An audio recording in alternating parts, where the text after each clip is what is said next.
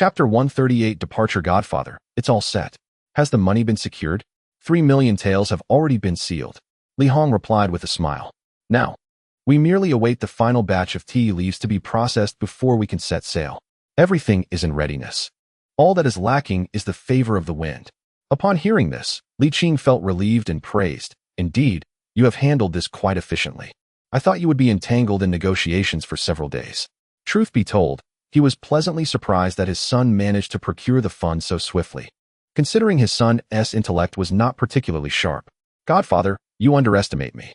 My tenure as the Grand Admiral has not been in vain. Dealing with these civil officials is not as daunting as it seems. Li Hong chuckled as he took a seat, pouring a glass of cool tea for his godfather. And another for himself. Nothing compares to the tea from home. Li Hong wiped his mouth and said enthusiastically, Godfather, do you think we have any chance of engaging in a grand venture this time? That is hard to say, Li Qing mused for a moment. The likelihood is slim unless we encounter lunatics. Otherwise, with the mighty ships and cannons of the Ming, who would dare to provoke us? True enough, Li Hong nodded. So it seems our primary focus this time will be on commerce, with a side of showcasing our strength. Demonstrating our might is paramount, Li Qing corrected him. Purely engaging in free trade will, over time, become less viable. To sustain high income, unconventional methods must be employed. Otherwise, we cannot maintain rapid economic growth. Li Hong hesitated. Wouldn't coercive trade diminish the grandeur of our celestial empire? Intimidation does not equate to barbarism. We must preserve both substance and appearance, Li Qing replied. While it is unspoken, we must ensure they are genuinely at our mercy. He paused. The uncivilized may be unaccustomed to enlightenment, yet they are not fools. With proper arrangements, we need not fear their defiance. Indeed, Li Hong slowly nodded. I will go urge the tea leaves again. The emperor's decree is clear. We must set sail by September. There are only a few days left. We cannot afford delays. He personally was eager for the journey. Wait a moment. Have you made arrangements regarding Wanqing? Li Qing inquired. Oh, I forgot to mention. I have prepared a small vessel under the guise of a personal retreat. The crew has been drawn from our family's merchant ships, so there should be no issues. Li Qing furrowed his brow. Aren't you concerned about potential accusations? Li Hong shrugged nonchalantly, disdain evident in his expression. If those scholars seek to find fault with me, no matter how cautious I am, they will still find a way to impeach me. Conversely, if I act a little out of line, they will conveniently turn a blind eye. Kindness invites bullying. After all, I am the Grand Admiral, credited with combating pirates and eradicating smuggling. These achievements are well recognized. The Emperor is wise. Even if someone lodges a complaint, he will not act against me. Li Hong spoke with confidence, having gained some insight from his years in office. Your analysis is not without merit, Li Qing chuckled softly, asking, how are your relations in Jinling? Rather mediocre, Li Hong replied with a dry laugh.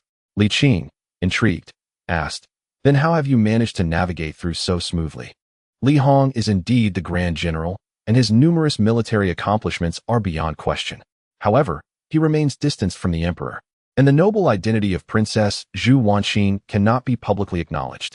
At this juncture, those in the court are preoccupied with power struggles, leaving him largely overlooked.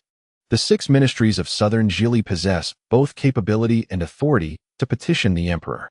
To put it bluntly, it is not difficult to undermine Li Hong. As time passes, the remnants of his influence as the Marquis of Yongqing gradually dissipate, and he finds himself relying predominantly on his own merits. Li Hong chuckled. It is actually quite simple. Pray tell, came the response. With a mischievous grin, he remarked, as the saying goes, when a scholar encounters a soldier, reason becomes elusive when it comes to grand principles. The child is certainly no match. So why should we highlight our weaknesses and conceal our strengths? He paused. I have my own strategy. With a hearty laugh, he declared, I shall turn the tables. What do you mean by that? I will lodge complaints, just as they do. Li Hong proclaimed with pride. Which of these officials is without fault? During the reign of the late emperor, I managed to bring down 1 minister and 2 vice ministers, though at that time, my godfather was not present in the Ming court. He continued, the Li family is substantial and prosperous. I do not engage in corruption like them. Nor have I ever suffered a defeat in military matters. If it comes to a direct confrontation, I may sustain injuries, but they risk their very lives. Li Qing rubbed his nose and remarked, your method is indeed simple and straightforward, yet effective. Li Hong replied with a grin, a single clever tactic can conquer all. With this strategy, I shall thrive for a lifetime. Li Qing chuckled, giving a thumbs up. Indeed, very astute yet seemingly foolish. After a light-hearted exchange, Li Qing noted, the voyage is about to commence. You should attend to your matters. I must also double-check the Sanbao maritime charts to avoid any treachery. For precautionary measures, Li Qing had meticulously replicated the entire set of Sanbao charts. These charts, acquired through the arduous efforts of Sanbao, represent an invaluable treasure for the court. Although maritime trade is currently flourishing, those are mere fragments compared to the comprehensive nature of the Sanbao charts. The Sanbao charts not only document routes but also encompass the customs, beliefs, and power structures of various nations along the way, filling several large chests. Since the reign of Xuanzong, the Ming Navy has not ventured into distant seas. Initially, when Zhu Qizhen embarked on maritime expeditions, it was primarily for commerce and profit, rather than to assert national prestige, which held less significance. Considering the time elapsed, it has been nearly 70 years since the Ming Navy last set sail. Maintaining a deterrent presence, albeit less pronounced, it is high time to exhibit formidable strength. Li Qing diligently compared the charts. He could have easily utilized his family's own charts. Yet he sought to glean insights into the current political landscape through them. Should there be discrepancies in the charts, it would indicate that Emperor Zhu Yozong is unable to manage his ministers. Conversely, if all is well, he would have no cause for concern. Days later, Li Qing let out a long sigh of relief. The charts were flawless, and the current political climate remained robust. He recognized the significant contributions of Zhu Jianxin, unaware that the small notebook he had left behind years ago played a considerable role. Zhu Yozong frequently revisits the past, gaining substantial insights. In the parlor, the three generations engaged in casual conversation. Li Hao took a swig of wine and enviously remarked, Master Qing, Mother, you truly live carefree. His mood was dismal. Zhu Wanqing hurriedly offered consolation. My dear son, you shall soon be the head of the Li family. Strive diligently. Do not dwell on it. Li Hao's expression darkened, causing me to feel quite flustered. Ah, this child, how can he be so ungrateful? Zhu Wanqing, finding her plans thwarted, forced a smile and played the emotional card, mentioning how hard their mother had worked her entire life. Wait, you've worked your whole life? Li Qing interjected. You've only been managing the Li family for a few years. Zhu Wanqing replied, in comparison to Zhu Yunwen and Zhu Qizhen, being the CEO is not so bad. The time isn't too lengthy, and later on, I had a business-savvy son to assist me. Compared to the previous two CEOs, I have had it relatively easy. Of course, my contributions are more significant. Indeed, Li Hao chimed in, eager to please. Qingyi, I also want. No, you don't, Li Hao grumbled, his face a picture of discontent. You're biased. You don't treat my little sister this way. Where's the bias in that? She didn't even complain when she went to Wudong Mountain. Li Qing laughed. Girls can be a bit delicate. Besides, she wouldn't even bother you.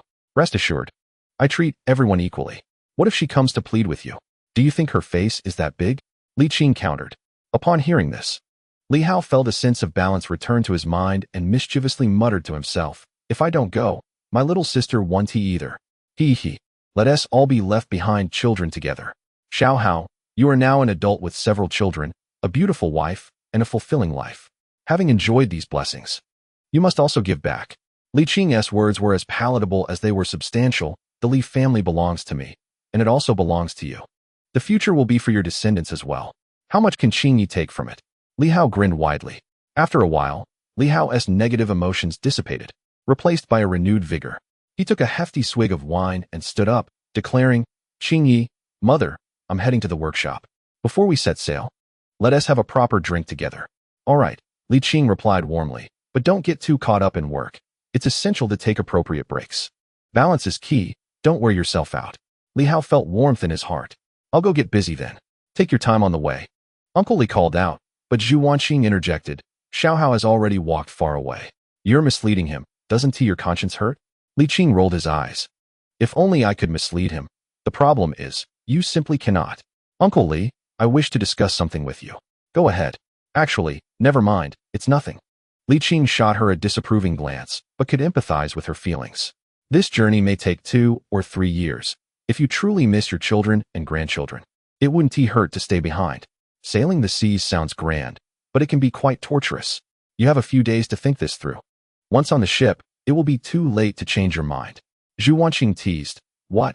Am I boarding a pirate ship? If you keep being clever, I might just hit you. Li Qing drained his cup and stood up. In any case, think it over well. Waiting and anticipating. The day of the Navy's departure finally arrived. On the eve of their farewell, the family gathered for a reunion dinner. Li Hao, having had too much to drink, and Li Shui, her cheeks flushed from the wine, exchanged words late into the night. The next morning, bright and early, Li Qing and Li Hong embarked on their journey, while Zhu Wanqing sailed alone, remaining discreet. They first traveled from Yingtian Prefecture to Lijiagang, then switched to a naval warship, making their way to Fujian. Due to thorough preparations, they did not linger for long, efficiently organizing the Navy and conducting maritime resupply, taking merely 7 days. As they sailed across the vast ocean, the azure waves undulated endlessly. A refreshing sea breeze carried the briny scent through the air, which Li Shui found quite pleasant. "Oh, the sea," she exclaimed before suddenly stopping herself, quickly adding, "Mother, you are the best." Chapter 139. Stale fish and rotten shrimp. The mother and daughter were aboard a small vessel. However, this small was only relative to conventional naval ships and was, in fact, quite spacious. It boasted a private chamber, a living room, and a study, akin to a mobile home. After all, Li Hong was fond of pampering his wife. "Shui, are you truly set on this path?" asked Zhu Wanqing. "Mother, in this lifetime, everyone has their own way of living. As the saying goes, how can one know the joy of fish if one is not a fish?" Li Shui replied with a smile. "You wish for my happiness. Yet this is my happiness." Zhu Wanqing fell silent. By now, she could no longer muster anger and sighed softly. "Darling, you are not like your brother. You are ultimately a woman. In this world, how can a woman make her presence known?" After a pause, she added, "Perhaps you find it liberating now. But what about later?"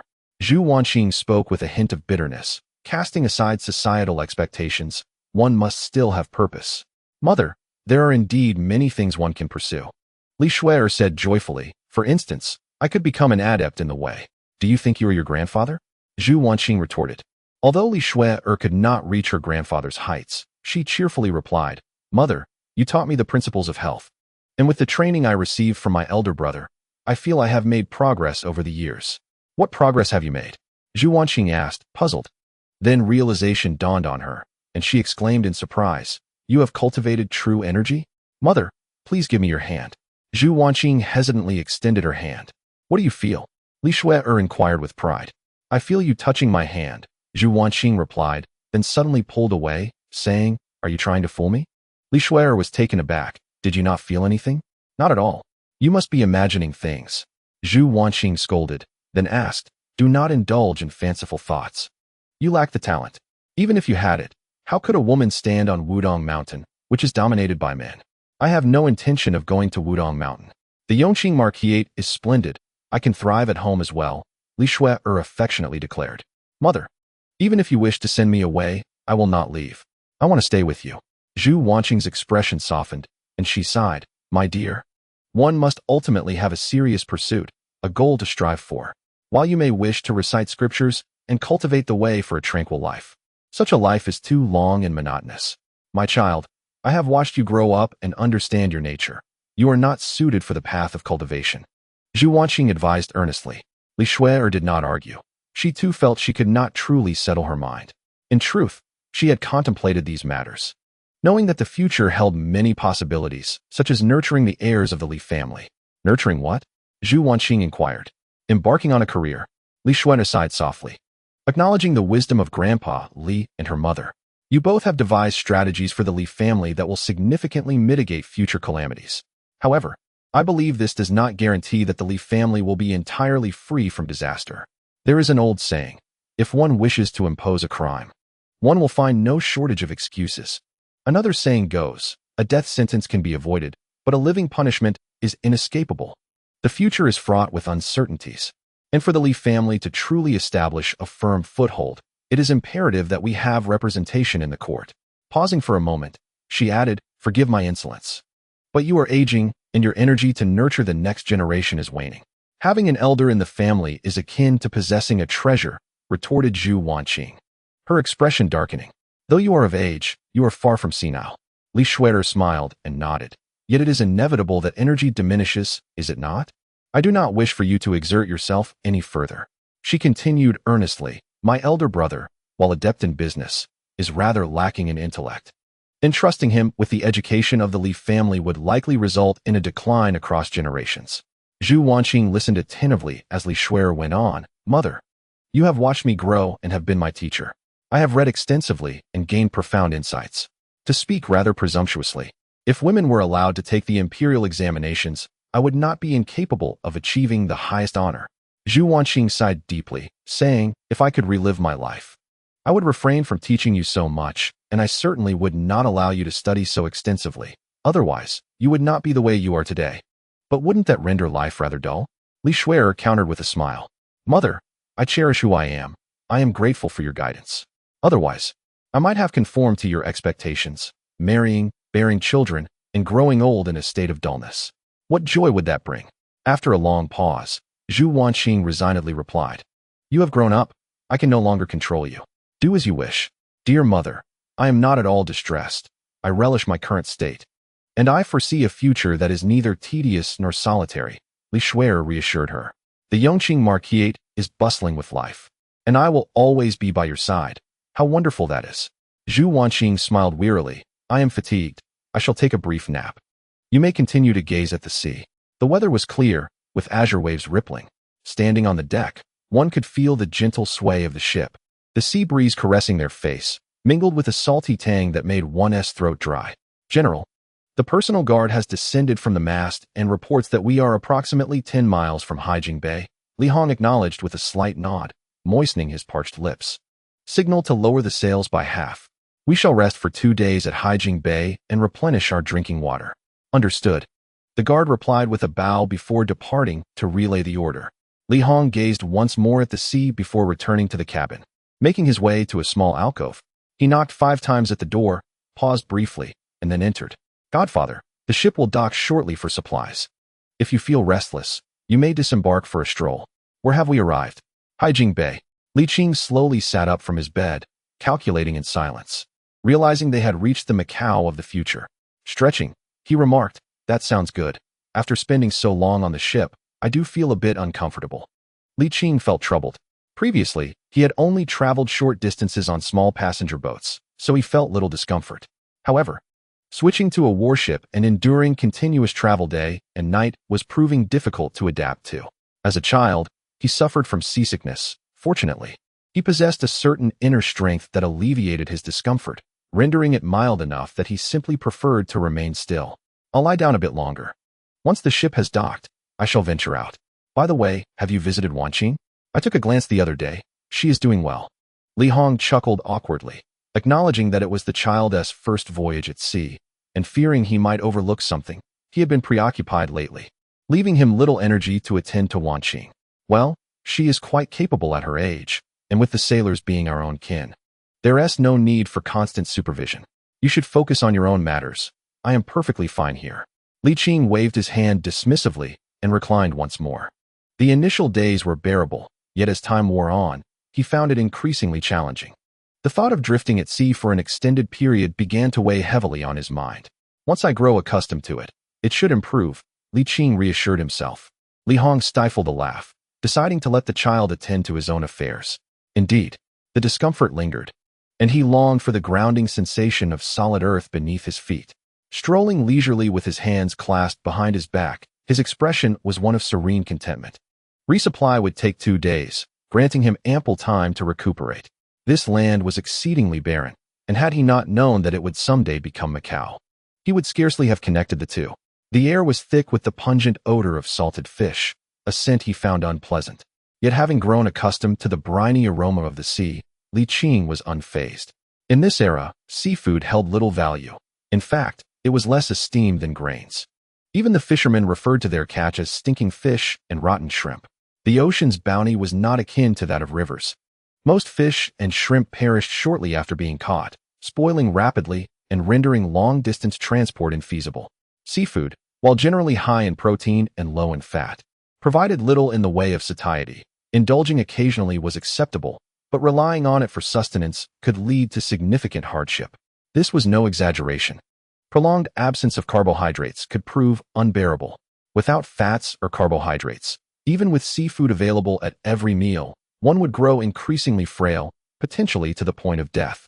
Coastal regions were predominantly barren, and in the local mindset, trading a large basin of fish and shrimp for a bowl of braised pork rice was considered an excellent bargain. Presently, a group of fishermen, clutching their freshly caught crabs and large shrimp, humbly sought to exchange them for rice. Their demands were modest.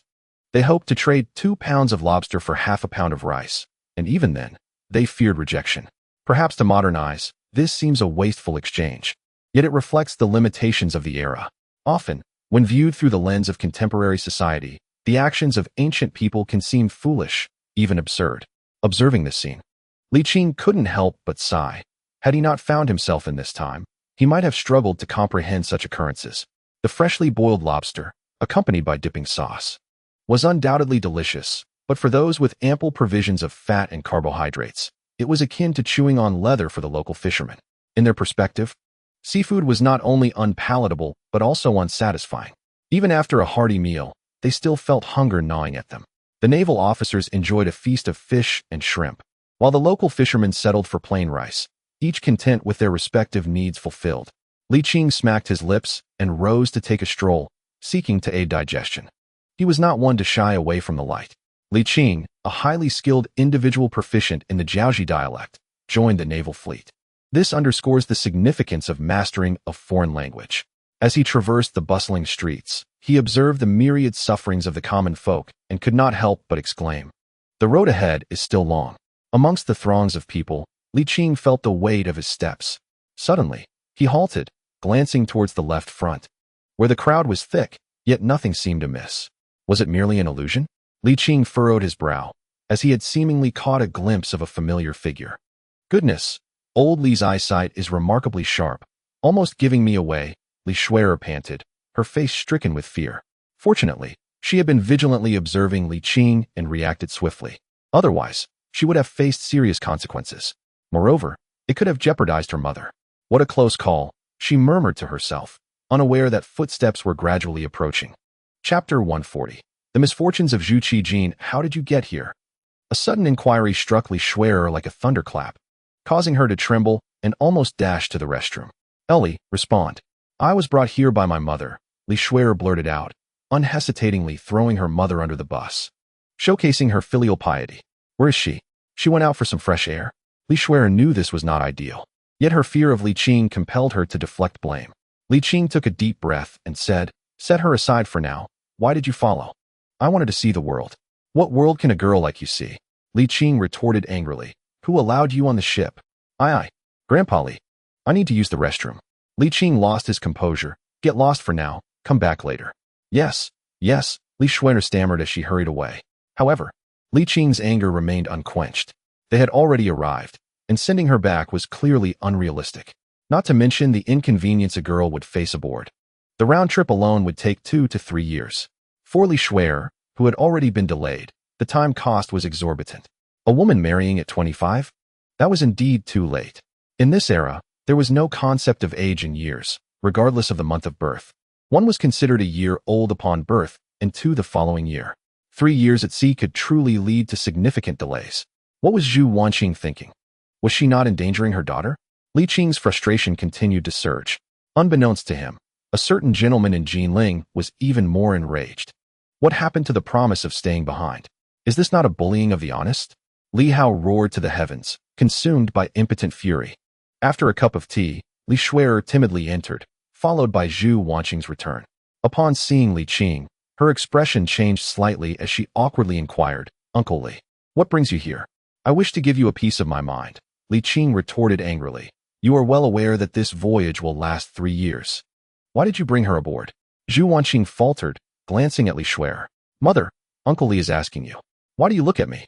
"I have half a mind to sever ties with my own child," Zhu Wanqing lamented. After a prolonged silence, she sighed, "Uncle Li, I have accepted that she will not marry." Li Qing was momentarily taken aback, then offered a bitter smile. "Wanqing, you are not one to be easily swayed." Zhu Wanqing remained silent, and Li Qing, suppressing his anger, asked, "What is the reason?" Not convenient to explain, Zhu Wanqing slightly shook her head. Li Qing felt a surge of anger within him, yet found no outlet for it. Finally, he forced a bitter smile and remarked, "Well, if even you, my own mother, are willing, what more can I say? It is up to you." "Uncle Li, Please allow me to explain. Zhu Wanqing urgently grasped his arm, saying, in truth, she need not be a mere parasite if she remains unmarried. This girl is my flesh and blood. Despite being a daughter, she possesses admirable qualities, much like Xiao Hao. Indeed, Grandfather Li, I too wish to contribute to this family and alleviate some of your burdens. Li Shui'er mustered her courage to speak. Li Qing scoffed. I am not so desperate as to rely on a girl to lighten my burdens, nor would I wish for her to live out her days in solitude for such a reason. That is not it. I simply do not wish to marry her off prematurely, Li Shui'er clarified. Li Qing was disinclined to listen further, instead directing his gaze at Zhu Wanqing. She is your own daughter. Can you truly bear to be so harsh? Zhu Wanqing sighed heavily. She has grown up, and I can no longer control her. You once said that we should not force matters excessively. If she were to act foolishly, we would regret it for a lifetime. You know how stubborn she can be. Given the circumstances, please try not to be too angry. What anger can I harbor? I fear for you and Honger. Let us not speak of this any longer.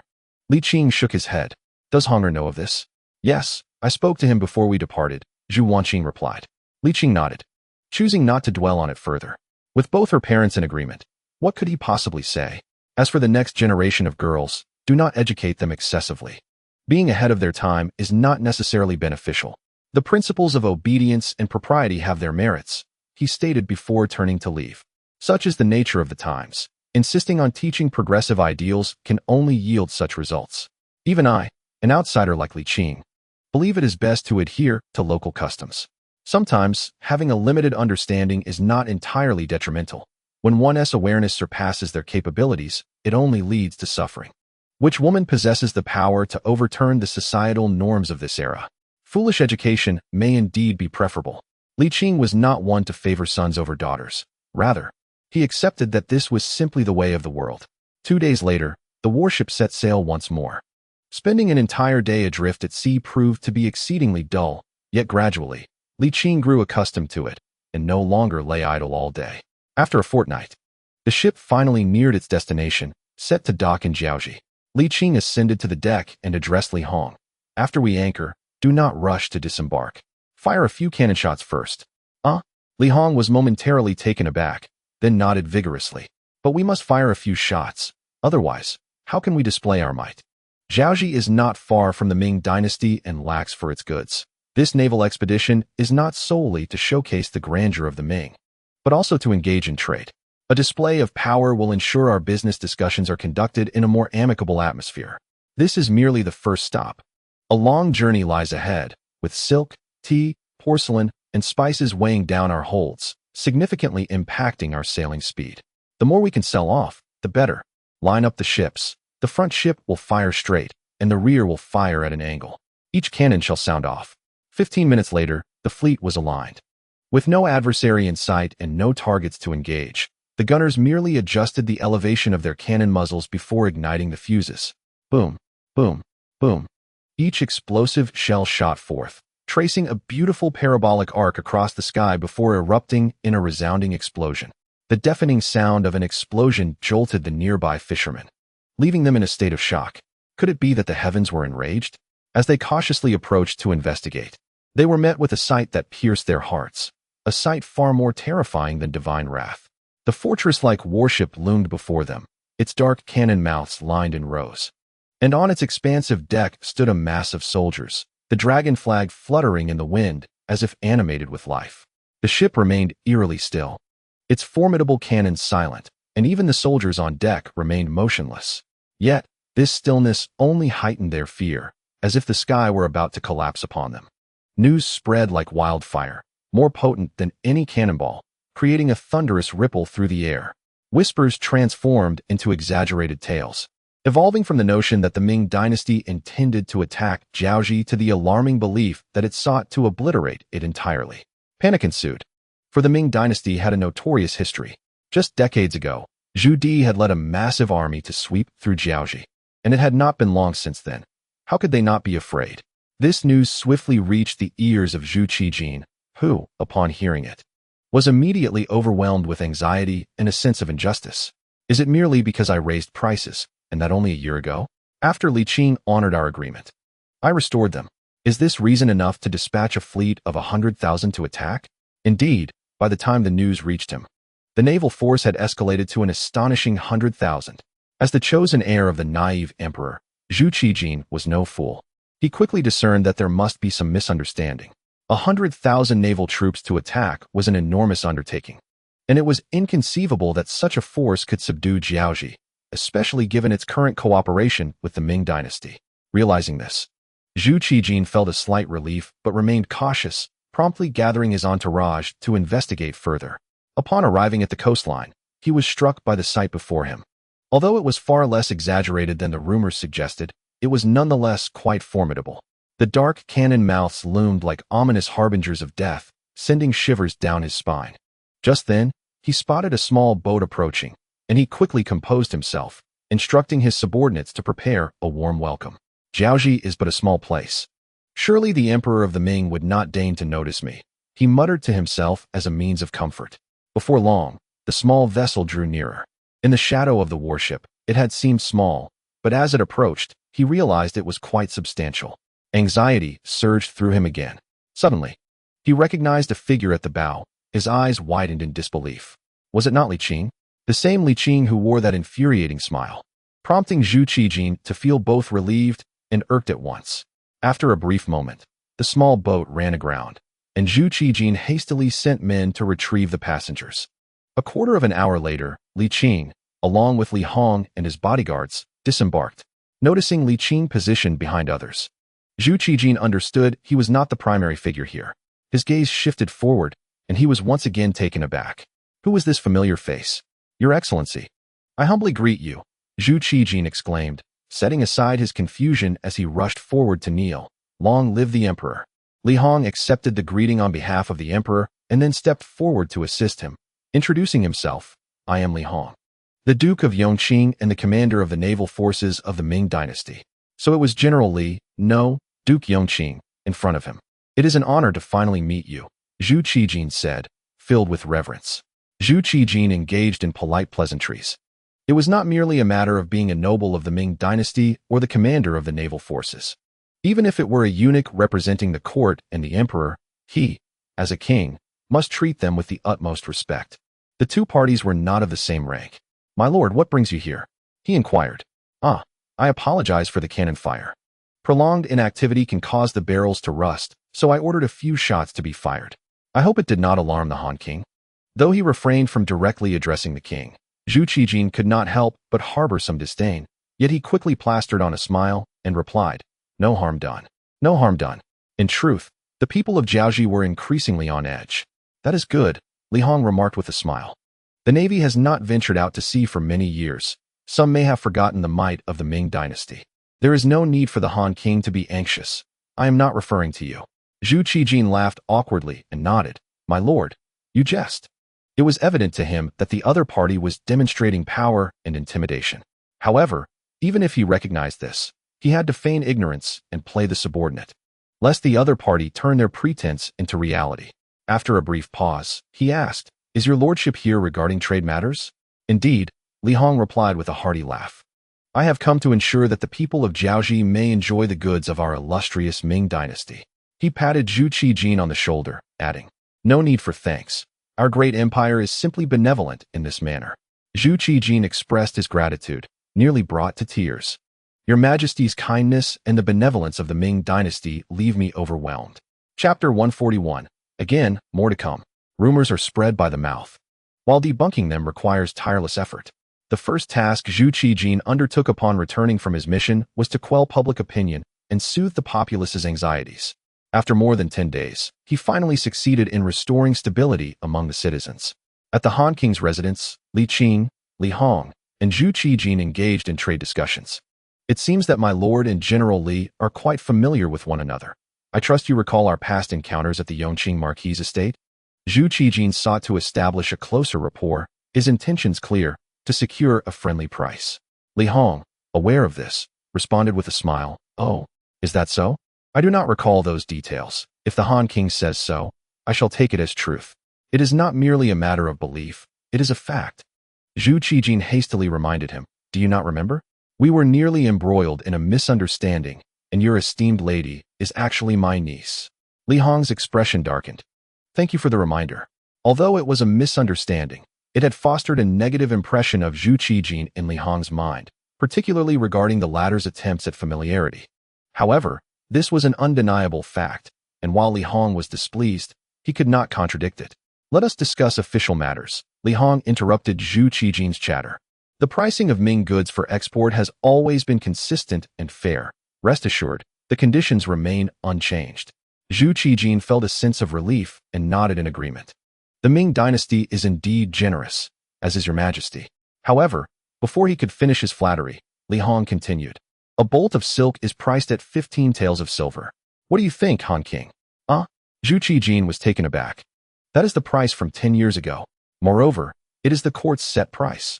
The market rate for silk among private merchant vessels is only about 12 taels. And currently, it has even dropped to 10 taels. Your price exceeds the market rate by 5 taels. Anger simmered within Zhu Qijin. Yet upon recalling the fleet of warships along the coastline, he suppressed his fury. Reluctantly, he conceded that he must part with his funds to avert disaster. Zhu Qijin pinched his nose and nodded. It is fair. Since there is no objection to the price of silk, what about tea, porcelain, and spices? I have no objections. Splendid. Li Hong smiled, while Zhu Qijin felt exasperated. Having established the prices of goods, the next matter at hand was the transaction volume.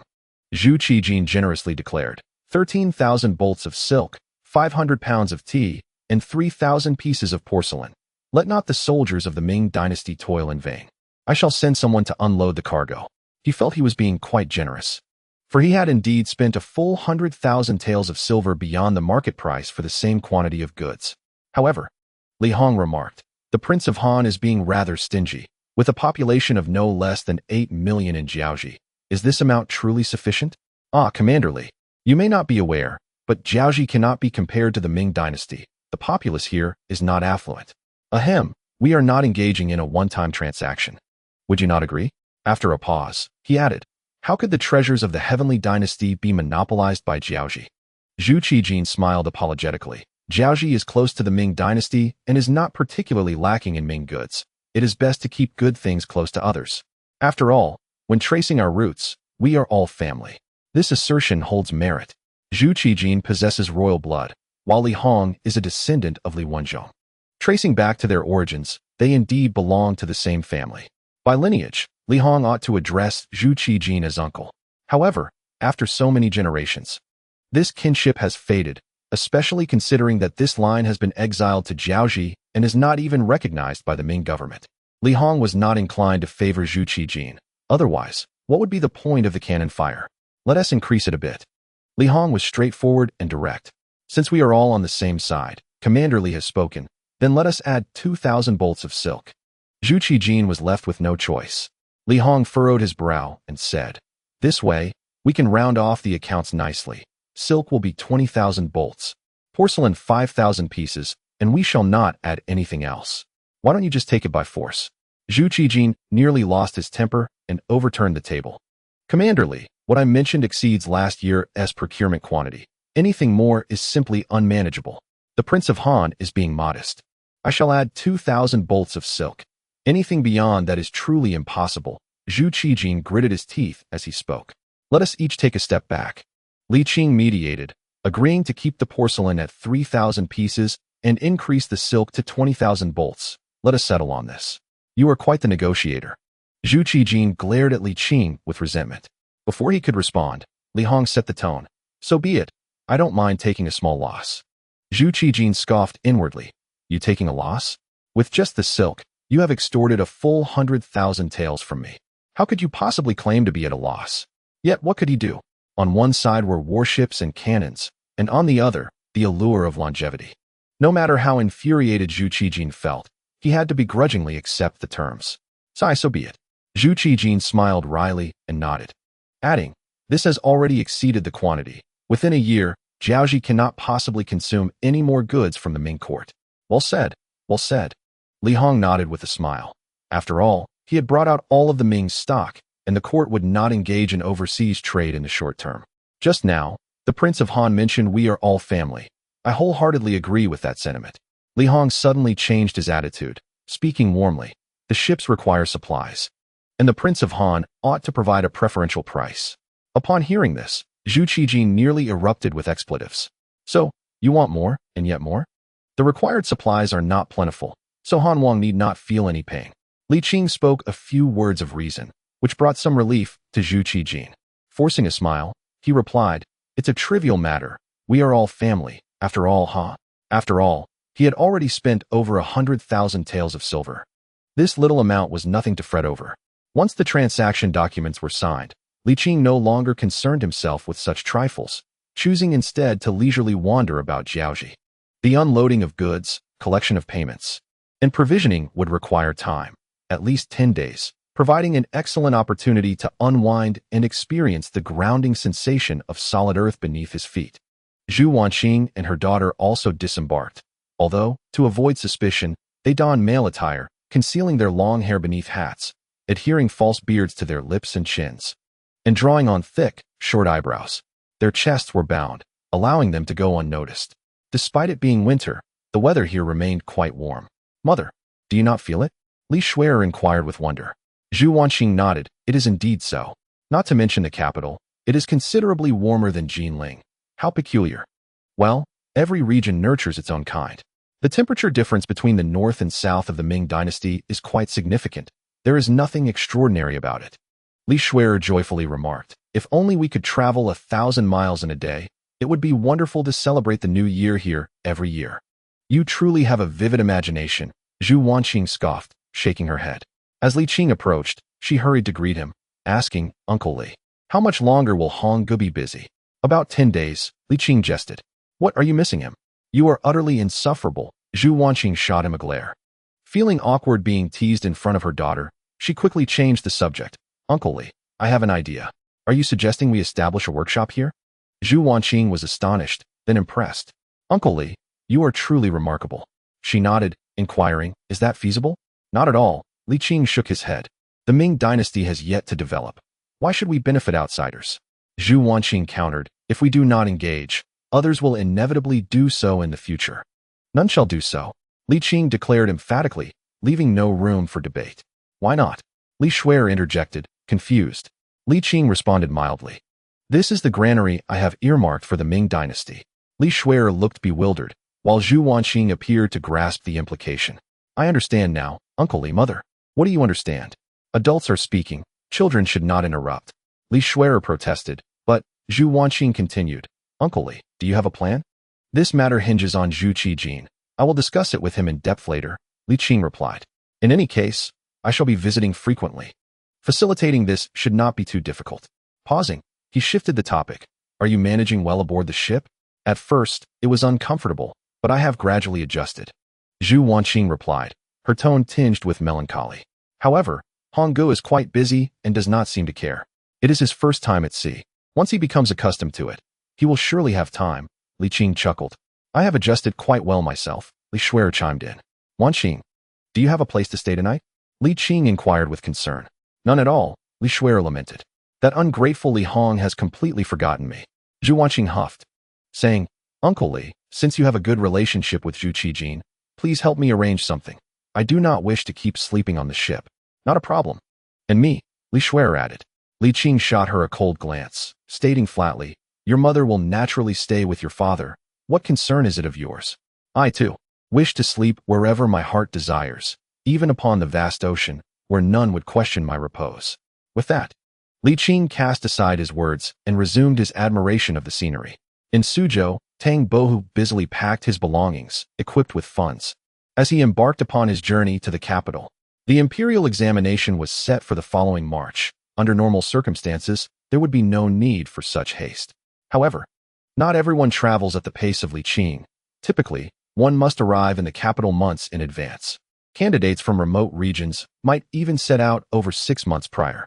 Departing early not only alleviates the anxiety of last-minute rush, but also circumvents excessive fatigue and illness concurrently. It allows for last-minute preparations during the journey. Tang Bohu, while confident, was not arrogant. As the saying goes, beyond every talent, there lies another. In the vast realm of the Ming dynasty, there has always been no shortage of gifted individuals. As the foremost among the 4 talents of Jiangnan, he recognized the challenge of securing the top position. In the depths of winter, however, Tang Bohu's heart burned with fervor. Over the years, the Tang family's fortunes had waned. Nevertheless, his father had bequeathed a substantial legacy, and despite Tang Bohu's lack of acumen in management and his tendency to generously part with wealth, he still possessed considerable assets. Hiring a carriage, Tang Bohu proceeded leisurely, engrossed in his studies.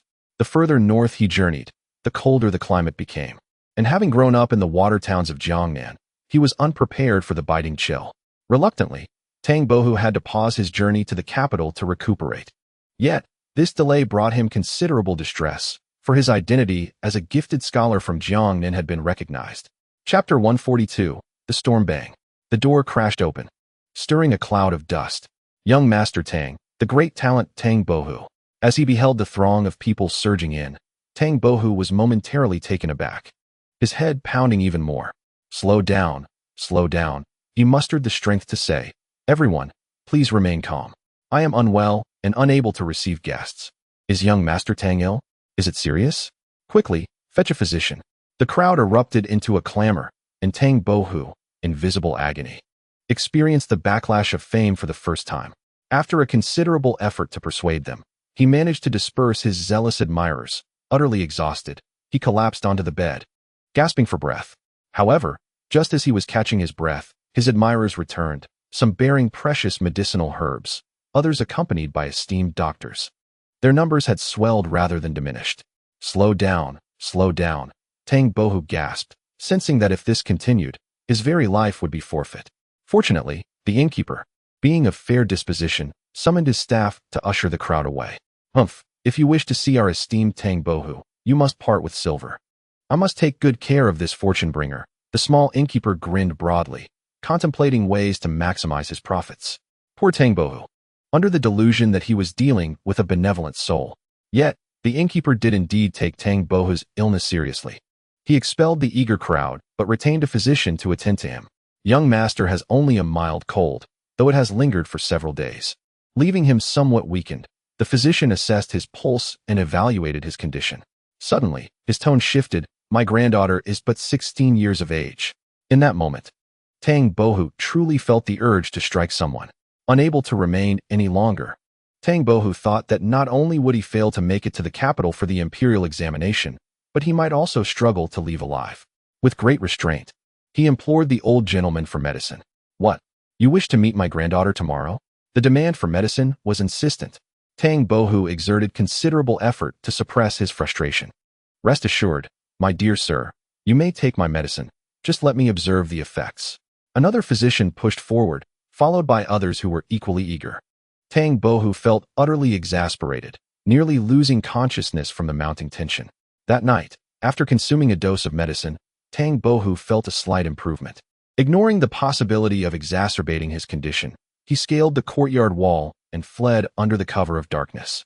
As he made his escape, the innkeeper became aware of his departure and hastily instructed his assistants to pursue him. Thus began a frantic chase that spanned several dozen miles, but at last, Tang Bohu managed to elude capture. The ordeal left him drenched in sweat, and the chill of the wind brought him considerable relief, unblocking his congested nose. Tang Bohu sighed in relief, cautioning the coachman to keep his lips sealed about his identity, promising triple the fare once they reached the capital. With the backing of his wealth and his own careful disguise, he traversed the journey without further incident. On the 8th day of the first month in the 12th year of Hongji, Tang Bohu finally arrived in the capital. After compensating the coachman, he rented a residence on the outskirts and settled in. Little did he know, the coachman, having received his payment, promptly sold his address to others. While the land basked in warmth, the sea remained cold, particularly on overcast days when the damp, briny wind struck his face like a blade. With spring not yet in bloom, Qing chose to retreat into seclusion. He prepared a hot pot, savoring the tender beef and lamb, finding comfort in the simplicity of life. This year marked his first new year at sea, not entirely pleasant, yet imbued with a distinct charm. As he relished a sip of wine and a morsel of meat, the ship suddenly rocked, spilling the hot pot broth. Startled, he rushed to extinguish the embers and hurried to the deck. The sails whipped in the wind, and the ship swayed violently, making it nearly impossible to maintain one's footing. Waves crashed against the hull, sending sprays of seawater high enough to soak the deck. Li Qing felt a surge of fear as the deep blue of the sea became ominous. The howling north wind heralded towering waves that dwarfed the ship, each crest following the last, instilling a profound sense of dread even within him. Do not anchor, steer towards the shore. Li Hong grasped the railing, urgently issuing commands while striving to remain composed, though his voice trembled with anxiety. Fear not, encountering wind and waves at sea is commonplace. We shall weather this storm. Li Qing approached him, steadying him with a firm grip, inhaling deeply before calmly asserting, do not anchor. Maintain your composure. Steer towards the shore. The wind howled fiercely. Yet Li Qing's voice resonated with clarity as he repeated his instructions. The ship was not adrift in the vast ocean, but rather sailed along the coastline. The legendary voyages of the treasure fleet had relied on this very principle to ensure safety. The Grand Ming treasure ship may have been substantial, yet amidst the boundless sea, it was no more significant than a mere skiff. One could not recklessly plunge into the infinite abyss. Whether it be merchant vessels or the imperial warships, they navigate along the coastline. After all, this era lacks the support of advanced technology. Sailing along the coast inevitably leads to a circuitous route, yet without such caution, one would surely face perilous consequences. The coastline remains visible throughout the voyage, and the sailors, upon receiving orders, hurriedly adjusted their course. After a day and night, the ship approached the shore unscathed. Li Hong commanded to drop anchor, seeking refuge from the tempest. A lingering dread enveloped Li Hong as he personally climbed the mast. Gazing into the distance at the intensifying storm, his face etched with astonishment. As the commander of the naval forces, he had never encountered such a formidable tempest before. Calm down, Li Qing urged, raising his face. As the commander, you must not panic. Quickly guide the naval officers to reassure the soldiers. The storm is fearsome, but human emotions are even more daunting. The Ming Navy has not ventured out to sea for decades. You are not alone in your inexperience. Everyone shares it. In his moment of terror, Li Hong had not considered this perspective. Upon hearing Li Qing's words, he swiftly descended, landing almost as if jumping down. Despite nearing his 60th year, his agility remained unmatched. Stay composed, my godfather. I shall attend to it, Li Hong said, patting his hands. Wanqing and the others must be quite frightened. I cannot attend to them now, so please comfort them. Yes, take care, Li Qing advised, do not panic. We are already far from the storm. As the commander, you must embody the demeanor of your rank. Li Hong nodded, having regained his composure and understanding the gravity of the situation. In certain respects, Li Hong and his son Li Hao bore an uncanny resemblance. They were not particularly clever, yet they excelled in their respective fields, having honed their skills in specific areas. Confident in Li Hong's leadership abilities, Li Qing felt reassured once he saw him steady himself, and then proceeded to the small boat housing the mother and daughter. The two women huddled together, faces pale with fear, trembling and devoid of their usual sharpness.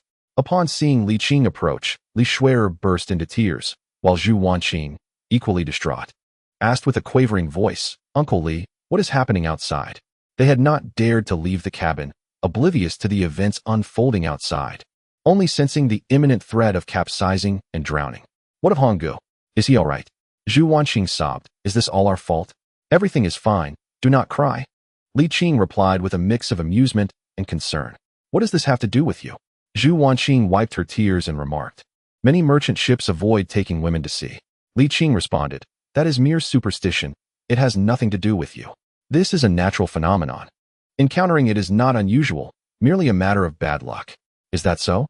Zhu Wanqing felt somewhat reassured, her self-reproach easing as she sought confirmation. Really, it is nothing? Must something occur for you to feel at ease? Not necessarily, Zhu Wanqing replied sheepishly, her anxious heart gradually settling. Li Shuer also ceased her tears. All right, let your worries rest within you. The storm shall not last long, Li Qing said as he sat down at the table. In the past, Sanbao also faced a great tempest, and according to his accounts, it was even more severe than our current situation. Yet, did he not emerge unscathed? Hunger may lack experience, but after all, he has served as the naval commander for quite some time, and one must have faith in their own man. Indeed, as Uncle Li mentioned, Zhu Wanqing gradually calmed herself, her keen intellect once again taking the lead, and she quickly stated that in these times of anxiety, it is imperative to soothe the hearts of the people. Li Shuer, regaining her composure, promptly began her analysis. Mother is right. Prolonged voyages at sea can indeed be a torment for the spirit. Is this apparent in your mother-daughter duo? Li Qing teased, remarking how the two were just moments ago akin to frightened rabbits. Yet now they exhibit such cleverness in their immediate efforts to reassure. The mother and daughter, feeling somewhat abashed, lowered their heads in shame.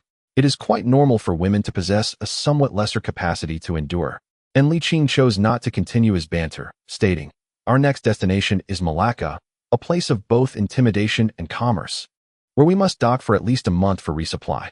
I recall our family business has dealings in Malacca, does it not?" Zhu Wanqing inquired. "Is Uncle Li suggesting we take this opportunity to pay a visit?" Li Qing nodded, saying, "I can assist Hong'er regarding the matters of Jiaoji, but I have never been to Malacca myself and can offer little aid. It would be prudent to seize this chance to inspect the business." "Indeed, that sounds reasonable." Zhu Wanqing regained her strong-willed demeanor, asserting, "There is no substitute for first-hand experience. Previously, we only heard accounts from our subordinates, which may inevitably differ from reality. Observing in person will enable us to make better plans upon our return." After a brief pause, she asked, "Uncle Li, how long until we reach Malacca?"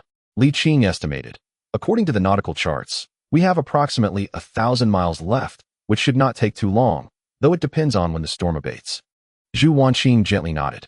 Then, with a smile, she said, "Schwerer, please have someone bring a pot of wine to calm our nerves. Uncle Li, shall we discuss the matters of Malacca while we drink?" Women are indeed fickle. Just a moment ago, they appeared utterly terrified, leaving Li Qing both amused and exasperated. Chapter 143. Tang Bohu visits Wang Shuren in the capital. Tang Bohu had barely acclimated to the biting cold of Shuntian Prefecture when he found himself surrounded by a throng. The good news is that in a crowd, the chill seems less biting. The bad news is that amidst the crowd, he could find no peace. This was quite distressing. Yet, despite the turmoil, the individuals who approached him were either affluent or noble, making it rather impolite to dismiss them. Tang Bohu's lineage did not hold significant status in the capital. He relied solely on his own talents. And he was well aware that to navigate the political waters successfully, an understanding of human relationships was essential. For over 10 consecutive days, Tang Bohu had not opened a book. Every day, he awoke to visitors and could not find respite until night had fully fallen. He even had to carve out time for meals. Though he did not read, he found himself utterly exhausted. As time progressed, this situation did not lighten but rather intensified. The reputation of the gifted scholar from Jiangnan spread throughout the capital, growing ever wider. While this should have been a boon, Tang Bohu found it to be a source of great distress, ultimately opting to avoid his residence, returning only after dark. Fortunately, in this era devoid of the internet and photographs, the populace knew only the name Tang Bohu, unaware of his appearance, as long as he concealed his distinctive white hair. Few could recognize him. At the Wang residence, Tang Bohu lingered for a while before stepping forward to knock on the door. "Who do you seek, sir? Is this the residence of Wang Shuren?" "Yes. Are you looking for our young master?" Tang Bohu nodded. "Is he at home?" "The young master has not yet returned, but he should be here shortly," replied the old steward with elegance, inviting the esteemed guest in. Tang Bohu felt a bit shy, for he was not well acquainted with Wang Shuren. In fact, he had never met him. However, he did not wish to leave and pretend as if he had not come. After a moment's hesitation, he clasped his hands and said, "I beg your pardon." "Not at all. You are most welcome. Please, come in," replied Wang Hua, a modest gentleman who placed great importance on etiquette.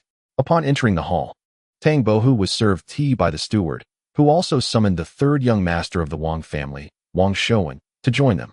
Typically carefree and unrestrained, Tang Bohu now found himself somewhat constrained. The rich atmosphere of this scholarly family instilled within him a sense of inferiority, as he hailed from a merchant background. The Wang residence, though not large or extravagant, exuded a profound air of aristocracy. Some things simply cannot be acquired through wealth. For the first time, Tang Bohu felt the weight of class disparity, and his former pride as a talented scholar began to wane. The prosperity of the capital was hardly superior to that of Suzhou, perhaps even slightly inferior. However, the dignity emanating from this political center commanded respect and awe. Tang Bohu realized that the disparity between individuals was not rooted in wealth or talent, but rather in class. He felt akin to a country bumpkin venturing into the city. Fortunately, he did not remain uneasy for long. After a brief interval, Wang Shuren finally returned from class. "I hear my friend has arrived?" Wang Shouren exclaimed with a hearty laugh as he entered, momentarily taken aback upon seeing Tang Bohu. Who is this person? Since my elder brother has returned. I shall take my leave, Wang Shouren said, rising. Young Master Tang, please enjoy your reunion with my brother. With that, he bowed to Tang Bohu before exiting the hall. Wang Shouren appeared bewildered, but I do not know him. I am Tang Yin from Wuzhong, also known as Tang Bohu. He introduced himself, rising to perform a slight bow. I have intruded without prior notice. I hope you will not hold it against me. Not at all. Wang Shouren returned the courtesy, suddenly recalling recent events, and exclaimed, Are you indeed the esteemed Tang Bohu, the foremost of the 4 talents of Jiangnan? It is merely a hollow title, unworthy of mention.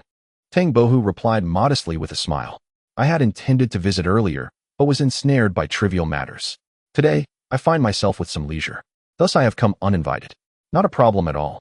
Please, have a seat, Wang Shouren said as he settled down, smiling. I have long heard of your illustrious reputation. And indeed, you are remarkable in person. Pausing for a moment, he inquired, Are you perhaps looking for my father?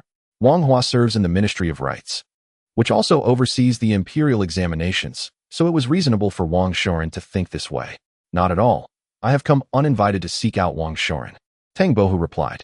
Last autumn, I fortuitously succeeded in the examinations, and, during a conversation with an old acquaintance, Li Qing, I became quite fond of Wang Shouren. Oh, so you are a friend of my teacher, Wang Shouren said, understandingly, his tone growing warmer. I am Wang Shouren, courtesy name Bowen. I am Tang Yin, courtesy name Bohu. Wang Shouren nodded with a smile. I have long been aware of your esteemed name, Bohu. As a friend of my teacher, there is no need for formalities. The tea is rather plain. Would you care for a couple of cups instead? Seeing this, Tang Bohu relaxed further and asked, Does this interfere with your official duties, Bowen? Official duties? What official duties? Wang Shouren chuckled softly. I am not one of the officials, and I fear no ridicule from you, Bohu. I have failed the imperial examination twice already. If I do not succeed again this spring, not to mention my father, even the teacher might take stern measures. Brother Bowen, suppressing his voice slightly, inquired, I heard from the teacher that you are a companion reader to the Crown Prince, merely attending classes alongside him. There is nothing to boast of. Failing to become a jinshi means I cannot enter the officialdom, Wang Shouren replied with a light laugh and a shake of his head. Naturally, Tang Bohu did not believe this. Being a companion reader to the Crown Prince rendered the success in the imperial examination somewhat inconsequential. He merely regarded Wang Shouren as modest. Brother Bowen, will you not be entering the palace this afternoon? Indeed, I have no classes today. Wang Shouren nodded and called out towards the entrance, Steward, please have the Eastern kitchen prepare some wine and dishes. Upon seeing each other, they felt an immediate bond. Both shared a disdain for worldly matters, and with Li Qing as a common link, they harbored no suspicion towards one another. After a few cups of wine, their conversation flowed freely, discussing the imperial examinations and the essence of life. Tang Bohu, gifted with extraordinary talent, and Wang Shouren, who sought lofty ideals, were both somewhat proud in demeanor. To others, they appeared arrogant, but in each other's eyes, they found kindred spirits. When wine meets a confidant, 1,000 cups are but a trifle. As their conversation deepened and the wine flowed, they lost track of time, drinking from noon until the late evening. Upon returning from the magistrate's office, Wang Hua heard of the guests' arrival and came to greet them. Upon discovering it was Tang Bohu, he grew intrigued and joined their gathering. As a top scholar, he naturally found great interest in the renowned talent of Jiangnan. Tang Bohu had excelled as the top scholar and the first among the Jiren, and although he had yet to achieve the jinshi degree, he was merely a step away from this goal. Moreover, no longer a naive youth, nearing 30, he had experienced significant ups and downs, and his eloquence was certainly remarkable. Especially once he let down his guard, he appeared even more extraordinary. They discussed literature and poetry, while Wang Shouren found it difficult to interject. As evening approached, Tang Bohu took his leave. Wang Hua accompanied him to the door, engaging in conversation before parting ways. Wang Shouren, how did you come to know this illustrious talent of Jiangnan? I am often caught between the palace and home. Where would I find the time to meet him? Wang Shouren replied, Tang Bohu is a friend of Master Li, who introduced him to me. Li Qing? Indeed. Wang Hua pondered for a moment, speaking of which, this Dr. Li is indeed remarkable. Though his personality may be eccentric, he is not an ordinary man. It occurs to me. We have 2 individuals named Li Qing in the Ming dynasty, both shining brightly in the court. I once thought he might become a third. Is it possible that the two previously Qings are also him? Wang Shoren silently scoffed and jested. Father, one does not need to be in the court to achieve greatness. True enough, being a doctor who saves lives is quite commendable. Wang Huan nodded lightly. Then his expression turned serious as he remarked, with the imperial examinations approaching, you must concentrate. If you fail again this time, do not blame me for being unkind. Look at Tang Bohu. Wang Shoren could only smile wryly. Ah, yes. The blue storm has finally subsided, and the Ming Navy set sail once more. Heading towards Malacca, after more than 10 days, the ships gradually came to a halt, drawing closer to the coastline. However, before we could even anchor, we encountered a small fleet of maritime forces, dozens of armed vessels sailing from behind an island, exuding a distinctly piratical aura. Yet, they came swiftly and departed even more hastily. Upon witnessing the formidable fleet of the Ming Navy, they dared not utter a sound, retreating in a state of panic, which was quite amusing to behold, given that they were far beyond our striking range and displayed a commendable sense of prudence. Li Hong chose not to stir the pot and decided to proceed with our business. Li Qing, on the other hand, remained silent for a moment before summoning Zhu Wanqing to inquire about the safety of maritime trade. Uncle Li, navigating the seas is rarely a smooth endeavor. One often encounters malevolent forces along the way. In most cases, it is a matter of losing wealth to avert disaster, Zhu Wanqing explained. These individuals do abide by certain rules. Once they receive their due, they typically cease to be troublesome. After a pause, she continued, however, in recent years, it seems that these malevolent forces have morphed into a more aggressive breed, demanding higher tributes. Li Qing frowned slightly. Why was I not informed sooner? Zhu Wanqing replied with a hint of grievance. Uncle Li, you have been preoccupied with industrial development, and Honggu has been focused on combating smuggling. Compared to your endeavors, this matter hardly warrants mention. I simply wish to spare you undue worry. Very well, sighed Li Qing. Do you possess any knowledge regarding these pirates? Some, but not extensively. Zhu Wanqing pondered before elaborating. I recall that 2 years ago, our family's merchant vessel encountered them. Of course, they may not belong to the same faction. Those individuals were equipped with formidable cannons, arguably superior to our own Ming navies. It is quite likely that the crew exaggerated their capabilities out of fear of accountability. She continued, during that incident, our merchant ship lost a small portion of its cargo. Business inevitably entails various troubles. I cannot possibly summon Honggu to reclaim our losses simply because our merchant vessel was plundered, Zhu Wanqing stated. The navy is the Ming Navy, not the navy of our Li family. Fortunately, the loss was minimal, so I refrained from mentioning it to you. Li Qing nodded slowly. Among the sailors that arrived, were there any who experienced that previous encounter? None. Zhu Wanqing shook her head. I cannot ascertain the veracity of their claims, and I feared that a lackadaisical approach might foster a sense of complacency among them, leading to potential theft from within, so I dismissed those individuals. Very well. Li Qing lamented, yet found it inappropriate to criticize Zhu Wanqing. After a moment of contemplation, he asked, do you think it could be the Malacca people behind this? Zhu Wanqing recalled and shook her head. From the descriptions provided by those individuals, it does not seem likely. Even if the plundering occurred, I suspect it is not the Malacca people responsible. They likely lack the audacity.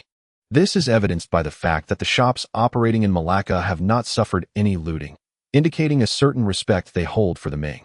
Li Qing nodded thoughtfully, his eyes narrowing slightly. Once ashore, we must thoroughly investigate this malevolent force. No merchant vessel of the Ming should be subjected to rampant pillage. Chapter 144. The flank fire at the front ships, with 70% gunpowder. Fire at the rear ships, with full gunpowder. Open fire. Li Hong commanded, employing the same strategy. He intended to initiate a show of force before engaging in negotiations. Boom. The sound of cannon fire echoed, smoke billowing forth. After a considerable time, the ships finally approached the coastline, anchored, and awaited the arrival of the Malacca forces. 2 days hence, the Prince of Malacca, clad in armor, led the royal guard towards the fortified vessel, each soldier gripping their weapons as if facing a formidable adversary.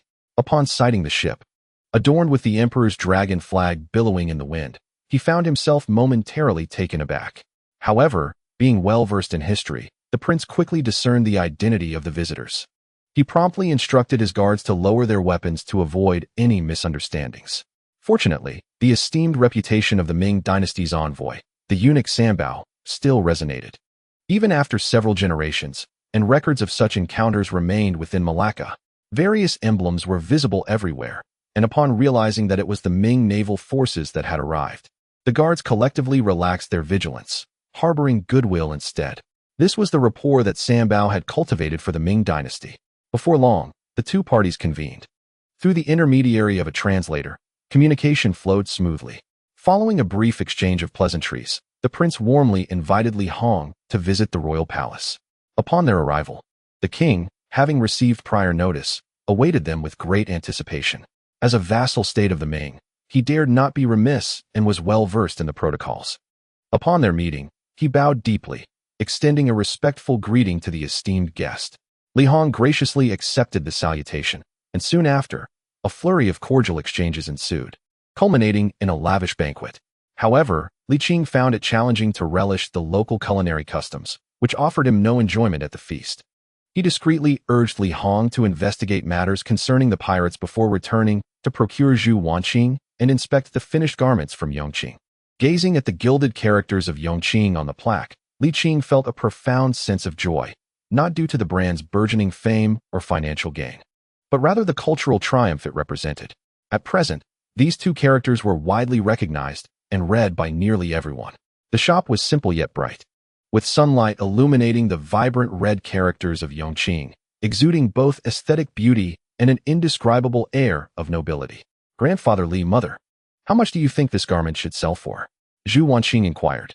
The cost price hovers around 2 taels of silver. We could mark it up to 8.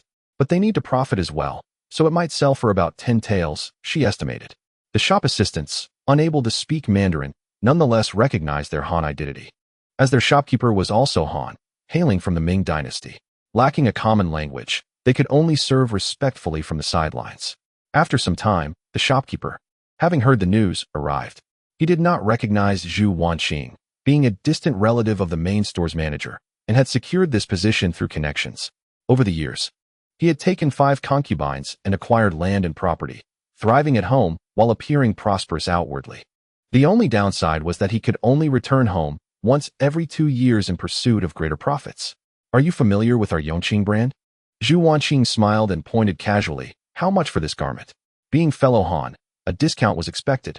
The shopkeeper, unaware of the naval presence, spoke rather arrogantly, stating that 15 taels of silver would suffice. Zhu Wanqing frowned, finding the price exorbitant. Exorbitant? The shopkeeper chuckled. The royal family pays this rate. For common folk, it's 20 taels per piece. This is the price for our Yongqing brand. Li Shui, dissatisfied, retorted. If your hidden boss knew of your unscrupulousness, he would surely send you packing.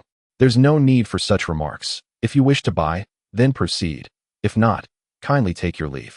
Our Yongqing finished garments have never lacked buyers. The shopkeeper replied with some impatience. Li Shui was about to protest further. Zhu Wanqing, however, interrupted her, turning to Li Qing and suggesting, Uncle Li, shall we explore a bit more? Very well, Li Qing nodded, leading the way out. After a while, Li Shui expressed her displeasure, stating, Mother, these merchants are quite unscrupulous. We toil for them, only to enrich their coffers. Li Qing chuckled in response. What is so amusing? Grandfather Li? They tarnish your reputation. Li Shui retorted indignantly. Zhu Wanqing smiled and clarified. Indeed, they are unscrupulous, yet this could elevate the prestige of the Yongqing brand. Don't you think? Li Shui puffed her cheeks, asserting that while it was understandable for them to earn a bit more after crossing the seas, their actions were truly excessive. The wealthy are, after all, a minority, though currently in vogue. Their consumption will eventually wane. Li Qing replied with a grin. Our profit margin is fixed. We sell products worth 2 taels for 8. This implies that as long as they exceed 8 taels, they stand to profit. Hence, once the affluent have been exhausted, sales will gradually decline, and prices will naturally follow suit. After a pause, he added, in fact, curbing such practices is not insurmountable. We could cultivate new shopkeepers and encourage competitive pricing among them. However, it is wiser to allow the market to regulate itself. Zhu Wanqing continued, echoing Li Qing's sentiments. As representatives of the Yongqing brand, we have already reaped ample rewards. Allowing for a slight reduction in profit is certainly not a detriment. Furthermore, the Han people have a strong sense of local attachment. Most of their earnings are spent within the Ming dynasty, stimulating both consumption and employment. be it through constructing residences or opening taverns. Conclusively, she remarked, we must adopt a broader perspective. Wealth is not the Li family's primary pursuit. Li Shuer was rendered speechless, reluctantly conceding. That is indeed a valid point, but their profits are excessive. Earning over 10 taels for a single garment is quite outrageous. Zhu Wanqing shook her head. True, we are suppliers, yet several stages are involved in the supply process. It is not solely the shopkeepers who benefit. Pausing briefly, she reiterated what Grandfather Li had said. After exhausting the wealthy clientele, prices would inevitably decrease, and their profit margins would follow suit. Will they willingly concede profits? Li Shuer remained skeptical. Well, having something is certainly better than having nothing. Li Qing chuckled. If they are reluctant to compromise, others will readily take their place. Zhu Wanqing wholeheartedly agreed, casting a glance at her daughter and remarking, if your elder brother were here, he would not pose such questions.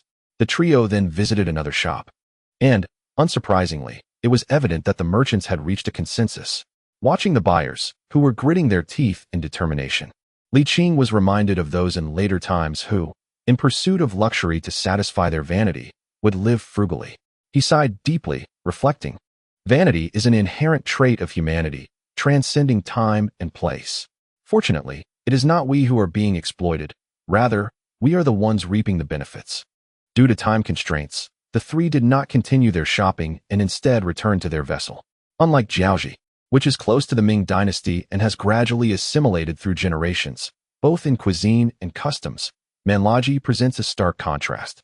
The three individuals preferred to reside aboard the ship, consuming dried meat, rather than dwelling in the palace and indulging in their exquisite cuisine.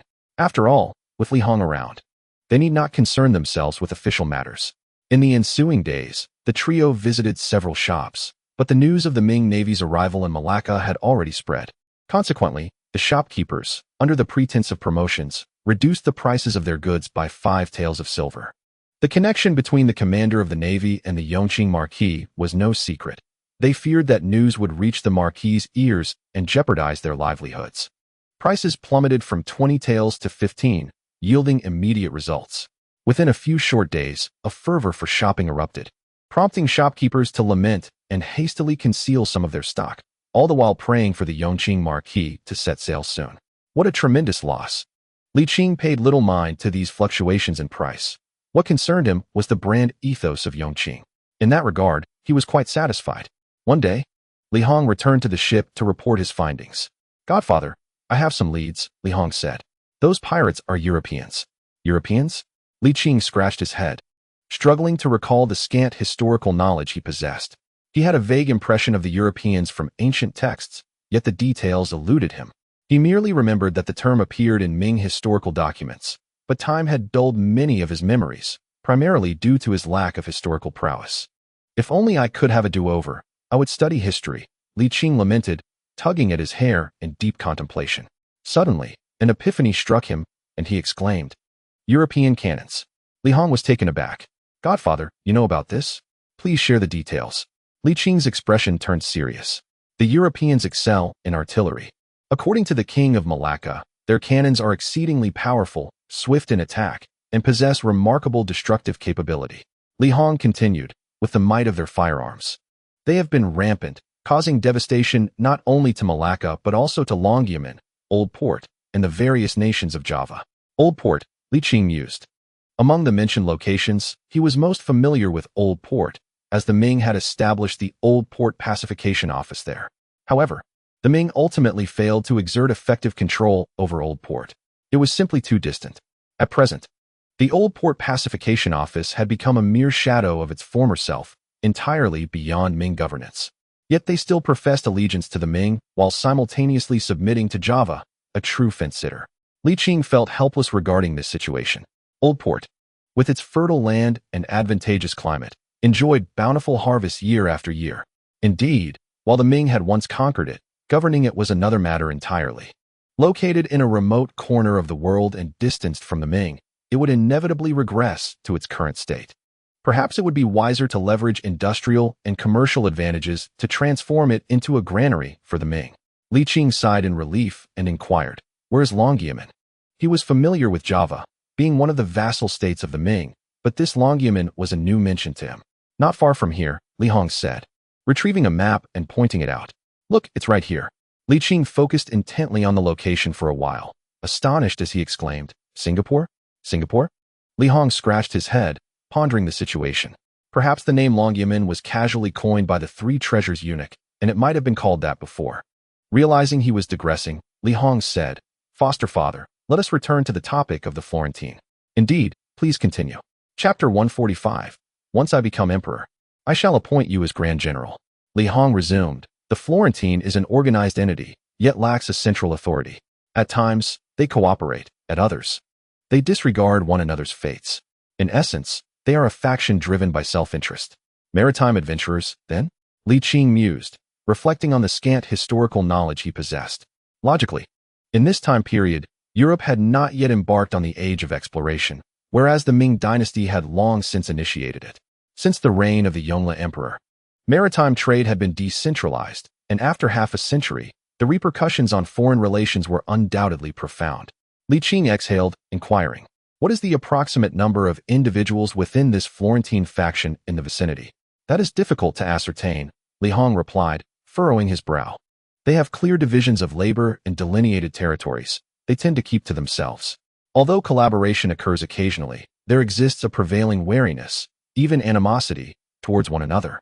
Li Hong elaborated, their sense of national allegiance is weak. They resemble bandits of a common lineage, pillaging resources and adapting to circumstances. However, it should be noted that they do not solely engage in plunder. They also partake in trade among Malacca, Longyamen, and the various kingdoms of Java. Nonetheless, their trading practices are not markedly different from raiding, purchasing at rock-bottom prices and selling at exorbitant rates. Moreover, their reverence for the Ming is minimal. They approach us with a sense of trepidation and curiosity, Li Hong continued. Our merchant vessels have also faced piracy, albeit their methods tend to be somewhat more tempered. In conclusion, Li Hong summarized, this is a barbarous entity motivated solely by profit. Li Qing slowly nodded, contemplating for a moment before asking, based on your understanding, can you estimate their numbers? After a lengthy pause, Li Hong replied, in the nearby waters, there are roughly 2,000 to 3,000 individuals. In total, they number no more than 20,000, perhaps even less than 10,000. Noticing Li Qing's furrowed brows in silence, Li Hong chuckled, Foster father. There is truly nothing to worry about. Since we have encountered them, we might as well deal with them. Firstly, this would showcase the might of the Ming and instill a sense of reliance in the vassal states, fostering closer ties with us. Secondly, it would mitigate losses for our civilian traders. Would you not agree? Engagement is indeed necessary, Li Qing affirmed. Victory is assured. In a direct confrontation, they stand no chance. The issue lies in the fact that as long as they do not act recklessly, they will likely avoid provoking us. Li Hong could not help but recall the moment their ship had first docked, encountering that group of pirates, swift in their approach, even swifter in their retreat. Clearly, their intent was mere profit, not self-destruction. This is indeed a concern, Li Hong pondered. It seems we must remain anchored here for a while longer. The Florentine is a malignant presence that must be eradicated. Li Qing nodded, advising, find a way to procure a Florentine cannon. Li Hong laughed, Foster father. Do you truly believe their cannons are formidable? Do not be arrogant. If the opponent's artillery possesses no merit, they would not exhibit such overwhelming confidence. To know oneself and one's adversary is to win 100 battles without peril. Li Qing advised, additionally, our vessels are quite large. While they are formidable in direct confrontation, they lack the agility needed for pursuit. You should consult with the King of Malacca about requisitioning or constructing additional ships. We are merely clearing obstacles for them, and they have no reason to refuse our cooperation. Li Hong nodded, acknowledging, your wisdom is well-founded, Godfather. Once I conclude my trade matters, I shall have a thorough discussion with the king. Indeed, Li Qing responded with a smile, our voyage is not merely for trade. Rather, it presents an opportunity to elevate the prestige of the Ming dynasty. Li Hong laughed. Yet, I wonder if our opponent can withstand a confrontation, regardless of their resilience. We must present ourselves in our strongest form, Li Qing asserted. It is a rare occasion for us to venture forth. We must establish our authority. Agreed. At dawn, while the stars still lingered in the sky, Tang Bohu rose early, hastily washed up, and prepared to seek a secluded spot to diligently review his studies. With the imperial examination approaching, especially witnessing candidates from all corners of the realm, he felt the weight of pressure upon him. Naturally, with his talents, passing was hardly a concern. However, his aspirations soared higher than mere success. He aimed for the title of the top scholar, or even to achieve the prestigious triple honors. Creak. As the door swung open, he was greeted by an individual standing before him, yawning and appearing fatigued. Upon noticing Tang Bohu, the visitor clasped his hands in greeting and inquired, "Might I be in the presence of the esteemed Tang, the great talent?" "Indeed, it is I," Tang Bohu replied with a resigned nod, returning the gesture and adding with a wry smile, "You have truly arrived quite early." The visitor, somewhat embarrassed, chuckled sheepishly. "I hope I have not disturbed you?" "Not at all. You did not even knock, so it is clear you have not interrupted." Tang Bohu felt a sense of helplessness, yet could not voice it, instead feeling a surge of gratitude. Observing the man's demeanor, it was evident he had been waiting for quite some time, perhaps arriving in the dead of night. Tang Bohu sighed internally and courteously asked, "What is your name, my friend?" "Su Jing from Jiangyin, courtesy name Ji Fu." The visitor replied with a smile. "I have long heard of your esteemed reputation, and thus I came to pay my respects. I hope you do not take offense." "Oh, not at all," Tang Bohu replied, rubbing his nose and tentatively suggesting, "Why not come in and sit?" Since the visitor had waited for him, it would be impolite to dismiss him outright. Su Jing, delighted, was just about to agree when he noticed Tang Bohu's lack of enthusiasm and quickly adjusted his response. "I presume you have been troubled by visitors lately, which is why you rose so early to venture out. How could a student like myself be so ungrateful?" Upon hearing this, Tang Bohu felt a twinge of embarrassment. "Not at all. We are both candidates. Your self-identification as a student is quite humbling." Tang Bohu sighed. "To be frank, I was indeed trying to evade them." After a pause, he added, "As day breaks, this place will become bustling with noise. If you do not mind, shall we seek a quieter location?" "That sounds splendid," Su Jing replied, pleasantly surprised. "Lead the way, esteemed brother." As the examination approached, with talented scholars in high demand, the two leisurely strolled along the streets of the capital as dawn began to break. Many taverns had yet to open their doors, so they decided to rest at a bun shop. Tang Bohu's head of white hair was well concealed, drawing no attention. After all, who would suspect that the renowned talent from Jiangnan would be so grounded? Observing the ebb and flow of people, the two engaged in conversation over their meal. Su Jing, refined and cultured, with a witty discourse, hailed from a family of merchants, which endeared him greatly to Tang Bohu. After a hearty breakfast, the two became much more acquainted. Though both hailed from merchant families, Su Jing's wealth far surpassed that of Tang Bohu. "Brother Bohu, I have secured a private tavern in the capital. If you do not mind, you may stay with me," Su Jing proposed. "With your talent, it is certain that you will not only succeed in the imperial examination, but may even become the top scholar. Nevertheless, after years of diligent study, it is wise to seek a tranquil place, free from worldly distractions." This struck a chord with Tang Bohu, who yearned for a secluded space to focus on his studies for the imperial examination. He felt a rush of excitement, yet a wave of shyness washed over him. Sensing this, Su Jing quickly reassured him, "Brother Bohu, there is no need for hesitation. As the saying goes, those who associate with the red will become red, and those who associate with the black will become black. With the examination approaching, I wish to bask in the brilliance of your genius. Then I shall impose upon you." Tang Bohu replied, "Nonsense. We are both from Jiangsu. There is no need for such formality among fellow townsmen." Su Jing smiled. "I still aspire for your guidance. Let us be courteous and encourage one another to achieve mutual progress." In the Qianqing Palace, the lecture hall of the side hall, as Yang Tingyi exited the door, classmates Xiao Zhu and Xiao Wang breathed a long sigh of relief. In unison, they exclaimed, "Finally, class is over." Upon uttering these words, they exchanged glances, feeling a kinship in their mutual sentiments. Zhu Hozhao suddenly perked up, saying, "Old Wang, with the examination approaching, most scholars have already rushed to the capital. Shall we go out and take a look?" "There is nothing to see. Your Highness, you are not participating in the examination," Wang Shuren politely declined. "Oh, that is not how one should speak. I am the crown prince, the future emperor, and I must value talent." Such words could only come from Zhu Hozhao. If any ordinary crown prince had uttered them, it would be tantamount to courting disaster. Zhu Hozhao insisted, "I have heard that the renowned talent Tang Bohu has also arrived. I am keenly interested. Do you not wish to meet him?" "I have already met him," Wang Shuren replied. "What?" Zhu Hozhao was initially astonished, then expressed his dissatisfaction. "Now, That is rather ungracious of you. You have met him, but I have yet to do so. Take me with you. I shall not. Wang Shuren retorted. Zhu Hozhao frowned. Are we no longer friends? Your Highness is the heir to the throne. How could I presume to act so? Wang Shuren replied, exasperated. If you truly regarded me as a friend, you would not put me in such a predicament. Over time, Wang Shuren had lost his awe, and their interactions had become quite casual, especially in Yang Tingyi's absence.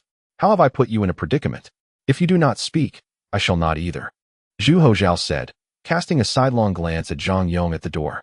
Zhang Yong, did you hear anything? What? Zhang Yong was bewildered. Your Highness, this servant does not understand your meaning. See, it is all fine. Zhu Hozhao playfully nudged Wang Shuren, adding, you are clever. Surely you have a way to sneak me out of the palace. Wang Shuren rolled his eyes. Sneak you out of the palace? That is akin to a birthday celebrant hanging themselves, seeking death willingly. Do not worry. Even if we are discovered, I shall never betray you, Zhu Hozhao assured, thumping his chest. Once I become emperor, I shall appoint you as a great general. You have a passion for military affairs, do you not? I will even make you the Minister of War. Wang Shuren could only shake his head in disbelief, while Zhang Yong's expression subtly changed. Your Highness, you truly dare to go this far. Upon hearing this, one could only imagine the emperor's reaction. Zhang Yong thought to himself with a wry smile. What do you think? Old Wang. Zhu Hozhao raised his short, bushy eyebrows. That is indeed a great general. Even I envy him. Why not envy yourself? Wang Shuren replied, somewhat exasperated. With that, he clasped his hands in farewell and made to leave. Alas, old Wang, old Wang. Chapter 146. Zhu Yozhang's worries. Tang Bohu gazed upon the expansive tavern, unable to suppress a gasp of astonishment. What a grand endeavor, my esteemed brother Ji. Though the tavern was not situated in a bustling district, it was indeed substantial. Reserving the entire venue would undoubtedly come at a considerable cost, given the current market conditions. Su Jing chuckled softly, lowering his voice. Brother Bohu, please do your utmost to conceal your identity. Otherwise, I fear I may have to triple the fee. And the tavern owner may not permit me to reserve the entire place. Of course, that is only natural, Tang Bohu replied with amusement. Yet he couldn't help but feel a tinge of alarm at Ji's extravagance. Su Jing, however, remained unfazed, smiling nonchalantly. Money is merely a means to be spent. If everyone hoarded their wealth without utilizing it, then money would lose its value. Rather than scrimp and save, it is far better to contemplate how to earn more. As Li Taibai once penned, 1,000 gold coins spent will return again. What audacity! Tang Bohu could not help but commend him. Is your family engaged in maritime trade? Indeed. We have some dealings at sea, Su Jing replied with a smile, gesturing for Tang Bohu to proceed. In the face of examination pressures. This has always been the case throughout history. Every cohort of examinees has labored over this, and as fellow candidates, they were no exception. The Ming dynasty adhered to the rigid structure of the 8-legged essay, which severely constrained the expression of talented scholars. If one could anticipate the examination topics, even a mere alignment with the right direction could yield significant advantages during the test. Although the odds were slim, the scholars pursued this with relentless enthusiasm. Su Jing, coming from a wealthy background, had leveraged his considerable resources to acquire examination topics from several past sessions. Generously, he presented them to Tang Bohu for his perusal. Tang Bohu regarded this as a treasure, deepening his admiration for Su Jing. They diligently analyzed the materials, sharing a camaraderie born from similar backgrounds and shared hometowns. Tang Bohu, with his carefree demeanor, and Su Jing, with his generous spirit, found a mutual interest in their scholarly pursuits, often losing themselves in study and preparation. As spring blossomed, the atmosphere around the capital grew increasingly vibrant, particularly with the impending examinations, leading to a flourishing of talented individuals. However, one cannot conceal a fire indefinitely. Ultimately, Tang Bohu's hiding place was exposed, attracting a multitude of visitors eager to make his acquaintance. As the saying goes, where there are people, there exists a world. Among those who sought him out, many were admirers of Tang Bohu's talents, yet some feigned flattery while harboring envy within. The rivalry among scholars has long been a tradition. Not all learned individuals embody the modesty of figures like Wang Hua. In truth, Wang Hua is a rarity among them. With the number of successful candidates limited, they were all rivals, courteous in public while secretly wishing for one another's failure. Tang Bohu felt utterly fatigued by the attention. In contrast, Su Jing relished the interactions. Possessing substantial wealth and a passion for making friends, he was generous in his dealings. Lacking the notoriety of Tang Bohu, he posed little threat, thus managing to forge numerous friendships. However, the so-called friends he attracted were primarily drawn to his financial generosity, eager for free meals and accommodations. And who wouldn't offer a smile in such circumstances? Talent inevitably wanes, and gradually, the number of candidates seeking to pay their respects dwindled. However, the more pressing reason was Su Jing's extravagant expenditures, which left him financially constrained. At last, Tang Bohu found himself with leisure time. He returned to his former routine of diligent study, and with the imperial examination drawing near, a sense of anxiety crept in, compelling him to remain vigilant and diligent. This sentiment was not unique to Tang Bohu. All scholars felt the same weight of expectation. Even the court, including Emperor Zhu Yozong, placed immense importance on the examinations. Each time the imperial examinations approached, he approached the matter with utmost seriousness, for it was a matter of selecting talent for the nation, demanding the highest level of diligence. In the court, a commotion arose once more. This time, it was not the 6 ministries clashing with the cabinet, but rather the Ministry of Rights asserting itself.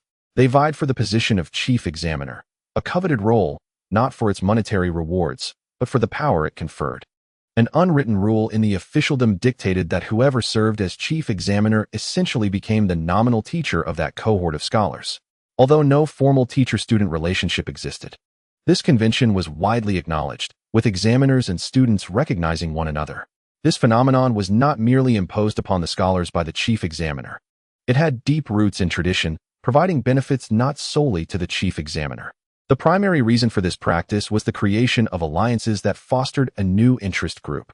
The bonds of camaraderie among men often stem from shared experiences, having studied together, fought together, or indulged together. To reinforce the bond formed through shared study, having a common nominal teacher became quite essential. The students acknowledged this dynamic, as did the nominal teachers, creating mutual advantages. Although the emperor might not endorse this, he was powerless to alter it, for it was not overtly displayed. This was a consensus-driven culture, one that could not be changed by an imperial decree. In the Hall of Supreme Harmony, a clamor filled the air as Zhu Yozong grew increasingly agitated. The matter of the chief examiner was still some time away from the examinations. There was no need for haste. Zhu Yozong spoke firmly, stating that he had already formed a decision and would notify them in due course. Your Majesty, the imperial examinations demand utmost diligence. Making appointments at the last minute may lead to errors, pleaded one official. Indeed, Your Majesty, we implore you to make a timely decision. Zhu Yozong, with a sardonic smile, responded, if I were to decide early, would that not merely clarify the situation for you all and facilitate your positioning? As silence fell, Zhu Yozong concluded, I am weary. If my ministers have further remarks, please leave them for my review. With that, he departed. In the Qianqing Palace, Zhu Yozong perused his notes, feeling inexplicably irritable. After ruling for over a decade, the political landscape remained tranquil, yet it was precisely this tranquility that allowed the civil officials' influence to burgeon. It was not through his inaction that this occurred. Rather, it was the nature of the political soil. At present, the Ming dynasty faced no wars, and the flourishing of commerce and industry provided civil officials ample opportunity to showcase their talents. In times of peace, governance relied heavily on the bureaucratic class. Zhu Yozong harbored aspirations to engage in military campaigns to promote some martial leaders and solidify his authority. However, such endeavors required justification, and one could not act on mere whims. An emperor must not govern based solely on personal preference. Sigh. I hope General Li can indeed fight a good battle this time, Zhu Yozhuang murmured, followed by a bitter smile. Li Hongdu is approaching his 60s. How many more years can he still serve? As for the younger generals, he knows little about them, and the Navy is far removed from him.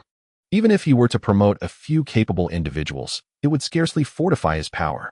If he truly wishes to wield military authority with an iron grip, he must rely on land warfare, rewarding soldiers for victories and rotating troops to the capital, thus effectively intimidating the civil officials. However, the northern desert behaves as docile as a rabbit, and with trade flourishing, they engage in amicable commerce. Would one recklessly attack without discernment? Zhu Yozhuang felt a twinge of worry. His health was not robust, and he did not consider himself a long-lived person. He feared that should he depart prematurely, his son would struggle to bear such a heavy burden. Where to begin? Zhu Yozhuang muttered to himself. Father, father. Zhu Hozhao came running in, throwing himself into his father's embrace with great affection. Zhu Yozhuang returned to the moment, stroking his son's head, the frown on his face easing considerably. What do you wish to do this time? Father, I wish to leave the palace and see the scholars, Zhu Hozhao pleaded. Is that all right? What is there to see? If you wish to go, wait until the palace examination, and I shall take you then, Zhu Yozhuang said with a smile tinged with indulgence. You just want to play? He held no reservations towards his son. If it were the suspicious fourth prince, any mention of such would result in at least half a year of confinement. Father, I haven't been outside for a long time. Why not take me with you? Zhu Hozhao implored. Enough of this. Father is busy now, Zhu Yozhuang replied. Lacking the inclination. After the imperial examination, I shall take you out for a stroll. I want to go out now. Hozhao? All right. Zhu Hozhao pouted, asking, Father, what are you busy with? Do you want me to help you? You child, Zhu Yozhuang chuckled, chiding. Is your father not yet dead that you are so eager? Zhu Hozhao, feeling dejected, replied. Good intentions turned into a misunderstanding.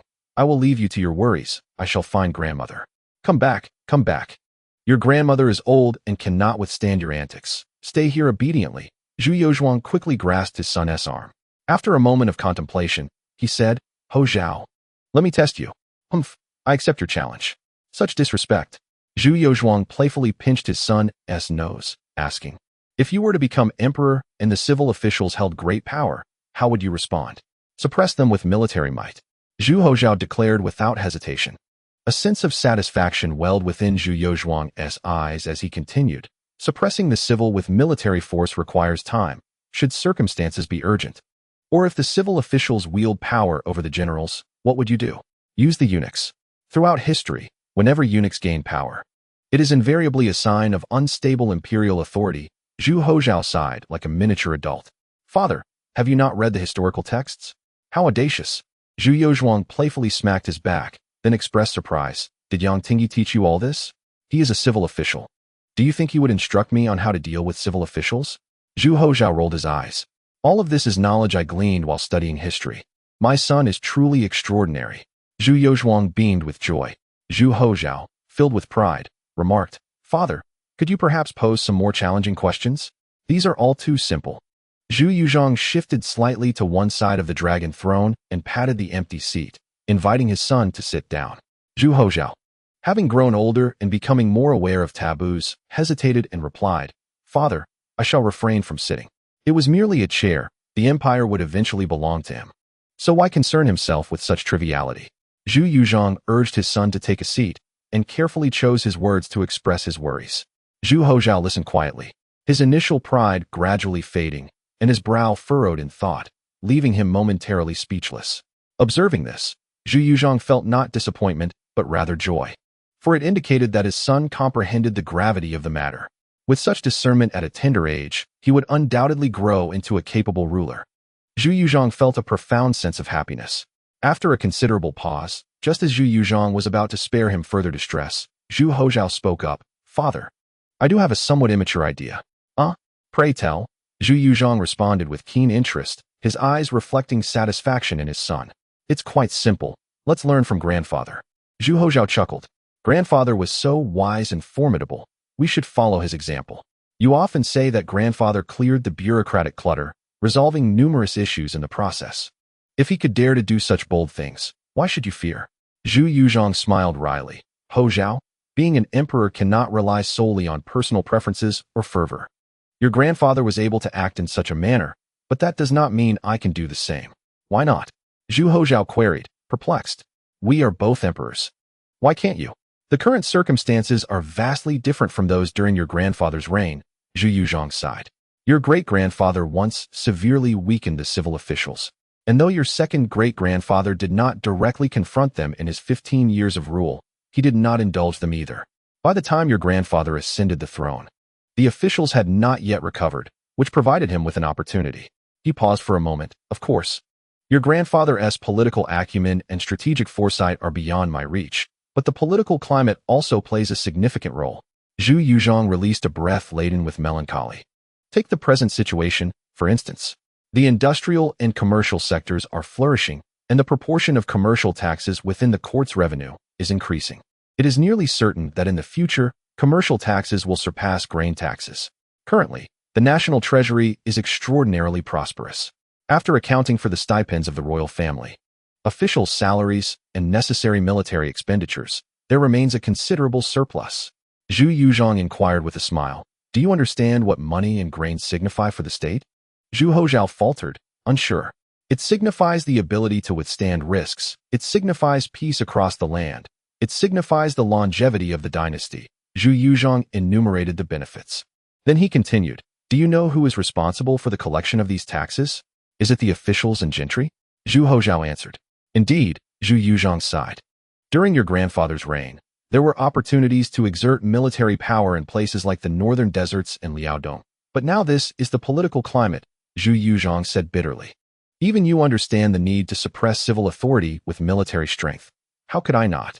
The problem is that there are no wars to be fought. Zhu Hozhao pondered. Why does father not employ eunuchs? Utilizing eunuchs is a poor strategy, Zhu Yuzhong replied, shaking his head slightly.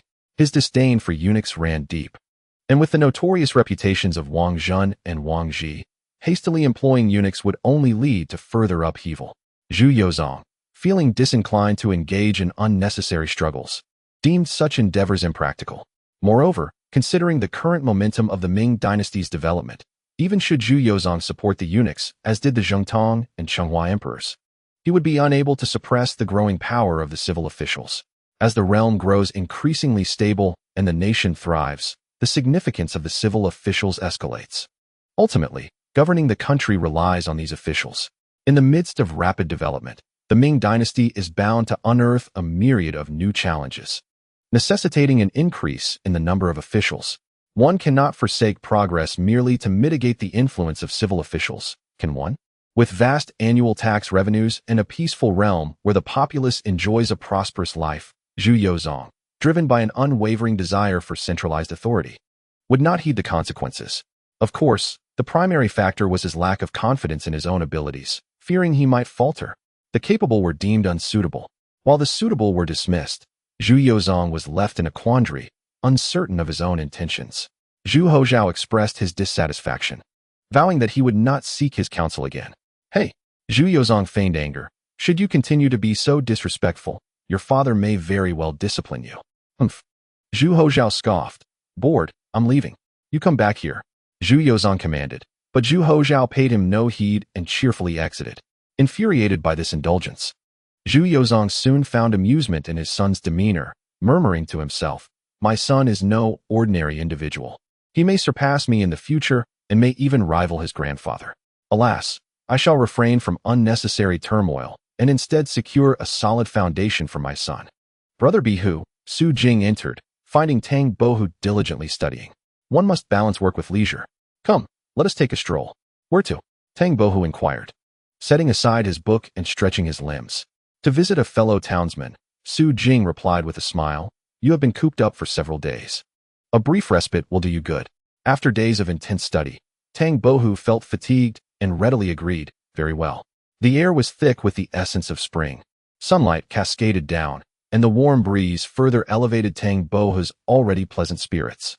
Brother Ji, which fellow townsman are we to visit? Cheng Minjing. The name Cheng Minjing stirred familiarity in Tang Bohu's mind, prompting him to inquire, is he an old acquaintance of yours? Su Jing chuckled and shook his head.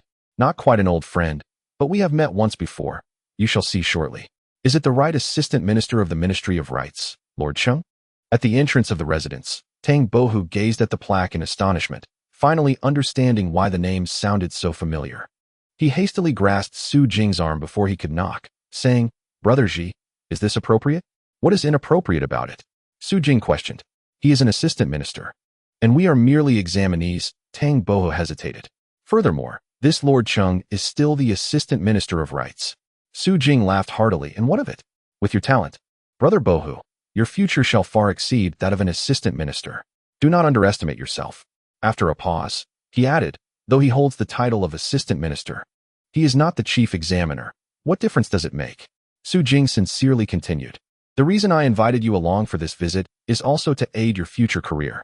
Besides, we are merely expressing our hometown camaraderie. We are not here to offer bribes. There is no need for concern. Such customs are well established, and it is wise for us to remain unorthodox. As they conversed, several students approached, laughing and carrying gifts. Their accents revealed them to be from Jiangnan, and upon seeing the two, they paused in surprise. They were the first to knock on the grand door. Su Jing inquired with a smile, "Are you now at ease?" Tang Bohu hesitated momentarily before nodding. "Then let us follow Brother Jifu." Given the prevailing atmosphere, he felt it unwise to stand out. A visit might not grant him any preferential treatment, yet foregoing it could place him on someone's mind. Tang Bohu had some knowledge of Cheng Minzheng. This individual was quite renowned in Jiangnan, having gained fame at a young age. Originally from Huizhou, he had resided in Jiangnan due to his father's position as the Minister of War in the southern province. Cheng Minzheng was awarded the title of Shoucai at the tender age of 12 and achieved the second place in the imperial examination at 22. His career was flourishing, and his romantic pursuits were equally successful, as he was set to marry the daughter of the esteemed Grand Secretary Li Xian. Life seemed to favor him. With both his career and talents flourishing, Tang Bohu felt a desire to forge a connection with him. Watching his counterpart enter, Tang Bohu remarked, "Brother Jifu, shall we proceed?" Su Jing replied with a smile, "Not so hastily. Let us wait until they emerge. If we go in together, wouldn't we be at a disadvantage? You would merely be allowing them to take advantage." Tang Bohu chuckled at this and refrained from rushing the visit. After approximately half an hour, the earlier group exited. They were slightly surprised to see the two still waiting, yet they did not linger. Once they had departed, the two approached the door to knock. A servant opened it. Grumbling, "Why didn't you come in earlier? Were you merely teasing me?" Before he could finish his sentence, Su Jing placed a substantial silver ingot into his hands. Instantly, the servant's demeanor transformed, and he smiled awkwardly. "The master is at home. Please, come in." Upon the deck, Li Qing lounged in a chair, facing the sea, basking in the sunlight and savoring tea, embodying elegance. "Grandfather Li, what are you doing?" "I wish to cultivate into a Kuan Dao." "Are you seeking a beating?" Li Qing squinted, his eyelids remaining heavy. "Move aside. You are blocking the sunlight." Li Shuer, feeling vexed, approached him and said, "I am not joking. I've cultivated true energy." Li Qing finally reacted, opening his eyes and sitting up. "Is that true?" It should be," Li Shuer replied, feeling uncertain under his gaze. Then, with renewed confidence, she added, "I dare you to check. Give it to me. Here." Li Shuer raised her delicate hand forward. Li Qing grasped her wrist, feeling intently. After a moment, he slowly withdrew his hand, nodding in astonishment. "It is faint, yet it has indeed been cultivated." Although the true energy was exceedingly subtle, almost imperceptible, it existed nonetheless. Without systematic training, she could not have achieved such progress. Her innate talent was evidently considerable. "When did you realize you had cultivated true energy?" Li Qing inquired. "About a year and a half ago," Li Shuer responded. "Didn't you write a set of cultivation methods with my brother? I practiced them during my free time. And gradually, I began to notice results." She continued, "I have been practicing morning exercises with my mother for many years. Initially, I thought it was merely the result of those exercises, but upon reaching Wudong Mountain, I faintly sensed the emergence of true energy. However, I was not certain, so I kept it to myself." "Grandfather Li, it is true energy, I assent it?" "Indeed. How splendid." Li Shuer exclaimed excitedly. "Once true energy is cultivated, can one attain eternal youth?" Li Qing rolled her eyes. "You think too much. However, it can indeed slow the aging process. That is still quite marvelous." Li Shuer gazed longingly at Li Qing. "Grandpa Li, will you take me as your apprentice?" Li Qing chuckled. "Just because you call me Grandpa. How could I possibly refuse to teach you?" Then, with a teasing tone, she added, "You're not just after longevity, are you? So where do we start?" Li Shuer inquired eagerly. At that moment, Li Shu and Zhu Wanqing approached briskly. "We've obtained the flintlock cannon. Hongo wants you to come see it. He said there's a significant discovery." Li Qing perked up. "Where is it?" "In the royal palace." "Let us go to the palace." Li Qing, filled with anticipation, pulled Zhu Wanqing along as they hurried to the deck, stepping onto a small boat. Realizing what was happening, Li Shuer rushed to the deck's edge. But by the time she arrived, the plank had been pulled back, and the boat had already drifted away. "Hey, I'm not on the boat yet." Chapter 148. The flintlock cannon. Where's the cannon? The flintlock cannon? Li Qing approached swiftly. The flintlock cannon's mention in the annals of Ming history indicated its crucial significance.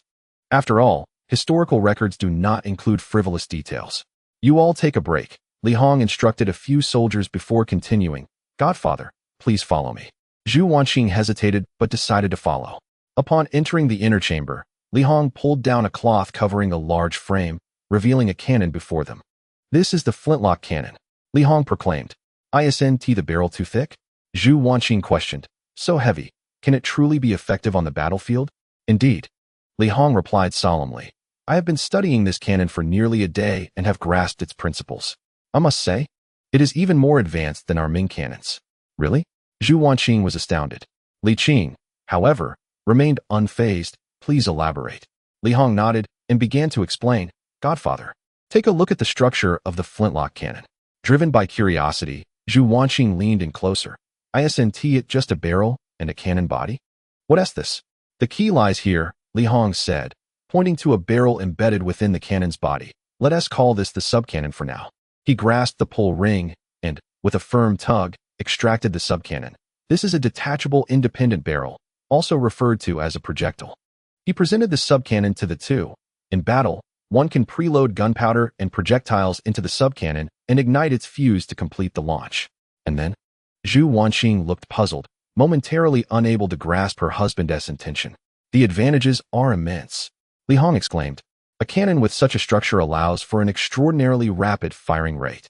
Imagine, if a cannon is equipped with 3 to 4 subcannons, along with a loader, what would the firing efficiency be?"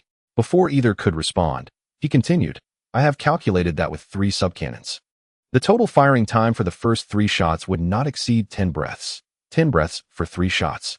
Li Hong's face flushed with excitement, his words tumbling out in a rush. "Honggu, please remain composed," Zhu Wanqing interjected. Li Hong took a deep breath, suppressing the turmoil within, and said, "The benefits extend beyond this, my dear godfather. Wanqing, just observe, since the subcannon operates independently, the gaps during each loading and unloading lead to." At that moment, he found himself at a loss for words. Seeing his struggle, Li Qing interjected, "The resulting airflow can effectively dissipate heat." "Precisely. Not only that," Li Hong continued to elucidate the advantages. "The subcannon and the barrel are separate entities. If the subcannon fails, one can simply replace it without affecting the barrel, significantly reducing maintenance costs." Pausing for a moment, he added, "With such a structure, the pressure is predominantly borne by the subcannon, allowing the barrel to be manufactured thinner, which is more conducive to heat dissipation and extends the cannon's lifespan. Moreover, with the subcannon's independence, all efforts can be concentrated on its design without sacrificing the overall integrity. Observe this powder chamber. Its substantial thickness greatly diminishes the risk of bursting. Additionally, there are sights and aiming mechanisms." Li Hong gently caressed the flintlock cannon, his demeanor even more tender and emotional than when he touched Zhu Wanqing. As the supreme commander of the Navy, his affection for artillery surpassed that of any other general. After all, in naval warfare, artillery reigns supreme. Likewise, Li Hong's research on artillery was unparalleled. Within a mere day, he had comprehensively grasped all the merits of the flintlock cannon and even sketched its structural diagram. Having discussed its numerous advantages, let us now address its drawbacks. Li Qing suggested. "Naturally, there are some." Li Hong took a moment to compose himself, stating, "The subcannon can be both a boon and a bane. Since it is not integrated with the main barrel, its sealing capability cannot compare to our artillery, resulting in a significantly reduced range." "What a pity," Zhu Wanqing sighed, lamenting that no matter how high the firing efficiency or how low the maintenance costs, a limited range renders it futile. "No, Wanqing, you are mistaken," Li Hong countered. "The fact that foreign flintlock cannons cannot achieve long ranges does not imply that those crafted by our Ming dynasty are equally limited. Observe the subcannon. Although its design is exquisite, the iron smelting techniques employed are woefully inferior and cannot be compared to our Ming standards." Li Hong pondered. As long as the workmanship is of high quality, while simultaneously enhancing the powder chamber's pressure resistance and increasing the amount of gunpowder loaded, even with poor sealing, it can still achieve the existing range, or perhaps even exceed it. "That is a valid point," Li Qing nodded. "Great strength yields miraculous results. So, does this mean the Ming dynasty stands to gain immensely?" Although Zhu Wanqing was not well versed in military affairs, she understood the significance of this artillery for the Ming dynasty. Not only for the Navy, but the application of artillery in land warfare was equally extensive, with the Divine Machine Camp among the 3 great battalions specializing in firearms. Li Hong laughed heartily, almost deliriously. Not just a great gain, but a tremendous one. Zhu Wanqing rolled her eyes at his exuberance, yet felt a genuine joy, both for the Ming dynasty and for her husband's monumental achievement. Li Qing meticulously examined the flintlock cannon, touching this and scrutinizing that, and cheerfully inquired, "Is it difficult for the Ming dynasty to replicate?" "Of course not. The main requirement is merely the addition of several subcannons. In just a few months, we could produce an even better flintlock." "What a name." "Flintlock is rather unappealing."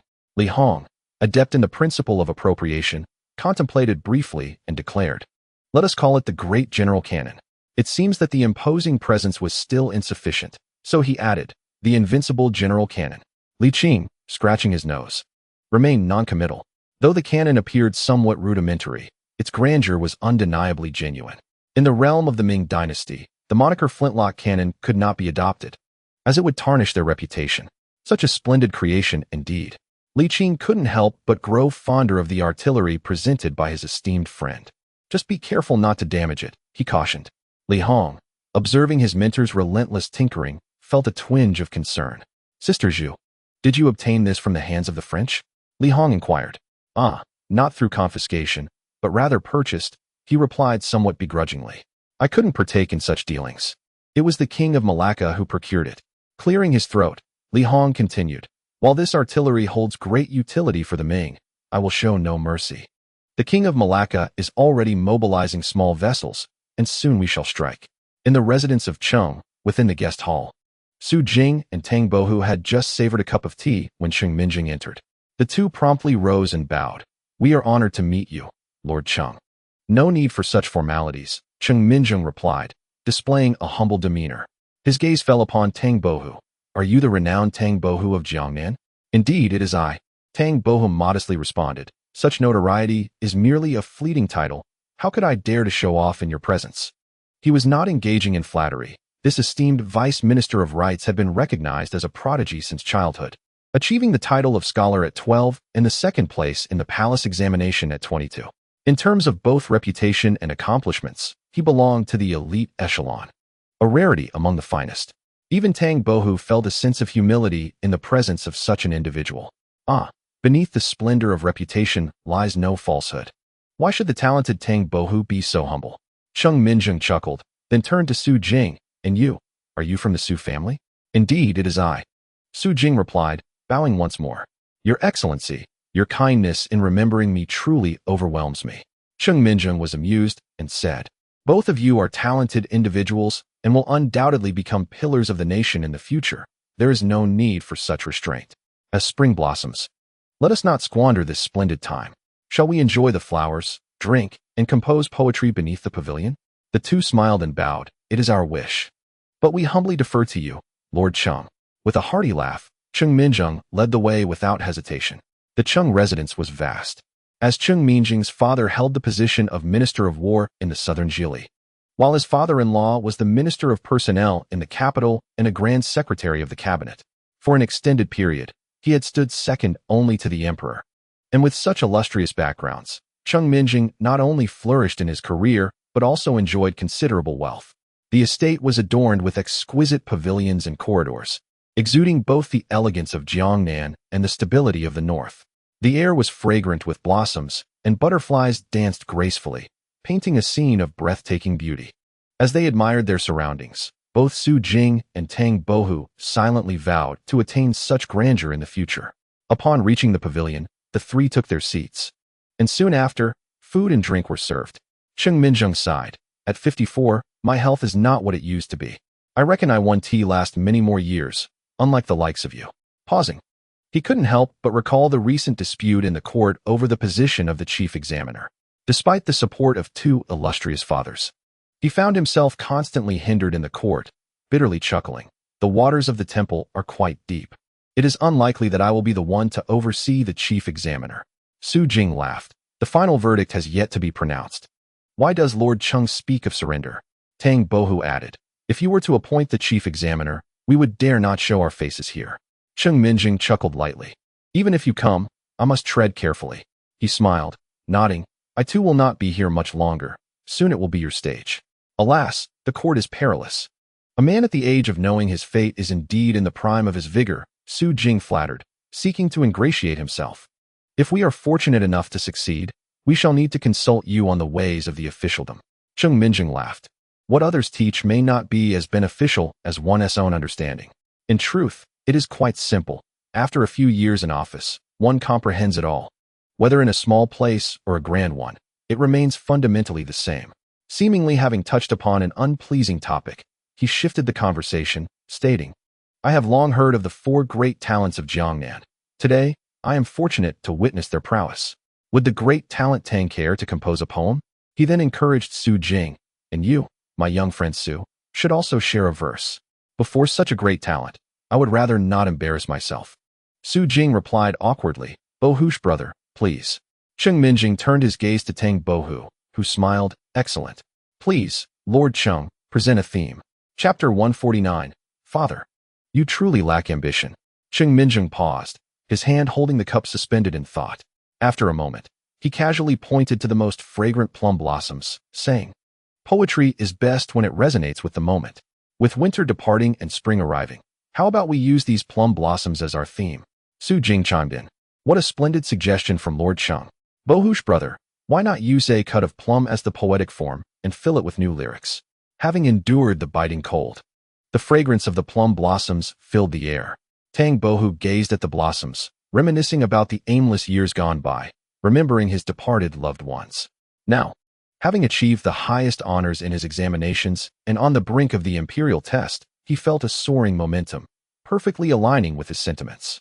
Tang Bohu drained his cup, set it down, and began to recite.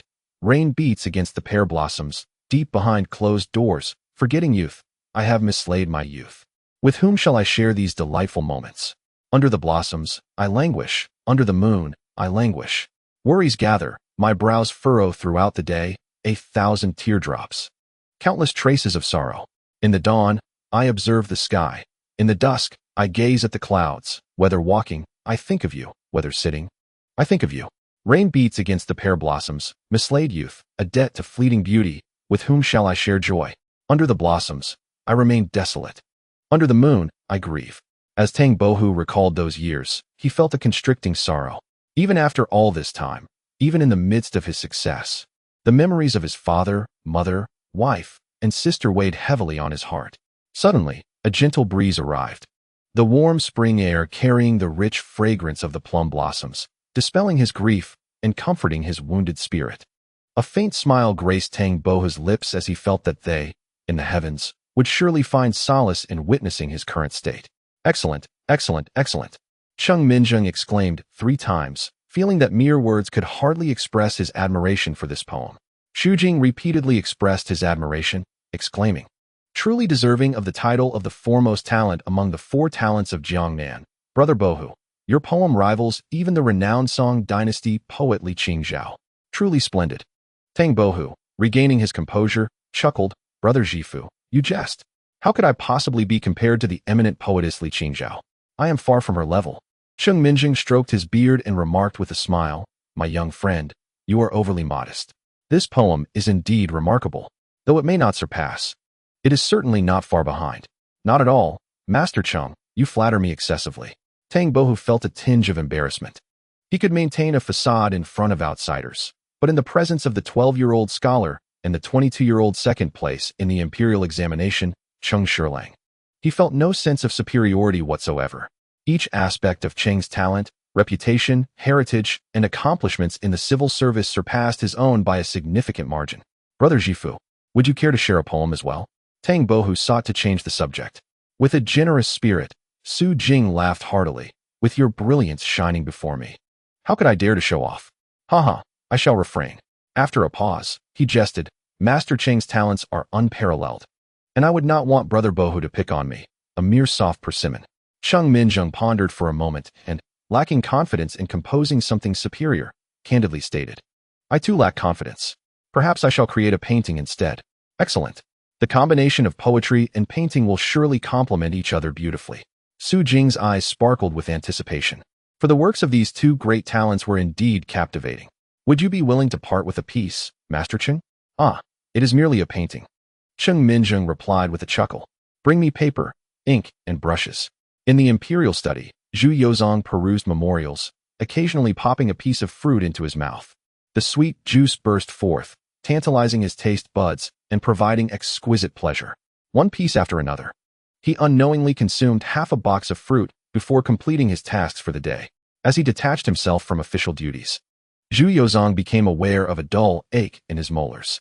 He hastily took a sip of tea to rinse his mouth, feeling somewhat relieved. He wondered where that physician had gone and whether he could alleviate toothaches. A sigh escaped him. Just as he was about to rise and seek relaxation with his wife, a eunuch entered with quick, light steps to report, "Your Majesty, the 3 grand scholars Lu, Li, and Xie request an audience." Zhu Yozong sat back down, saying, "Let them in." After a moment, the 3 entered the hall. "We pay our respects to your Majesty. Long live the Emperor." "Rise," Zhu Yozong gestured, rubbing his temples. "You 3 esteemed ministers have come together. Is there a significant matter at hand?" Li Dongyang clasped his hands and replied, "Your Majesty, the imperial examination is imminent, and we can no longer delay in appointing the chief examiner. I am well aware of this matter. Is there anything else?" Zhu Yozong, feeling another pang in his molar, sipped tea again, holding it in his mouth. Lu Jian seized the opportunity, stating, "Your Majesty, I wish to lodge a formal complaint." Zhu Yozong swallowed the tea, exclaiming in resignation, "Whom do you wish to accuse?" "My dear minister, the Duke of Shaning and the Earl of Jianchang." Lu Jian declared solemnly, "Your Majesty, these 2 dukes have encroached upon the lands of the common people, suppressed rival shops, and amassed wealth recklessly." Zhu Yozong furrowed his brow slightly and replied, "I understand. There will be consequences forthcoming. What manner of punishment does your Majesty intend to impose?" Xie Qian inquired. Zhu Yuzhong, recalling his wife, remarked that naturally, it is essential to return the land to the people and not to amass wealth unjustly. Li Dongyang cautiously probed, "Your Majesty, it seems that this does not constitute a punishment, does it? What insights do you possess, esteemed minister?" Zhu Yuzhong inquired.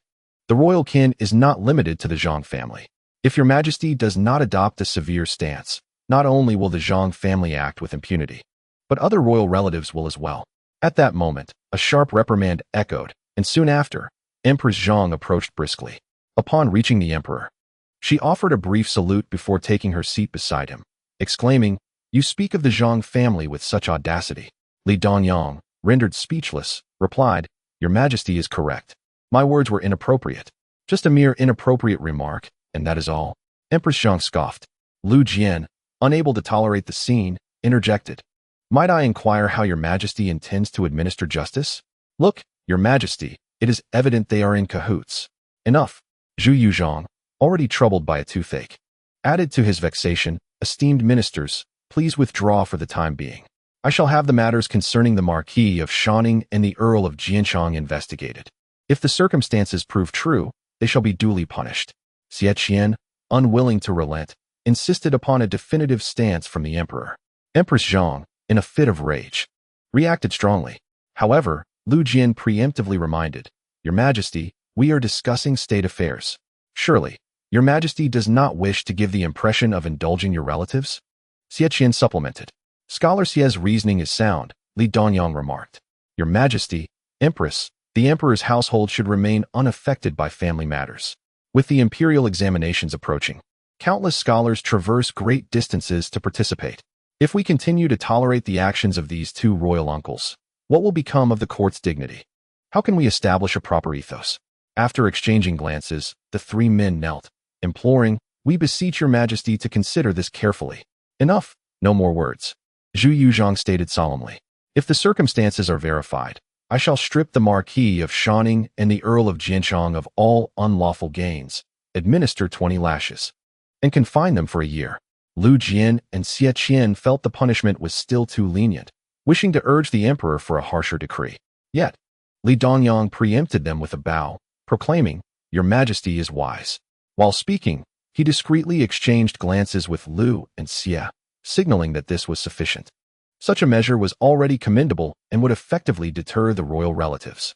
The 2, resigned, could only acquiesce, "Your Majesty is wise." Zhu Yuzhong offered a faint smile. "Very well, you may retire. We take our leave," the 3 ministers said as they exited the grand hall. Sighing, Zhu Yuzhong turned to see his beloved wife with tears brimming in her eyes. "Ah, my dear Zhang, concerning the unlawful acts of the 2 royal uncles, the matter has persisted for long. As emperor, I cannot excessively shield them, especially as we are amidst the examination season. How can I disregard the court's dignity? Empress Zhang wiped her tears, exasperated. Your Majesty, do you not think these civil officials are encroaching on their authority more than ever? Regardless of the royal uncle's actions. Surely they do not intend to target you, do they? Yet, these officials dare to impeach my family today. Tomorrow, they may turn against me. Will your Majesty merely stand by as they bully me? Alas, do not cry. Zhu Yuzhong, feeling a pang of compassion, gently wiped her tears and vowed, in due course, I shall be lenient, but appearances must be maintained. He paused, then added, this time I shall not impose a heavy punishment. However, if they fail to amend their ways afterward, I shall have no choice but to exile them from the capital. Your Majesty, I cannot bear to see you in distress. Yet you expect me to endure mine? Is it I who lacks understanding? The Empress wiped away her tears and rose to leave. Xiaozhong, Xiaozhong. Zhu Yozhuang called out several times, unable to suppress a bitter smile. Alas, this is truly vexing. At that moment, Zhu Hozhao entered. Father, what has happened with mother? Is it not because of your two uncles? Zhu Yozhuang, though fond of his wife, held no affection for his two uncles. Just now, Lu Jian and Li Dongyang were reprimanding the Marquis of Shaning and the Earl of Jianchang. Father, I say, simply strip them of their titles. Then your mother would surely be displeased with me, Zhu Yozhuang replied with a wry smile. There are many royal relatives. It would be unwise to punish them too harshly. Zhu Hozhao retorted, Father, your leniency only breeds audacity. This is the final warning. If they do not mend their ways, I shall have them expelled from the capital. Zhu Yozhuang spoke gravely. If they dare to persist, even at the risk of your mother's ire, I shall not permit it. Zhu Hozhao sighed, shaking his head. If grandfather were to witness you like this, I wonder what his feelings would be. Zhu Yozhuang felt a flush of heat on his face and replied indignantly, Is not your grandfather also partial to the Empress Wan? How can it be compared? The brothers of Empress Wan merely serve as captains in the Jinui, while my mother's brothers are marquises and earls, with their own residences back home. Zhu Hozhao remarked, Father, if I were to become emperor and act as you do, afraid of my wife, would you not rise from your grave? You scoundrel! Zhu Yozhuang exclaimed, filled with indignation. Are you wishing for my demise? Just consider how vexed I must be with your words. Zhu Hozhao showed no reverence towards his father, though he was quite affectionate. You. Zhu Yozhuang was at a loss for words, finally stating, once the situation is verified, your father will impose strict punishment. However, you must assist your father in mediating with your mother. Father, you truly lack ambition. Zhu Hozhao mockingly retorted. Chapter 150, Disguised Visitations. Zhu Yozhuang, vexed, exclaimed, Zhu Hozhao. Seeing his father genuinely angry, Zhu Hozhao retracted his neck and meekly said, Father, I was wrong. Enough, Zhu Yozhuang sighed, releasing a breath of pent-up frustration. In the future, you must not act rashly. Your father is not as you perceive, you are still young. When you become emperor, you will understand. Alas, often it is better to remain still than to act hastily. Of course, your father cannot compare to the late emperor, much less to the founders of our dynasty. Zhu Hozhao tugged at his father's sleeve. I am sorry, I have been unfilial. The little one realized he had truly hurt his father's feelings today. Well then, your father does not hold it against you. Zhu Yozhuang smiled and advised, remember my words. When you become emperor, do not rush. Every action you take will impact countless lives, as there are many vested interests at stake. But one cannot remain inactive, can one? Zhu Hozhao cautiously presented his viewpoint. Zhu Yozhuang nodded. Indeed, however, you must consider potential failures rather than only success. Ensure you possess the ability to manage the challenges that arise from failure before you proceed. Do you understand? All right. Maintain a proper attitude. I shall obey. Zhu Hozhao straightened his back. Zhu Yuzhong finally revealed a smile. Reflecting, my father wishes for me to act independently, yet his capabilities fall short. One must always act within one's means. The cost of disrupting the existing political landscape is far too great, and my father lacks the ability to manage the aftermath. Alas, you speak the truth. My father is indeed somewhat lacking. Zhu Yuzhong chuckled at his own predicament. The current Ming dynasty is truly splendid, a flourishing era. Although ministers harbor personal ambitions, they are largely loyal, all striving to ensure the well-being of the nation and its people. The treasury is abundant, officials are diligent, and the populace is well-fed. I do not wish to jeopardize this. Father, it is all the fault of your son. Please do not be angry. Zhu Hozhao, unaware of his father's true thoughts. Mistook the situation for his own disrespect, feeling guilty for having hurt his father's feelings. I promise I shall not act this way again. Father is not angry. Do not be saddened. Zhu Yuzhong lifted his son onto his lap, saying, a prime minister's tolerance can bear a ship, and my father is an emperor. If he were to become enraged over trivial matters, he would have long since succumbed to frustration. Indeed, Zhu Hozhao felt somewhat reassured and inquired, should the two uncles still be severely punished? Severely punished. Zhu Yuzhong inhaled deeply, his expression turning serious. One is a marquis, the other a count. They do not affect the larger picture. My father merely fears for your mother's feelings. However, what Li Dongyang and the others say is also correct. With the upcoming imperial examination, scholars from across the Ming are traversing mountains and rivers to reach here, and we cannot allow the court's dignity to be tarnished. As for your mother, a little time spent comforting her will suffice. My father is wise, Zhu Hozhao eagerly flattered. Zhu Yuzhong chuckled lightly and stood up, saying, since my father is not busy today, come, let us go out for a stroll. Really? No jesting? Zhu Yuzhong laughed. Go, change out of that bright yellow attire. Let us venture incognito. All right. On the bustling street, the father and son, one stout and one slender, one tall and one short, walked hand in hand. The father radiating kindness and the son bubbling with energy. Surrounding them were robust citizens, their sturdy forms inadvertently shielding the pair, while behind them followed an opulent sedan chair. Father, let us go there. Zhu Hozhao pointed towards the Qing building. Zhu Yuzhong replied. The palace guards also wore peculiar expressions, thinking, that is a brothel. But the crown prince is still so young. Zhu Hozhao, being inexperienced in matters of the heart, simply found the Qing building to be the liveliest place. Let us choose another. There are many lively spots in the city. Zhu Yuzhong noticed a woman from the brothel approaching the entrance, and, fearing his son might see something inappropriate for his age, quickly redirected his attention elsewhere, instructing the bearers to hasten. After a short while, the father and son switched from the sedan chair to walking. Zhu Hozhao leaned against the window, enjoying the vibrant street scene, eagerly pointing things out to his father and requesting various items. Zhu Yuzhong naturally acquiesced to all his wishes. In less than half an hour, the sedan was filled with an assortment of peculiar trinkets. The sedan moved aimlessly, and by midday, they passed a quiet tavern, prompting Zhu Yuzhong to order a stop. He was hungry. Having risen before dawn and reviewed a stack of memorials, he had only consumed half a box of fruit, and now his stomach felt quite empty. However, this was merely Zhu Yuzhong's perception. In reality, he still had ample distance between his front and back. As the esteemed guest approached, he was met with an unexpected sight, an assembly of individuals that prompted a look of astonishment upon his face. Is it merely a meal you seek? He inquired. Indeed. Zhu Yuzhong nodded, stepping forward to enter. Please, hold on a moment, the attendant interjected, positioning himself at the entrance. Our prices are rather steep. Zhu Hozhao retorted with indignation. Do we seem incapable of affording our meal? Ah, dear young master, do not be vexed. The renowned scholar Tang is within our establishment, the attendant replied with a smile. Insisting on an entrance fee, Zhu Yuzhong frowned slightly, stating, it's just a meal. I do not wish to see him. Even so, the fee is mandatory, the attendant insisted. Impudence! The captain of the guards exclaimed, his anger flaring. Instinctively, he reached for his weapon, but realizing he was unarmed that day, he refrained from revealing his identity, lest it spoil the emperor's leisure. Clear the way at once, he commanded. Yet the attendant remained unfazed, retorting, what arrogance! Do you presume to act the part of a lord without the means? Begone, do not disturb our business.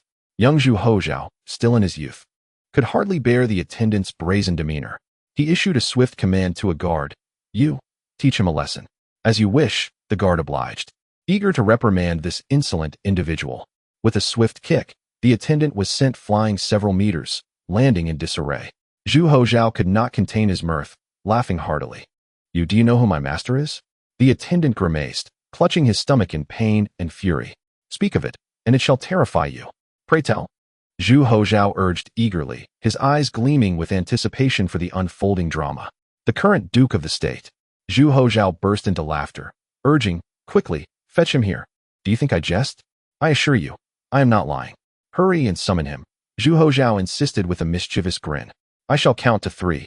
And should you fail to bring him, I shall strike you again. Very well, I shall go. The The attendant gritted his teeth and retreated into the tavern. Moments later, a portly middle-aged man appeared, demanding, "Who is causing this ruckus?" "Strike," Zhu Hozhao commanded, and the captain of the guards advanced with a fierce grin, delivering a flurry of blows before placing his foot upon the middle-aged man. Under the emperor's gaze, "How dare you run a black market? You shall pay dearly for this. My brother-in-law is the Marquis of Shining." The man protested, but Zhu Hozhao, unfazed, taunted, "Release him, you big fellow." In a moment of realization, he amended, "No. Go fetch your brother-in-law. I fear him not." "Very well, mark my words. I shall return," the middle-aged man declared defiantly before hastily retreating. Zhu Yuzhong furrowed his brow, his desire to reprimand his powerful brother-in-law intensifying. "Now, this promises to be entertaining," Zhu Hozhao chuckled. "Father, let us proceed inside. Perhaps it would be best to return." Zhu Yuzhong replied, his appetite diminished by the tumult. "But I am starving. I feel as if I might perish from hunger." Zhu Hozhao lamented, unwilling to miss the spectacle. "Please, just this once," he pleaded. Zhu Yuzhong, amused, finally relented. "Very well." The entourage of over 20 individuals, aside from the father and son, were all imposing figures, their faces set with fierce expressions. The attendants, having witnessed the outcome of the earlier confrontation, were disinclined to provoke any further trouble, hastened to prepare a lavish feast. "I am famished," Zhu Hozhao commanded. The captain of the guards produced a handful of silver coins, declaring with a grin, "Money is no object." A multitude of individuals gathered, and though the entrance fee was not accounted for, it was still insufficient. The patrons murmured among themselves, yet their voices were laced with enthusiasm. "Please, esteemed guests, take a seat. I shall attend to you shortly," they exclaimed, before hastily dispersing. At that moment, Tang Bohu, hearing the commotion from the second floor, descended to ascertain the cause. Upon witnessing the large crowd, he reconsidered the wisdom of involving himself in the matter and began to ascend the stairs once more. "Halt!" commanded a voice. Tang Bohu paused in his tracks. "Are you Tang Bohu?" inquired Zhu Hozhao. After a brief moment of hesitation, Tang turned around and nodded. "Indeed, that is I." Under the gaze of the emperor and as a candidate in the imperial examinations, he felt assured that no harm would come to him. "Come and sit," beckoned Zhu Hozhao, his face alight with joy. "Today, I finally meet a living legend. To simply walk over at your behest would be rather undignified," Tang Bohu jested, amused by the young prince. With the examinations approaching, he could not afford to be careless. "My apologies." "Hey," Zhu Hozhao's expression soured. "Bring him to me. My son must not be disrespectful." Zhu Yozhuang interjected, "The imperial examinations are of utmost importance. Master Tang may proceed without concern." Tang Bohu cast a surprised glance at Zhu Yozhuang, taken aback by this rare encounter where someone regarded him as an ordinary individual. Zhu Hozhao pouted, yet refrained from further impudence. Having already displeased his father once today, he was reluctant to provoke him again. "Father, what do you intend to do about this?" Zhu Hozhao whispered excitedly.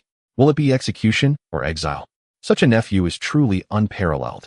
Zhu Yozhuang rubbed his nose and replied, "There are countless establishments that exploit candidates for profit, a recurring issue in past examinations. Execution is not warranted. Then perhaps demotion to commoner?" Zhu Hozhao suggested, somewhat disappointed, adding, "But he must first receive a beating." If Empress Zhang heard such words, she might well have a fit. Zhu Yozhuang, equally perplexed, replied, "The crime does not warrant such severity." "What?" Zhu Hozhao exclaimed in dismay. "Operating a black market openly without losing nobility? I refuse to accept this." Zhu Yozhuang, exasperated, contemplated the matter further. He was determined to impose a fitting punishment. Thus, he mused, the Marquis of Shining shall be downgraded, while the Duke of Jianshang will lose his hereditary title. All illicit gains must be returned, accompanied by a fine of 5 years' salary, expulsion from the capital, and confiscation of his residence in the city, never to return. Should he fail to repent upon returning home, he shall be stripped of his title and become a commoner. With a chuckle, Zhu Yozhuang inquired, "Does that seem fair?" "He must still receive a beating," Zhu Hozhao insisted, fixated on punishing his uncle. Chapter 151. A lack of affection between uncle and nephew. "Who dares to cause trouble within my domain?" The voice boomed before the figure even arrived. One could imagine the arrogant countenance of the intruder. "Brother-in-law, it is them." As the conversation unfolded, 2 individuals entered. The middle-aged man, nursing a grudge from a previous encounter, glared with malice. "Brother-in-law, It is that father and son. You must stand up for me. Rest assured, the Marquis of Shaning, Zhang Heling, sneered, his demeanor commanding as he turned around. Zhu Yozhuang remained unmoved, while Zhu Hozhao turned to face the newcomer, flashing a bright smile that revealed his pearly whites.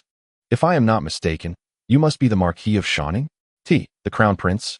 Zhang Heling stammered, his body trembling as he gazed upon the imposing figure before him, his heart racing wildly. The middle-aged man failed to notice the expression on his brother-in-law's face, who was glaring fiercely at Zhu Hozhao. This little wretch. With a sharp slap, Zhang Heling scolded, mind your words. The middle-aged man was taken aback, staring blankly at Zhang Heling. Brother-in-law? I am your brother-in-law. And what of that? Zhang retorted. Am I not also a brother-in-law? Yet look at me. Neither my sister's husband nor even my own nephew deigns to acknowledge me. Zhang Heling was filled with indignation, though fear was more palpable. His legs trembled, caught between the urge to kneel and the fear of doing so, especially with the emperor incognito. To reveal his identity would be a grave mistake, and he knew it. Zhang Heling's mind raced as he stepped forward awkwardly, clasping his hands in respect. Under the emperor's feet, what does a lord matter? Young master, you jest. Zhu Hozhao was unimpressed, snorting. Tell me, which tavern charges an entrance fee? I am, after all, your uncle, your mother's elder brother, mind you. How can you treat me so? Zhang Heling seethed internally, but dared not show it. Instead, he awkwardly nodded. You speak truly. This is my oversight. I sincerely apologize and will rectify it immediately. If apologies held any weight, what need would there be for laws? Zhu Hozhao chuckled, then pointed to the captain of the guards. You. Give him a beating. The captain hesitated, aware that this man was the queen's brother and the emperor was quite fond of her. He was hesitant to act. Your Majesty, what do you think? Zhu Yuzhang glanced at the astonished brother-in-law and replied nonchalantly, just don't go overboard. Zhang Heling exclaimed, hurry and do it. Zhu Hozhao was impatient, eager to personally intervene. If you hesitate, I will punish you myself. Yes, the captain complied, no longer hesitating. He turned, his face stern, and suddenly punched Zhang Heling in the abdomen. In an instant, Zhang Heling doubled over, gasping, drool escaping his mouth. The captain was dumbfounded. Really? I only used half my strength. Was it that painful? You bastard. You intend to go all out, don't you? Zhang Heling seethed, though he dared not show his teeth to the two of them. A mere captain of the guards was insignificant to him, especially since his sister was the queen. Still daring to show teeth? Zhu Hozhao, sharp-eyed, noticed his uncle's defiance and commanded, hit him harder. Zhang Heling could no longer contain himself. What kind of nephew is this? Even if you are the crown prince, the heir to the nation, I am still your uncle. The Ming dynasty prides itself on filial piety. How could you treat me so? Zhang Heling's fury boiled over as he turned to Zhu Yuzhang, gritting his teeth. Is this how we treat family? Zhu Yuzhang regarded him coldly, a smirk on his face. Have I given you any leniency? He held no fondness for either brother-in-law. His wife and children were his true treasures. Their demise would not concern him. And had it not been for his wife's feelings, he would have dealt with them long ago. Today was simply their misfortune. There would be no mercy shown. Zhu Yuzhang dismissed him, stating flatly, my son's words are my words. Zhang Heling was left stunned. The captain of the guards understood the situation well. With the emperor's decree, there was no room for negotiation. Bang! Once more, a punch was thrown, this time with considerable force. Zhang Heling cried out in pain, his face a mask of shame and rage. Still daring to glare? Keep going. Zhu Hozhao glared back, determined to continue. Brother Bohu, come quickly and see. A commotion has erupted downstairs. On the second floor, in the corridor, Su Jing heard the noise and stepped out for a look, hastily pulling Tang Bohu along to witness the spectacle. Perhaps you should not watch, Su Jing said, furrowing his brow. I sensed something amiss. Did you not hear? Someone mentioned a marquis. We must tread carefully to avoid provoking significant figures. With the imperial examination approaching, he wished to avoid unnecessary trouble. Su Jing, startled, asked, which marquis? The one who seems to be receiving a beating, Tang Bohu replied. The capital is filled with hidden talents. We should return, he urged, pulling Su Jing back toward the room. Su Jing, full of regret, dared not linger any longer. However, the two upstairs had already caught Zhu Hozhao's attention. If you wish to watch, then do so openly. Why the secrecy? The two stiffened. Zhu Yozong, following his son's gaze, also looked up, accompanied by over 20 imperial guards, their expressions unfriendly. The captain of the guards cast a fleeting glance at the two, growling, "Come down." He was the captain of the guards. How could he allow anyone to look down upon the emperor? Su Jing felt a pang of panic and said awkwardly, "We meant no offense." "Come down." The guards glared menacingly. "Bohu, what should we do?" Su Jing stammered. "Let us descend." Tang Bohu replied with a measure of calm reasoning, "We stand beneath the emperor's feet, have committed no legal transgression, and possess the status of scholars. Those in power need not seek conflict with us." What a troublesome situation, Su Jing muttered as he led the way downstairs. Before long, the two arrived in the main hall. At this moment, Zhang Heling, battered and bruised, his face a mess, exclaimed upon seeing them, "That is the renowned Tang Bohu from Jiangnan." He hoped to divert the attention of the father and son to escape further punishment. But his attempt was in vain. Zhu Hozhao mocked, "You should focus on your own predicament. Hey, put some force into it and knock out his front teeth." Zhang Heling, filled with anger, thought, "How could my sister give birth to such a wretch? It is often said that a nephew is close to his uncle. Yet this nephew seems intent on his uncle's demise." Zhang Heling, gnashing his teeth in hatred, contemplated revenge. Of course, his notion of revenge was merely to complain to his sister, seeking her aid to vent his frustrations. To act against the crown prince? He wouldn't dare, even with 10 times the courage. After a while, he stammered, "I lost. I lost." Blood dribbling from his mouth as he struggled to speak clearly. Zhu Yozong felt a wave of nausea, his molars aching again. Yet Zhu Hozhao was delighted, waving his hand dismissively, "Go on, go on." Zhang Heling felt as though he had received a pardon, not daring to utter a sound as he turned to flee. The middle-aged uncle, belatedly realizing the situation, also dashed away, leaving only Su Jing, Tang Bohu, and the staff who had kept their distance. "What are you staring at? Hurry and prepare the food and drink." The captain of the guards glared, causing the staff to scatter. Zhu Yozong, his mood soured, frowned, "Clean this up." "Yes," replied the captain, bowing as he directed others to clear the blood from the floor. Tang Bohu and his companion felt somewhat apprehensive. The elder, with his scholarly demeanor, and the younger, lively and spirited, appeared amiable, yet their actions were anything but ordinary arrogance. The lord ordered a beating, as if he were of princely rank. Zhu Hozhao gestured, "Come sit here." The two felt a pang of anxiety, and Su Jing awkwardly replied, "No, thank you. We're not hungry." As they hesitated, the captain of the guards spoke in a deep voice, and the others bore expressions that suggested a readiness to strike should they decline. Zhu Yuzhong cast a sidelong glance at his son and admonished, "My son, do not act foolishly." "Father, I wish to discern whether the renowned talent of Jiangnan lives up to its reputation," Zhu Hozhao said with a grin. "I must gather some inspiration to counter your claims of my lack of diligence and study." Zhu Yuzhong, both amused and exasperated, could only sigh. Thus, the two reluctantly approached and sat down, feeling a mix of trepidation. Tang Bohu, previously composed, now felt somewhat intimidated in this face-to-face encounter. He had just witnessed the reckless behavior of the younger man, and though the middle-aged gentleman appeared kind, he exuded an intimidating presence that made direct eye contact difficult. "Fear not." Zhu Hozhao coughed lightly, "I am quite approachable." The two exchanged silent disbelief, thinking, how can one claim to be approachable after knocking out someone's teeth? They merely forced smiles in response. Zhu Hozhao continued, "I have long heard of your esteemed reputation. Why not recite a poem for us?" Tang Bohu, filled with anxiety and devoid of inspiration, recited the poem A Cut of Plum. The rain beats the pear blossoms behind closed doors.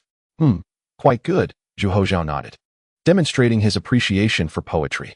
"There are no false talents beneath such great fame. You must take the upcoming imperial examination seriously and serve the country in the future." Tang Bohu wore an odd expression, but refrained from treating a child with disdain. He certainly dared not do so, especially since the individual who had seemed to be a lord had just suffered a loss of teeth. This young master was not to be trifled with. "Your flattery is unwarranted. I shall exert myself in the examination," Tang Bohu replied with a smile, his humility belied by a glimmer of confidence. Zhu Hozhao, acting with a sense of maturity beyond his years, patted Tang Bohu's shoulder and declared, "I wish you success in shedding the title of Tang Jiyuan and attaining that of Tang Huiyuan." "May your words prove prophetic," Tang Bohu replied. Zhu Hozhao then turned to Su Jing, inquiring, "And what of you?" Su Jing, acknowledging his inferiority to Tang Bohu, recognized Zhu Hozhao's extraordinary background. He understood that boasting was far more effective than humility in the presence of such influential figures. "My esteemed brother, I aspire to achieve a place among the top 3. I shall settle for second place, he jested. Zhu Yuzhong chuckled, not wishing to undermine Su Jing, but remarked, you must strive diligently. Few among the candidates traveling to the capital are inept. Su Jing awkwardly replied, it is merely about aspirations. One must aim high to achieve anything worthwhile. Zhu Yuzhong made no comment, slowly rising to his feet. Having strolled about and met talents, let us depart. Father, the food and drink have yet to be served.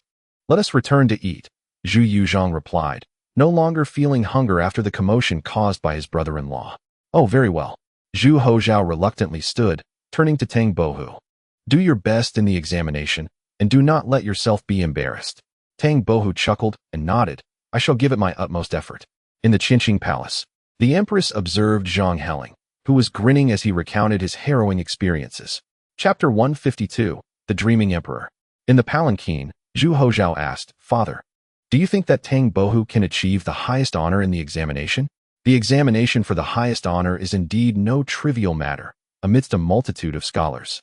Claiming the top prize is far from an easy feat, Zhu Yuzhong remarked that this young man possesses exceptional talent. However, the imperial examination is not merely a test of poetry and prose. After a brief pause, he continued, nevertheless, there has yet to be a precedent of any top scholar from the past examinations in the capital failing to succeed. Moreover, with Tang Bohu's remarkable abilities, while it is uncertain if he will secure the highest honor, his passing is assured. Zhu Hozhao inquired, how does he compare to old Wang? The two are not comparable.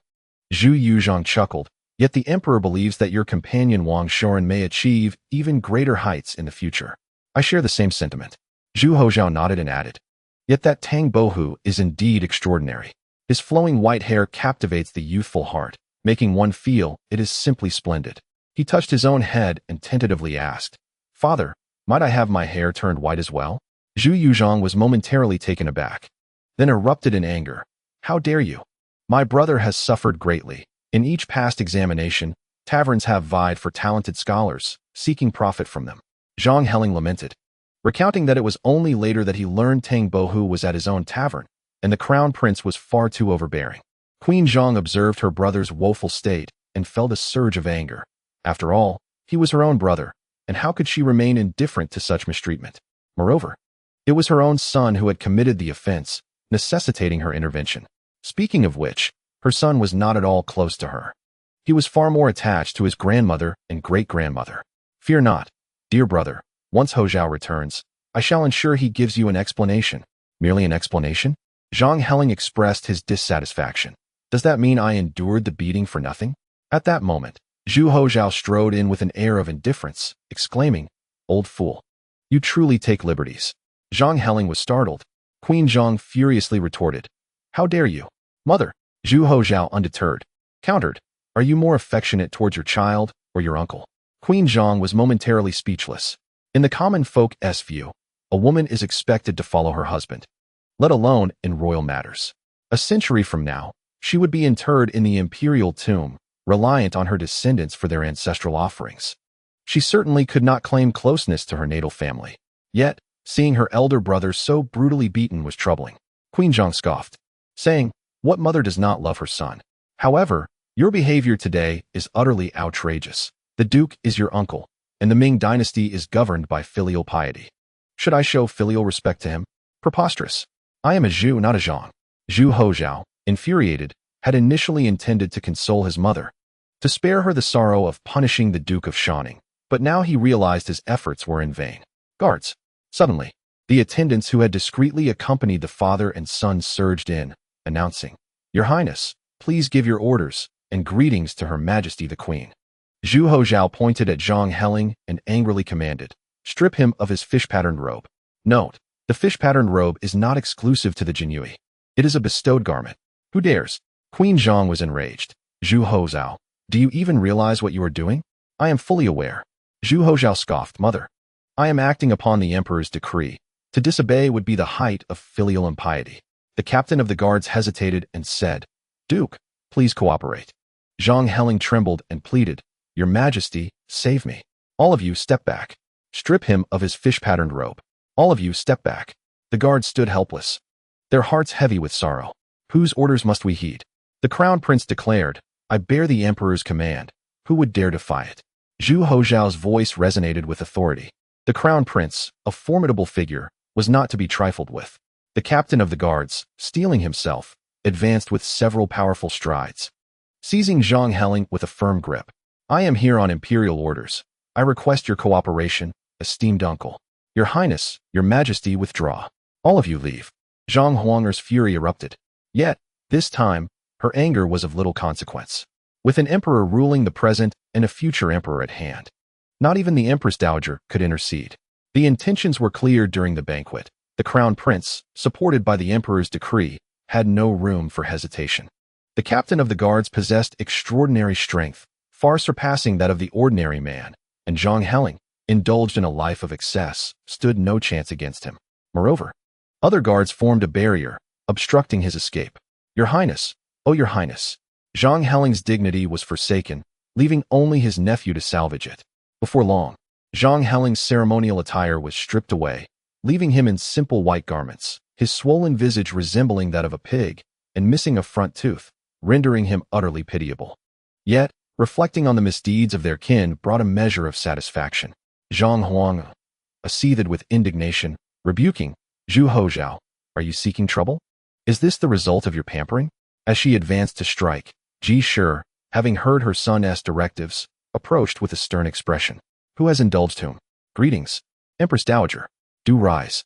"Thank you, Empress Dowager," the guards replied, and Zhang Heling, rising from the ground, dared not protest. How could a daughter-in-law argue with her mother-in-law? The Empress Dowager was certainly not a member of the Zhang family. Zhu Hozhao approached eagerly. "Grandmother, what brings you here?" "It is your father-in-law, Ji Shi, who speaks ill of you," she said, casting a cold glance at Zhang Huang. "Little Zhang, how audacious you are." Zhang Huanger faltered, kneeling in submission. "Your servant pays respects to the Empress Dowager." Ji Shi did not allow her to rise, stating coolly, "During the reign of the late emperor, all spoke of one Huang Guifei's jealousy, yet she cannot compare to you." "Huh. The current emperor has but one wife and one son. His methods are indeed remarkable." Ji Shi's tone grew ever colder, laced with a chilling disdain. "I harbor no desire for conflict, but should you continue this unruly behavior, the Changhua era saw an empress deposed. The Hongji era could do the same." "The Zhang family?" Ji Shi scoffed derisively. "Does the entire Zhang family amount to even a fraction of my eldest grandson's worth? Remember, you are a daughter-in-law of the Zhu family. Though the Crown Prince is your son, he is also the heir to the Ming dynasty. Do not overestimate your significance. She had but one son, and he, too, had only one son. How could she not cherish him?"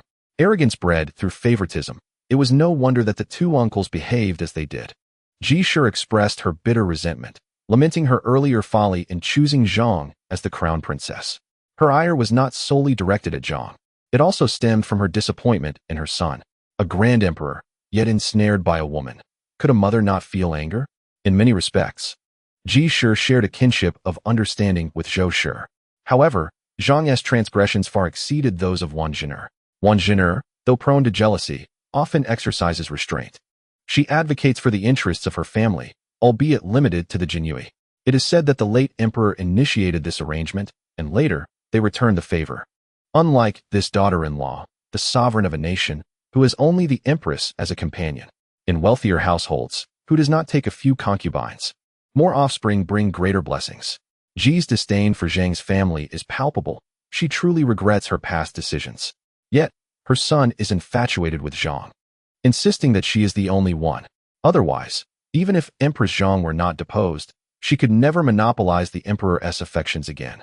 Ji, unlike Zhou, possesses a fundamentally kind heart and cannot commit ruthless acts.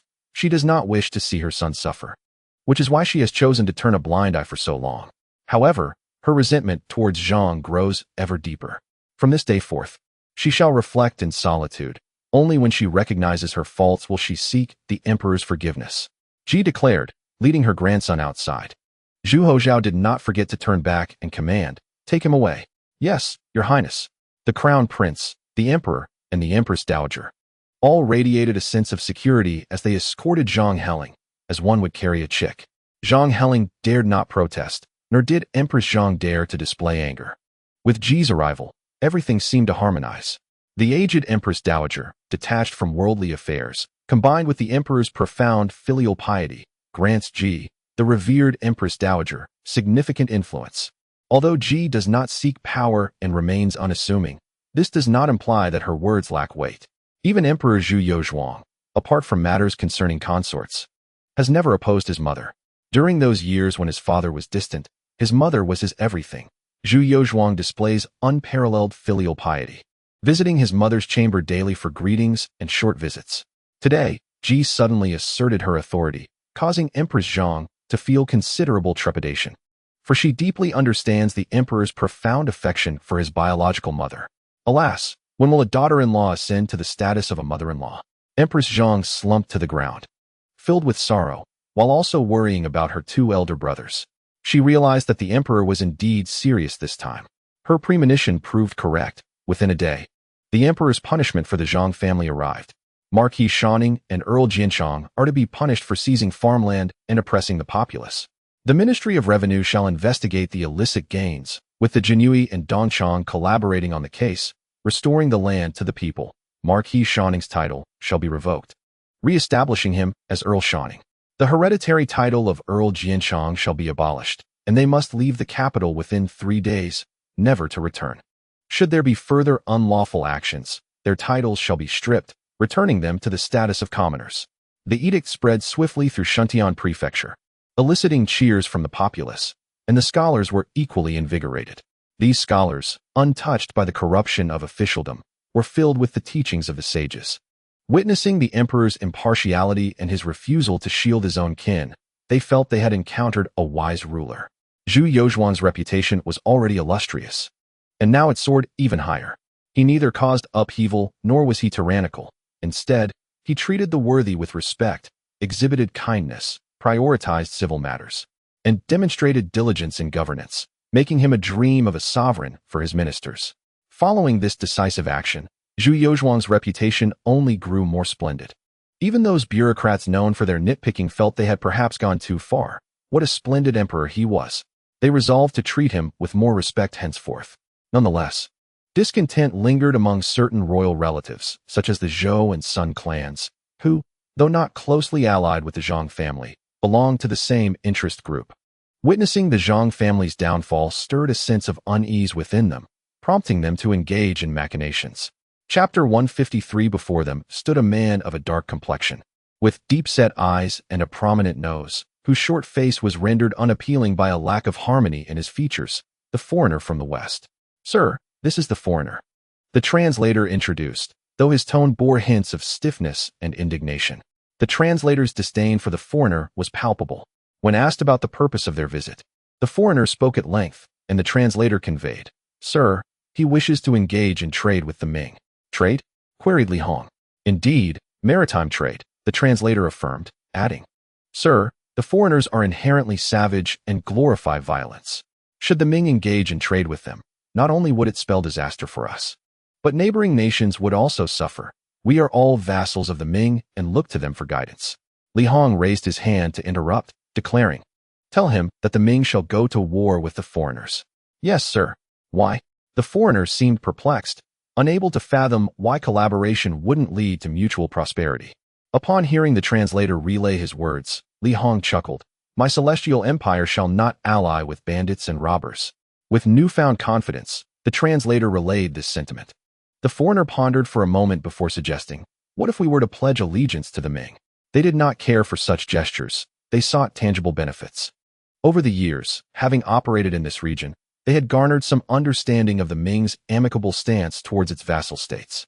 Their visit was aimed at fostering collaboration with the Ming, for violent plunder was not a sustainable venture, and the volume of goods they desired far exceeded their current capabilities. "We can extend our trade further, selling Ming goods to distant lands inaccessible to Ming vessels," the foreigner proposed.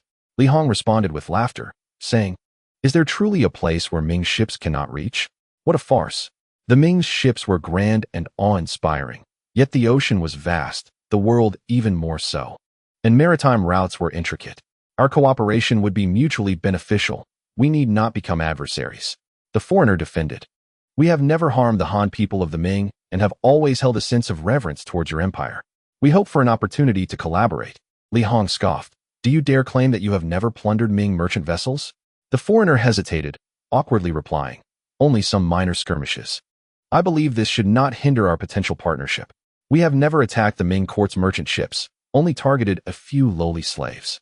Surely, we should not let such trivial matters disrupt our relations. Lowly slaves? Li Hong retorted with fury.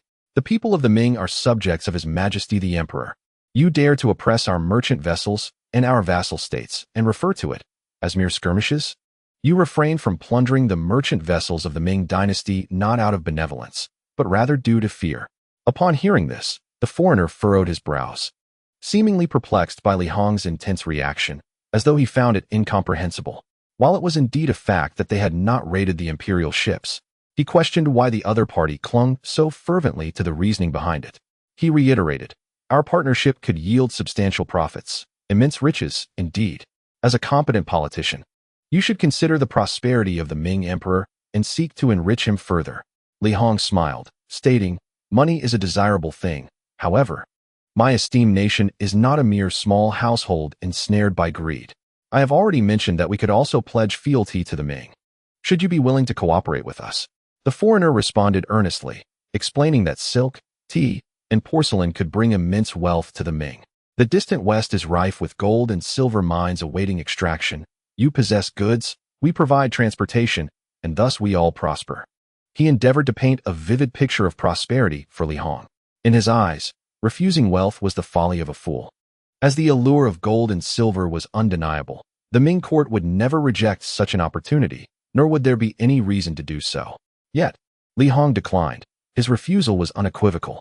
With a calm demeanor, he asserted, first, to be deemed a vassal state of the Ming, you must first be a nation. Second, my Ming is a land of propriety and will not consort with brigands. Third, you are to leave this place immediately and henceforth cease all attempts to plunder our merchant vessels or those of our vassal states. Lest, Li Hong's aura turned menacing. He declared, I shall annihilate you without a trace. The foreigner, now agitated, spoke rapidly, his voice laced with frustration, confusion, and an urgent desperation, seemingly unprepared for the negotiations to falter. What did he say? The translator frowned, shaking his head, and remarked, my lord, this individual speaks too swiftly. I cannot discern his words clearly. Enough, enough, Li Hong interjected, addressing the foreigner. Given that you are merely a messenger, I shall spare your life. Cease your incessant prattle, for it is giving me a headache. Upon hearing this, the foreigner grew increasingly frantic, his words fierce and impassioned. Li Hong suddenly frowned. Turning to the translator, did that scoundrel just insult me? It seems so, replied the translator, uncertainly. By the heavens, be gone at once. If you do not depart, I shall have your head. Li Hong brandished his fine blade, pointing it directly at the foreigner. At this juncture, translation was unnecessary, though their languages differed. The body language conveyed everything. The foreigner cast a resentful glance at Li Hong, as if regarding him as a simpleton, and departed in a huff. That scoundrel! Li Hong cursed under his breath. If not for the desire to uphold decorum, I would have cleaved him in two. With a wave of his hand, he instructed, you may withdraw for now. Yes, my lord. The translator bowed and exited. Li Hong turned to his mentor, about to speak, only to find his mentor's eyes gleaming with intrigue, a slight smile playing on his lips, lost in contemplation. Is the global age of exploration finally upon us? Time flies swiftly. I never anticipated such rapidity. Ah, indeed, the commercial exchanges among the common folk of the Ming dynasty commenced during the Yongle era. Over the passage of numerous dynasties and the fermentation of more than half a century, it is hardly surprising that such activities now extend to the West. Li Qing felt an exuberant joy in his heart. The West has indeed begun mining, which signifies that the market for the Ming dynasty can expand once more. Godfather? Li Qing returned to his senses and remarked, the people of the Franks are merely a band of profit-driven adventurers. What that man expressed earlier was genuine. He truly harbors the intent to conduct trade with the Ming. Li Hong furrowed his brow slightly and sighed. Godfather, you mentioned that these individuals are solely motivated by profit. Today, with our ships and cannons instilling fear, who can say what will occur tomorrow when we return home?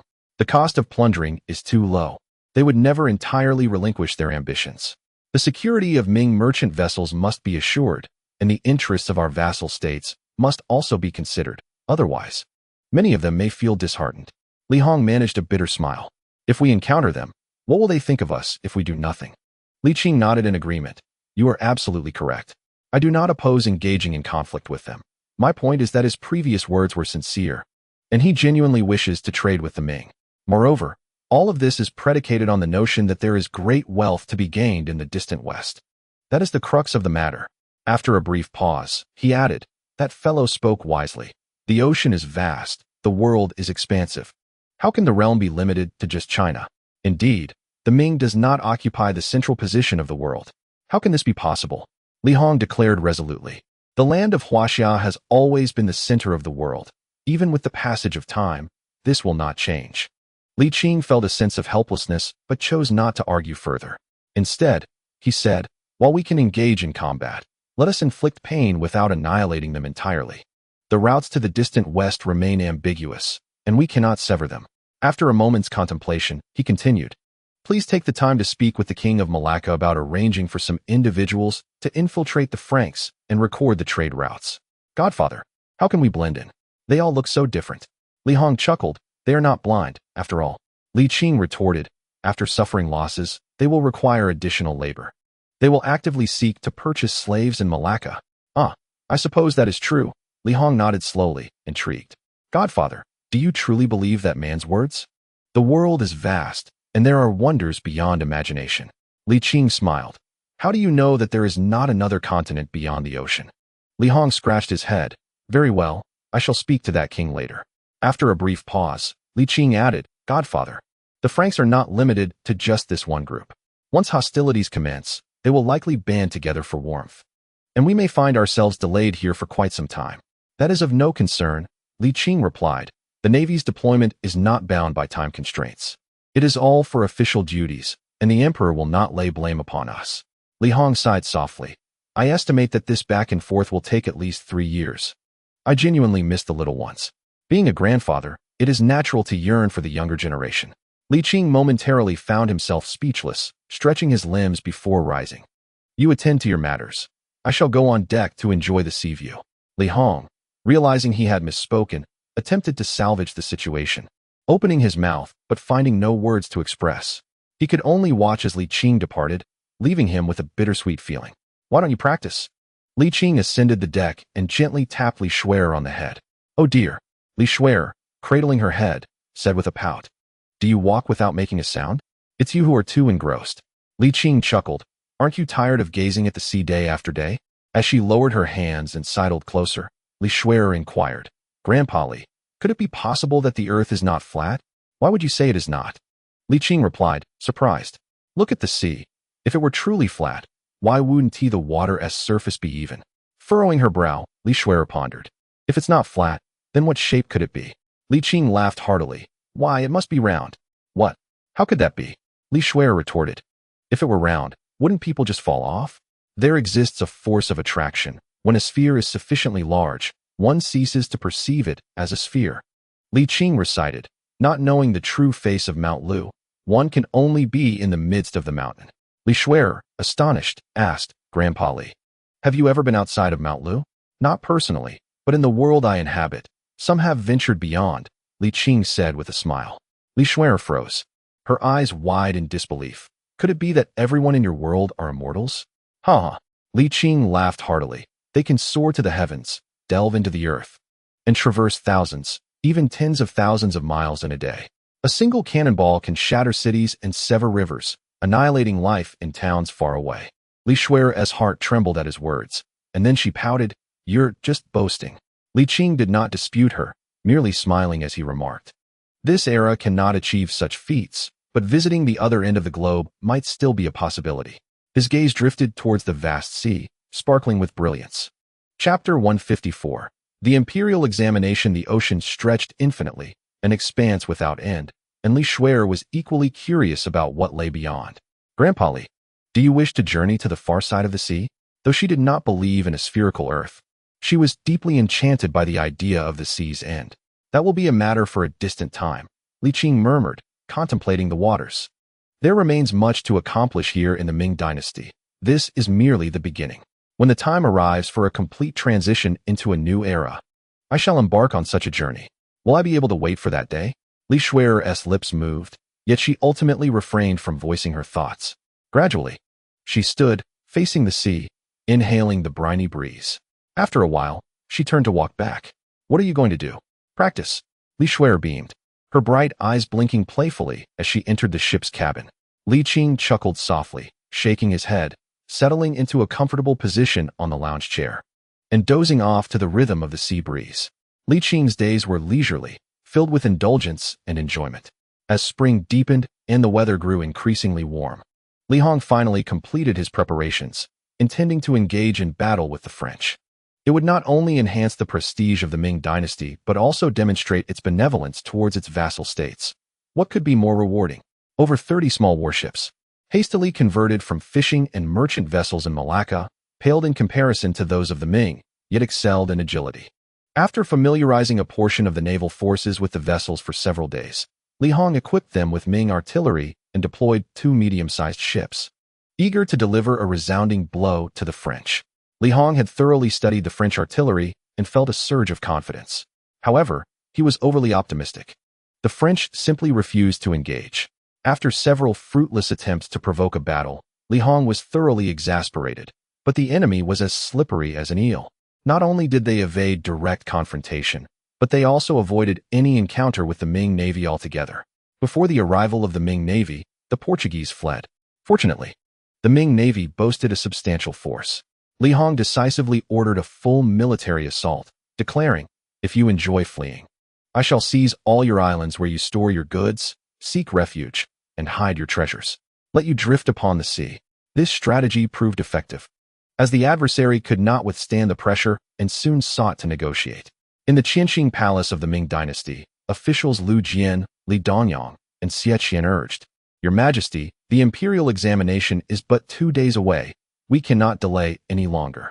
Zhu Yozong raised his hand to jot down a note, instructing Lu Aiqing, "Please make a trip to the Ministry of Rites." Lu Jian accepted the edict from the young eunuch, glancing at it with a hint of surprise before regaining his composure.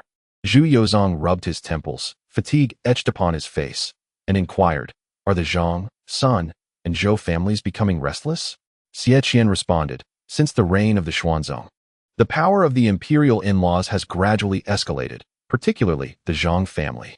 Over generations, they have amassed considerable influence within the officialdom. The civil officials, along with the entire military elite and nobility, held a disdain for the imperial relatives.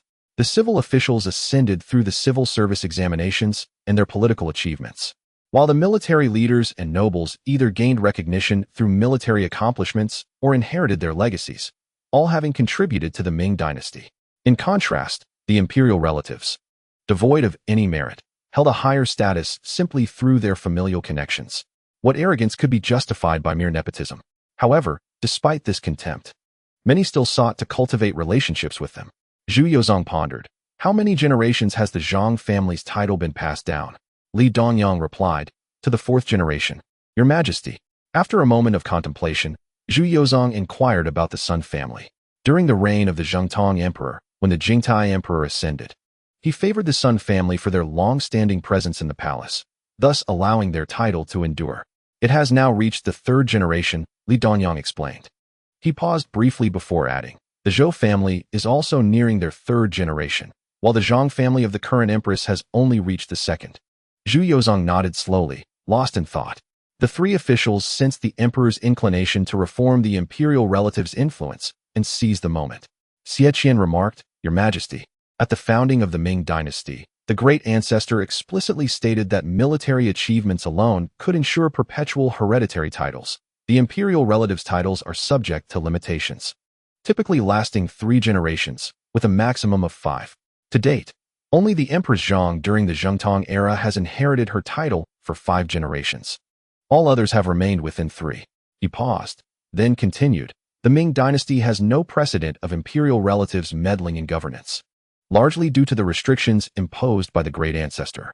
However, I believe 5 generations is excessively long and may lead to entrenched power. It is worth noting that the reason the family of Empress Zhang could inherit for 5 generations was due to the fortune of the 3 Yangs." Certainly.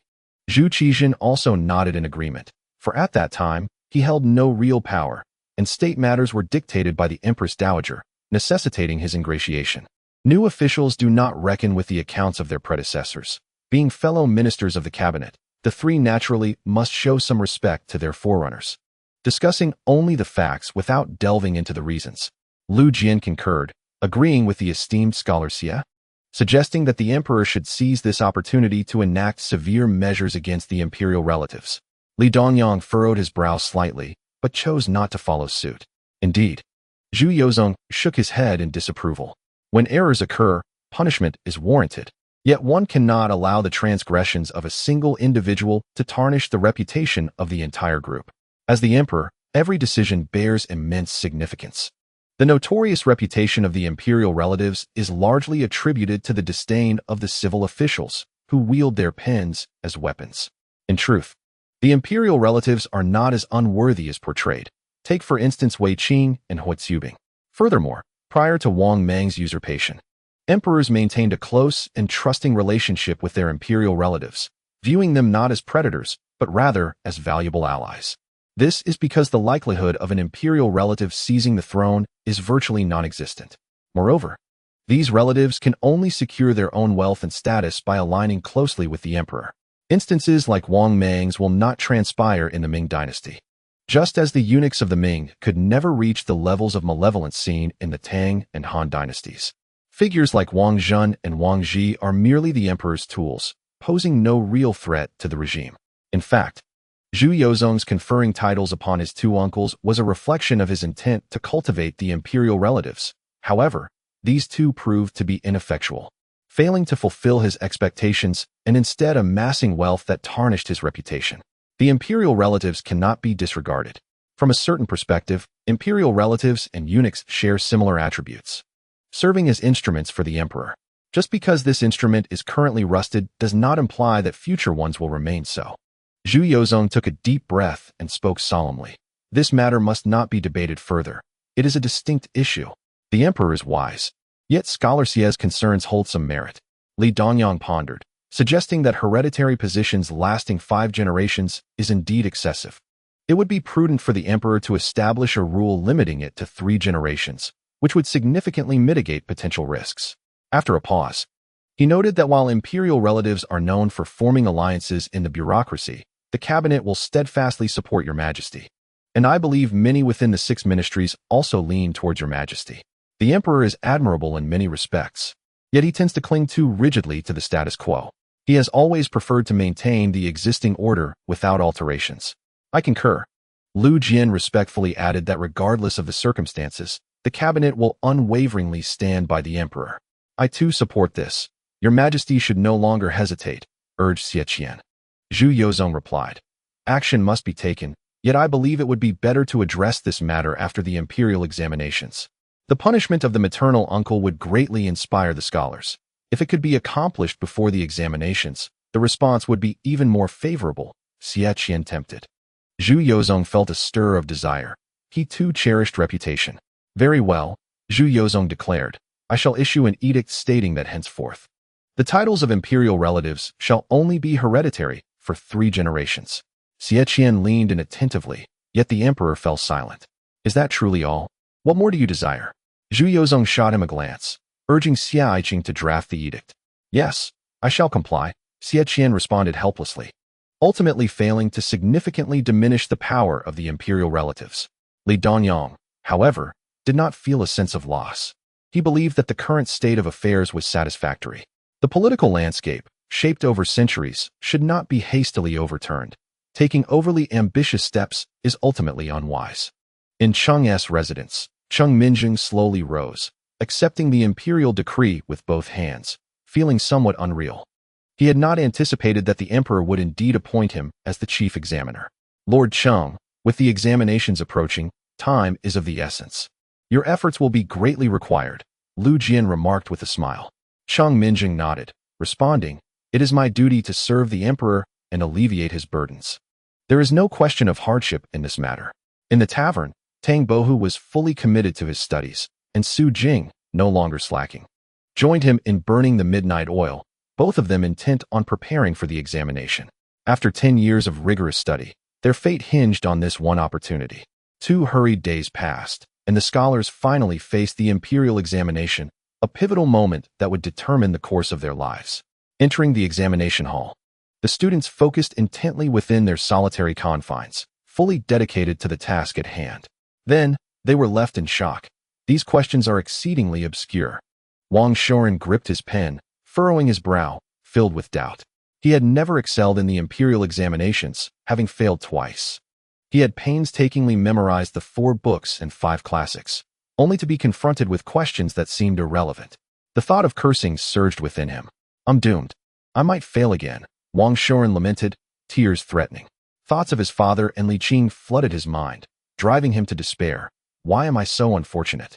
He reassured himself that he was not alone in his misfortune. Others likely faced similar tribulations.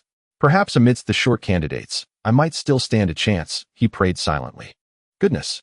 Brother Bohu, you are truly talented, Su Jing exclaimed, overwhelmed with excitement. Although the questions were obscure, Brother Bohu had previously mentioned them during their discussions and had elaborated extensively. Su Jing found it easy to draw from those earlier insights and refine his answers. Tang Bohu, gazing at the examination paper, was filled with a singular thought. I am assured of success. I will surely emerge as the top scholar. Chapter 155. Turbulence emerging from the examination hall. Tang Bohu felt invigorated, as if the world had become vibrant. In stark contrast, his fellow candidates were despondent, resembling wilted vegetables. Utterly defeated. For instance, Wang Shoren perceived the world as bleak, envisioning his father's disappointment and Li Qing's formidable fists. If I fail again, I might truly be in for a beating, Wang Shoren chuckled bitterly, picturing Li Qing's somewhat menacing visage. Wang Shoren was not one to make excuses. Yet this time he felt compelled to cry out to the heavens. These questions are far too obscure. Not merely obscure, but exceedingly bizarre. His fellow candidates harbored deep resentment, wishing to confront the chief examiner with their grievances. Brother Bohu, you are magnificent. You are my hero. Su Jing's spirit soared, feeling reassured that all would be well. What followed was the anxious wait for the results. The market for talented scholars remained robust, and with the conclusion of the examinations, it flourished even more. Prominent taverns eagerly sought to recruit the brightest candidates. In the wake of the expulsion of Lord Shaning and Lord Jianshang from the capital, their assets were naturally transferred. The new proprietor extended a particular deference to Tang Bohu and Su Jing, offering them an initial sum of 3,000 taels of silver. He required little from them, merely to make an appearance in the tavern's grand hall each day, dining with guests during mealtimes, without further interference. Tang Bohu's life was not financially strained, and Su Jing was even more affluent. Both held a certain disdain for the money. However, this presented a splendid opportunity to establish a reputation within the circles of high society in the capital, and they willingly complied with the tavern owner's arrangements. Pursuing an official career, fame served as a significant advantage. Every day, a steady stream of individuals came forth to forge connections, predominantly from affluent or noble backgrounds. The two men found themselves bustling with the comings and goings of guests, yet they relished the experience. Both Tang Bohu and Su Jing exuded confidence, buoyed by their own promising prospects. As the atmosphere evolved, they shed their initial reservations and grew increasingly audacious, particularly Su Jing, who had a penchant for socializing. Well acquainted with the upper echelons, his wealth allowed him to be quite open, and with this recent stroke of fortune, he began to elevate himself in conversation. Nevertheless, he remained loyal, always remembering to include Tang Bohu. Aware that the present moment was ripe for leveraging their reputations, Tang Bohu readily embraced the opportunity. His unparalleled talent and eloquence garnered him a considerable following. While some reveled in the newfound attention, others among their peers wore expressions of concern and uncertainty. Observing the duo's success inevitably stirred envy among the rest, yet they were powerless to alter the situation, for the two were indeed celebrated prodigies of Jiangnan. Discontent notwithstanding, the prestige of the top-ranking candidates from the imperial examination was still acknowledged. Since the establishment of the Ming dynasty, every graduate from the southern Jili had achieved high honors, with not a single exception. The Ministry of Rites busied itself with the collection of examination papers, the masking of names, the meticulous transcription, and the rigorous cross-examination by the officials overseeing the grading. Even Zhu Yuzhong frequently paid visits. Cheng Minjing was so occupied that he scarcely returned home. The imperial examinations of this era held greater significance than future university entrance exams. It was understood that any successful candidate would ascend to officialdom within the Ming dynasty, and even those who failed had opportunities for government positions. The selection of talent for the nation could not be taken lightly. Names were concealed, handwriting was transcribed by professionals, and the cross-examination process rendered cheating nearly impossible. Nonetheless, Zhu Yuzhong dispatched the Eastern Depot and the imperial guards to oversee the proceedings, further diminishing the likelihood of fraud. In the Qianqing Palace's side hall, Minister Yang Tingyi spoke eloquently, while two students appeared lost in their own thoughts, one contemplating how to enjoy leisure after class, the other pondering how to respond when the results were announced. Despite Yang Tingyi's fervent speech, the two remained unmoved. "Your Highness, the prince's companion," Yang Tingyi exclaimed in exasperation. "Can you not show me some respect?" The students jolted back to reality, gazing at him in confusion, asking in unison, "What?" "Enough," Yang Tingyi, flustered, declared. "I must meet with His Majesty." With that, he cast aside his books and stormed out in indignation. "Old Wang, it seems he has gone to file a complaint," Zhu Hozhao remarked hesitantly. "Remove the word seems," Wang Shouren replied coolly, his own worries now compounded, his brow furrowing into a frown. Gradually, he stood up, offering a perfunctory bow. "Your Highness, I shall take my leave." "Do not leave, for we share both fortune and adversity. If you depart, I shall bear the brunt alone," Zhu Hozhao implored. Grasping his companion's arm, Wang Shouren offered a wry smile. "Your father would not chastise you, but mine may not be as lenient." "Is that so? Weren't you brimming with confidence before?" Zhu Hozhao exclaimed in surprise, teasing. "Have you wilted before the results are even announced?" "Not amusing," Wang Shouren retorted, rolling his eyes as he walked away. "Alas," Zhu Hozhao sighed, "you truly are no friend at all. I am the one who holds the weight here. Why concern yourself with your father? Such short-sightedness. Master Chung, what do you think of these two examination papers?" An official from the Ministry of Rites presented the papers. Cheng Minjing took them, placing them on his desk for review. After a moment, he could not help but exclaim, "Ah, quite good. Indeed, a relief." The first part of his statement expressed astonishment, while the latter conveyed reassurance. Should the entire examination yield no remarkable papers, it would not only signify the failure of the candidates, but also the examiners. "My lord, the similarity between these two papers is rather striking," an official remarked. "This is not unusual. Such occurrences have been noted in past examinations. The pool of eloquent phrases is limited, restricted as it is within the confines of regulated forms. Given the shared essence, some degree of homogeneity is inevitable. Besides, the similarity is less than half. There is no cause for concern. Then it shall be these two? Not in haste. I shall review them once more. A decade of arduous study deserves our utmost diligence," Cheng Minjing declared. "The emperor has been visiting frequently. Let him peruse them as well." "Understood. He, the champion will undoubtedly be Brother Bihu. As for me, I shall settle for second place," Su Jing boasted. Having indulged too much, Tang Bohu, slightly inebriated yet not entirely so, sipped his tea, reminiscing over the content he had penned, a satisfied expression gracing his features. "Brother Bihu is truly worthy of being hailed as the foremost talent of Jiangnan. I am in awe. Should you rise to greatness, do not forget your fellow classmates." The flattery flowed incessantly, leaving Tang Bohu in a daze. Although he refrained from further drinking, his intoxication deepened. Yet, in his euphoric state, he failed to consider the bittersweet envy lurking behind the compliments. A decade of relentless study culminated in a single contest, yielding starkly disparate outcomes, a reality that would weigh heavily on anyone's heart. Though the results had yet to be announced, the disparity was already evident. Not long after the gathering dispersed, rumors of Su Jing and Tang Bohu bribing the chief examiner, Cheng Minjing, regarding leaked examination questions erupted. The news spread like wildfire. Within a day, it had nearly reached every ear in Shuntian Prefecture. How swift, almost unnaturally so. Su Jing was bewildered, as was Tang Bohu, for them. It felt like a thunderous shock. Cheng Minjing shared their sentiment, but, being a seasoned official, quickly regained composure and seized the last opportunity to enter the palace for an audience. In the Qianqing Palace, Cheng Minjing defended himself. "Your Majesty, you have reviewed the examination papers. They were anonymous, transcribed without error. How could I discern that they were authored by Su Jing or Tang Bohu? As for the alleged leak, given my position and family background, I would not risk such folly." Pray tell, what could two merchants' offspring possibly offer me? Zhu Yozong furrowed his brow and inquired. I ask you, is it true that you engaged in friendship and bribery? Cheng Minzheng hesitated, and with a hint of indignation, stated, Indeed, the two have visited me, but it was merely a gesture of camaraderie among fellow townsfolk. As for bribery, that is a baseless accusation. I created a painting, and they paid a mere gold coin as a token fee, valued at no more than 10 taels of silver. Beyond that, there was nothing else. Pausing for a moment, he added with a sense of grievance, Your Majesty, Tang Bohu is well-renowned, and countless individuals, both openly and covertly, have formed connections with him. I am wronged. Furthermore, when they came to visit, I had not yet been appointed as the chief examiner.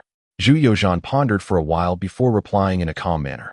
As a dignified vice minister of rights, engaging with candidates in such a manner without regard for potential suspicions, it is only natural that you would invite public scrutiny. Cheng Minjing found himself at a loss for rebuttal. In truth, he was of impeccable integrity, yet in the realm of officialdom, how could he remain entirely unblemished? With public sentiment swelling, and the emperor taking a firm stance, he could only accept his fate. I am guilty, but not of leaking examination questions, Cheng Minjing asserted earnestly. Your Majesty, it is not that I harbor undue suspicion. Rather, it seems likely that someone has set their sights on my position, wishing to usurp it. And who might that be? Cheng Minjing slightly shook his head. Without evidence, how could I dare to make unfounded accusations? However, Your Majesty, the speed at which this news has spread, would you believe it if I said no one was secretly orchestrating it? Zhu Yozhan fell silent, contemplating deeper implications. After a long pause, he sighed. The public outcry is indeed overwhelming. Cheng Minjing remained silent, reflecting for a moment before bitterly suggesting, I beseech Your Majesty to have me imprisoned. Permission granted. Zhu Yozhan nodded, gesturing for the guards. The palace guards entered and escorted Cheng Minjing away. This scene was fortuitously witnessed by Zhu Hozhao, who looked on in astonishment, for it was his first experience of an official being detained within the palace. Father, what crime has that man committed? Zhu Yozhan, feeling a headache coming on, replied, The entire city is abuzz with rumors of examination fraud. The populace is rife with discontent, and the students are seething with resentment. Cheng Minjing, as the chief examiner, cannot evade suspicion and must bear the consequences. That man is Cheng Minjing. Alas, who has committed fraud? Tang Bohu and Su Jing. Zhu Yozhan's expression remained as calm as water. Zhu Hozhao scratched his head in confusion. Is it really necessary for the top scholar of Nanjili to resort to cheating? Logically, it shouldn't be the case. Did Cheng Minjing truly leak the questions? Zhu Hozhao inquired again. Most likely not. Then why do you imprison him, father? It is for his own good, and also to quell public sentiment, Zhu Yozhan sighed. Otherwise, those with ulterior motives will claim collusion, and this is merely a means to help him avoid suspicion. Zhu Yozhan's face bore visible fatigue, and his toothache began to flare up again. Observing this, Zhu Hozhao hurried over to him, massaging his shoulders while reassuring him, Father, do not worry. The truth will come to light. Zhu Yozhan managed a wry smile. Hozhao, you are too optimistic. Once the seeds of doubt are sown, untangling them becomes exceedingly challenging. In chapter 156, Wronged, Zhu Yozhan sipped his tea, savoring it for a moment before swallowing, continuing, Jealousy is a universal trait. How many truly seek the truth? The students wish to witness the downfall of a genius, and the common folk relish another topic for idle chatter. With so many in the Ministry of Justice, how can they prove their innocence? Zhu Hozhao hesitated. Father, do you believe they cheated? Zhu Yuzhong remained silent, merely stating, they are unable to prove their innocence. And even my father cannot assist in their vindication. Alas, the majority of people only believe what they wish to see. That is human nature. Is that all? Zhu Hozhao expressed his dissatisfaction. The young lad, at the age filled with righteous indignation, could not tolerate even the slightest injustice. He huffed, Father, public sentiment spreads so swiftly and widely. One can surmise that there must be some hidden agenda behind it. It is likely that someone has their eyes on Minister Cheng Minjing's position. Suddenly recalling something, he exclaimed, Father, do you think this could be related to the recent suppression of the imperial relatives? Your ability to perceive this brings me great comfort, Zhu Yuzhong responded, gently patting his son's head. It is likely the case. Zhu Hozhao's anger intensified as he retorted, It seems the suppression has not been forceful enough. You should truly. Zhu Yuzhong interrupted, My child, Any attempt to challenge vested interests will inevitably lead to backlash. The emperor is no exception. Excessive rigidity leads to collapse. And as a sovereign, one must consider the broader picture. Despite Zhu Yozhang's earnest guidance, Zhu Hozhao could not absorb his words and instead perceived his father as overly timid. Though he refrained from voicing disagreement, he remained unconvinced. Zhu Yuzhang patiently elaborated. The imperial relatives have their own unique advantages. They should not be easily dismissed. You only recognize the influence of civil officials and military generals, yet you fail to see that the imperial relatives are also a significant asset in the emperor's governance. Their loyalty is no less than that of the eunuchs, and they, too, possess capable individuals. He continued, historically, bureaucrats have resented the imperial relatives and eunuchs, as their interests are intertwined with the emperor's. Most of the time, they are staunch defenders of the emperor, which is why they are often disliked. Pausing for a moment, he added, of course, the imperial relatives growing too powerful has its drawbacks, which is why our founding emperor imposed restrictions on them. However, it must be noted that even a centralizing figure like the founding emperor did not completely obliterate the imperial relatives. With a hint of regret, he remarked, as it stands, aside from the Su family, who are national heroes, our Ming dynasty has not produced any capable imperial relatives, especially considering your two uncles. Zhu Yuzhang sighed. The potential for imperial relatives in the Ming dynasty is rather limited, and now that your father has imposed further restrictions, they cannot be suppressed any longer. I will never rely on the imperial relatives, Zhu Hozhao declared. You can only represent yourself, Zhu Yuzhang replied. My child, you must understand that any action against vested interests will come at a cost. It may lead to disloyalty, or worse. In this game of power, everyone must adhere to the rules. Zhu Hozhao, feeling indignant, countered, I have perused the annals of the founding emperor and the second emperor, yet I found no evidence of their adherence to such rules. That is different, Zhu Yuzhang explained. The founding emperor conquered the world through military might, tightly binding himself to the army. The second emperor was inept and tyrannical, while the third emperor, with the mandate of heaven, restored order. After praising their achievements, Zhu Yuzhang continued, the third emperor was also a military emperor, similarly bound to his army. However, during the reign of the Xuanzong, there was a decline, and later, under your grandfather's rule, he barely regained the initiative, yet could not compare with the founding or second emperors. Zhu Yuzhang lifted his teacup to moisten his throat and said, Hozhao, the political landscape is ever-changing. Today, the Ming dynasty flourishes, with the world bowing before us. The conditions for being a military emperor no longer exist. Conditions can always be created, Zhu Hozhao replied. Zhu Yuzhang slammed his teacup down, his face darkening as he said, So, it seems that after all my words, they have fallen on deaf ears. Wherever could this be? I have greatly benefited from it. Zhu Hozhao hurriedly smiled and replied, Father, I have taken your teachings to heart. Zhu Yozhang's expression softened somewhat as he rose and said, Father is weary. I shall take a rest. Father, may I investigate this case of corruption? Nonsense. Zhu Yuzhang retorted angrily. How can the crown prince adjudicate a case? Furthermore, you are still underage. How could your involvement lend credibility? Why are you so furious? Zhu Hozhao exclaimed, deeply agitated. Hey! Zhu Yozhang's anger intensified. He was about to strike the young boy when suddenly a sharp pain shot through his teeth, distorting his face. Father, are you all right? Zhu Yuzhang grimaced in pain and muttered, It hurts terribly.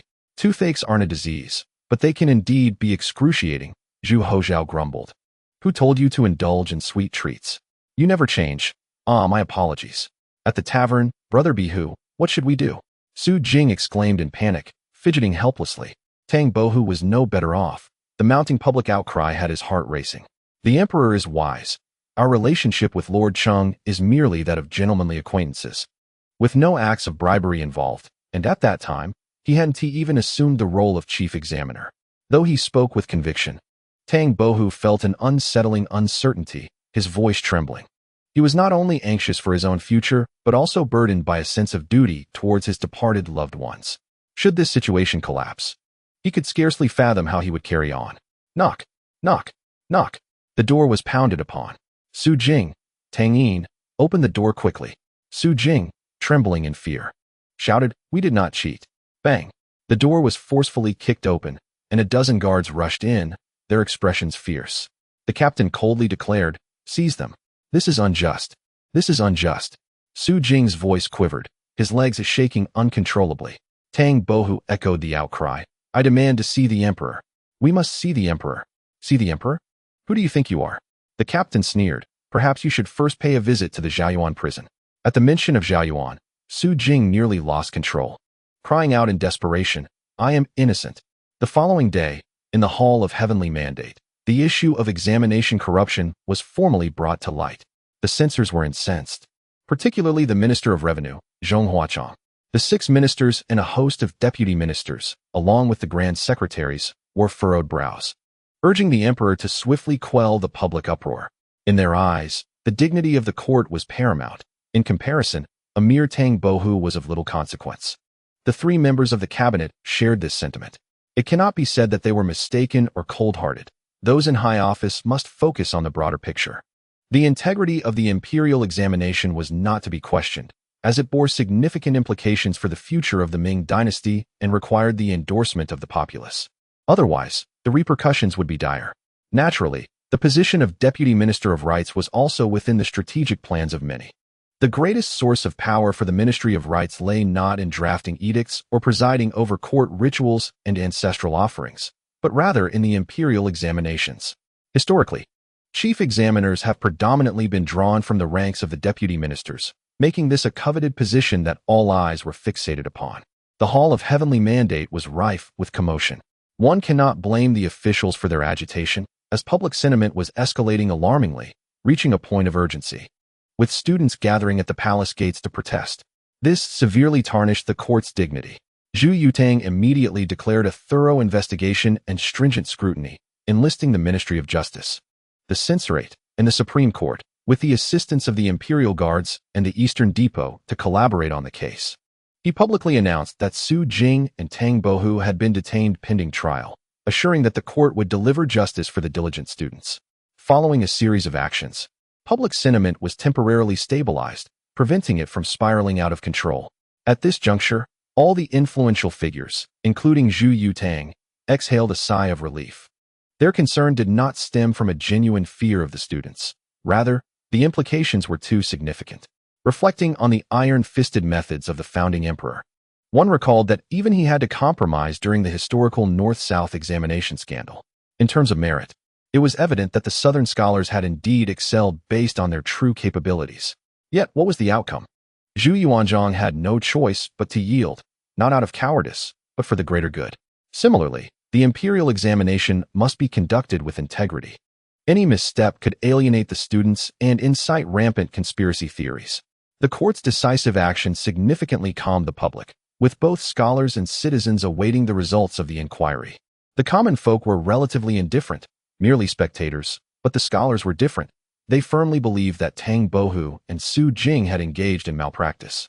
However, the reality was entirely the opposite. With the 3 judicial offices convening and the Imperial Guards assisting, the origins and details of the case were swiftly unraveled. Given the gravity of the public outcry, no one dared to obfuscate the truth, and all findings were submitted to Zhu Yutang, including the poem A Cut of Plum.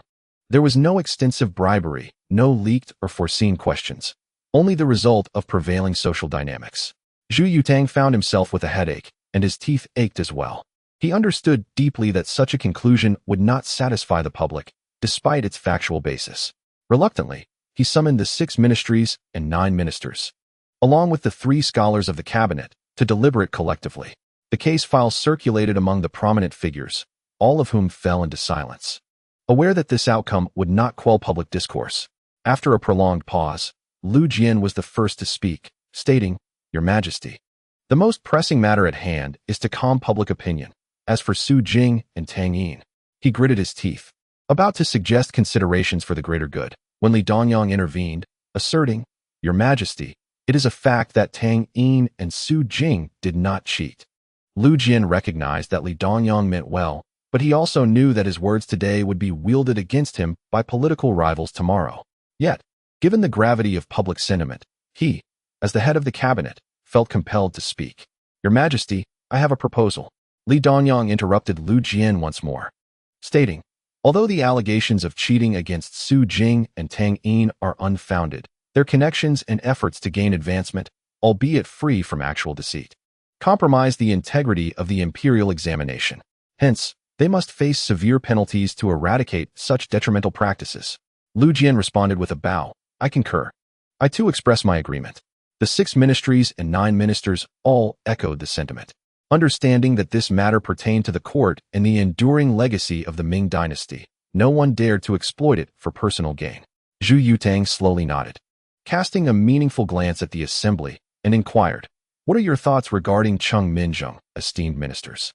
The prominent figures exchanged glances, each contemplating their own agendas. This was a position of real power, and also the political prize arising from the current examination scandal. The public outcry had stemmed from this very issue. Tang Bohu would indeed be the flamboyant and talented Tang Bohu. Tang Bohu, indeed, embodies the spirit of benevolence for the world. Chapter 157, A Moment of Universal Joy. For a long while, silence enveloped the room. All present were astute individuals, well aware that the recent examination fraud was orchestrated by unseen hands. Aimed at the Minister of Rights, Zhu Yozong surveyed the assembly and, in a calm tone, remarked, "The accusations made by Hua Chong are unfounded. What is the explanation for this?" The esteemed officials remained taciturn, their gazes converging on the Minister of Revenue. "How is this related to me?" The Minister of Revenue exclaimed in indignation. At first glance, Hua Chong held the position of a minor official within the Ministry of Revenue. Yet the crux of the matter lay with the Ministry of Rights, rendering it tangential to the minister's responsibilities. Hua Chong was merely a mouthpiece, after all. However, Hua Chang's audacity had drawn attention. The intricacies of the situation were too delicate for anyone to elucidate. Fear of offending the puppet masters loomed large, and the Minister of Revenue naturally became the scapegoat. Thankfully, this would not be lethal for him, nor would it irreparably damage his standing. Hua Chang's hubris was purely a personal folly, unrelated to the Ministry of Revenue. The minister promptly deflected blame, adopting a facade of contrition. "Your Majesty, I have been preoccupied with the assessment of taxes and grain, and in my oversight, I beg your pardon." Zhu Yozong chuckled softly, stating, "If the Minister of Revenue were to be held accountable for the actions of a mere minor official, then the heads of all 6 ministries would surely face dismissal." Upon hearing this, the atmosphere lightened, and the dignitaries exchanged knowing smiles, bowing in appreciation. "Your Majesty's discernment is unparalleled. Your benevolence is truly commendable." "Enough." Zhu Yozong waved his hand gently. "Hua Chong, blinded by self-interest, has stirred the pot, leading to rampant speculation that has severely tarnished the court's reputation.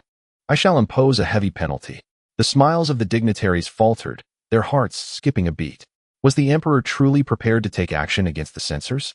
Immediately, some found themselves restless. Despite their seemingly innocuous position, the censors wielded tremendous power, serving as a formidable counterbalance to imperial authority, an asset that must not falter. The influence of the cabinet continued to swell, and should the 6 ministries lose this minor official as a conduit, they would find themselves increasingly disadvantaged.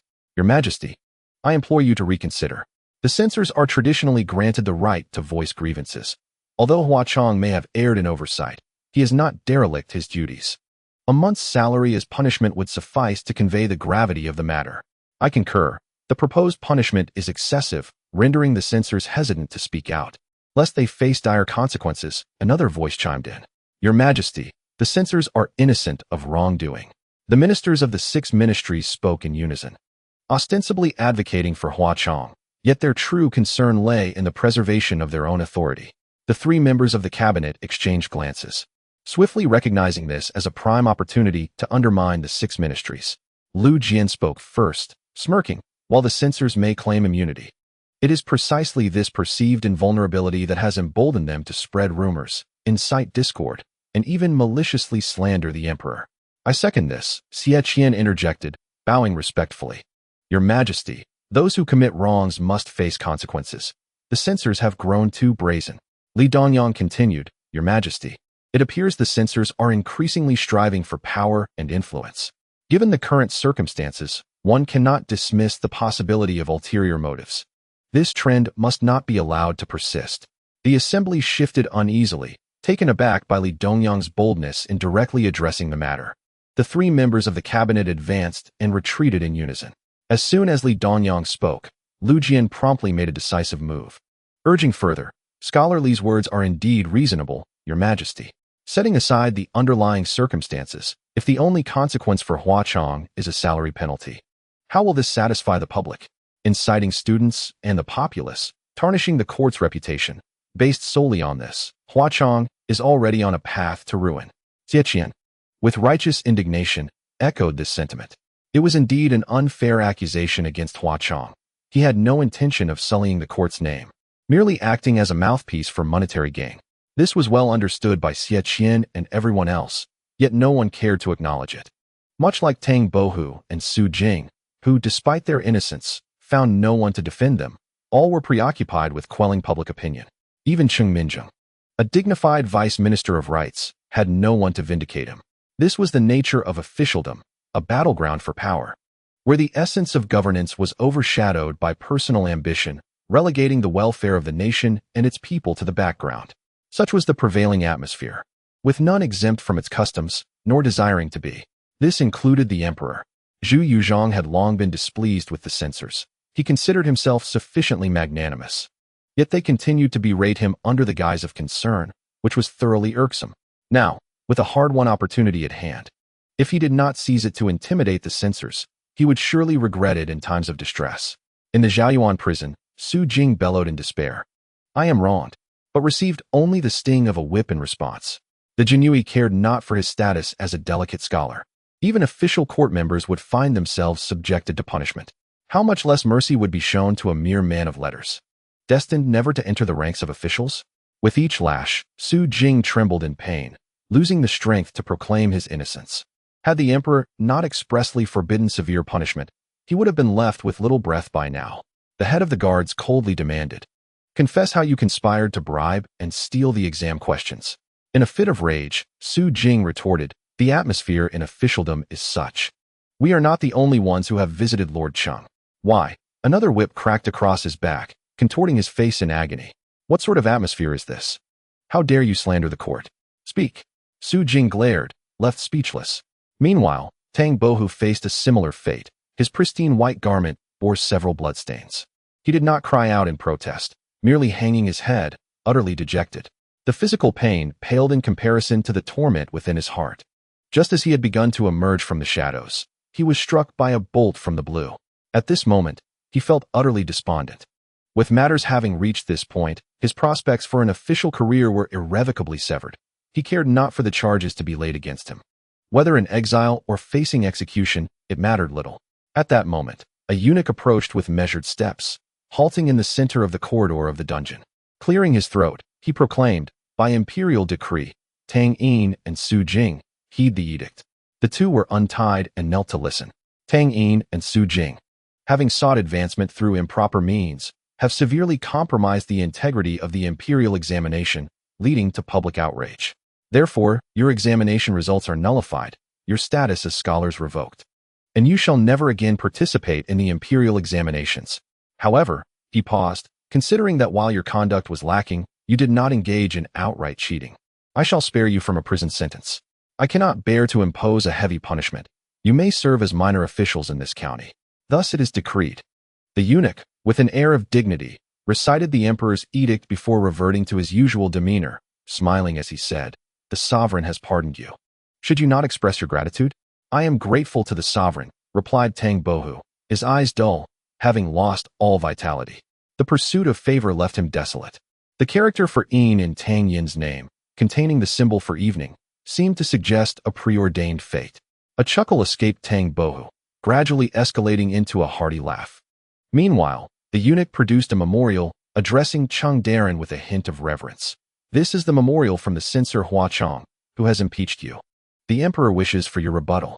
Cheng Minzheng, the esteemed vice minister of rights, was not subjected to torture before any charges were substantiated. Thus he had not suffered any physical harm. "Bring me paper and ink," he commanded. The eunuch turned back, grinning obsequiously. "Shall I prepare the ink for you?" "No need," Cheng Minzheng replied, his tone devoid of emotion. He unfurled the impeachment memorial, reading it expressionlessly before dipping his brush into the ink and writing swiftly. Though Chang's words may be inappropriate, this matter is of great significance. Given the current circumstances, it is difficult to satisfy both sides. I am willing to take the blame and return to my fields. to preserve the emperor's virtue and maintain the dignity of the court. I hope your majesty will grant this. Having lingered in the halls of power for so long, Cheng Minjung was far from a naive youth crying injustice. He saw clearly that, at this juncture, the truth was of little consequence. The eunuch glanced at his handwriting, appearing unsurprised, and carefully tucked it into his sleeve, saying, "The emperor has decreed that you will be treated as if you are retiring to your hometown. After a century, the court will bestow honors upon you, and once the storm has settled, you may be considered for a return to officialdom." Cheng Minjung chuckled, his smile rife with bitterness and resignation. He bowed deeply, proclaiming, "The emperor is benevolent." A return to the court? It was no longer a possibility. No one wished for his return, nor did he have any desire to come back. Outside the prison, Tang Bohu, Su Jing, and Cheng Minjung emerged in succession. The brilliant sunshine and boundless springtime brought them no warmth, only a chilling desolation. One was a renowned talent from Jiangnan, another a pampered son of a wealthy family, and the third a second-generation official residing in high office. They were all distinguished individuals, yet by a twist of fate, they had become embroiled in a tragic scenario. The three exchanged glances, remaining silent. There was neither resentment nor camaraderie. Their eyes held a sense of estrangement. This parting was likely to be eternal. Shortly thereafter, Hua Chang emerged as well. Like Cheng Minjung, he had not faced punishment, yet he appeared utterly soulless, and even more wretched than Tang Bohu, bursting into tears as he cried out for justice upon his exit. The three heard the outcry, aware of the source, yet none turned back. The capital held little allure. They would not return.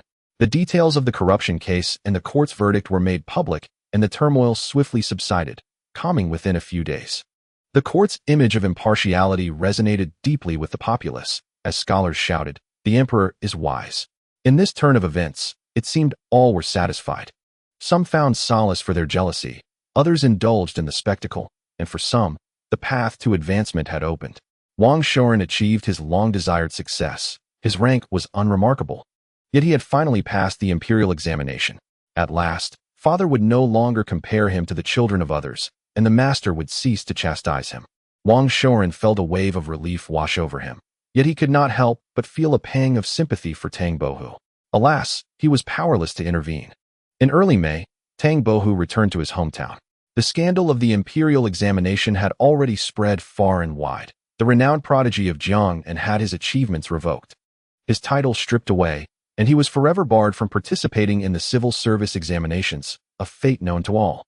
Navigating the familiar yet foreign streets, Tang Bohu was met with pointed fingers and whispered remarks as he stumbled homeward. Yet, his family too was not kind. Chapter 158, Deception. Ambush. His wife scolded him, and his brother insisted on dividing their household. Observing this scene, Tang Bohu felt an overwhelming sense of estrangement. His final bastion of defense had crumbled. Eventually, he fell ill. He could withdraw from the world, escaping the slander that surrounded him, and in his despair, he even contemplated that death might not be such a terrible fate. Yet, a man barely in his prime cannot be so fragile. "Elder brother, you are father's son, and I too am his son. Blood relatives must settle accounts clearly. My husband, if we are to part ways, I must manage our finances. Furthermore, you cannot linger at home any longer. You must report to the magistrate immediately. I have endured enough of a neighbor's disdain." Tang Bohu silently turned away, presenting his back to them. This only intensified their anger. "We must divide our household. We cannot delay any longer. Tang Yin, either settle down and serve as a minor official, or abandon all hope of a decent life. At this point, why pretend to be noble? Do you still think you are the great talent of Jiangnan?" Finally, Tang Bohu responded. He sat up and declared, "Let us part ways, and let there be a divorce." The two who had been bickering fell silent, ceasing their harsh words. "Elder brother, you lack the acumen to manage. The tavern and inn are nearly ruined under your care. Let me take over, and I assure you will not suffer financially." Tang Bohu nodded. "Boer, though we part as husband and wife, a divorce is acceptable, yet you must provide me with sufficient means to survive." Tang Bohu nodded once more. At last, tranquility enveloped him. He transferred all property to his brother, giving the majority of the divided funds to his wife, retaining only a modest sum for his own expenses, enough to sustain him for a considerable time. Tang Bohu returned to a life reminiscent of years past. However, even such a life was fraught with instability. The gossip and slander had not dissipated over time, Whenever he ventured out to purchase wine and meat, he was met with ridicule, even from the vendors selling him goods. Perhaps, mocking the once exalted talent of Jiangnan was a source of great satisfaction for many. One day, Tang Bohu packed his belongings and laughed uproariously, his mirth bordering on madness. Unlike Li Bai, who laughed heartily as he strode forth. Tang Bohu felt only the weight of profound sorrow, melancholy, and the solitude that comes from seeing through the world's pretenses. Stepping away from the whispers, he entered the brothels and pleasure quarters, indulging freely. Possessing charm, talent, and wealth, Tang Bohu naturally attracted the attention of the courtesans. Yet, how long could he squander such fortunes? The negotiations had finally collapsed.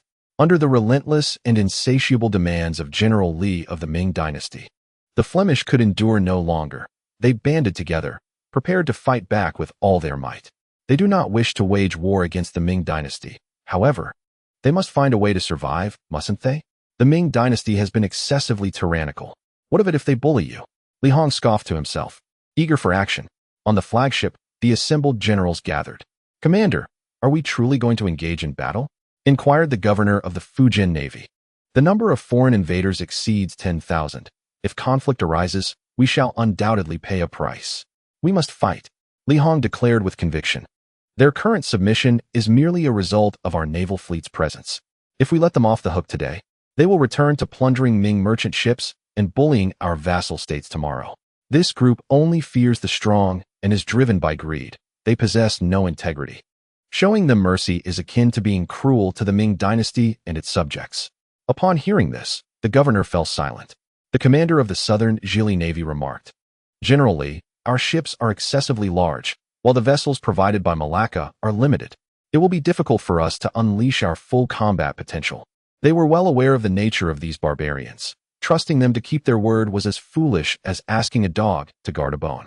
However, over time, they had gained some understanding of the foreign invaders, realizing that they were far less formidable than the smuggling merchant fleets and the elusive pirates.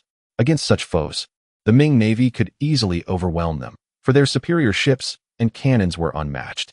Yet, the situation with the foreigners was different. This group possessed both the brutality of genuine pirates and artillery that rivaled that of the Ming dynasty, forming a mercenary force driven by profit, each willing to risk their lives in battle. Although the Ming Navy had many soldiers, they could not all be deployed effectively, and there was concern about potential unforeseen circumstances. "Fear not.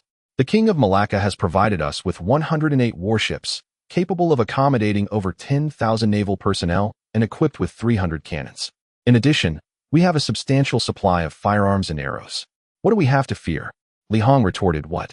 Does the Ming Navy only dare to confront soft targets, retreating when faced with a tough opponent?" No one dared to respond to this statement.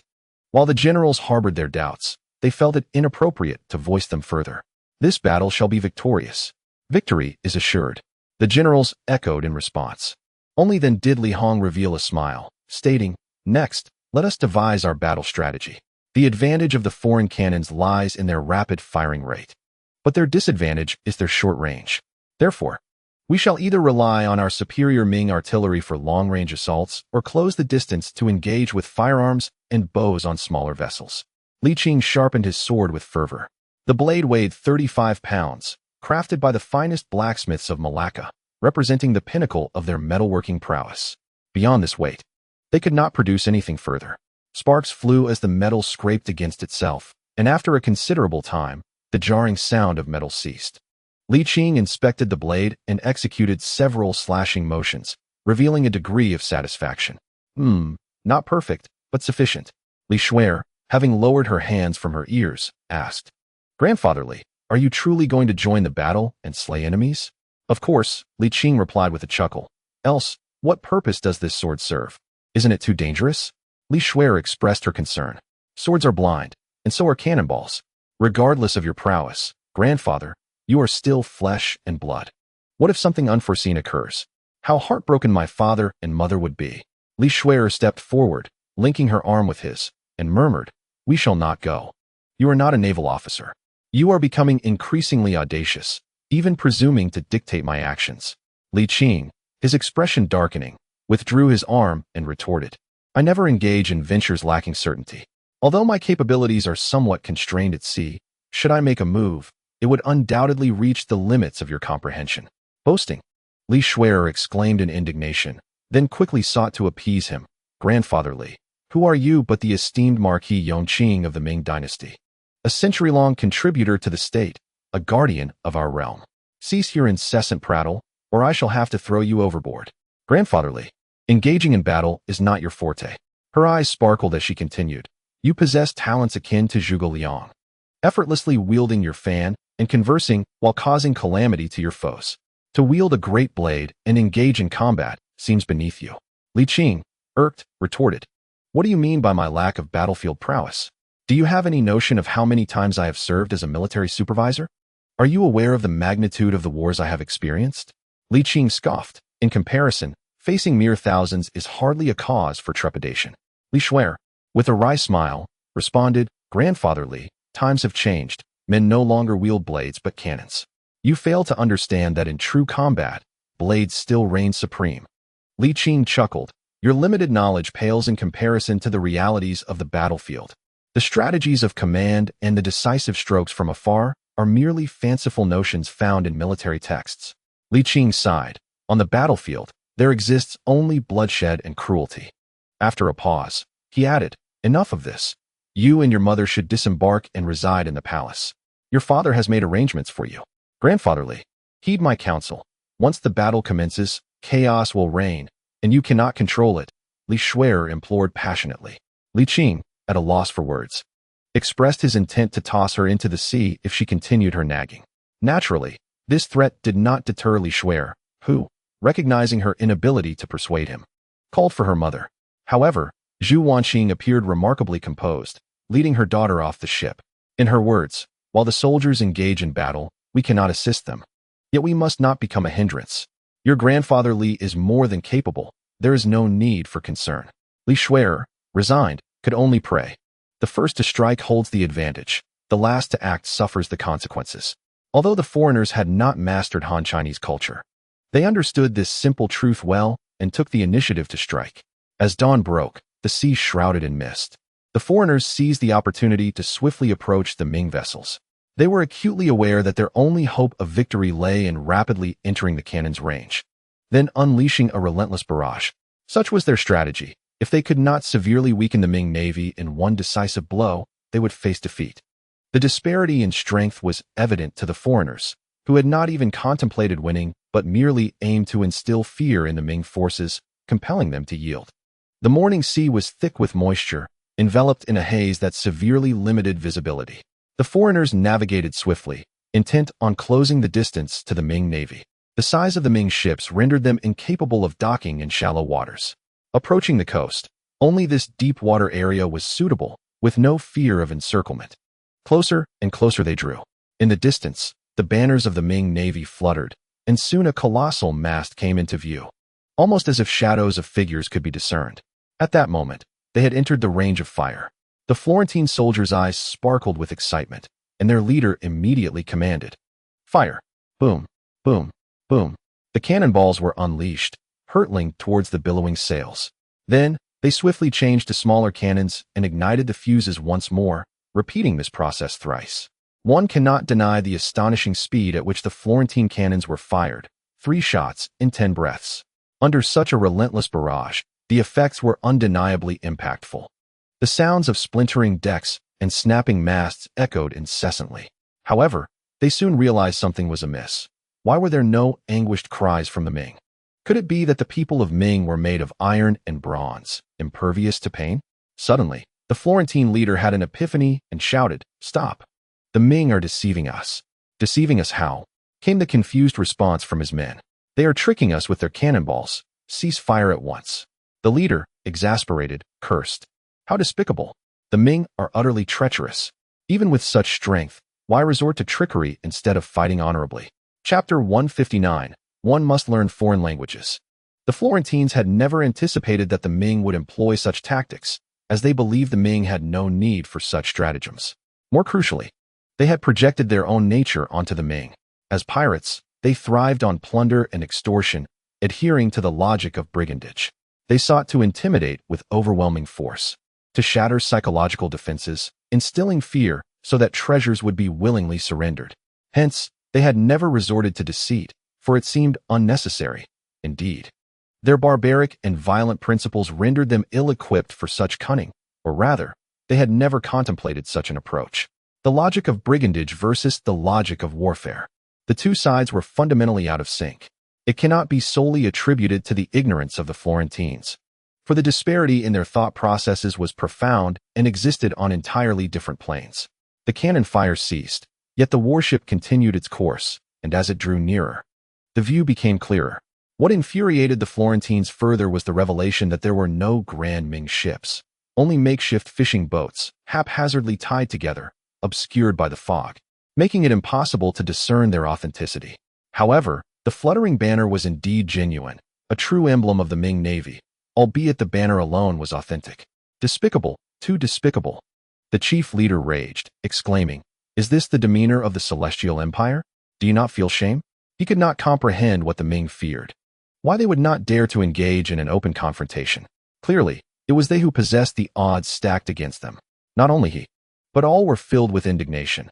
That round of cannon fire had consumed a full 2/5 of their firepower. Though they had not yet reached the halfway mark, they still had to endure life. With formidable firepower to intimidate, the nearby smaller nations could be easily manipulated, but without it, they feared a retaliatory strike. Without their powerful weapons, they were no better than their adversaries, for after all, they were all merely human. The undulating sea lashed against the hull of the ship, sending sprays of water into the air, while their hearts sank deeper with each passing moment. They had seized the initiative but failed to capitalize on it. A battle that was already precarious was destined to deteriorate further. To fight, victory seemed unattainable, and they lacked even the capability to inflict significant pain upon the Ming forces. To retreat? At this juncture, was retreat even an option? For a moment, the Franks found themselves ensnared in a predicament, but soon, their worries dissipated as there was no time left for lamentation. A cacophony erupted, followed by the rapid fire of cannonballs. "Scatter, quickly scatter," the chief commanded without hesitation. He was swift, and his subordinates responded promptly. Yet several ships were still obliterated, with seawater rushing into the hulls, making sinking inevitable. 500 meters to the right. Solid shot, elevate, full powder. Li Hong issued his commands with calm precision. The Ming soldiers executed their orders meticulously. As the pale golden sun rose in the east, the mist began to clear, slightly improving visibility. However, due to the considerable distance, only a vague silhouette was discernible, yet that was sufficient for Li Hong. After years of service as the Grand Admiral of the Navy, his judgment of maritime distances was remarkably accurate. Moreover, the recent barrage of cannon fire and the faint glow of gunpowder had further revealed the precise location of the Franks. Boom, boom, boom. Now it was the turn of the Ming Navy to demonstrate its might. The sounds of splintering wood, crashing waves, and the cries of the enemy echoed in tumultuous succession. Fortunately, the smaller size of the Frankish vessels allowed for greater maneuverability, and the limited firing rate of the Ming artillery provided a brief respite for the Franks. Otherwise, under the overwhelming firepower of the Ming, they would have been decimated without even engaging in direct confrontation. Even so, the Franks no longer wished to continue the fight. After enduring 2 rounds of cannon fire, they turned their ships around, retracing their path, resorting even to the long-abandoned oars to hasten their escape. Trying to flee? Seeing the indistinct silhouettes of the enemy vessels attempting to depart, Li Hong immediately commanded, "Musketeers, archers, board the small fishing boats and pursue them. Sailors, raise the sails and give chase." The artillerymen prepared to load and fire, shielding the musketeers and archers as a series of commands were executed with utmost precision. And the Ming Navy commenced their pursuit. Naval warfare differs from land combat. Both offense and retreat involve a certain degree of lag. Li Hong, ever quick to respond, promptly issued the correct commands the instant he sensed the Franks' intent to flee. However, by the time the warships set out in pursuit, the Franks had already gained considerable distance. The root cause lay in the fog that had descended upon the sea, which obscured visibility and hindered Li Hong's decision-making. He chased, they fled, and the gap widened. After all, the fervor for victory paled in comparison to the instinct for survival. The Franks rowed with all their might, while the Ming Navy, unaccustomed to their smaller vessels, found it increasingly difficult to keep pace. Li Hong, watching helplessly, cursed in frustration. "Damn it, don't run. Come back and duel with me. This time, I promise I won't deceive you. Retreat? Not a chance. The Ming naval forces, numbering in the tens of thousands, boasted artillery with a range that overshadowed the opposition.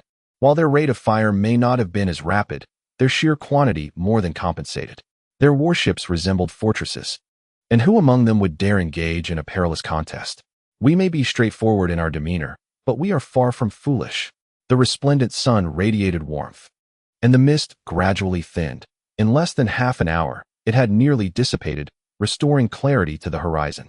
The sky was a brilliant blue, the sea a deep azure, blending seamlessly, with seabirds soaring in unison, a sight of exquisite beauty. Yet, amidst such splendor, no one took the time to appreciate it. Anxiety and tension gripped their hearts. Leader, a Ming soldier has appeared ahead. What? How many? Just one. Curse it, what does it matter? The chief's nose nearly crinkled in frustration. Move quickly.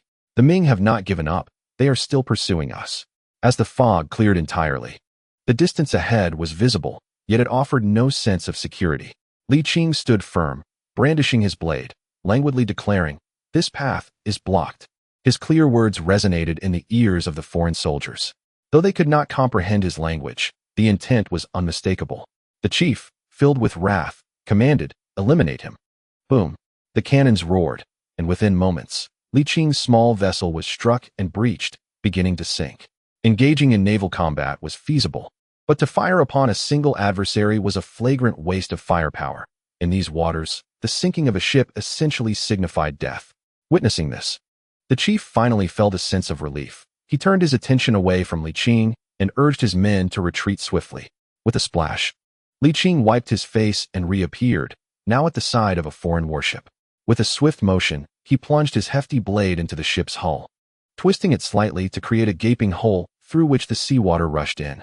Retracting his blade, he leapt with great force. With a resounding splash, he pulled himself from the depths, springing with agility to land on the deck. What seemed a lengthy tale transpired in the blink of an eye. The foreign crew had just detected the disturbance when Li Qing materialized before them. Their dusky complexions bore an uncanny resemblance to expressions from a future era. Li Qing grinned, his pearly white teeth gleaming ominously in the sunlight. "Ha ha ha, you are now surrounded." The foreigners, unable to comprehend his words, recognized him as an enemy and surged forward, intent on vanquishing him. In their frenzy, they sought to pierce him with 1,000 transparent holes. With a clang and a whoosh, Li Qing's gleaming steel blades sliced through the air, severing wooden spears as he delivered a horizontal slash, sending several heads flying. Blood gushed forth, and headless corpses collapsed, staining the deck crimson. Li Qing showed no sign of hesitation, advancing for another sweeping strike. The blade carved through flesh and bone, a veritable downpour of blood, instilling terror. The foreigners were utterly defenseless. They had yet to recover from their shock when their souls departed for the depths of the sea. With a series of strikes, he felled over 10 men, and only then did the remaining one snap back to reality, instinctively retreating in horror, their hearts pounding. Those who dared to plunder the Ming would inevitably face the repercussions. Li Qing coldly uttered a final remark and continued his assault. These individuals are far from being innocent souls. Countless Ming merchant vessels have fallen prey to their ruthless plunder, and they have not hesitated to shed blood. Li Qing showed no mercy. At this moment, the chief of the flange emerged from the cabin. Embodying the role of a leader, always the last to attack and the first to retreat, a common tactic. Li Qing's choice of this particular ship was rooted in such reasoning. And indeed, his intuition proved correct. What transpired? The chief bellowed, his body trembling in shock, his eyes widening as if to pop from their sockets. Before him stood a figure wielding a broad blade, drenched in crimson, its edge still retaining its original sheen, marred only by countless nicks. The deck was littered with corpses, no fewer than 30. "Who are you?" the chief demanded, bewildered. "How did you board?" He had been preoccupied with the Ming naval forces, never expecting an assailant to infiltrate the ship. "What nonsense are you spouting?" Li Qing retorted, advancing with his weapon. "Block him. Stop him." The chief, possessing a modicum of self-awareness, called for reinforcements while retreating. Alas, Li Qing was precisely intent on him. Recognizing the chief's commanding presence, he would not allow him to escape. In a stunning leap, Li Qing vaulted over the heads of the crowd, landing before the chief. Grasping the man's collar, he swiftly drew his blade. Swish. Without uttering a single word, he executed the chief, who had not a moment to plead for mercy before meeting his end. Li Qing raised the severed head, inhaling deeply, and remarked with a sense of disdain, "Your leader is no more. These wretches do not comprehend." In that instant, Li Qing's yearning to master a foreign language intensified. Language must be learned. Fortunately, despite his impaired hearing, his sight remained intact.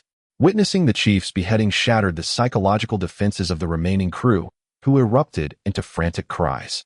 Chapter 160. Who's General? General, the enemy has slowed their advance, the Fujin pacification envoy exclaimed in surprise. What are these fools thinking? However, Li Hong was not taken aback.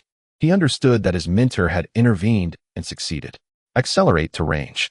Li Hong commanded in a low tone, urging the gunners to act swiftly, promising rewards after the battle. Yes, the loyal soldiers replied, hastily departing. On the deck, the generals gazed at the approaching flange warships, a wave of relief washing over them, accompanied by a sense of surrealism. Logically, the enemy's firepower was not inferior and even surpassed that of the Ming. The Ming force's artillery was equally matched. Why then were these foes so seemingly naive? The generals struggled to comprehend, even if the enemy had never heard of the stratagem of borrowing arrows with straw boats.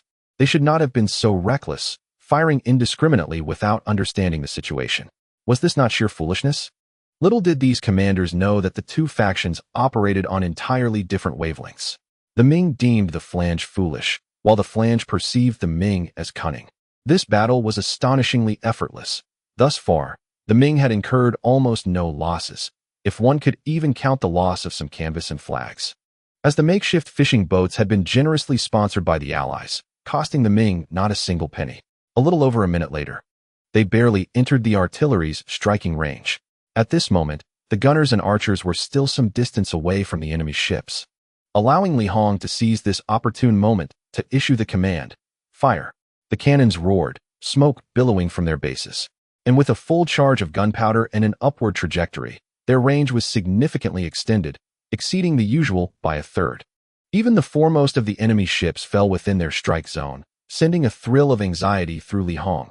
His adoptive father was still aboard the enemy leader's vessel. He must not be harmed. Lower the cannon slightly, he urged. The generals assumed he intended to capture the enemy leader alive and did not protest, instead leaning against the railings, admiring the spectacle. This battle proved to be easier than confronting the Japanese pirates. Initially, they had felt uncertain. The enemy's artillery was indeed formidable. Yet once engaged, it crumbled like fragile clay. After a round of cannon fire, the gunners swiftly cleared the barrels, reloaded, and lit the fuses. They were quick, though still far inferior to the enemy's artillery, which could unleash 4 or even 5 projectiles in the same span of time. Frustrated yet elated, Li Hong struck the railing and exclaimed, "By the heavens, once the invincible general cannon is ready, we shall see who reigns supreme." Boom. The second round of cannonballs was finally launched, nearly half striking their targets. The massive iron balls, propelled by the explosive force, wreaked havoc, shattering the wooden hulls like brittle twigs, water gushing in as the ships began to sink. In disarray and leaderless, the enemy could barely muster a basic counterattack, focused solely on fleeing from the might of the Ming artillery. However, the more they rushed, the more they faltered, many ships spinning aimlessly in a comical display. Then came another barrage of cannon fire, after which Li Hong ordered a halt to the assault. The Ming gunners and archers had arrived. With a series of 3-stage shots from 10 vessels, their firepower filled the minuscule gaps, with the archers compensating, maximizing their combat potential. In naval warfare, close combat was a last resort. Long-range attacks were paramount, a strategy the enemy also favored. Yet their current position was precarious, too far for effective long-range strikes and too close for comfort, rendering their proud artillery ineffective. It was utterly frustrating. Even if they could fire effectively, their spirits were dampened. Their chief had perished. There was no point in continuing the fight. They hastily considered dividing the spoils and retreating to safety. The Ming Navy was overwhelmingly powerful, and they wished to avoid further confrontation. However, the Ming Navy was relentless, offering opportunities for military merit that were too tempting to ignore. What should have been a battle had devolved into a one-sided massacre due to the dual blows of outdated tactics and disarray among the enemy ranks. Suddenly, the governor of Fujin exclaimed, "Who is that valiant officer? Remarkably courageous." The onlookers followed his gaze, collectively gasping in astonishment. It was not just courage, It was almost superhuman. The distance was great, rendering the identity of the figure indistinct. All that could be discerned were severed limbs and a gruesome scene drenched in blood, which sent a chill down the spines of even those accustomed to such sights. If the gunmen and archers were the ones wreaking havoc, then that formidable figure in the distance was akin to the Grim Reaper, wielding a ledger of life and death in one hand and a judge's pen in the other, effortlessly erasing lives with a mere stroke. The sheer ferocity of his assault was overwhelming, executed with an ease as if he were strolling through a garden. "General, who is that person?" one inquired. "I do not know." Li Hong feigned ignorance. He looks somewhat familiar, as if he might be a commanding officer," someone murmured. "Could it be translator Li?" Li Qing, recognized as a special talent, had accompanied the naval forces without drawing undue attention, often appearing before the family of Li Hong, making his presence known to many. "Indeed, it does resemble him," someone concurred. Li Hong quickly interjected, "Translator Li is a scholar. How could he possess such abilities? Let us board the ship to discern the truth. Do not linger idly. Hasten the sailors." "Yes," the commanders responded, dispersing to urge the sailors to row swiftly. Li Qing, breathless and weary, found his heavy steel blade, now marred and nearly shattered, slipping from his grasp. As the Ming naval forces approached, he discarded the treasured sword into the sea and seized a piece of driftwood, leaping into the waters below. His presence was no longer required here. With the shore merely a few miles away, Li Qing reached land effortlessly and turned back towards the coastline. Li Shuer, clutching a package, gazed anxiously at the rolling waves, which drowned her whispered prayers, smoothing the beach to an impeccable sheen. Her heart fluttered with trepidation. According to her mother, he ought to have returned by now. As the tide receded, she inscribed a message of blessing and climbed atop a large rock, peering into the distance. A gentle breeze caressed her face, sending ripples across the surface of the sea, which melded seamlessly with the sky, stretching infinitely before her, yet revealing nothing. Li Shuer's worries deepened. She clasped her hands together, closed her eyes, and offered a sincere prayer. "Amitabha, may the Buddha protect Li Qing, my father, and all of them." Suddenly, a chilling hand struck her forehead, carrying a faint scent of the sea. Startled, she opened her eyes to find Li Qing's grim visage before her. "How dare you utter my name so freely? Have you lost your mind?" Li Qing exclaimed, his anger palpable.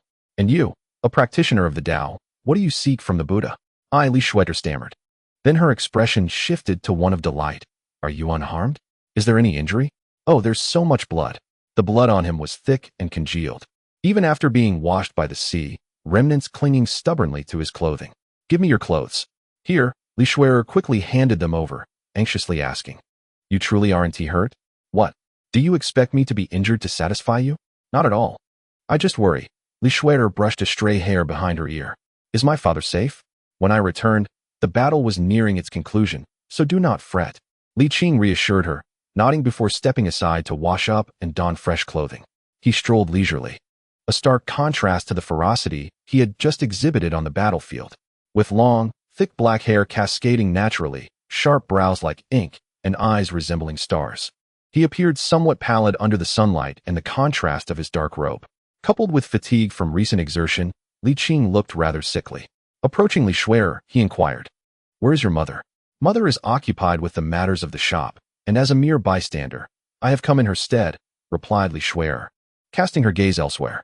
She then asked, "Grandfather Li, when will father return?" "It shouldn't be long. I estimate he will be back by the day after tomorrow at the latest." Li Qing calculated, a smile breaking across his face.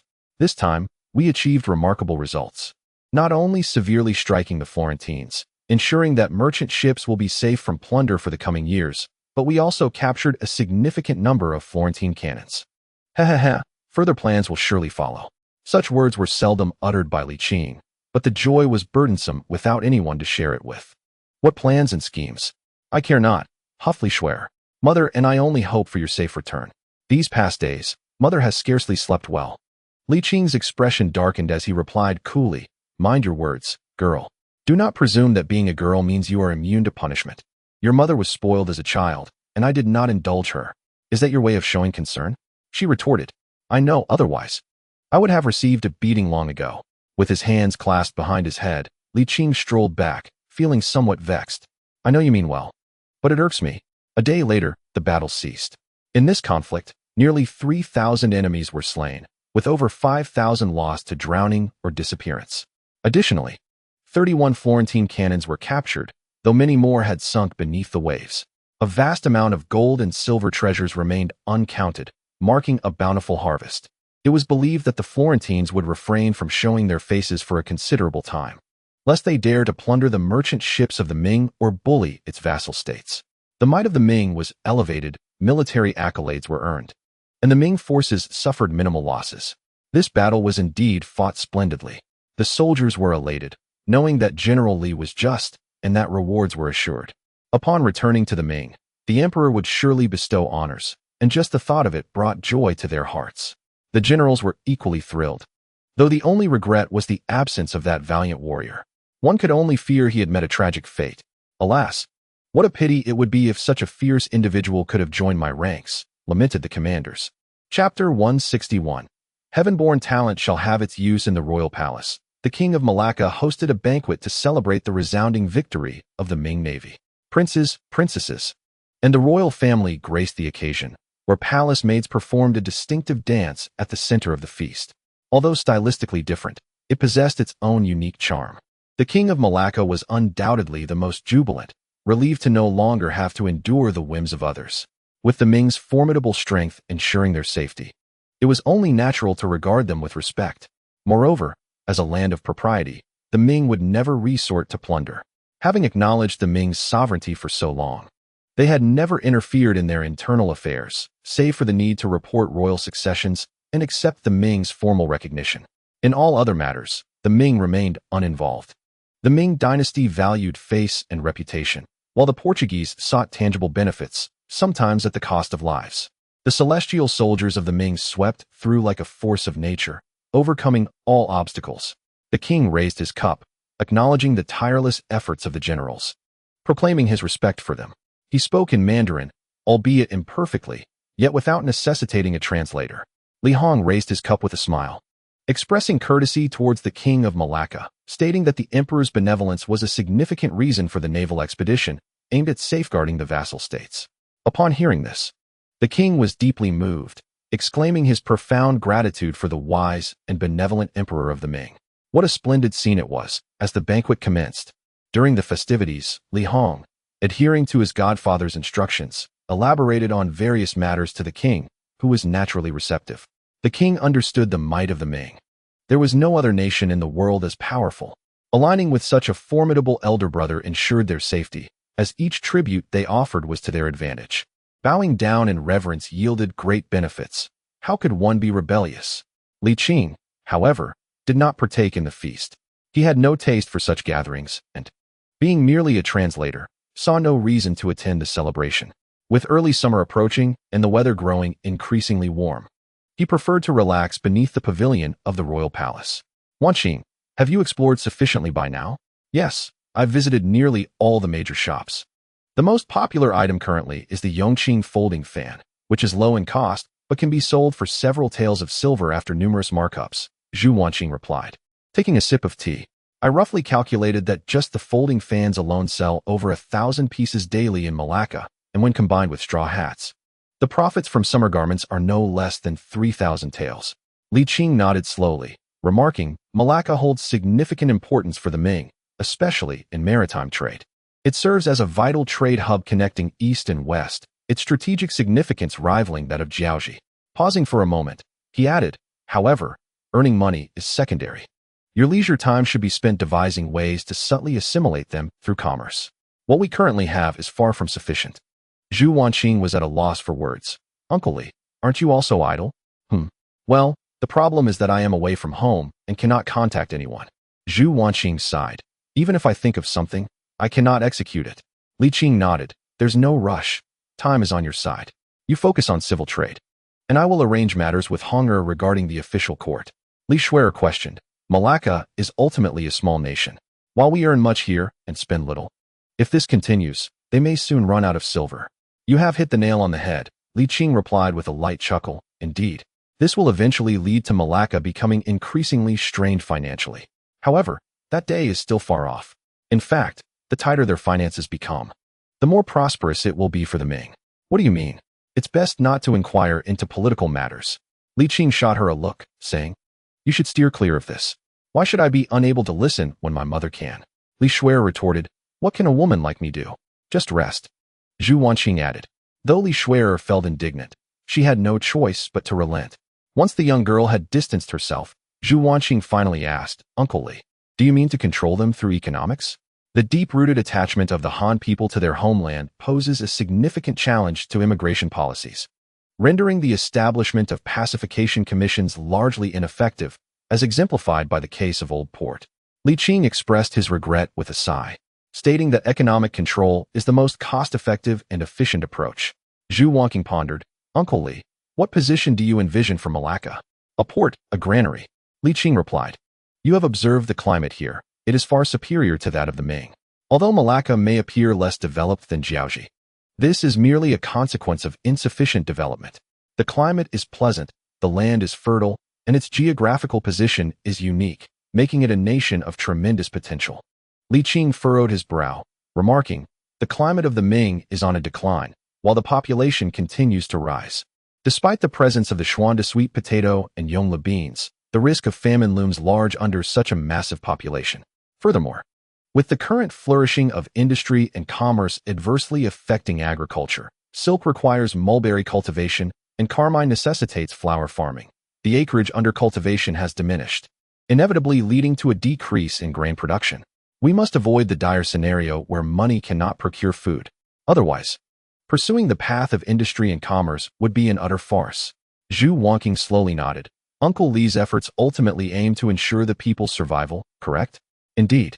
As long as the populace is well fed, they will be content, and the state will remain stable," Li Qing replied, sipping his tea. "The climatic conditions faced by the Ming are far from favorable. In fact, they are quite dire. The population is unprecedentedly large, eclipsing even that of the Han and Tang dynasties, which boasted merely 60 to 70 million. The Ming is indeed a formidable challenge." He chuckled bitterly. "Despite the current facade of prosperity, I feel quite anxious internally." Zhu Wanqing reassured him, "The population growth cannot be limitless. The current increase is a result of rapid and remarkable development. Once the pace of growth slows, the population surge will also decelerate. Let us hope so." Li Qing nodded gently. "In the grand scheme of billions of lives, no one can accurately predict the trend, Li Qing included. He could only strive to steer things in a favorable direction." Zhu Wanqing inquired, "The Portuguese have also made their move, and Malacca has purchased goods from the court. Shall we be departing soon?" "Yes, once the celebration banquet concludes, we shall embark once again," Li Qing replied, stretching lazily. "If all goes as planned, the subsequent journey would be considerably expedited, taking them through Longyam Gate, Old Port, Java, Sumatra, Myanmar, Sri Lanka, Guri, and Sudan, with hopes of returning to the Ming within 3 years. To be honest, he personally preferred not to drift at sea, but felt compelled to undertake this journey for strategic purposes, ensuring clarity in his plans. Days later, with ample supplies for the navy, they set sail once more towards the Ming. Under the auspices of Zhu Hozhao, Wang Shouren entered the Ministry of Works, assuming the role of chief officer. This direct transition bypassed the Hanlin Academy's compilation of books, saving considerable time. However, Wang's responsibilities as a tutor to the Crown Prince remained, making his daily routine quite demanding. Zhu Hozhao matured day by day, his intellect sharpening, and gradually, it became increasingly challenging for Wang Shouren to guide him. The Crown Prince, endowed with wisdom and bravery, rivals even the most seasoned adults.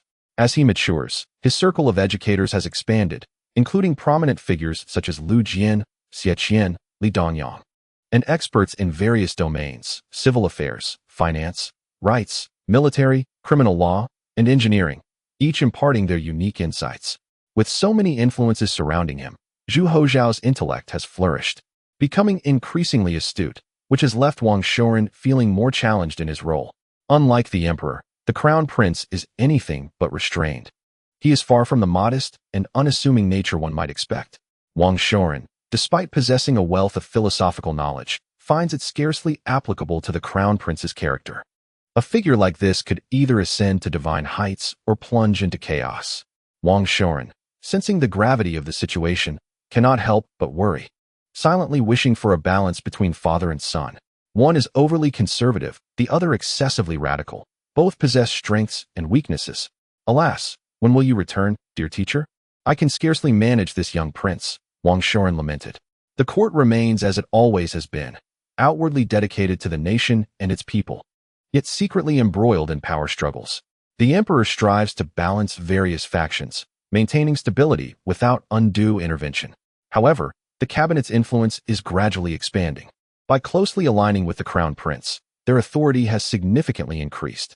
Zhu Yuzhong is acutely aware of this development, but chooses not to suppress the cabinet.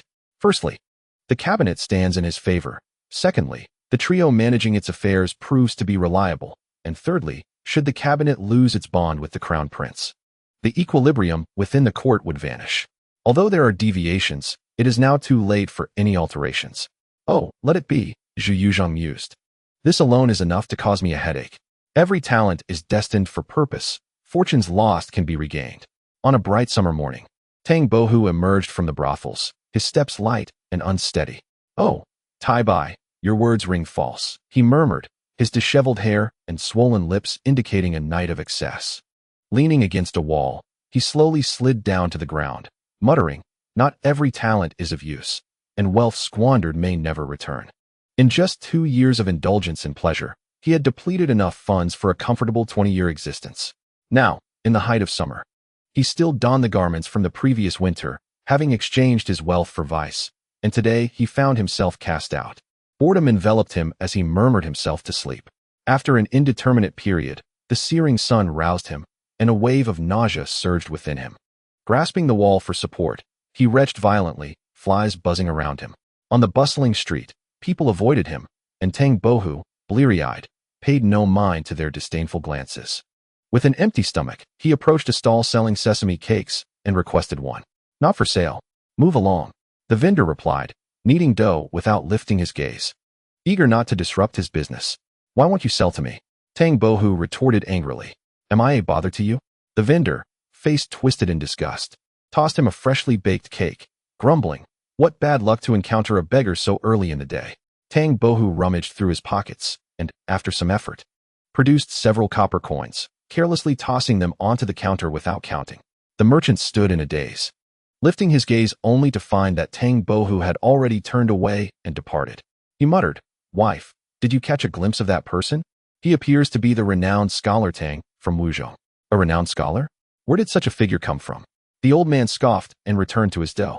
Chapter 162. The Peach Blossom Temple on a summer night. The stars twinkled brightly, and the cicadas sang incessantly. Yet, the buzzing of mosquitoes marred the beauty of the midsummer night. Perhaps the romance depicted in books exists solely within their pages. The illustrious Tang Yin, known as Tang Bohu, was not as carefree and charming as legend suggested. He leaned against the quiet alley, listening to the hum of mosquitoes as he drifted into slumber, unnoticed even by the patrolling constables, who mistook him for a beggar surviving by scavenging. At dawn, Tang Bohu awoke once more, having left the bustling streets for the tranquility of the outskirts, where silence reigned, free from clamor and prying eyes.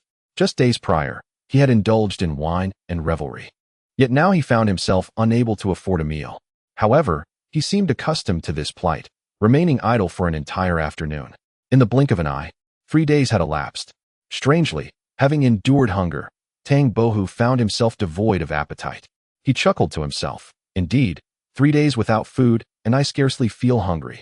Yet, he had no money left, not a single copper coin. If this continued, he would inevitably succumb to starvation. Although he no longer felt hunger, discomfort plagued him. He stumbled to his feet, feeling as though his head was heavy while his legs were light, each step a struggle. Ultimately, he resolved not to remain passive. He discovered that when faced with imminent peril, he did not wish to die. Rather, he feared the prospect of encountering the reproachful faces of his parents and wife in the afterlife. Before the courtyard gate, Tang Bohu summoned his courage and knocked.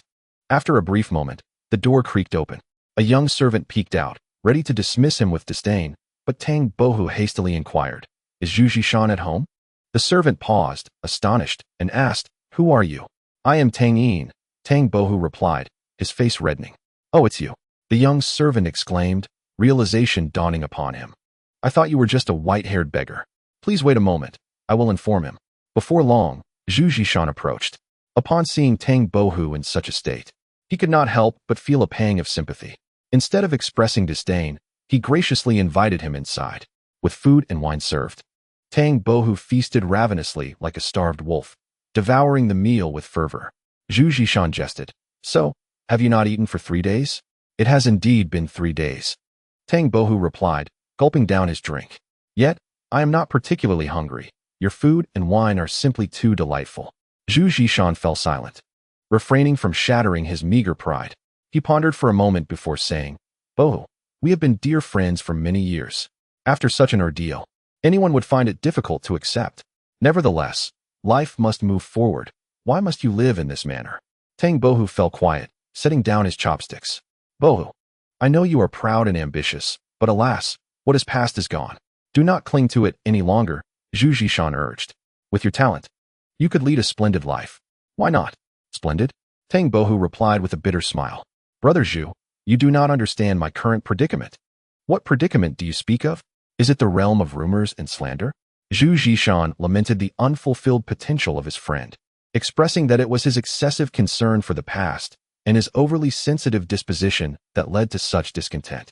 Brother, you are merely at the threshold of your 30s. Must you truly squander your life in this manner? Tang Bohu, after a moment of silence, replied with a bitter tone, to never participate in the imperial examination again. What am I to do? Life does not solely revolve around holding an official position, Zhu Zhishan countered. To become a literary giant and to express your talents is also a great joy. He paused briefly, then added, I possess some family wealth and wish to assist you in returning to a semblance of normalcy. Would 1,000 taels suffice? Though we are friends, you have a family to care for. How could I accept such generosity? Tang Bohu shook his head. Zhu, I am no longer the celebrated talent of Jiangnan. I cannot earn a living through my fame, nor do I have the means to repay you. After taking another sip of wine, he rose and said, I am grateful for your hospitality today and for not shunning me in my fallen state. Thank you. He bowed deeply before turning to leave. Wait. Zhu Zhishan rushed forward and grasped his arm. If you were to succumb to poverty and hunger, how would your parents feel in the afterlife? Could you bear to face them in such a state? Tang Bohu fell silent. Observing his reaction, Zhu Zhishan produced 200 taels silver notes and said, in the past, during our revelries, it was often you who treated us, spending far more than this. Today, let this be my treat. Take it, Zhu Zhishan insisted, pressing the notes into his embrace. You could indulge yourself, and even if you were to find yourself in dire straits again, even facing starvation, that is your choice. But if you wish to avoid such a fate, live well. Your father hoped for your success, and if he were still alive, he would wish for you to regain your spirit. Zhu Zhishan continued, among our group, you possess the greatest talent and renown, yet you are also the proudest.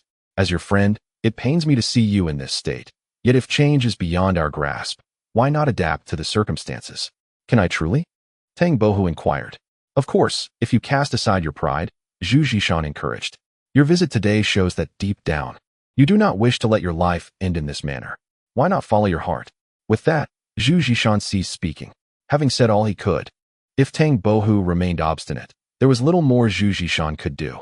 He recognized that he spoke from a place of privilege.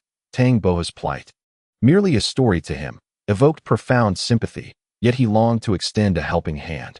After a long pause, Tang Bohu nodded and said, Brother Zhu, your intentions are truly heartfelt. I, Tang Yin, am grateful. He hesitated, then added, Rest assured, I shall strive to live on. With self-deprecating humor, he remarked, in truth, I am but a coward who fears death. Zhu Zhishan smiled with relief. Who does not fear death? It is far better to live. Indeed. Tang Bohu nodded and took his leave. Take care. Zhu Zhishan bid him farewell, watching his desolate figure depart, unable to suppress a sigh. Alas, the whims of fate. 200 taels of silver may seem substantial, yet in the context of the current purchasing power in the Ming dynasty, it is not particularly significant. Before the money was exhausted, Tang Bohu lived in the moment, indulging in wine today and worrying tomorrow. However, once the funds were depleted, the dream would fade, and he would be compelled to confront reality. As long as he could survive, he would continue to live. The funds he possessed were woefully inadequate for purchasing a residence within the county, and he had to reserve a portion for his daily sustenance. Thus, Tang Bohu was compelled to seek a dwelling on the outskirts of the town. However, even acquiring a residence beyond the city proved to be a financial strain. Ultimately, He procured a dilapidated abode consisting of 3 small rooms and a well, enveloped in a thick atmosphere of domesticity. Only the 2 peach trees stood with a touch of poetic charm, stirring the softness within his heart. Tang Bohu settled in, bestowing upon his humble abode the refined name of Peach Blossom Retreat. He relinquished his identity as the renowned scholar Tang and, akin to a vendor, set up a stall in the city, subsisting on the sale of his paintings. Yet, business was far from flourishing. Occasionally, a few local merchants would commission him for a piece, but it seemed that those who once valued him for his talent now merely sought him for his fame, perhaps viewing him as a mere investment. With his value as an investment diminished, he found himself largely overlooked. Nevertheless, Tang Bohu did not succumb to despair. He had weathered countless adversities, and these setbacks were trifles in comparison. At times, when bargaining became arduous, he found his costs unrecouped, compelling him to occasionally paint more risque works. Thus, he managed to scrape by. As autumn turned to winter and winter to spring, it appeared that as his art spread, his prowess in painting garnered recognition. Occasionally, affluent gentlemen from the city would commission him for works. However, with the loss of his former potential for rapid success, even these wealthy patrons became rather stingy, offering meager payments for his art. As time progressed, his artistic skills flourished, and the number of those seeking his creations gradually increased. During prosperous times, he could afford a jar of wine or a pound of meat. The cycle of highs and lows, of steep declines followed by ascents, ultimately left him grounded in obscurity, a fate intolerable to most, often leading to despair. Fortunately, after teetering on the brink of collapse multiple times, Tang Bohu persevered. With the arrival of spring, the peach blossoms flourished. Sitting beneath the peach trees, he gazed upon the sea of pink blossoms, took a sip of wine, and chuckled heartily. In the peach blossom retreat within the peach blossom ditch, beneath the peach blossom retreat, resides the peach blossom immortal. The peach blossom immortal plants peach trees and gathers blossoms to sell for wine money. Awakening only to sit amidst the flowers, drunkenness brings slumber beneath the blooms. Half awake and half drunk, day after day, flowers fall and bloom year after year. May I live and die amidst the flowers and wine, shunning the bowing before carriages and horses. The dust of carriages and the feet of horses bring joy to the rich, while wine cups and flower branches are the fate of the poor. When comparing wealth and poverty, one is on level ground while the other soars. When contrasting poverty with carriages and horses, he rushes while I enjoy leisure. Others may laugh at my madness, yet I laugh at their inability to see. The tombs of the heroes of Wuling are unseen, and without flowers or wine. One toils the fields. The allure of the peach blossoms intoxicated him, and Tang Bohu found himself wholly enraptured, laughing in a state of delirium, yet also in clarity. It was a profound joy that arose after tasting the myriad flavors of life, returning him to a state of serene simplicity. Perhaps living life in such a manner would suffice, he murmured to himself, draining the last drop of wine from the jug. Breathing in the refreshing fragrance of the peach blossoms, he slowly drifted into slumber. He dreamt a splendid dream, perhaps returning to the time of his utmost vigor and success. A smile gracing his lips, revealing a long-lost carefree spirit. Peach Blossom Retreat, Peach Blossom Ditch within the Peach Blossom Retreat. Beneath the Peach Blossom Retreat resides the Peach Blossom Immortal. Others may laugh at my madness, yet I laugh at their inability to see. Li Qing sighed softly to herself. Is this truly the infinitely charming and exceptionally talented Tang Bohu? It is quite different from the Tang Bohu I had envisioned. This version of him seems rather pitiable. Li Qing did not disturb his sweet dreams, instead choosing to sit aside and admire the flourishing peach blossoms, his heart filled with compassion and sorrow. So this is the Peach Blossom Temple, ordinary yet splendid in its own right. Li Qing took a deep breath and turned his gaze towards Tang Bohu, who remained in a deep slumber, his hair entirely white, devoid of any trace of black, giving him the appearance of someone who has experienced much despite his youth. A sudden smile crept onto Li Qing's face. Perhaps the present-day Tang Bohu truly embodies the essence of a great talent from Jiangnan. I have returned, albeit a bit late. Li Qing mused. Tang Bohu might yet become the figure who benefits the world. Chapter 163. The Crown Prince of the Ming Dynasty begins to mature. Sunlight danced in scattered patterns, and the vibrant peach blossoms painted the small courtyard with poetic charm. Li Qing sat quietly, breathing in the fragrant air, patiently awaiting Tang Bohu's awakening. After an unknown period, Tang Bohu stirred, slowly sitting up, shaking his head and shaking off the petals that clung to him.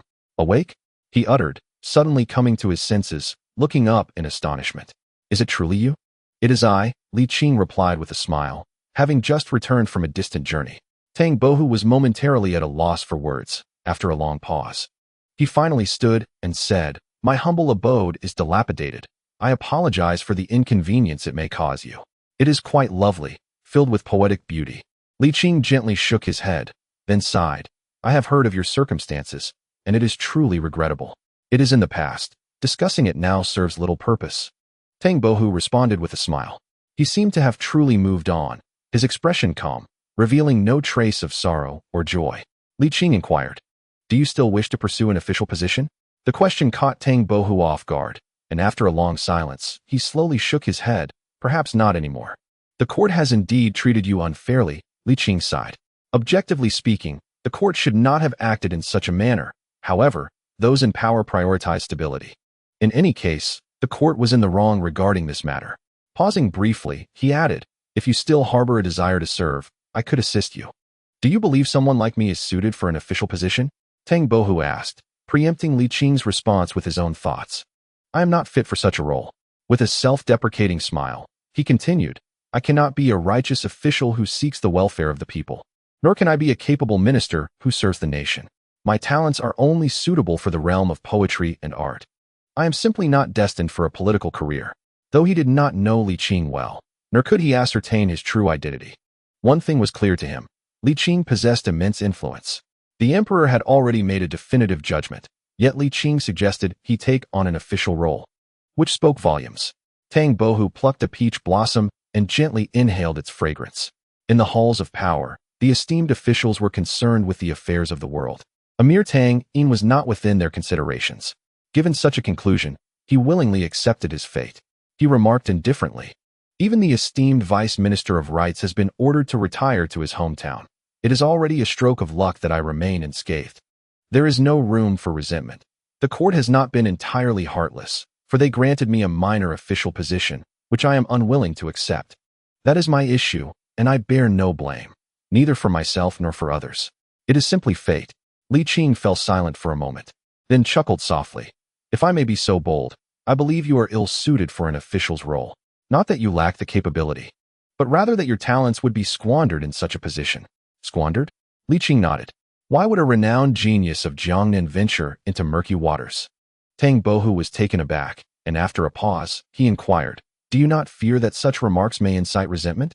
Besides, are you not also a figure within the court?" Li Qing neither affirmed nor denied, merely smiling as he replied, "It is simply the truth. There is little merit in being an official. To achieve greatness, one need not necessarily hold an official title." There is no need for such consolation. For I have come to terms with my situation," Tang Bohu remarked. Taking a deep breath, he continued, "Life as it stands is quite satisfactory, though at times I still feel a tinge of discontent, do I not?" Li Qing inquired with a smile. Tang Bohu fell silent. After a lengthy pause, he shifted the subject. "Did you come specifically to see me?" "Indeed. In that case, as your host, I must ensure you are well entertained," Tang Bohu replied with a grin. "Please wait, while I procure some wine and dishes from the street." Li Qing, not in a hurry to express his thoughts, merely nodded with a smile. "Your generosity is appreciated." "Not at all. Please, make yourself comfortable. I shall return shortly." Li Qing donned a dark robe, his hair cascading like a waterfall. Tang In wore a white robe, his hair as white as snow. The contrast of black and white complemented their camaraderie as they sipped and engaged in conversation, the gentle spring breeze carrying the fragrance of peach blossoms. With each cup, they shared tales, reveling in the joy of companionship. Meanwhile, in the imperial palace, before the Fengtian Hall, the youthful Zhu Hozhao, clad in simple attire, wielded a wooden sword, his gaze sharp and fierce. Suddenly, he shouted, "Prepare to meet your end." Zhang Yang's heart raced. His face contorted in distress as he braced himself to block the wooden sword, inwardly lamenting, "This is going to be fatal." The young prince had grown weary of pastimes such as kuju, spinning tops, and kite flying, turning instead to a newfound fascination with mock combat. This predicament was trying for Zhang Yang. He dared not retaliate, knowing he could only endure the blows, yet it was imperative to lose with some semblance of dignity. Otherwise, The prince might find the encounter lacking in challenge. With each strike, vertical, horizontal, and diagonal, Zhu Hozhao fought with vigor. After several exchanges, Zhang Yong, battered and weary, deemed it sufficient and surrendered. Your Highness, please spare me. What do you call me? Oh, great general, spare me. Zhang Yong quickly corrected himself upon remembering their game of roles. That lacks gravitas. Address me properly as the mighty general. Zhang Yong felt rather exasperated. Zhu Hozhao, seemingly satisfied, grunted, rise. Thank you, mighty general, for your mercy. Zhang Yong scrambled to his feet, exhaling deeply. He had successfully navigated this trial. However, Zhu Hozhao interjected. I perceive you have not exerted your full strength. We shall engage in another bout shortly. Should you continue to hold back, I shall strike you until you are thoroughly defeated. Zhang Yong could only respond with a stunned expression. At that moment, a young eunuch hurriedly made his way towards the Qing palace, his head bowed, oblivious to the two nearby, failing to offer even a greeting. Zhang Yong, feeling slighted, muttered, What is the matter? Are you blind? Do you not see His Highness? The young eunuch, startled, raised his head to find it was indeed His Highness the Crown Prince. He hurriedly knelt and bowed, exclaiming, This humble servant pays respects to His Highness. Please forgive me. For General Li of the Navy has arrived in the capital to deliver an important message to His Majesty and is currently awaiting at the palace gate. Enough, enough. Zhu Hozhao waved his hand dismissively. Thank you, Your Highness, thank you. The young eunuch bowed once more before rising and hastening toward the palace of heavenly purity. Just as he took a few steps, he was called back. Wait, whom did you just mention? The young eunuch paused and respectfully replied, Returning to Your Highness. It is General Li of the Navy. Is he the same General Li of the Yongqing Marquis? Zhu Hozhao inquired. The young eunuch nodded affirmatively. Excellent. At last he has returned. Zhu Hozhao exclaimed joyfully, tossing aside a wooden sword and turning to race toward the palace of heavenly purity. Zhang Yong, relieved, retrieved the wooden sword with a look of gratitude, silently praying that His Highness's interest would be captivated by General Li, thus sparing him from further duels. Within the palace of heavenly purity, Li Hong entered, guided by the eunuch. Your humble servant Li Hong pays respects to Your Majesty. Long live the Emperor. Upon noticing the youthful figure beside the Emperor, he quickly added, I also pay respects to His Highness the Crown Prince. Though he was not well acquainted with the Crown Prince and had even forgotten his appearance, it was common knowledge that the Emperor had but one son. Rise, my loyal minister. Thank you, Your Majesty. Li Hong rose and, with a clasp of his hands, continued, This naval expedition cost 2,100,000 taels. With trade amounting to 4,200,000 taels, and the seized assets totaling over 630,000 taels. As per Your Majesty's earlier instructions, these have been forwarded to the Ministry of Revenue. Very good. Zhu Yozhuang calculated silently, noting that after deducting expenses, there was still a profit. The glory of the Ming dynasty had been amplified, and there was gain to be had. Thus, Zhu Yozhuang felt quite elated. Bring forth a seat, Zhu Yozhuang smiled. Come and sit. Let us discuss your experiences at sea over these past few years. Li Hong hesitated momentarily before bowing and saying, Thank you, Your Majesty. He stepped forward to take a seat and began recounting his journey. The two listened intently, particularly Zhu Hozhao, whose enthusiasm soared, wishing to witness the foreign lands himself. After a captivating narration, Li Hong finally broached the subject of the flange. Such a significant matter was naturally reserved for later in order to capture the Emperor's attention. Upon hearing of the Ming Navy's resounding victory against the flange and the capture of their artillery, both father and son felt a surge of delight. Zhu Yozhuang rejoiced in the military accomplishments of the Hongzhi era, while Zhu Hozhao contemplated the day when he too would replicate Li Hong's achievements. With the same manpower and vessels, the Ming Navy had decisively obliterated thousands of the enemy's forces with virtually no losses. A truly remarkable feat, Your Majesty. I have brought the captured artillery as well, Li Hong stated. Take them to the armory, Zhu Yozhuang replied, not overly concerned about the artillery. However, Li Hong interjected. Your Majesty, the flange's artillery is quite formidable, comparable to ours, if not superior. Oh, Zhu Yozhuang exclaimed in surprise, stronger than our Ming artillery? Each has its own merits. Li Hong remarked delicately, attempting to temper his words. The strengths of Ming artillery are not present in flange artillery, and vice versa. What are the strengths of their artillery? Zhu Hozhao interjected. Seeing that the Emperor was not displeased, Li Hong clasped his hands and replied, Regarding Your Highness, the rate of fire is notably rapid. Rapid? Zhu Hozhao furrowed his brow, questioning the speed. How swift? In 10 breaths, 3 shots can be fired. Li Hong's expression remained serious, devoid of embellishment. How is that even conceivable? Zhu Yuzhong was astonished. Although he was not well versed in military affairs, he understood the basics. Cleaning the barrel, loading gunpowder, inserting the projectile, igniting the fuse. No matter how rapid, firing 3 shots in 10 breaths seemed implausible. Zhu Hozhao, equally skeptical, stammered. Could it be that the adversary possesses 3 heads and 6 arms? Li Hong stifled a laugh and cleared his throat, explaining, Your Majesty, Crown Prince. The artillery of the Florentine differs fundamentally from that of the Ming. Their cannon's bore and powder chamber are separate, akin to an independent subcannon. In warfare, one merely needs to place the subcannon into the main barrel to achieve firing. Thanks to this design, a single cannon can be equipped with multiple subcannons, allowing for preemptive preparations. Zhu Yuzhong, though still bewildered, sensed that such weaponry lacked lethality. However, he did not dismiss it entirely. The artillery is currently in the capital, correct?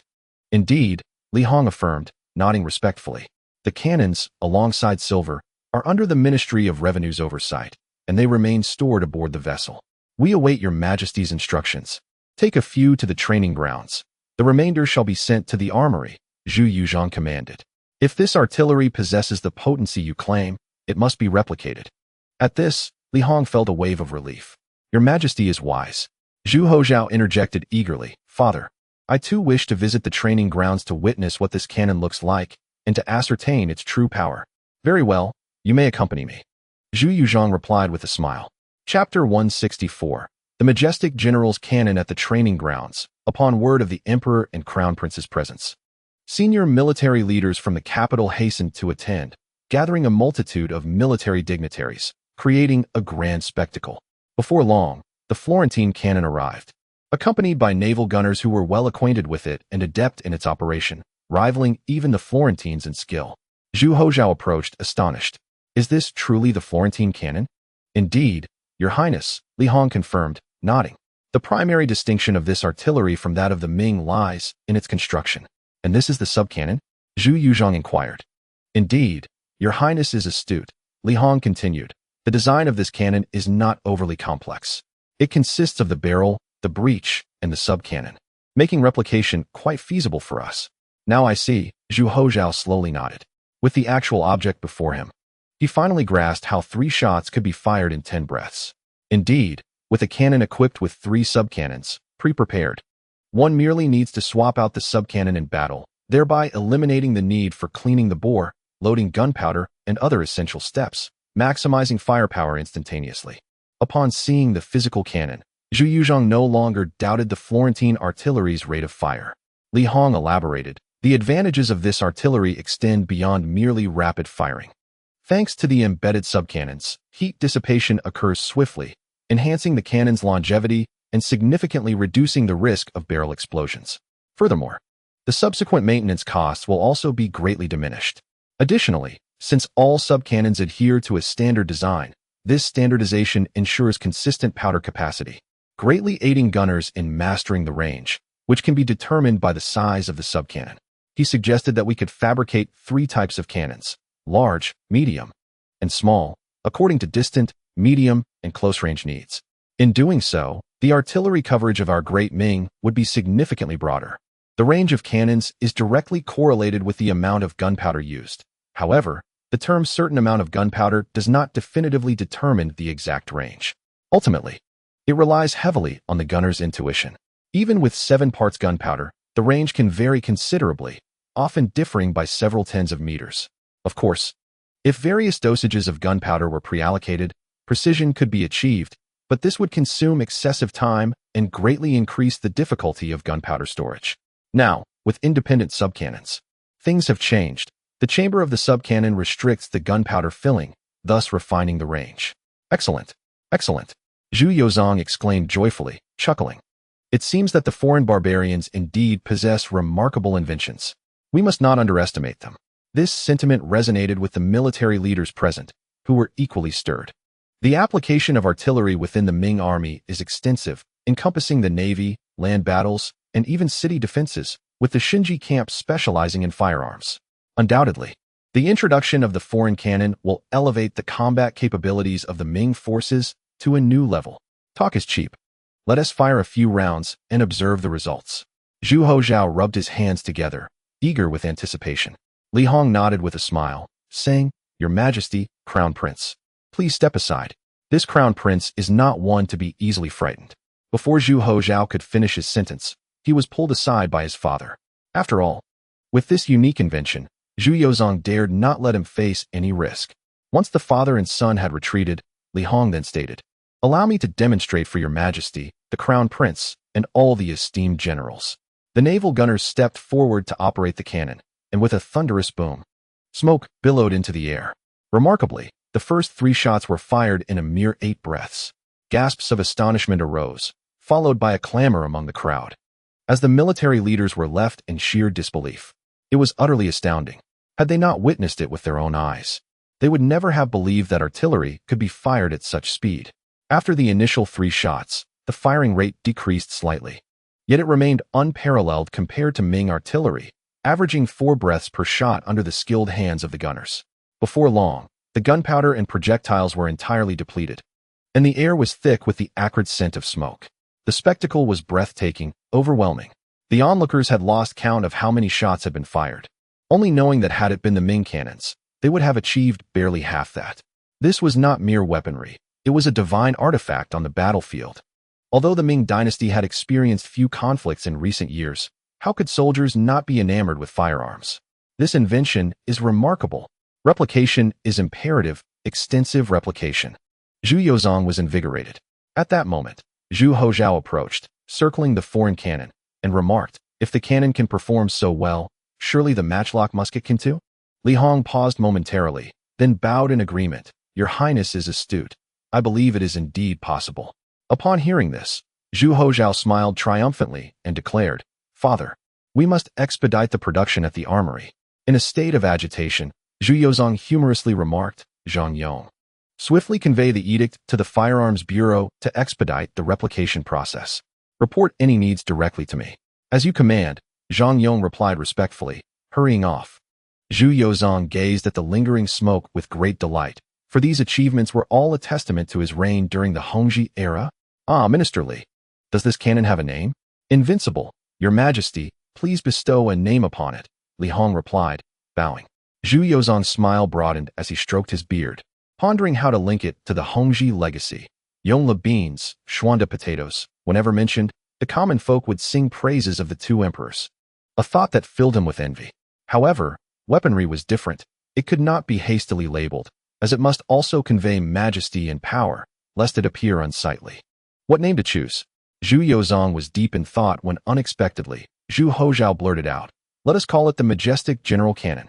Zhu Hozhao gleefully looked at his father, declaring with pride, "Father, is this name not formidable?"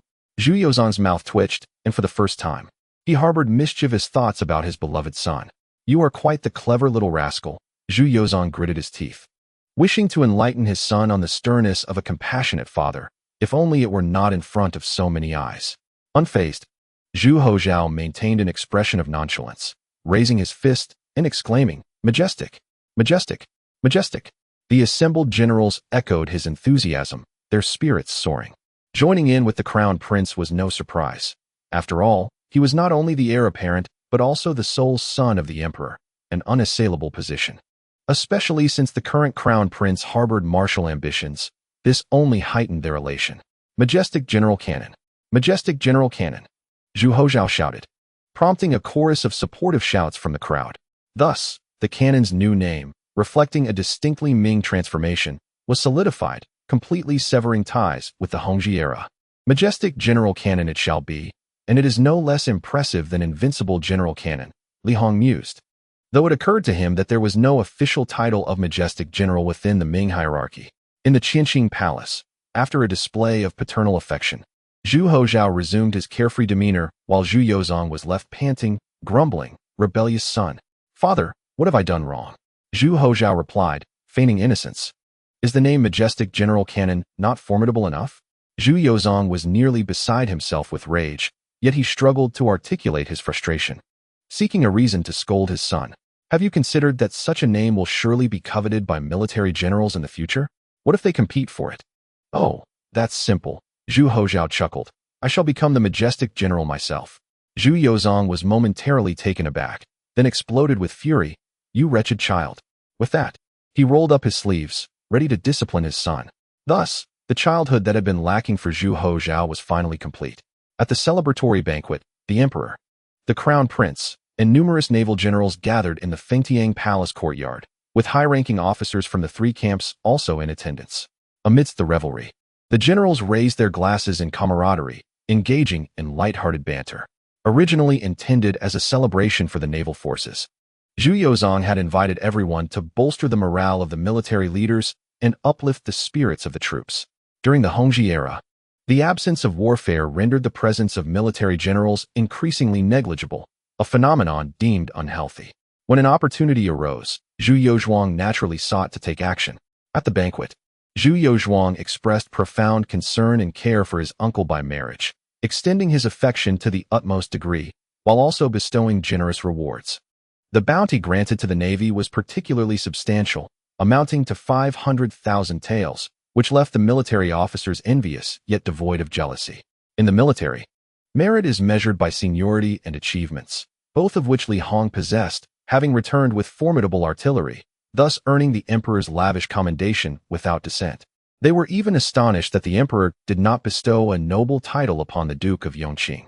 Having eradicated smuggling fleets, combated pirates, and showcased the grandeur of the Ming dynasty at sea, this general Li had amassed considerable military acclaim, particularly in this instance, which undoubtedly met the criteria for a noble title.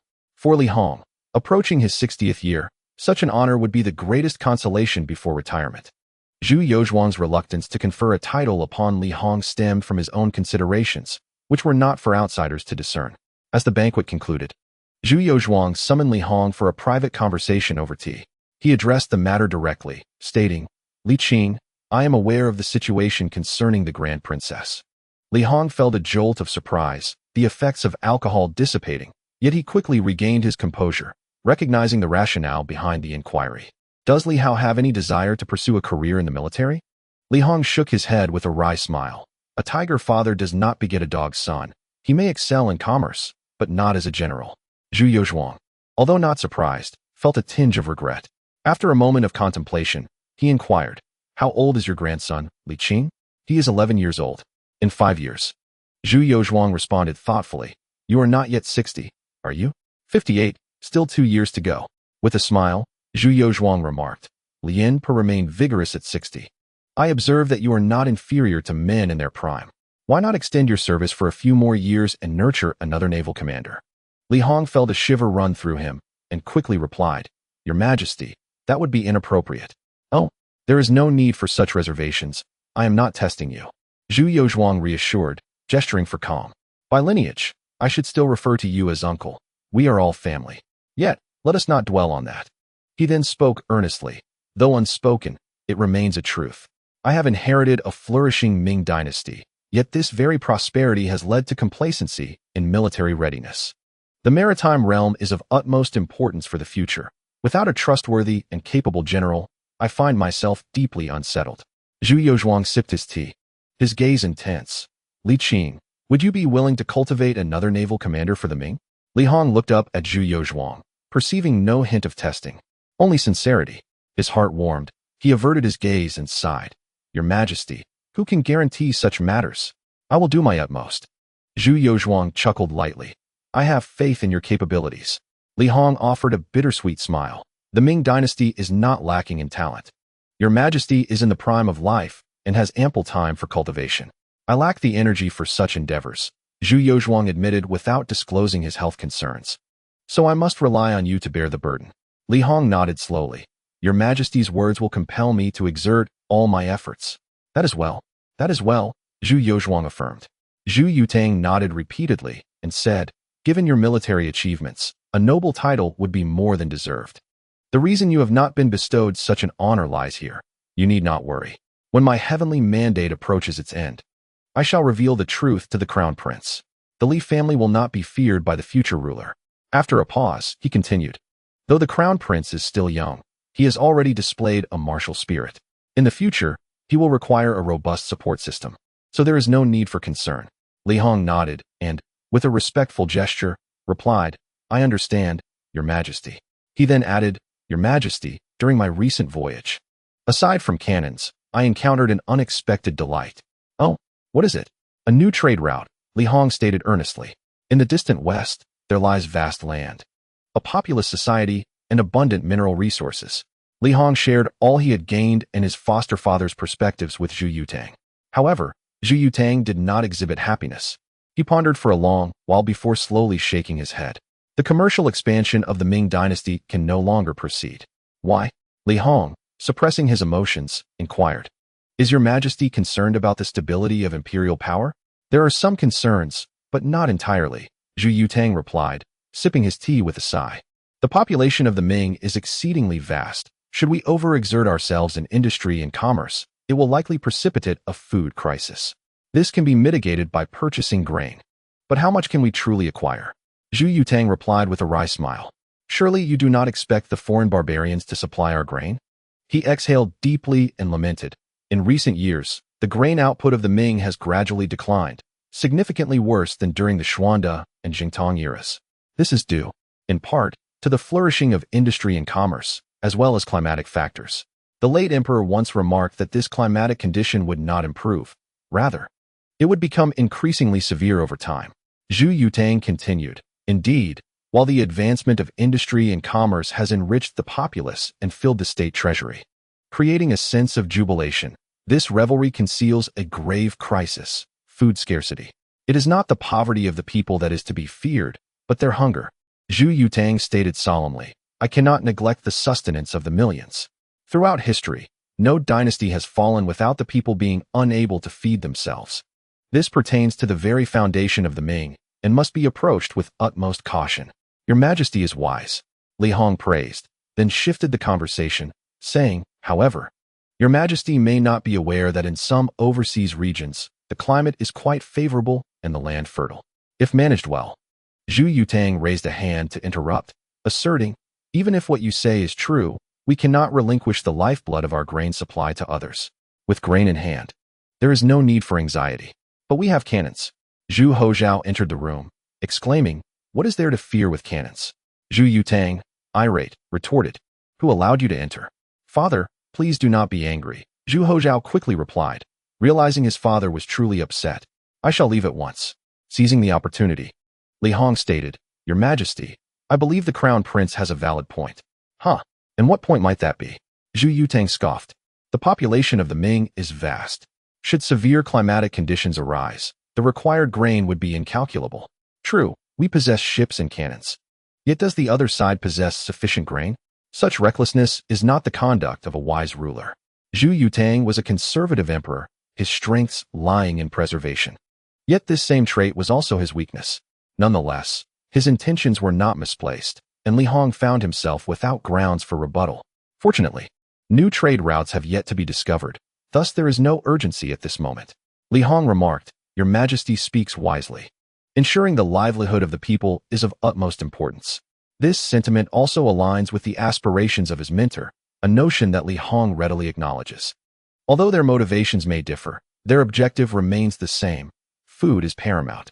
Observing his father in a fit of anger, Zhu Hozhao dared not provoke him further. As he retreated, he said, General Li, do not be in such a hurry to depart. I wish to engage in a lengthy discussion with you in the side hall. Li Hong touched his nose, glancing at Zhu Yuchong, who huffed, There is no need to concern yourself with him. He must come. Zhu Hozhao insisted. Li Hong responded, Suzhou. It was early March, and the essence of spring in Jiangnan was palpable, exuding an indescribable elegance accumulated over millennia, with landscapes reminiscent of flowing water and winding lanes. On the streets, Tang Bohu had set up his stall, while Li Qing observed nearby. The late spring warmth enveloped Jiangnan, and as Li Qing enjoyed a nice treat, he occasionally cast glances at the ladies passing by, indulging in a leisurely delight. Tang Bohu's artistic talent was extraordinary. He excelled in painting mountains and waters, but particularly in depicting people, especially beautiful women, where he truly excelled. Thus, the majority of those who sought his artistry were women. The liberal spirit of Jiang and made spring-themed paintings quite popular. Young ladies from affluent families, approaching marriageable age, would often peruse such works. In this era, a bride who was ignorant of the intimate matters of the chamber would be regarded as lacking refinement. This demand constituted a significant portion of Tang Bohe's income. However, creating a spring painting required considerable time, and being a perfectionist, he could typically complete only one in a month, rendering supply insufficient to meet the demand. As he set down his brush and presented the painting to the lady, he inquired, "Are you satisfied, miss?" The young woman, already possessing remarkable beauty, appeared even more enchanting through Tang Bohe's artistic lens. Delighted, she held the painting and nodded repeatedly, "I am satisfied. How much silver do you require?" Noticing her exquisite attire, Tang Bohe boldly quoted, 5 taels. The lady furrowed her brow, seemingly considering it expensive, yet her fondness prevailed. With a huff, she replied, 5 taels it is. As she produced a silver ingot to toss to him, she remarked, "You are quite the shrewd merchant." Tang Bohe, unfazed by such labels, had long endured worse accusations, and the term shrewd merchant felt rather gentle in comparison. Surely, this young lady would marry well in the future. Is that not obvious? She shot him a glance before sashaying away. Li Qing observed the exchange, shaking his head in disbelief. Tang Bohe sheepishly asked, "Do you think my price was too high?" No, it was too low, far too low." Li Qing sighed. "Not to mention 5 taels. Even 500 or 5,000 would be reasonable." Tang Bohe assumed Li Qing was jesting. After tidying his brushes and paints, Tang Bohe rose, realizing it was already noon. "Let us dine out," he suggested, his purse now pleasantly heavy, enhancing his confidence. "That sounds splendid," Li Qing replied, finishing the last bite of his ice treat with a satisfying crunch. On such a fine spring day, why not visit a brothel for some music? Tang Bohe hesitated, feeling less bold as he patted his purse. He chuckled awkwardly and replied, "Perhaps in the evening. The atmosphere of a brothel is best enjoyed at night." In the enchanting region of Jiangnan, the expenses of the brothels are not insignificant. He wishes to avoid the humiliation of being cast out again, especially considering Li Qing's presence. Amused, Li Qing remarked, "I possess considerable wealth. Allow me to treat you." "How could that be?" protested Tang Bohe. "As the host, it would be improper for me to let you pay." He insisted, "Just grant me one more afternoon, and I assure you it will suffice for the evening." "Very well," Li Qing conceded, demonstrating his respect for Tang Bohe.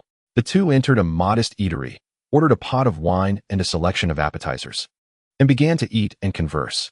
"Bohe, you ought to prepare a seal inscribed with your name," suggested Li Qing. "Not only will it enhance your reputation, but it will also add value to your paintings." "Oh, I am not a master. I shall not imitate others," Tang Bohe replied, shaking his head. Li Qing, with a serious tone, countered, "Your artistic prowess undoubtedly qualifies you as a master. Why demean yourself so? I have grown weary of fame. A simple life suits me well," Tang Bohe stated, taking a sip of wine. "I currently relish this unadorned joy." Li Qing sighed softly, choosing not to press further.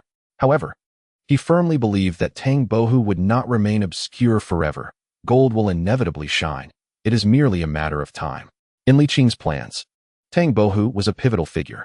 While success could be achieved without him, his involvement would undoubtedly yield greater results with less effort.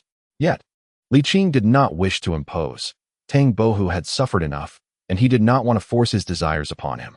Nonetheless, he trusted that deep down, Tang Bohe would resist the temptation to fade into obscurity. Currently, he was unhurried and had ample time. It was a rare opportunity to relax and take a break. After all, idleness could also be enjoyable, and immersing oneself in the bustling life of the marketplace was not without its charms. After their meal, Tang Bohe, without a moment's rest, set up his stall, striving to earn enough for the evening's indulgences. His painting speed was markedly quicker than in the morning, and his prices had risen significantly, which drew some complaints. However, the majority of his customers were women, and there were no incidents of his stall being overturned. Merely a few verbal jabs thrown his way. Tang Bohe remained unfazed, sporting a playful grin, leaving them unable to retaliate. The afternoon's toil resulted in a proud posture. As evening descended, Tang Bohe clapped the pouch hanging from his waist and boisterously declared, "Let us head to the drunken fragrance house. I shall cover all expenses." Li Qing couldn't help but chuckle as they walked. The fluid grace of the women, the melodious tunes, paired with delicate wine and exquisite dishes, along with the warm night breeze, made for a truly delightful experience. In the first half of the night, they drank and enjoyed the music, engaging in light-hearted banter with the courtesans. With their handsome appearances and ample resources, the women were naturally drawn to them. Their words were sweet, and they possessed a keen understanding, which was far superior to the courtesans in the teaching halls who were merely captivated by physical allure.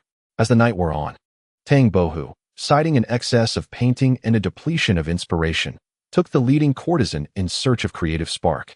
This left Li Qing both amused and exasperated. Yet what could he say?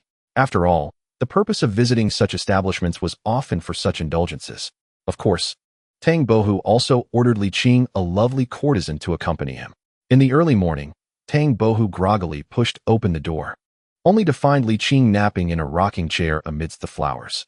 He approached slowly and sat beside him, one hand rubbing his waist, exclaiming, "Sir, you truly maintain a commendable integrity." Li Qing, half asleep, murmured a response. Tang Bohu, intrigued, inquired, "And what of later?" Li Qing replied, "Eventually. I married and ventured out less frequently, though I still visit occasionally, albeit not for the allure of women. I find more pleasure in the ambience of the brothel. Listening to melodies and sipping wine, it is quite relaxing." He sat up and cheerfully asked, "Will you be going out today?" "No. I think it best to rest today and venture out tomorrow instead," Tang Bohu replied. "Ah, that seems wise." Li Qing nodded, reclining once more to continue his nap.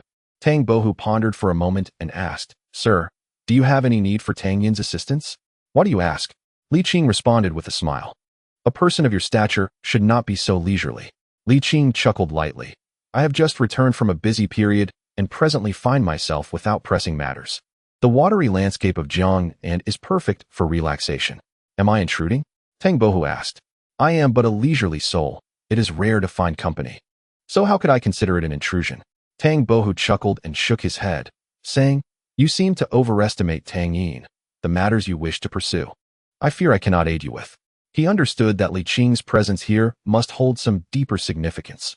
Otherwise, even in leisure, Li Qing would not choose to stay with him. Though they were old acquaintances, their relationship had not reached such a level. Li Qing remarked, "I have not overestimated you. Rather, you underestimate yourself. Some are destined for greatness, and though they may face temporary setbacks, they will surely soar once more." "Are you speaking of Tang Yin?" "Indeed," Li Qing replied leisurely. "Deep down, you are unwilling to settle for mediocrity, are you not?"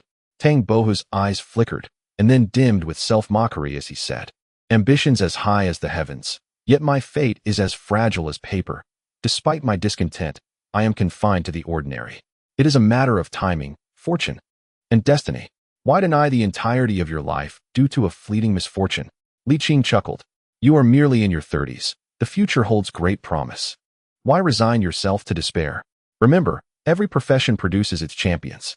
With your talents, even if you devote your life solely to poetry and painting, your name will endure through the ages." Tang Bohu paused, then chuckled ruefully. "You hold Tang Yin in too high regard. My past fame was but a product of fortune, and this current existence is what I truly deserve." Li Qing smiled gently, choosing not to pursue the topic further. Tang Bohu sighed softly and retreated to his chamber for a nap. Yet, within, his heart was far from tranquil. As Li Qing stated, he inherently resented mediocrity. However, having lost the opportunity for the imperial examination and with no prospect of an official career, what could he do? The saying, "Every profession produces its champions," was merely a comforting phrase. In reality, among the countless trades, very few could produce a true champion. The prevailing sentiment remained that scholarly pursuits were paramount. The corruption in the examination system had thoroughly disillusioned him. The court was not the ideal he had envisioned. Though he yearned for greatness, he felt disheartened regarding his prospects in officialdom. He understood profoundly that even if Li Qing were to guide him into the political arena, he would likely achieve no significant accomplishments. A person like him was destined never to hold an official position. To force oneself into that circle ultimately leads to nothing but bloodshed and disgrace. Alas, what merit or capability do I, Tang Yin, possess to warrant such attention? Tang Bohu tosses and turns, unable to find solace in sleep. In the blink of an eye, early summer has arrived. The vibrancy of life around me grows increasingly pronounced, matched only by the intensifying heat. Li Qing, unfazed by the changing seasons, often seeks solace in purchasing ice to alleviate the sweltering temperatures. Meanwhile, Tang Bohu continues to sustain himself through the sale of his artwork. His reputation gradually ascends, and business begins to flourish. On certain days, after deducting expenses, he manages to earn an additional 20 taels of silver, rendering basic sustenance a trivial concern. However, Tang Bohu is inept at managing finances. He lives for the moment, indulging in revelry without regard for the consequences. He spends lavishly, frequently treating others at the Zhexiang Lu, flaunting a robust demeanor when his pockets are full, ordering the finest dishes and offering generous tips upon completion. In a fleeting moment, the dashing talent of yesteryear re-emerges. Yet, every morning, as he exits the Zhexiang Lu, greeted by the dawn's light on his way home, he feels an overwhelming sense of emptiness. He cannot fathom why, despite living so freely and joyfully, he remains profoundly unhappy. Confusion engulfs him. He is at a loss regarding his desires. Observing Li Qing, who, like him, gazes at the maidens near his stall, enjoys melodious tunes at the pleasure houses, and drinks flower wine with languid contentment, he suddenly gains clarity. On this day, after closing his stall, Tang Bohu refrains from visiting the pleasure houses again. Instead, he purchases fine wine and delectable dishes, inviting Li Qing for a light-hearted conversation. Li Qing has no objections. The two return to the Taowan, setting the table with food and drink, indulging in both. Tang Bohu speaks directly, stating, "You are right. My life is not to my liking. This is not freedom, but rather a descent into depravity." Li Qing's eyes brightened, and he responded with a smile. "It is good that you have come to this realization. Trust me, Tang Bohu will not only be renowned across the world, but will also leave a lasting legacy that benefits all." Benefit all? Tang Bohu paused, his aspirations turning bittersweet. "How can I achieve such a thing?" "As long as you desire it, you can," Li Qing asserted earnestly. "Do not underestimate yourself. Your potential exceeds your own imagination." "I am but a figure of fleeting fame," Tang Bohu replied with a bitter smile. "What value does talent hold?" Li Qing responded, "Fame, power, and authority all possess immense potential. Fame may seem ethereal, yet it carries substantial weight. It depends on how one wields it." "Sir, Tang Yin is not cut out for an official position. I have already stated that there is no need to wade through the murky waters of politics," Li Qing chuckled. "For someone like you, holding an official post would be a waste. Then what should I do?" Tang Bohu's heart raced, his gaze fixed intently on Li Qing. The notion of pursuing something that aligns with his will while fulfilling his aspirations exhilarated him. "Do not rush," Li Qing advised. Tang Bohu felt a flush of warmth on his face as he awkwardly replied, "I have been impulsive. Please proceed, sir." After a moment of contemplation, Li Qing said, "For now, focus on nurturing your name." "What?" "Cultivate your reputation," Li Qing elaborated, "and expand your influence." Tang Bohu exclaimed in surprise. "And then what?" "Once your name is established, you can leverage it, along with your talents, to achieve deeds that will echo through history." Li Qing took a sip of wine and smiled. "Allow me to reveal a little about your future. It is not confined to the Ming dynasty." Tang Bohu was taken aback. He found it hard to believe. Yet he also thought that Li Qing had no reason to jest at his expense. "Could you elaborate, sir?" "Simply put, we shall first establish a formidable IP under the title of the foremost talent of the Ming dynasty.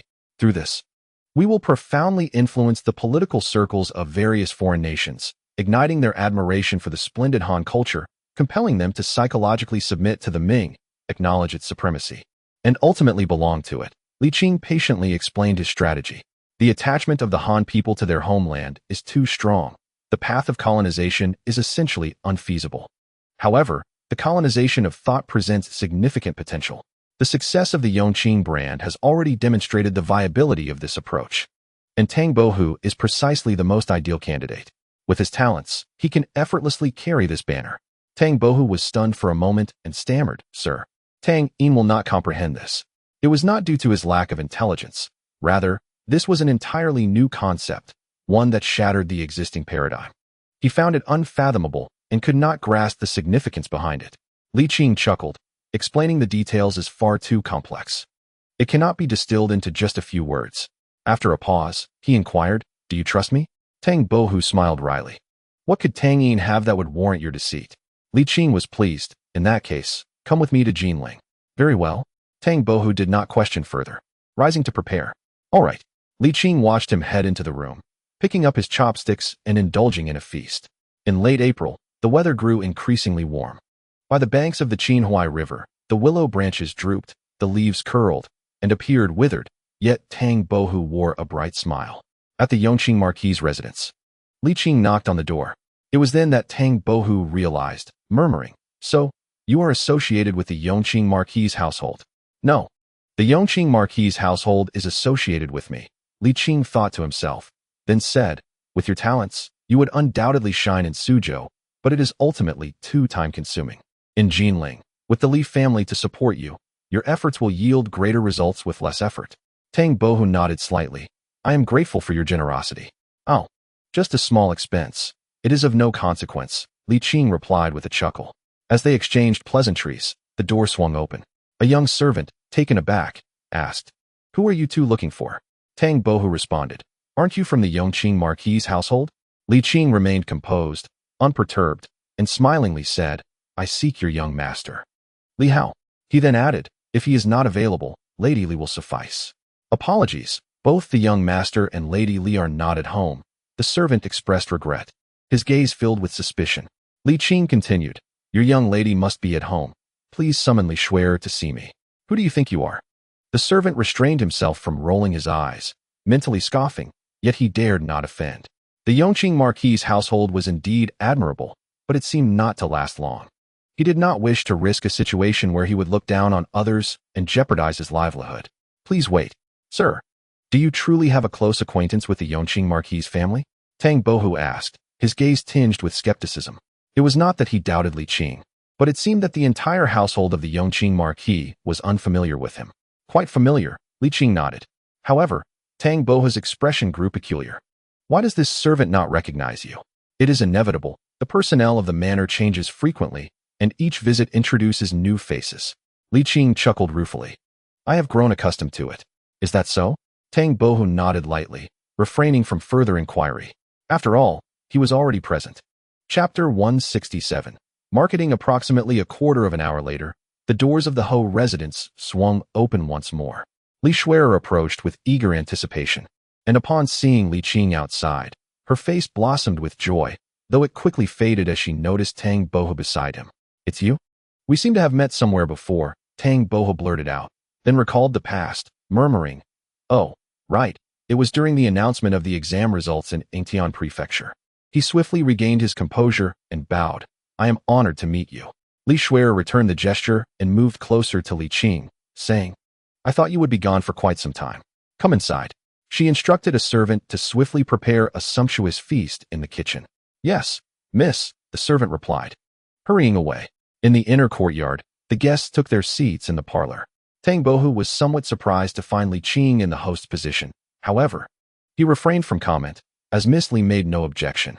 Li Qing inquired, "Why is Li Hao not home? And where is your mother? Is the household particularly busy? Didn't you mention increasing the new products?" Li Shuer rolled her eyes. "Mother has been occupied since her return." "Ah, I seem to have forgotten about that," Li Qing said, his face warming. He then added, "Why aren't you helping? I am not adept at business, and besides, what respectable young lady would expose herself to the public?" Li Shuer responded awkwardly. "You didn't seem to mind when you secretly followed me onto the ship," Li Qing retorted, rolling his eyes. "As you know Tang Bohu, I need not introduce him. I have returned primarily to assist him with his reputation." Li Shuer was perplexed and did not inquire further, as the person involved was present. She nodded and asked, "How will we manage that?" "Starting with poetry and paintings. We shall craft a reputation that surpasses the glory of yesteryears in Jiangnan," Li Qing explained. "Since you pride yourself on your intelligence, I leave this matter to you." "And what about you?" Li Shuer furrowed her brows. "You won't be venturing far again, will you?" "No, I intend to enjoy life," Li Qing declared with conviction. Li Shuer laughed. "That is more like it." "Very well, I shall take care of this matter." After a pause, she added, "The feast will take a while. Please follow me, Master Tang." "Where to?" Li Shuer rolled her eyes playfully. "Of course, to help you find a place to stay. Cultivating a reputation is not something that can be accomplished in a day or two. Guests at the Yongqing Ho residence cannot be left to stay outside, can they?" Tang Bohu, a bit abashed, replied, "In that case, I shall impose upon you." "Do not be so polite," Li Shuer said, her demeanor a blend of her mother-esque capricious nature and graciousness.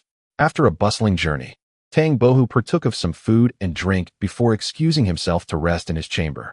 Li Qing, accustomed to the rigors of travel, felt no discomfort as he savored chilled watermelon while inquiring about the developments of the Li family's enterprises. Having been away for 3 years, he had heard of Tang Bohu's affairs, but had not even entered his home before heading straight to Suzhou, leaving little time to inquire about the family's business. Overall, the atmosphere is vibrant and uplifting. The elder brother has relinquished certain industries and is currently focusing on high value-added products, dedicating his efforts to secondary processing. Li Shuer remarked that she is not entirely informed about it. Her elder brother, despite his busy schedule, does have moments of leisure. Grandfather Li, you need not hurry away. You can inquire about these matters with him later. Indeed, that sounds reasonable, Li Qing responded, taking a bite of watermelon before asking, and what of you? Have you made any progress in your cultivation of qi? Alas, not at all, Li Shuer replied glumly, expressing her frustration at the lack of noticeable change despite her diligent efforts. Patience is key. At such a young age, you have already achieved so much, surpassing your peers. Moreover, you have only been practicing for a few years. The future holds promise, Li Qing reassured her, then inquired, Little Shuer, have you made up your mind? Yes, she affirmed. With a sigh, Li Qing chose not to elaborate further. His appetite for watermelon diminished. He stood up and said, The arrangements I am making for Tang Bohu are of utmost importance. Please pay careful attention to his matters. Understood, Li Shuer replied, then curiously asked, Grandfather Li, what are you planning? Before Li Qing could discourage her, she quickly added, Please do not favor boys over girls. I too can shoulder responsibilities and assist you in the future. Her expression was earnest. After a moment of contemplation, Li Qing responded, It is a grand scheme. Specifically, it is not yet the time for you to know, he replied with a wry smile. After all, I do not possess absolute certainty. My aim is merely to enhance the probability of success. Ultimately, whether the final push succeeds is beyond my control. The Ming dynasty is vast, and individual will is insignificant. Only through minute details can change be gradually effected. Li Qing sighed softly, expressing his desire for qualitative transformation through quantitative change, without expecting everything to unfold as he envisioned. Grandfather, please do not overexert yourself. Li Qing chuckled. It is nothing. I have grown accustomed to it. In light of the changes in the Ming dynasty, my principles remain sound, and I hold confidence in the future. Indeed, Li Shuer nodded earnestly, her face brightening. Who are you, after all? The eternal Qing Marquis of the Ming dynasty. Do not flatter yourself. Li Qing shot her a glare. By the way, where is your father? Father departed for Fujian long ago. It is said he has been at sea for over 3 years, and the pirates have begun to stir again. Li Shuer expressed her concern, revealing her affection for her father. Li Qing fell silent for a long moment before saying, That is the path he has chosen for himself. Alas, I truly wish it were otherwise. Li Shuer quickly added, I did not mean to blame you, just that I feel sorry for my father. Well, I shall take a walk. I will accompany you. I am heading to a brothel. Will you join? Li Shuer's expression darkened as she retorted, Is it that Tang Bohu has led you astray? Li Qing replied, exasperated, What do you know? Go on, you may as well. Hey! As Li Qing seemed about to lose his temper, she shrank her neck and swiftly departed, exclaiming, I will not cover your expenses. Li Qing mused, speaking of which, funds are indeed running low. In the bustling streets of Jinling, Tang Bohu, clad in white with flowing white hair, appeared dashing and ethereal. His striking appearance, coupled with a deliberate display of charm, undeniably drew attention. With the advancement of commerce and industry, the common people have become prosperous and are now more willing to indulge in consumption. In this era, as long as one is willing to work, money is not hard to come by. This has led to an increasingly liberal atmosphere in Jiangnan, where young maidens and brides are a common sight on the streets. People, once they acquire wealth, often indulge in ostentation and comparison, regardless of gender. Their desires, however, differ. The advertisement for Tang Bohu was designed by Li Shuer and was indeed eye-catching. Do you wish to retain your youth in a different manner? Do you yearn to immortalize your finest years? Jiangnan's talented scholar, Tang Bohu, can fulfill your desires. Not 5,000 taels, not 500 taels, merely 50 taels. Limited to today, prices will rise tomorrow. Tang Bohu exclaimed in astonishment. Initially, he had demanded 5 taels of silver and considered it a bold request. Now, the price had soared tenfold. Is it not evident that one must possess business acumen? The asking price was undeniably exorbitant, while the people of Jinling may be affluent. Spending such a sum on a painting was truly extravagant. The stall was surrounded by a throng, yet none were genuinely interested in commissioning a painting. Tang Bohu quietly inquired, "Miss Li, do you think our pricing is too high? Do you understand what marketing is?" Li Shuer retorted. Tang Bohu, of course, did not comprehend, and he asked in confusion, "What is marketing?" "You wouldn't grasp it if I explained," Li Shuer replied nonchalantly. "Stick to this. It will undoubtedly succeed." "Very well." Tang Bohu ceased to question further and resolutely declared, 50 taels, not a single coin less. As anticipated, after an entire day of trading, he had not sold a single piece, yet his reputation had taken flight. Many were now aware of this talented scholar peddling his art in Jinling. Unfortunately, this newfound fame was tainted with negativity. Nevertheless, Tang Bohu remained unfazed. As the saying goes, the more lice, the less itch, the more debts, the less worry. With many criticizing him, he hardly noticed the additional voices. His faith in Li Qing remained strong. The following day, Tang Bohu returned to his stall, and under Li Shuer's suggestion, raised the price to 100 taels. The onlookers gasped in disbelief, questioning if he dared to be even more audacious. Soon, discussions swept through Jinling, igniting the curiosity of the affluent residents. What is going on here? When they arrived to witness the spectacle, the price of a painting had doubled again, now 200 taels. Upon hearing this, many erupted in outrage. Had it not been for the excellent law enforcement in the southern province, Tang Bohu would have undoubtedly faced physical repercussions, at the very least having his stall overturned. What was the difference between this and robbery? One day later, the price surged yet again, reaching 300 taels. This time, the crowd calmed down, their enthusiasm only heightened.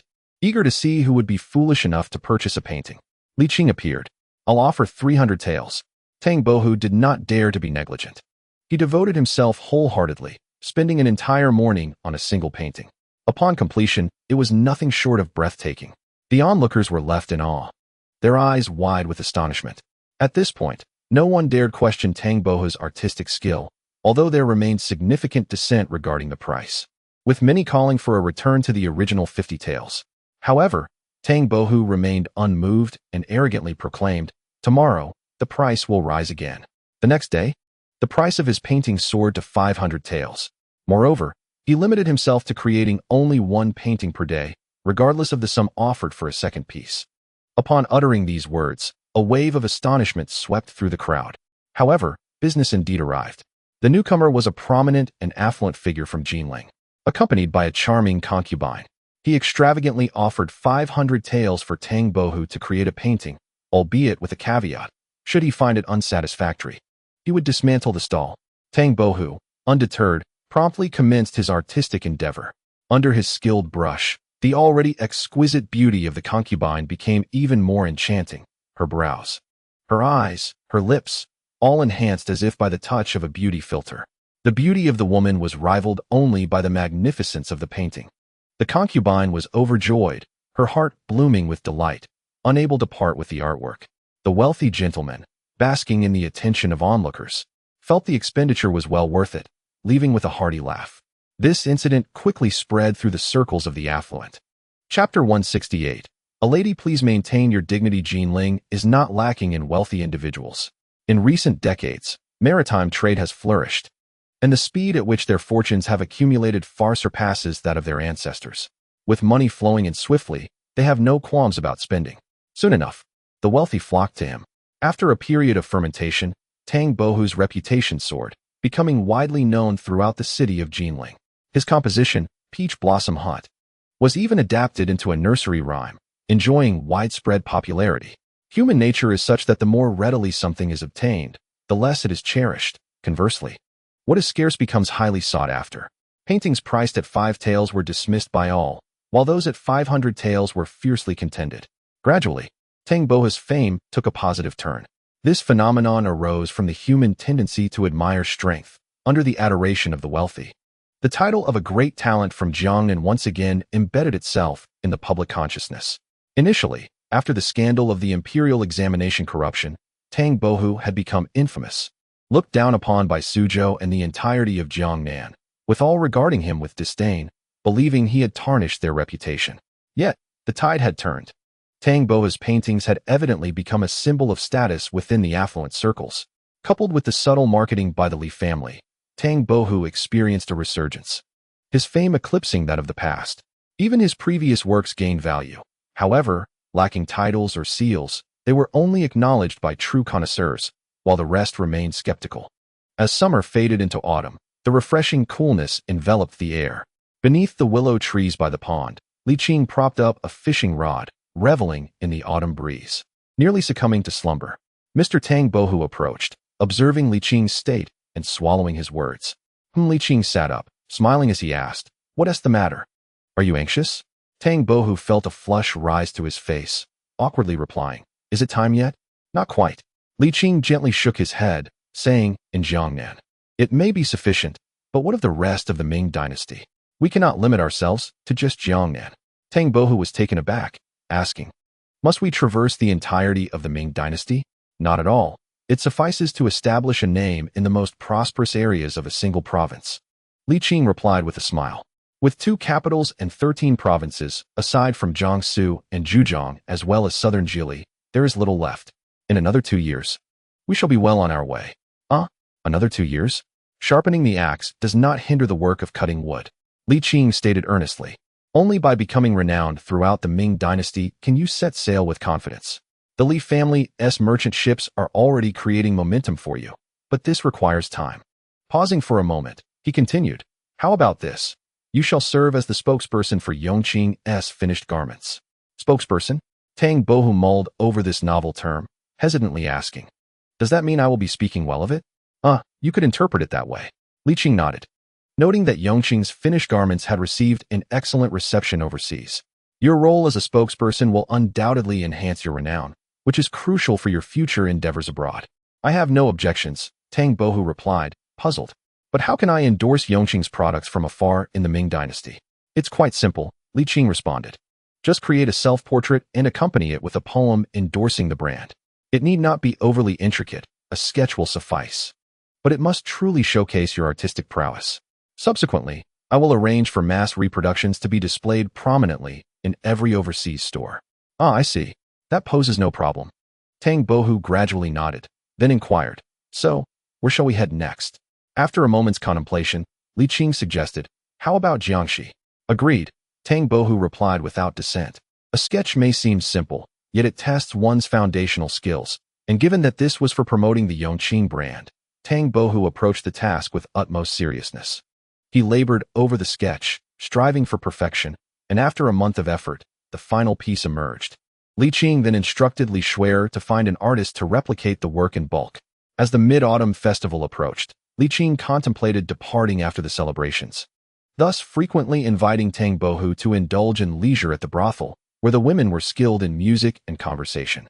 Once again, they visited Li Shuer, who, after a moment of contemplation, declared, "I must see what the allure of this brothel truly is." Clad in a scholar's robe and cap, with a breastband and faux beard, she navigated the familiar terrain with ease. The Zui Xianlu, still the same establishment, had undergone many changes in management over the years. The brothel had temporarily closed but reopened after the Jingde era. Li Qing and Tang Bohu, seasoned patrons, were greeted warmly by the matron, who ushered them into the finest private room, summoning the top courtesan, Qing Hong, to accompany them. It seems you are the one today." The young gentleman smiled as he strode in. Madam.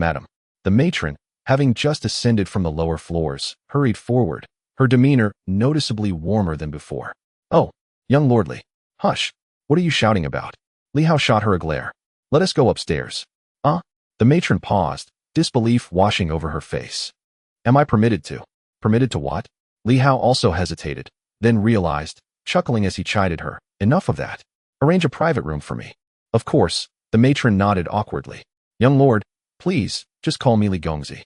Li Hao frowned. His father was soon returning from Fujian, and should he discover his son's visit to the brothel, he would undoubtedly unleash a torrent of paternal concern. "Please, Li Gongzi," the matron said as they entered the Zui Xianlu. A man, gazing at the plaque, hesitated briefly before striding inside. Madam. Just as the matron descended from upstairs, she noted the influx of customers and wondered, what is happening today? Business is remarkably brisk for a daytime visit. Zuasian Lu was among the most reputable establishments in the southern region, its grandeur evident. It was customary for patrons to be greeted by a matron, and all who entered requesting one were ushered to luxurious VIP rooms. Welcome, esteemed guest. Please, follow me to a private room upstairs. Is the top courtesan available? The man inquired gruffly. There's one left, the matron replied. A solitary man appeared somewhat dissatisfied, urging for the summoning of additional company and the preparation of a sumptuous feast. With that, he removed a heavy purse filled with coins and handed it all to the courtesan, instructing her to hasten. Very well, my lord, please follow me, she replied with enthusiasm. After providing payment, who would not be pleased, Li Hong settled into a private room and, without further ado, began to indulge in a fervent drinking spree. Setting down his teacup, he muttered, after laboring so hard for so long, is it not reasonable to indulge a little? It is still morning, with ample time until nightfall. I can fully recover. Li Shuai remarked, I often stroll down this street, but have never ventured inside. She touched the false beard adorning her chin, feeling reassured. It was this very disguise that had brought her success in the past, and she had no doubt it would do so again. Courtesan, courtesan. Upon entering, Li Shuai called out in a rough voice. What day is it today? The courtesan quietly grumbled, though internally delighted, her face beaming with warmth. Does the young master also desire a private room? Observing Li Shuai's unfamiliarity and scholarly appearance, which seemed uncharacteristic of wealth, the courtesan hesitated to confirm. However, to her surprise, the scholar produced a note for 100 taels of silver, the finest room and the most exquisite companions. Indeed, one must not judge by appearances. The depths of the sea cannot be measured by a mere dip. The courtesan eagerly accepted, assuring the young master that he was welcome upstairs. Recognizing him as a novice, she refrained from mentioning that all the top courtesans had already been chosen, her bosom heaving with excitement as she guaranteed he would be thoroughly satisfied. Is this truly a brothel? Li Shuai mused, surveying the surroundings. It does not seem extraordinary. It pales in comparison to the Yongqing Marquis's residence. Oh, but I suppose the purpose of coming here is not to admire the decor. She sipped her tea, filled with curiosity, nervous yet expectant. Before long, the courtesan led in two young women, their appearances pleasant and figures alluring, yet significantly younger than Li Shuai, already seasoned in their craft. As they settled in, one leaned towards Li Shuai. No, no, no, Li Shuai exclaimed, her cheeks flushing crimson. Ah, my meaning was to take it slow, she quickly added, realizing her faux pas. One must proceed gradually, I understand. The two courtesans chuckled gently, indicating their comprehension. Seeing that they had ceased their advances, Li Shuai felt slightly more at ease and hoarsely suggested, let us first enjoy a couple of melodies. Please wait a moment, I shall fetch the lute. One of them replied, winking playfully before departing. The other poured wine for Li Shuai, softly saying, Here, my lord. Thank you, Li Shuai accepted awkwardly, just as she was about to sip from the cup when a delicate hand covered it. In her astonishment, the woman slowly leaned in, sipping from Li Shuai's cup before shifting her body to nestle into her embrace. Li Shuai's mind momentarily froze. Unbeknownst to her, the woman was equally bewildered. This young master has such soft legs and waist, she mused. Yet, being a professional, the courtesan quickly regained her composure and resumed her role, pouting her crimson lips. Her face radiated seduction as if to say, My lord, this is how one drinks. Li Shuai was utterly dumbfounded. The young woman narrowed her eyes, exuding a blend of allure and shyness, presenting herself as if ripe for the picking. However, after a prolonged wait, the young master remained unmoved, not even shifting beneath her. What does this mean? Are you challenging my expertise? Annoyed, the woman intensified her charm and boldly approached him. At the critical moment, Li Shuai finally reacted. Swiftly dodging aside and rising to her feet. Caught off guard, the woman stumbled and fell, landing with a thud.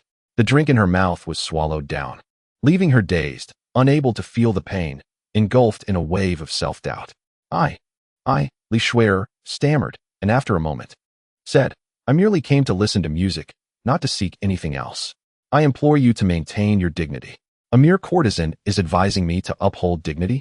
The woman felt her heart shatter into pieces. Chapter 169. A gentleman's agreement. Li Shuai helped the woman up, earnestly explaining her intentions, almost revealing her own gender in the process, ultimately aiding the courtesan in regaining her confidence. True to her profession, the woman quickly composed herself. Soon after, Another courtesan approached with a guqin, and as the melodies filled the air, the discordant atmosphere began to ease. Li Shuer listened contentedly to the music. A sip of wine here, and a delightful dish there seemed rather pleasant. A satisfied expression crossed her face, though it was fleeting, as she quickly concealed it, particularly troubled by the suggestive sounds from the adjoining room. Alas, this is not truly my place, Li Shuer thought with a wry smile. Patiently enduring the brief performance, Li Shuer retrieved 2 silver notes of 50 taels each, stating, "Take these." The 2 women were momentarily stunned, astonished that such a peculiar young master could be so generous. Their faces lighting up with joy. "We thank you for your generosity, young master." Li Shuer nodded and turned to leave the private room. As she stepped outside, she encountered someone emerging from the neighboring chamber, her eyes widening in shock, momentarily frozen in place. "Be brother?" Connecting the earlier suggestive sounds to the scene before her. Her anger flared. "How could you behave this way? Sister-in-law is so gentle and virtuous. You claimed you were too busy to even step outside? So, you were busy in a brothel? What are you staring at?" Li Hao, feeling slightly inebriated, did not recognize his sister due to her refined appearance. Finding her vaguely familiar, but dismissing it. "What is your problem?" Li Shuer blurted out, then quickly realized her own words, retorting, "My eyes are on my face. I shall gaze wherever I please." "Huh. You really are a naive young calf unafraid of tigers. Do you even know who I am?" Li Hao chuckled in irritation. "Who are you trying to impersonate, you scoundrel?" "You." Li Hao, infuriated, refrained from invoking the name of the eternal youth marquis, cursing instead, "Get lost. You old man." Li Shuer shouted back defiantly. At that moment, Li Hong emerged from the private room, lamenting the passage of time, and upon hearing the commotion, he looked up to observe the scene. "Oh, isn't this my dear eldest son?" Li Hong was initially taken aback, then filled with rage. "Not only are you lacking ambition, but you're also bullying others? This is a disgrace to the eternal youth marquis." Without a second thought, he charged forward and delivered a resounding slap. Li Hao, filled with rage, instinctively began to curse, only to realize that the newcomer bore a striking resemblance to none other than his father, whose love was as steadfast as a mountain. "Father, father, don't call me father. I have no son like you." Li Hong quickly regained his composure and retaliated with a couple of sharp slaps. Li Shuer stood there, utterly stunned. Her astonishment did not stem from witnessing a father reprimanding his son. She had witnessed such scenes too often, but rather from the unexpected presence of her father at the drunken immortal pavilion. At that moment, she recalled her mother's words, "No man is worth trusting." Li Shuer glared at the father and son, yet neither of them paid her any heed, for it was a tense standoff between them. With a quick mind, Li Hao whispered, "Father, please calm down. We are in the drunken immortal pavilion. Creating too much commotion would be detrimental to the Li family's reputation. You are aware of that, are you?" Li Hong gritted his teeth, lowering his voice but refraining from further violence. "No, father, allow me to explain." Li Hao suddenly realized something and straightened his back, ominously stating, "If my mother were to discover that you are here, what do you suppose would happen?" Li Hong's demeanor shifted, realizing he had been so focused on chastising this scoundrel that he had overlooked this crucial point, his massive frame trembling. "I was merely passing by," he stammered. "Huh? With such a strong scent of perfume, you're telling me you were just passing by? You must be jesting." Li Hong's face flushed with embarrassment as he retorted, "A gentleman's agreement, mutual confidentiality." "Oh man," Li Shuer observed coldly from her moral high ground, mentally condemning the two. "Do not worry," Li Hao scoffed. "You are welcome to discuss this with Xiaosong. Unlike certain individuals, I am not afraid of my wife." Li Hong seethed with rage, but dared not escalate the situation. "What do you intend to do?" he hissed. "I haven't decided yet," Li Hao replied, stepping closer with an air of arrogance, whispering, "Father, this secret. I will feast on it for a lifetime." "You insolent wretch." Li Hong could no longer contain his frustration. Li Hao quickly added, "Please, do be mindful of where we are. Do you truly wish to escalate this matter?" Consumed by fury, Li Hong hesitated, fearing the collapse of paternal love. At that moment, Li Qing and Tang Bohu emerged from the private room, their attention immediately drawn to the father-son duo. Unfamiliar with Li Hong, Tang Bohu took note of the situation, while Li Qing recognized his godson and felt a surge of anger. Striding forward, he clapped a hand on Li Hong's shoulder. "What kind of man are you to treat Wan Qing this way?" Li Qing questioned. Li Shuer was once again taken aback, not because Li Qing had come to a brothel. That was something she had long since accepted, but rather by his audacity to stand on a moral pedestal when he himself was present in such a place. Truly, like father, like son, Li Hong immediately echoed Li Hao's words, stating sternly, "This is not the place for discussions. If this escalates, it would not benefit the Yongqing Marquisate. You are aware of that, are you?" Li Qing gritted his teeth, his voice dropping slightly. What a spectacle of paternal dynamics. Li Shuer was thoroughly exasperated. At that moment, Tang Bohu noticed the unassuming figure nearby and exclaimed, "Little brother, is that you?" His words instantly captured the attention of the three members of the Li family. Li Shuer felt a chill run down her spine and hastily lowered her head, fleeing down the stairs. With a fleeting glance, Li Qing failed to discern any peculiarities, only finding the scene somewhat familiar. He quickly redirected his attention, urging, "Let us depart. We need not embarrass ourselves here, as others have begun to take notice." With that, he descended the stairs ahead of the others. The father and son dared not utter a word and followed closely behind. "Why are you chasing me?" Li Shuer exclaimed in exasperation. Yet she did not dare to halt or even glance back. "Little brother, it is I? Do you not remember? We met at the Wuzhong Tavern. And you even sought me out," Tang Bohu gasped, struggling to keep pace. In the bustling streets, Tang Bohu refrained from revealing his identity, for he had become quite a renowned figure. "It is not me. You must have mistaken me for someone else," Li Shuer insisted vehemently, quickening her pace to the point where her foam mustache nearly fell off. Nevertheless, Tang Bohu remained undeterred, continuing to pursue her while saying, "Do not fret, little brother. I merely wish to express my gratitude." "No need for thanks, no need at all," Li Shuer replied, running even faster. Remarkably, Tang Bohu could not keep up, and after a quarter of an hour, he stopped, clutching his abdomen, a wry smile on his face. This little brother possesses remarkable stamina. As he ran and spoke, he lost his breath, experiencing sharp pain in his lower abdomen, bending over and gasping for air. At that moment, the three members of the Li family hurriedly approached with their heads bowed. In the crowded marketplace, Li Qing was concerned that the identities of Li Hong and Li Hao might be recognized, and upon seeing Tang Bohu panting heavily, he suddenly shouted, "Quickly, look!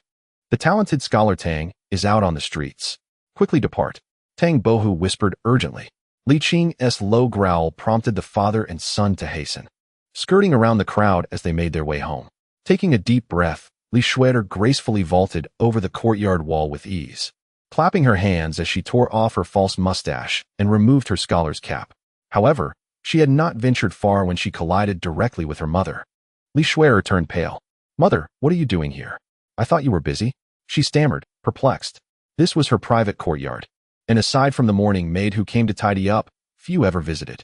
Zhu Wanqing disregarded her question, instead remarking, "Shuer, why are you dressed in men's clothing?" I. Li Shuer faltered. "You are not planning to run away from home again, are you?" "And no, please let me explain," Li Shuer hurriedly replied.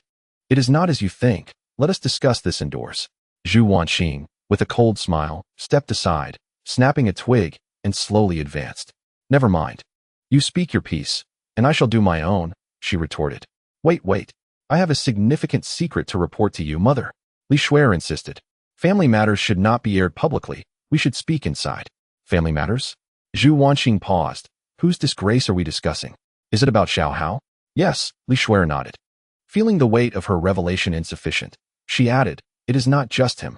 At last, Li Hong and Li Hao returned, feeling a sense of relief. Upon entering the main hall of the courtyard, the three took their seats. Li Hao gave Li Qing a thumbs up, praising, "Master Qing, it is indeed you." His reputation as the second most handsome man in Jinling was well known. Had it not been for Tang Bohu drawing attention away, he would surely have been recognized. Though he himself was not particularly concerned about that, only fearing that his father might be identified. Indulgence in carnal pleasures is not inherently disgraceful. However, when a father and son partake together, it inevitably evokes certain implications. Li Qing cast an admonishing glance at him and remarked, "As for your father, one might excuse him, for his behavior, though unreasonable, has a certain rationale. But you? With numerous beautiful wives and concubines, are you still not satisfied?" Indeed, Li Hong's anger surged suddenly. As he rolled up his sleeves, cracking his knuckles with a menacing grin, "You scoundrel, I shall not spare you." Li Hao chuckled. "I possess the courage to expose my own faults. Do you?" His argument was unassailable, and unlike his father, who was now under his thumb, he felt no trepidation. Crossing his legs, Li Hao boldly declared, "I shall inform my mother shortly." Li Hong, infuriated, retorted, "You insolent brat, I shall tear your mouth apart." Li Hao grinned, "Father, have you thought this through?" Li Hong huffed and puffed for a moment before reluctantly retracting his hand. "Do not tell your mother." "What do you mean by not telling me?" Zhu Wanqing approached with a cheerful smile. Li Hong, startled, hurriedly stood, grasping her hand with a gaze full of affection. "Wanqing, please do not." Zhu Wanqing withdrew her hand, speaking coolly. "What is it that cannot be shared with me?" Li Hong rubbed his nose, glancing at his son. "Go on, speak." "Nothing much, just that my father forgot to bring you a gift and asked me to secretly purchase one on the street." Li Hao would not divulge further. He was no fool.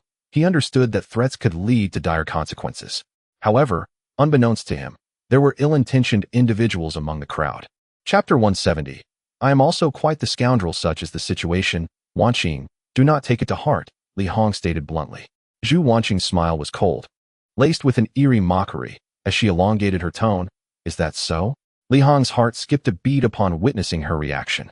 After so many years of marriage, he understood his wife too well. Her intelligence bordered on the uncanny. To date, it seemed there had not been a single matter he could conceal from her, particularly with her current sly demeanor, which unsettled him. Li Hong faltered. "Mother, it is indeed so." Li Hao, unable to bear it any longer, exclaimed, "Father, you are truly losing face. Besides, if you were to admit it outright, how would I ever enjoy your lifetime of riches?" Encouraged by his son's words, Li Hong fortified his resolve. As long as he did not admit to it, there would be no unexpected consequences. The parties involved were merely the three of them. Having returned together, while that rogue Tang Bohu was likely still engaged in a debate on the street, how could he possibly lodge a complaint? No matter how clever one may be, how could they possibly deduce the truth? With these thoughts clarified, Li Hong's masculine bravado returned in an instant, as he calmly stated, "Little Hao's words are indeed the truth." "Huh?" Zhu Wanqing scoffed, suddenly unleashing a sharp reprimand. "Li Hong." Li Hong's heart nearly skipped a beat, and Li Hao was so startled that he tumbled from his chair. Even Li Qing jolted, spilling tea all over himself. Li Qing refrained from expressing his anger, feeling guilty for having aided in the concealment, and cleared his throat. "Well then, I shall go fishing for a while."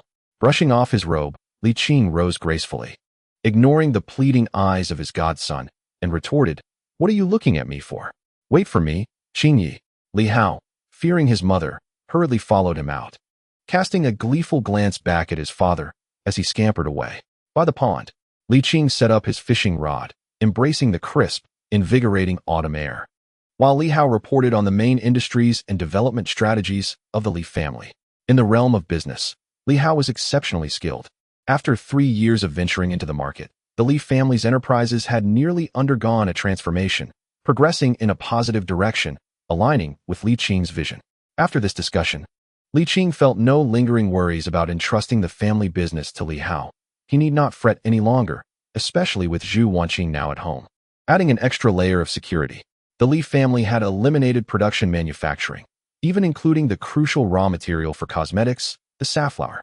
Aside from the dozens of acres belonging to the Xiao family, Li Hao remarked, "Elder Qing, I have allocated all the land under the Li family to tenants. Now we only retain 100 acres of fertile land for staple crops." Indeed, Li Qing nodded in approval, then inquired, "What is the situation regarding land consolidation in Jinling?" "How should I put it?" Li Hao pondered for a moment, then sighed. "As the saying goes, for 1,000 years, 800 landowners, Elder Qing. The trade of land cannot be entirely eradicated. Throughout history, the common people have struggled to make ends meet, lacking the capacity to withstand risks. When faced with significant events, selling land becomes their only option for survival." After a brief pause, he continued, "However, the current situation has improved considerably. The rapid development of industry and commerce has granted the populace a greater ability to withstand risks, so they are not compelled to sell their land at the slightest trouble. Overall, approximately 65% of arable land remains in the hands of the common people." 65%? That is quite favorable, Li Hao responded. "My younger sister is an avid reader. According to her, since the establishment of the Ming dynasty over 2 generations ago. Such a situation is remarkable when viewed through the lens of history. Elder Qing, one must not only consider these numbers, but also take reality into account." Li Hao exemplified. "Take our family for instance. Your rule against land consolidation is well known, yet at our peak, we still possessed 10,000 acres of fertile land. Such a vast expanse. Li Qing was astonished. When did this occur? Long ago. Allow me to explain, Li Hao continued. The prosperity of Jinling City does not represent the entirety of Jinling. The impoverished still constitute a majority. During crises, selling land becomes the prevailing theme, and at these junctures, wealthy households tend to drive prices down.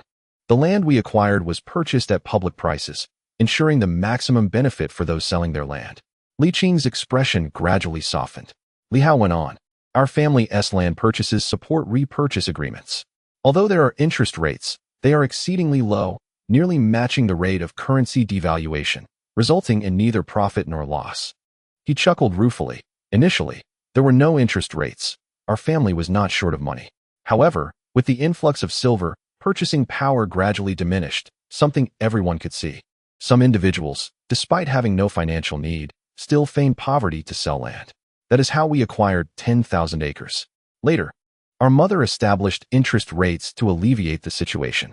The land we bought is farmed by the original tenants, and we support repurchase, thereby inadvertently rescuing many families. That is how it should be, Li Qing nodded.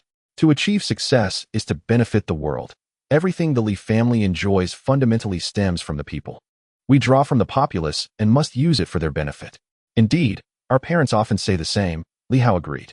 After discussing various official matters, Li Hao, with a hint of apprehension, remarked, Elder Qing, I can't shake the feeling that my mother might know about our visit to the brothel. Impossible. Absolutely impossible. Li Qing resolutely declared, among the four of us, Tang Bohu is not the type to gossip. If the three of us remain silent, there is no way she could find out. Besides, Tang Bohu hasn't returned yet. What if? Li Hao still felt uneasy. He had been under the influence of his mother's wisdom for too long. Like his father, he had never managed to keep a secret from her. Visiting a brothel wasn't inherently wrong. Xiao Song was magnanimous, and their mother still cared for her son. She might scold him a little. But if she were to discover that his father visited a brothel without reporting it, the situation would be entirely different. Why are you like your father, lacking ambition? Li Qing teased. If you were truly capable of foreseeing such matters, you might as well be a celestial being. Well, that's true. Li Hao felt somewhat relieved, yet still apprehensive. Some things were ingrained in his very being. Continue, Elder Qing. I shall seek out my younger sister. What do you need her for? Li Hao replied. She is the only one in our family who can match our mother's strength. I'm going to ask her for some advice. You foolish boy, are you not afraid she will betray you? Though my sister can be a bit willful. She knows where her loyalties lie. She might act that way with me, but she would consider our father. Li Hao chuckled. This secret, I plan to keep from our father for life. You are truly filial, Li Qing said, both amused and exasperated. Go on, go. Little sister, why are you lying in bed during the day? Li Hao suddenly recalled something, his tone softening. Are you unwell? No, Li Shuer glared at him fiercely. I fell and hurt my leg today because I didn't check the calendar before going out. Is it serious? Not too bad, but I probably won't be able to walk for 3 days. Li Shuer maintained a cold demeanor. It won't interfere with the Mid-Autumn Festival, so stop bothering me. With that, she turned her head away, refusing to look at him. Li Hao scratched his head, thinking, it seems she is truly in trouble. He stood up and went out, only to return shortly with a teapot in hand. Here, drink some hot water. Get lost. You. Li Hao was infuriated. But ultimately he needed something from her, so he suppressed his anger. Sister, let me tell you something. Our father has returned. He visited a brothel. Li Hao laid bare the situation. It seems our mother has caught wind of it. You know her temperament. Our father has never dared to take a concubine. As children, we should. Well, this is a matter of moral obligation. Unfortunately, Li Shuer had no morals. She had long since sold out her father and brother, thoroughly. However, she herself was not spared a beating, narrowly avoiding having her legs broken. There isn't a decent man among them. Li Shuer was also irate. And instead of helping, she merely scoffed. That's excessive, Li Shuer. Li Hao retorted angrily. Is that how you speak of your father and brother? Oh, let me be frank. Elder Qing went too. Does that not mean you are also scolding him? So what if I did? I would say the same in his presence. Your words have crossed the line. Li Hao was tempted to slap her, yet he refrained. Grabbing the teapot, he stormed off, grumbling, go drink hot water. For all I care, I'm just as lowly. With just the two of us left as a couple, can we not speak the truth? Zhu Wanqing said lightly. What? Do you dare not own up to your actions? What have I done? Li Hong forced a smile, striving to appear wronged. Zhu Wanqing felt a deep sorrow. Is there no honesty left between husband and wife? I sigh. Very well, Li Hong replied dejectedly. Wanqing, before coming home, I visited a brothel. Please, do not be angry. I promise I will never go again in this lifetime. After a lengthy silence, Zhu Wanqing suddenly proposed. Why not take a concubine? Li Hong was momentarily stunned, his face a mask of astonishment. Then he felt a chill run down his spine. I am not jesting. I am serious, Zhu Wanqing sighed. I have been too domineering, and you have suffered over the years. Wanqing, do not frighten me. I swear. If I ever go back to a brothel, may lightning strike me. Why speak like that? Zhu Wanqing interrupted, chiding him. The women in brothels are unclean. Appreciating beautiful women is not disgraceful. Simply take a concubine. No, I will not take a concubine. I am neither joking nor testing your resolve. This is my heartfelt opinion. Zhu Wanqing sighed softly. Throughout these years as husband and wife, I have often reflected, reminding myself to be more magnanimous and virtuous. Yet, I wonder, as your wife, have I been remiss? Not at all. You are wonderful just as you are. I adore this side of you. I enjoy being under your care, Li Hong said as he embraced her. I admit my faults. At my age, I should know better. I will not return to the brothel. There is nothing good there. You have endured too much. Your love for me is immense, and I love you dearly in return. Though at times I succumb to impulse. I apologize. He kissed her gently. After a time, Zhu Wanqing blushed and pushed him away, playfully rebuking, it is broad daylight. We are old married folk now. I am not angry. I truly considered having you take a concubine, but since you refuse, let it be. After a pause, she asked, is that rascal Li Hao trying to leverage this situation against you? You truly have a keen eye, Wanqing, Li Hong remarked, feeling a surge of anger. He grinned wickedly. It is time for him to experience the warmth of paternal love. Chapter 171. The Tangled Father, what is it? Li Hao, having endured much irritation from Li Shuai, approached with a sour expression. He had grown audacious, knowing he held his father's weakness. With a resounding slap, Li Hong's hand struck Li Hao. Li Hao stumbled back, bewildered. How dare you? Li Hong, with a swift motion, landed another stinging slap on his son. Li Hao, caught off guard, fell to the ground, questioning his existence. However, he quickly regained his composure, leaping to his feet, furious. Are you going to hit me again? I've never encountered such a shameless demand. Li Hong, with a playful grin, responded, I shall grant you what you desire. That is what you forced me into. Li Hao shouted. You acted unkindly first. Do not blame me for being ruthless. Such a verbose brat, Li Hong retorted, delivering another slap. Go on, report me if you dare. Fine, I will, Li Hao declared defiantly, feeling the weight of the family's disdain. After a while, Li Hao walked back, disheartened, his already swollen face now even more puffy. In disbelief, he stammered, Father, you actually confessed? What else could I do? Li Hong sneered. You, rascal, do you truly plan to live off me for a lifetime? How did you convince Mother? Li Hao murmured in shock. She forgave you just like that? Our bond is unbreakable. How could a petty wretch like you sow discord? Vile scoundrel. Ungrateful wretch. Li Hongyue's wrath escalated as he unleashed a torrent of furious slaps, exclaiming, If you dare venture to the brothel again, I shall break your legs. Wait. This is not how the script goes. Li Hao grimaced, on the verge of tears. At that moment, only Tang Bohu could empathize with his plight. As dusk approached, Tang Bohu returned, his demeanor deflated, as if he had been trampled 100 times, his eyes devoid of luster. Mr. Li, he called out. But Li's guilt compelled him to evade. Does your leg still ache? Zhu Wanqing inquired with a cold expression. I hardly struck you hard. Yes, Li Shuai pouted, tears glistening in her eyes. My daughter is in pain. Zhu Wanqing, fully aware that her daughter was feigning distress, could not help but feel a pang of sympathy. Oh, my dear girl, first you ran away from home, and now you visit a brothel. Your behavior is becoming increasingly intolerable. If this continues, you shall become uncontrollable. Mother only wishes for my well-being. All the blame lies with me. Li Shuai fervently nodded, tears cascading down her cheeks. Alas, Zhu Wanqing sighed helplessly. After a prolonged silence, she remarked, Your father will leave after the Mid-Autumn Festival.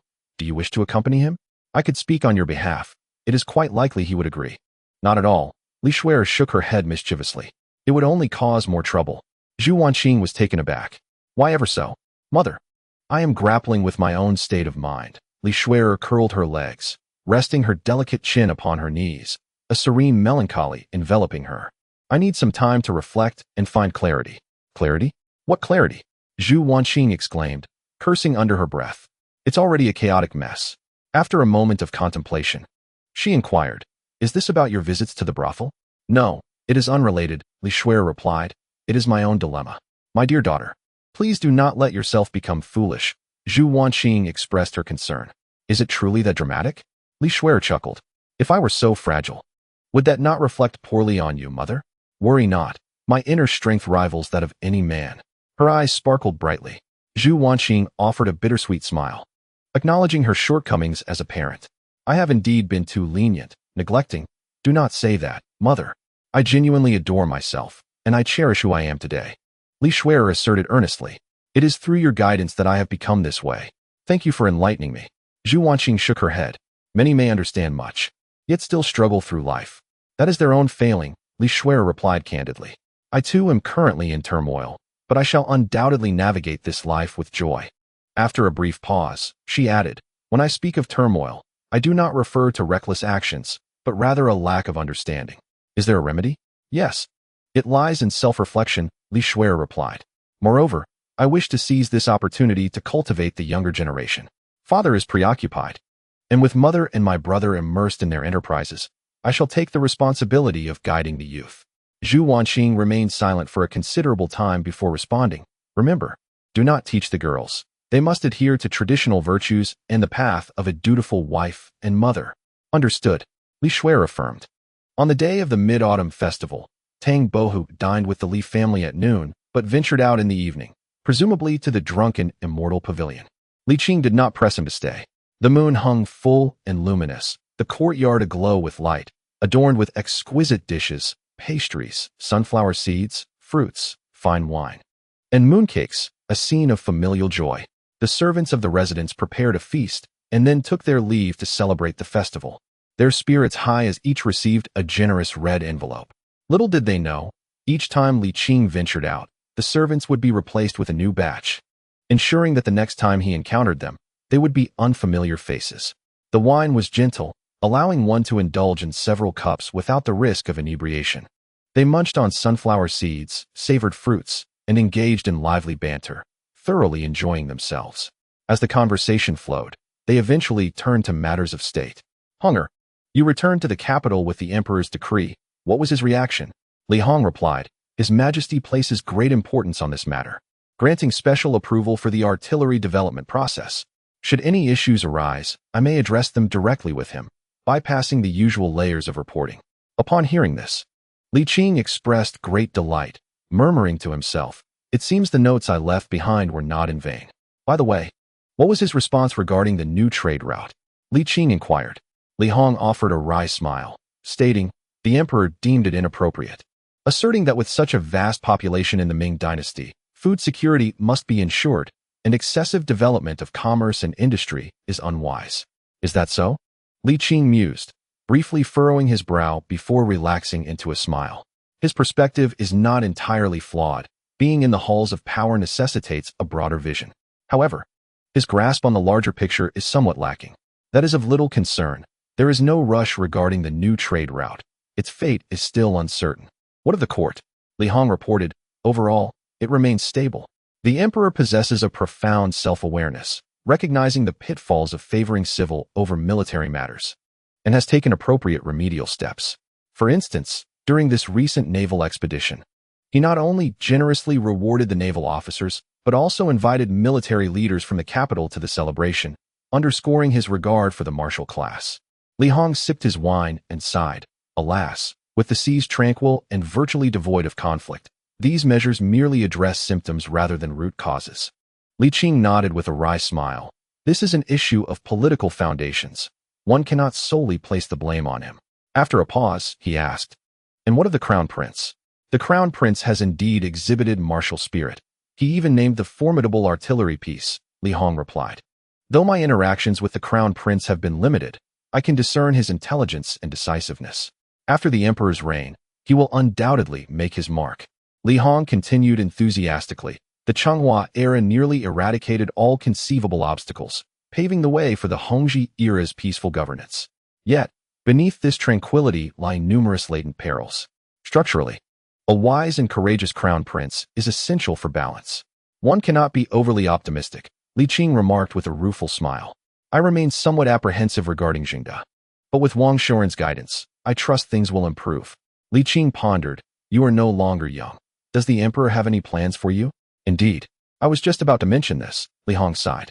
The emperor has requested that I serve for a few more years and also select one of the younger generation from our Li family to bear the mantle. By the way, when did the emperor become aware? Li Hong queried. Initially, when Xiao Hao accompanied me to the capital, he happened upon this knowledge. Though he remains unaware of my own matters, Li Qing explained. Taking a deep breath, he continued. You have labored tirelessly for half your life. It is time for you to rest. Allow me to take the reins. Li Hong shook his head. Godfather, your vision encompasses the world, the grand scheme of things. You must not be constrained. Besides, I am accustomed to this, and I do not wish to step back so easily. Furthermore, I have yet to initiate the handover process. Then let us proceed with the process, Li Qing replied with a furrowed brow. You have done more than enough. It is time to enjoy the remaining years with Wan Qing. Do not trouble yourself with political matters any longer. Godfather, I am in good health, Li Hong chuckled. I can easily live for another 20 years. Li Qing shot him a stern look. Have you considered Wan Qing's feelings? Uncle Li, not angered, replied. Actually, Honggu has made arrangements. I will not be left alone at home. Zhu Wanqing explained. The Li family has been quite busy these past 2 years. I cannot leave just yet. Once business settles down, I will join Honggu. She smiled, adding, I have been exercising every day for years. My health is excellent. Li Qing fell silent, suddenly feeling a pang of guilt for not fulfilling his duties as an elder, allowing his younger relatives to endure hardships. Grandpa Li has cultivated for over a century, yet he has not attained enlightenment. Beside him, Li Shui'er chuckled softly. The rise and fall of the world is the responsibility of every individual. If even a common man feels this way, how much more so for our family? How can one know the joy of a fish if one is not a fish? Li Shui'er continued. This was the choice of our parents, and they find joy in it. Why must you be so conflicted? Just as father chose a career in public service and mother took charge of the family business, this was their desire. Because of you, they can express their artistry more freely. This mutual achievement is a win-win. Why are you not happy? You are right, little sister. Li Hao chimed in, unable to articulate such philosophical thoughts. You are too conflicted, Qingge. Li Qing was left speechless. After a long pause, he bitterly smiled at himself. Indeed, I am a conflicted person. Wanting it all is simply too greedy. Chapter 172. A subtle affection. The bright moon hung high, and the mooncakes were sweet and glutinous. After many years, Li Qing finally celebrated a mid-autumn festival that was somewhat satisfactory. Early in the morning, Tang Bohu returned, leaning against the wall, exuding charm and nonchalance. Yet in the depths of his eyes, there was no joy, only loneliness and desolation. He was leaving again, embarking on a journey that would last 2 years. For Li Qing, 2 years was not a significant duration, but for those he cared about, it felt interminable. At the gates of the Ho residence, he held the reins of his horse, watching his godson, niece, and 2 young ones hesitate to mount, as if he could not be as carefree as before. Time waits for no one. When he returned next, they would have changed once more. The autumn breeze was slightly cool, refreshing against his face. Yet it also rippled across the features of those around him, constantly illustrating the weight of time. Goodbye, Grandpa Li. Li Shui'er waved her small hand. Her lips curled into a smile. Safe travels. Li Qing pulled his thoughts back, smiling gently. Yes, goodbye. With that, he mounted his horse. Uncle Li, wait. Zhu Wanqing suddenly spoke up. Li Qing halted, his hand poised to rein in the horse. What is it? This journey through the Ming dynasty is not particularly strenuous. Perhaps we should bring the young lady along, Zhu Wanqing suggested. It would prevent her from sulking at home, and she may even be of assistance. Li Qing paused, taken aback, then felt a chill. Zhu Wanqing averted her gaze, speaking softly. I fear she might run away from home again. Li Qing turned to look at Li Shui'er. Grandpa Li is preoccupied with important matters, not indulging in leisurely excursions. Why should I tag along? Li Shui'er shook her head and chuckled, recalling how her father mentioned last night the intention to cultivate a successor. A young man can enlist at the age of 16, and there are still a few years left. Everyone is busy, while I find myself idle. Shuer has dabbled in military strategies and tactics, and can contribute in some way. Li Qing withdrew her gaze and contemplated, stating, "If you wish to go, I shall take you along." "I do not wish to," Li Shuer replied, shaking her head. "It is far more leisurely at home. I do not wish to seek unnecessary troubles." Zhu Wanqing interjected. "Grandpa Li always speaks with sincerity." "I am aware," Li Shuer replied with a hint of hurt. "Mother, do you truly hold me in such low regard?" "Ha. It's quite pleasant at home," Li Qing chuckled softly, feeling relaxed as she departed. "Sir, what is your relation to the Li family?" Tang Bohu inquired, wondering if there was no blood relation. After a lengthy period of close association, he had grown familiar with Li Qing, speaking without concern of causing offense. Li Qing paused before responding. "We share a familial bond." Upon hearing his lack of response to the latter question, Tang Bohu discerned that there was indeed no blood relation. After all, Li Qing's seniority was quite significant, which defied logic. It seemed that even if there were a blood connection, it would be distantly removed. "Then what is it that you have discovered?"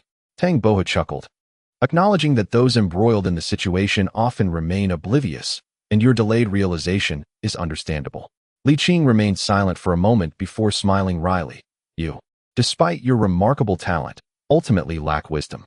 Without being part of the situation, how could you perceive it clearly?" "Haha. She is more astute than you and possesses a broader perspective, along with her own values in life." Tang Bohu scratched his head, asking hesitantly, "What did the last sentence mean?" "I say you do not comprehend." Li Qing laughed heartily, raising her riding crop, onward. At the pond, Li Shuer held a scroll, basking in the autumn breeze, feeling utterly at ease. Alas, there are always those who spoil the tranquility. "You silly girl. What are you truly thinking?" "Mother, could you please allow me some peace?"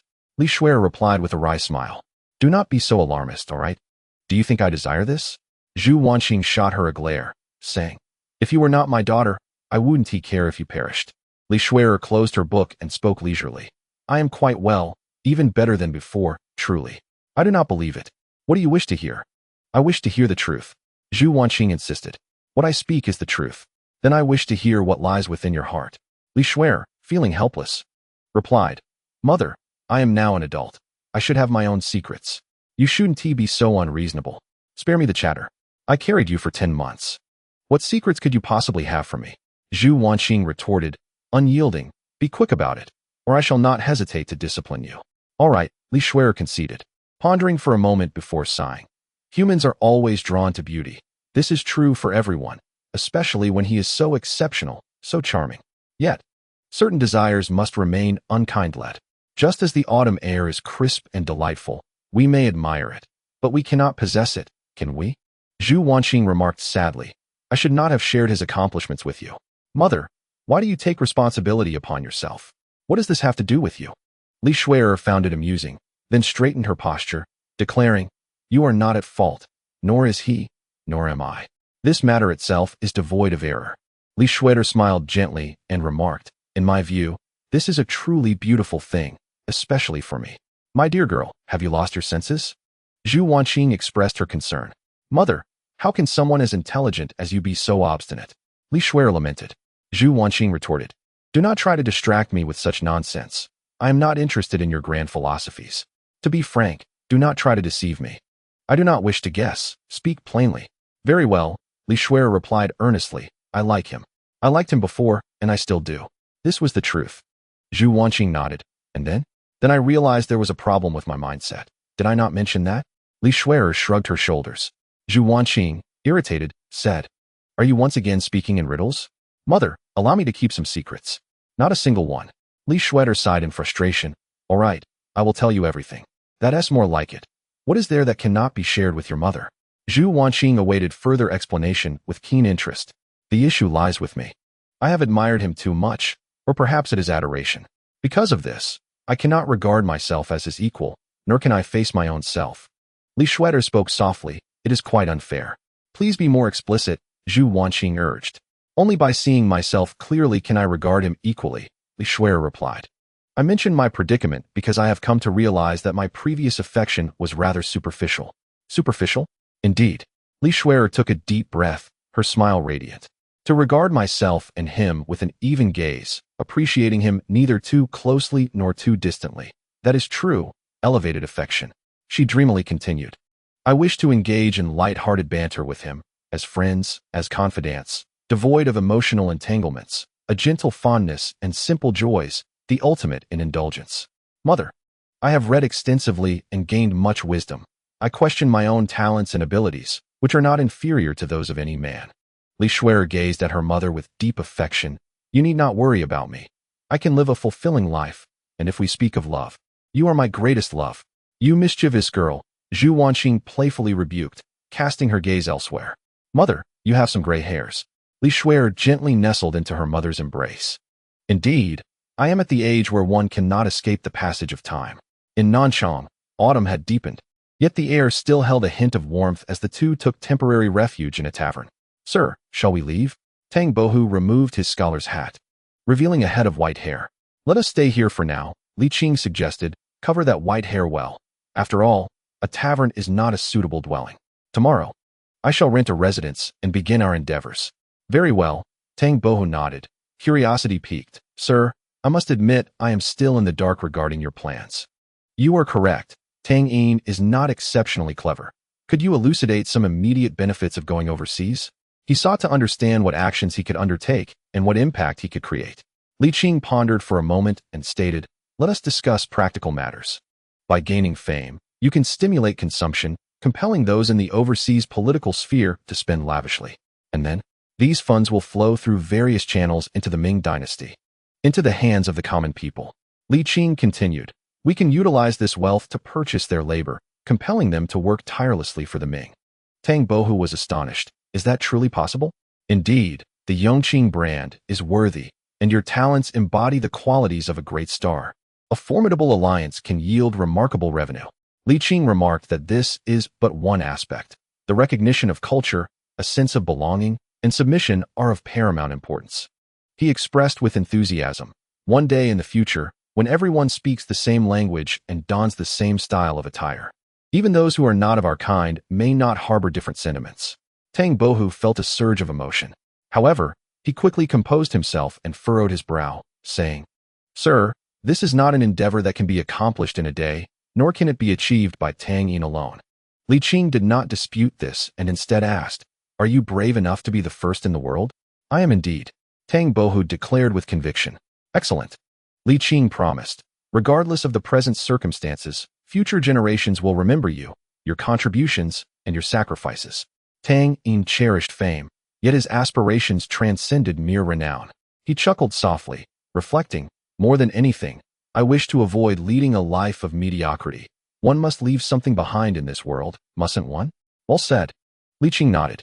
Once you have truly become a great star, we shall venture overseas. The term great star lingered in Tang Bohu's mind, prompting him to inquire whether it referred to the bright and resplendent stars or the twinkling stars of the Ming dynasty. Li Qing found himself momentarily speechless, pondering that in later times, this term seemingly lacked grandeur. Perhaps it originally bore such connotation but had since been distorted. After a brief pause, he stated, What the heart desires is indeed the intent. Well then, I shall choose one that pleases me. Tang Bohu laughed heartily. Which one do you favor? Li Qing asked. Curiosity piqued. Haha, that's a secret. Tang Bohu replied.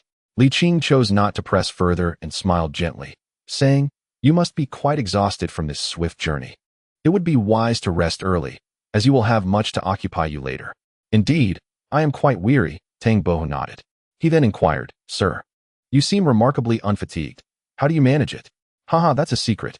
Chapter 173. Something awry with Prince Ning on the same long street of the Ningguang mansion. Li Qing paid a handsome price to acquire a residence. This area is a gathering place for nobility and is the most bustling district in Nanchang, densely populated and highly conducive to the dissemination of information. In this age of word of mouth, to achieve fame, one must be in crowded places. Fortunately, Jiangxi, though slightly westward, is part of Jiangnan, and Tang Bohu's reputation amassed in Jiangnan had reached here, which is why Li Qing chose this as their second stop. The efforts were laborious and ungratifying, far less effective than the gradual expansion of influence. While Tang Bohu cultivated his name in Jinling, he inadvertently set the stage for a warm-up in Jiangxi. After procuring some daily necessities, the two settled in, and Li Qing spent money to spread the news. Shocking news. The great talent Tang has arrived in Nanchang. With the promotion from the shock department, the news swiftly circulated through the nearby streets. Within just half a day, visitors began to come seeking paintings. The extreme marketing from Jinling propelled Tang Bohu's artwork to soaring heights, particularly his landscape paintings, which fetched prices exceeding 1,000 taels of silver. Of course, this was under the premise of hunger marketing. Previously in Jinling, apart from the initial period when Tang Bohu produced one painting daily, he later exhibited his works infrequently, making it maddeningly difficult for those with wealth to procure them. Yet, with the backing of the Yongqing Marquisate, no one dared to challenge this situation. Currently, the commercial and industrial sectors are flourishing. Although Nanjing and Nanchang are not in close proximity, the thriving river transport has ensured that news from one reaches the other swiftly. In no time, wealthy merchants are clamoring to be first, and even officials have been stirred. The progress has surpassed Li Qing's expectations within just a few days. The temporary residence has become the most frequented area along the entire long street.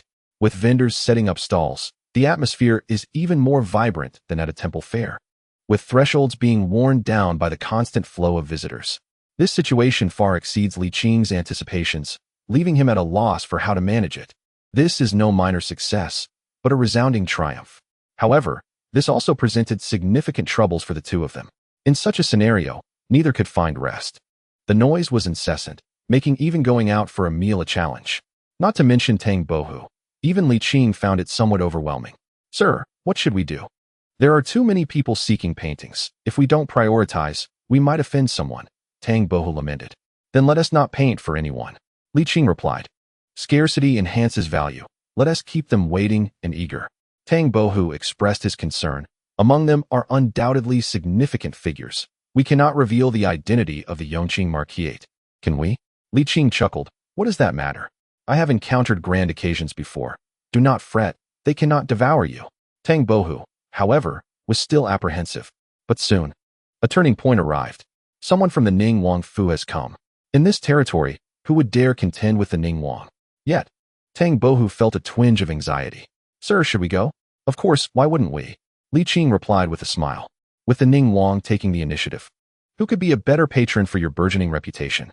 However, Tang Bohu, somewhat disgruntled, said, "Sir, forgive my lack of courage, but I have this inexplicable fear, and I do not even know why." Li Qing laughed heartily. "What is there to fear? The Ning Wang is not a man-eater.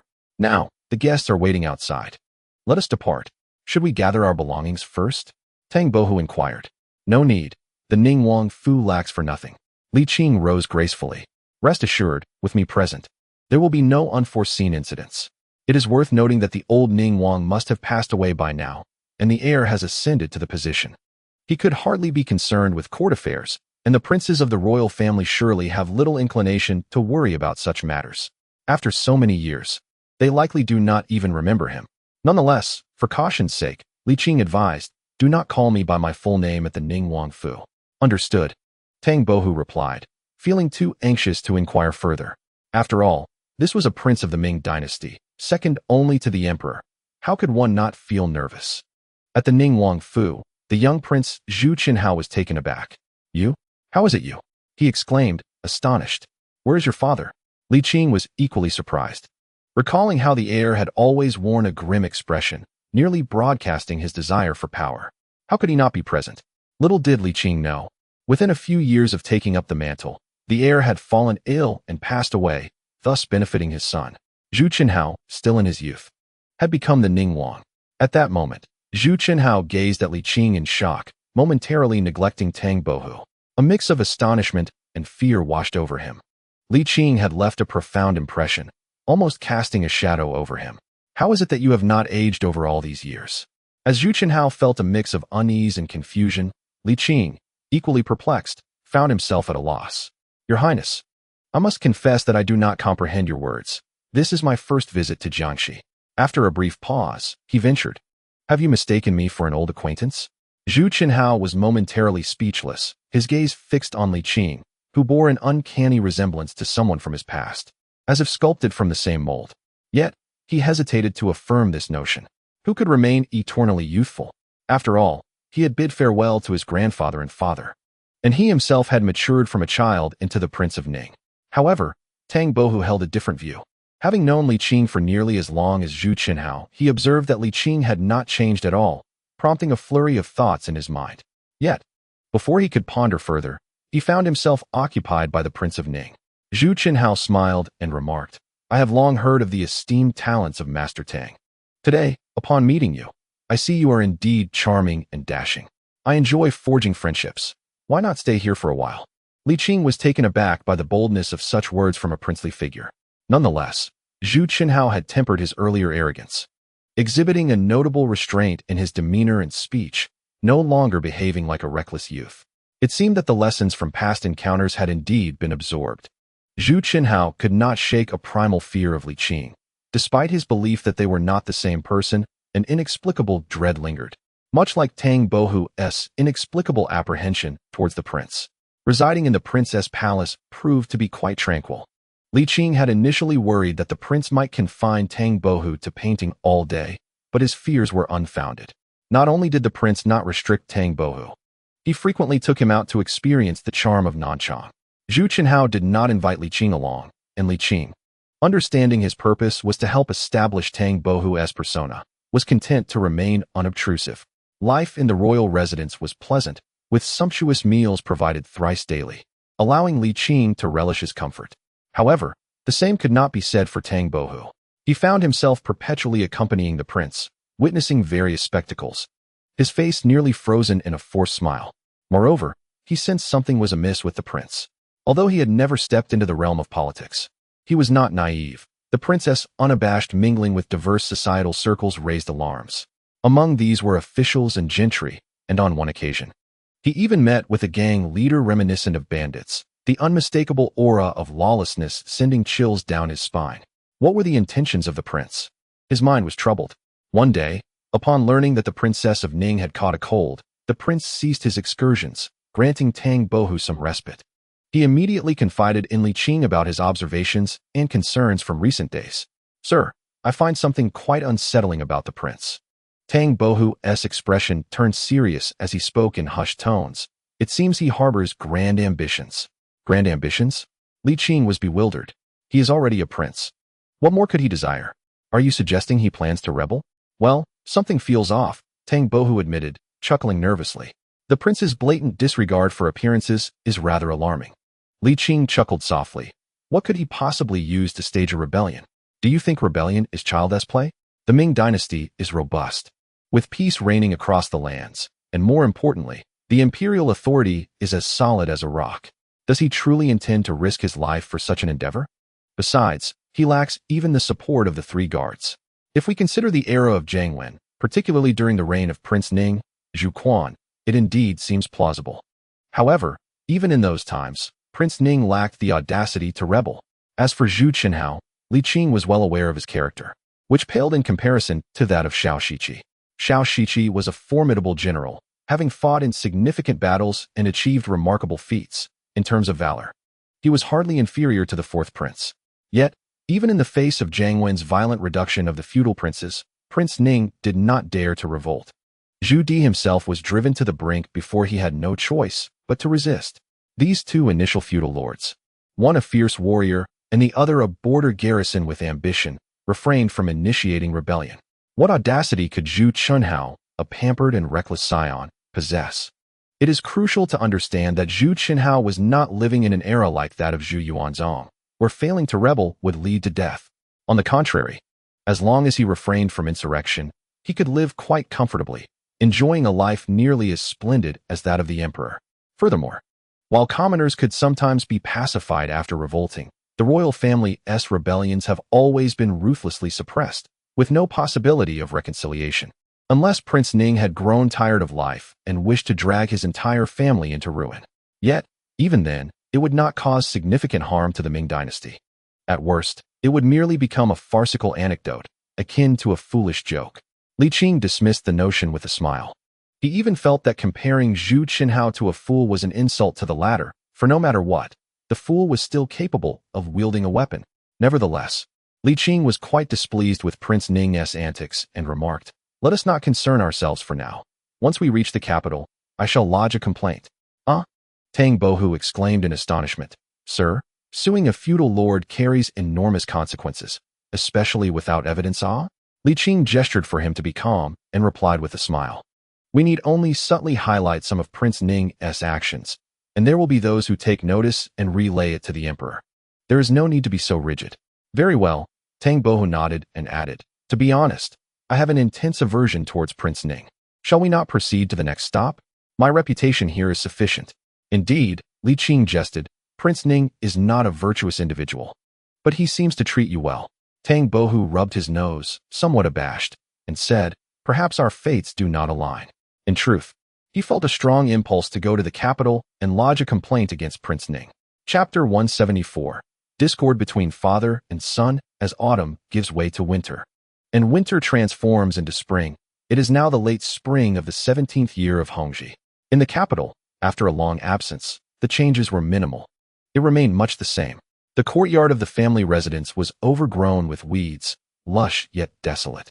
Fortunately, this residence was originally constructed under the diligent supervision of Zhu Jianxin, ensuring its robust quality. After all these years, it showed no signs of decay. Even the doors and windows remained intact, with no leaks during rainy days, standing firm and solid. Sir, are we to stay here? Tang Bohu gazed at the desolation with astonishment. We shall not stay long.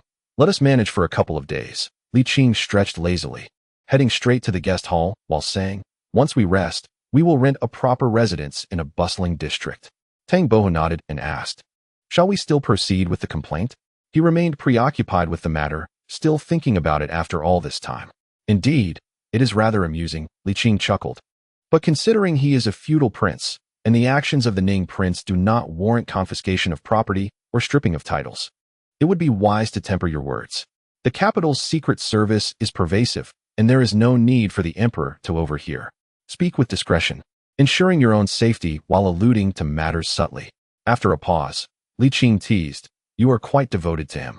Could it be that in a past life you harbored deep-seated grievances? Tang Bohu felt a flush of embarrassment and stammered. Do you truly believe in the concept of past lives? I find it quite agreeable, Li Qing mused to himself. After all this travel, you should take a moment to rest. There is still much to attend to. Very well. In the imperial palace, young Zhu Hozhao exuded vigor, nearly matching his father's height.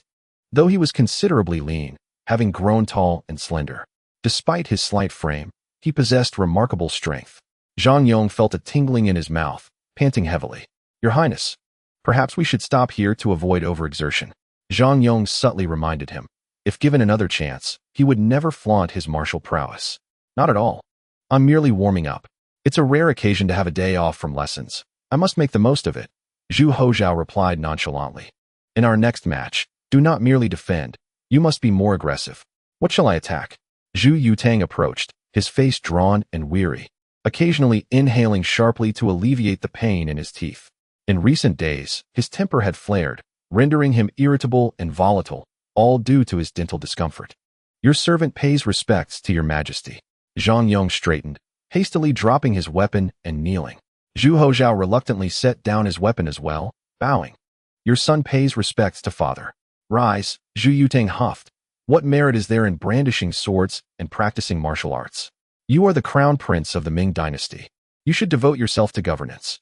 If you have an affinity for military affairs, study military texts or consult with military officials on strategies.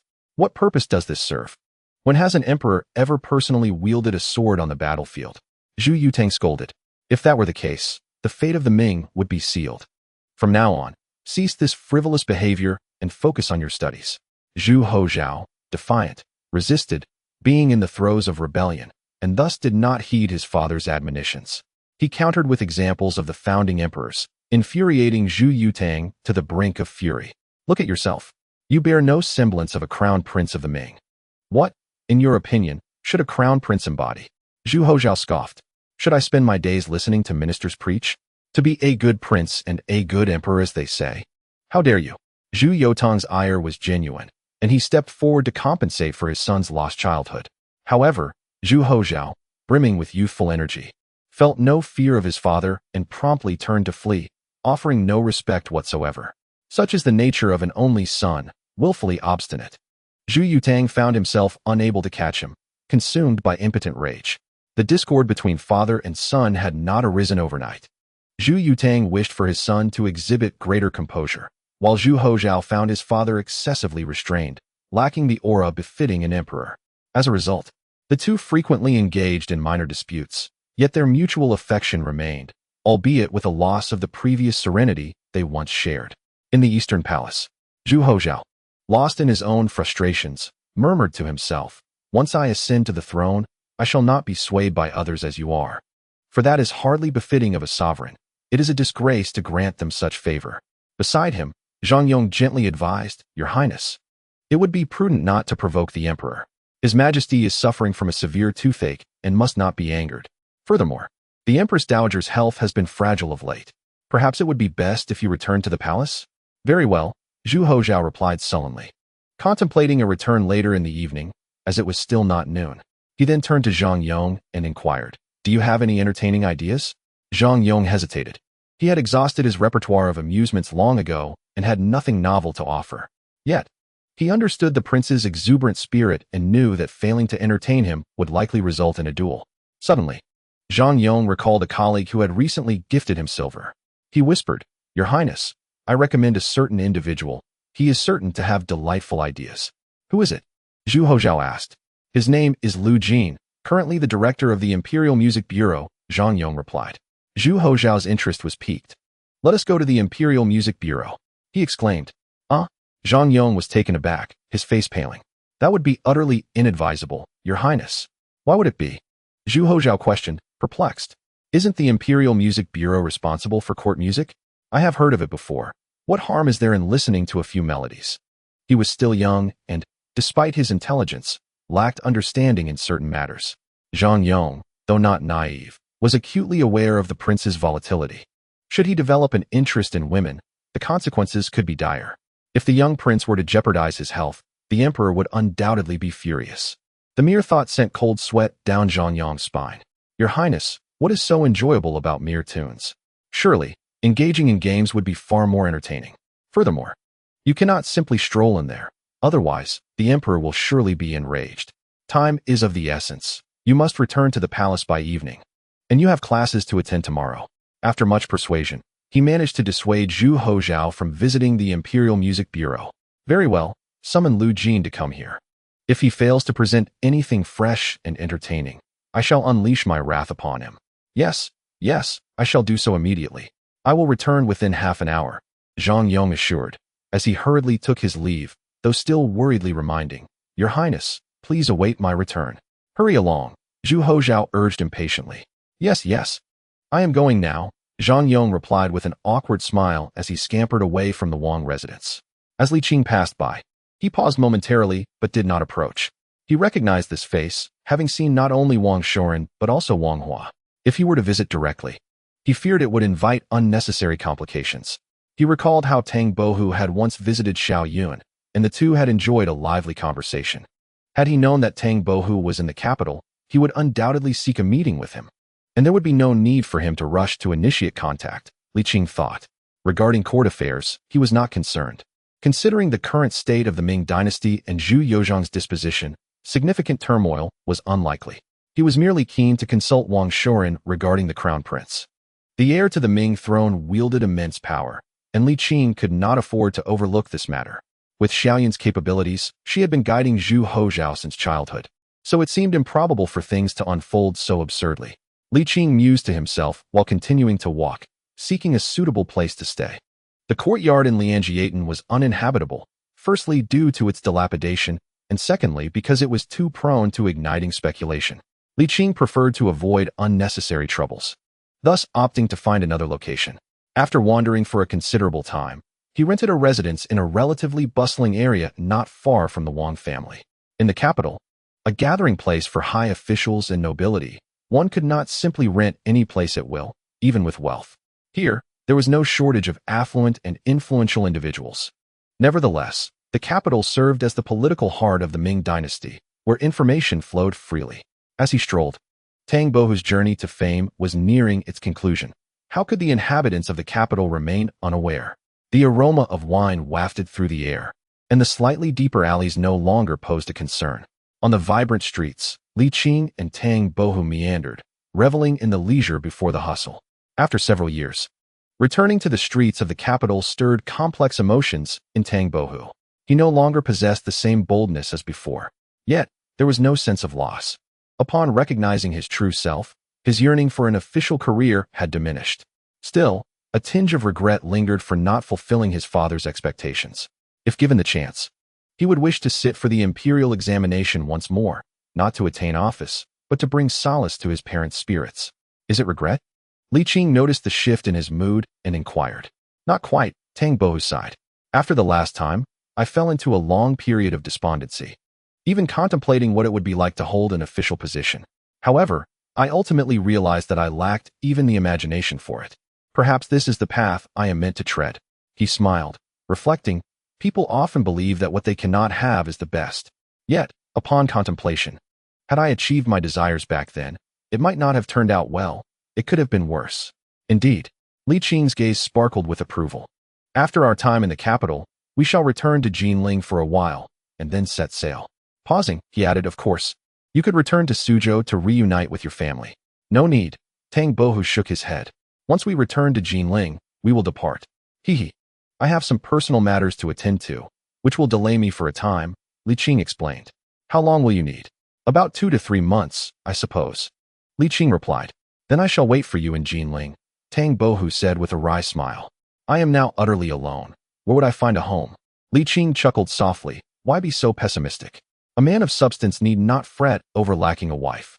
If you are not inclined to start a family, living alone is quite pleasant, free and unrestrained. Tang Bohu slightly shook his head. I can no longer bear the thought of loss. Li Qing fell silent, absorbed in contemplation. Chapter 175, Factions Shock. Tang Bohu has come to the capital. The same tactics employed in the capital yielded effects far inferior to those in Nanchang. It was simply not the same. This was the capital.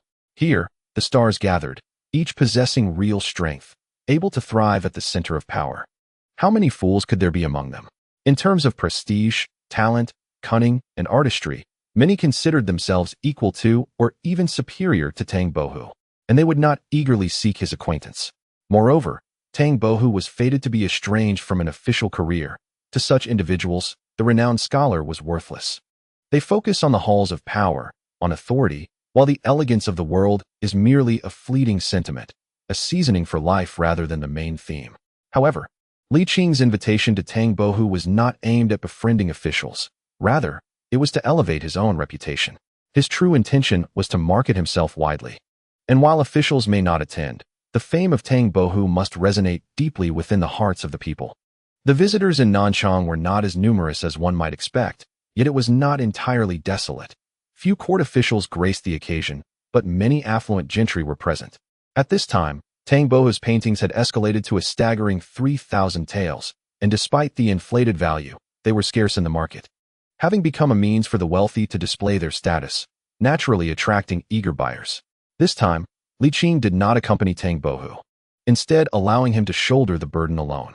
Having spent considerable time in the capital and being a frequent visitor to the palace, he feared recognition might lead to unwelcome troubles.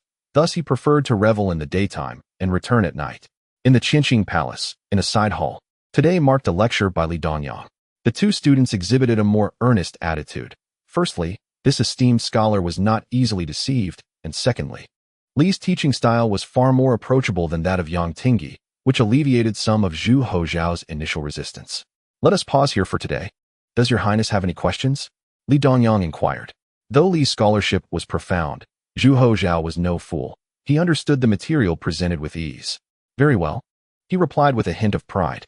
Li Dongyang, amiable in nature, did not raise any objections, but merely remarked, when I return next time, there will be an examination. Absolutely.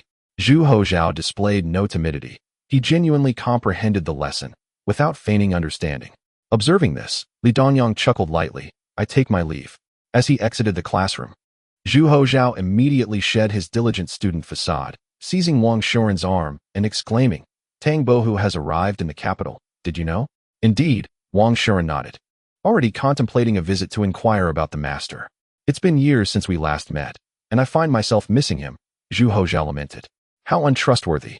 I only just learned of this and shared it with you. Yet you were aware and kept silent, Zhu scolded playfully.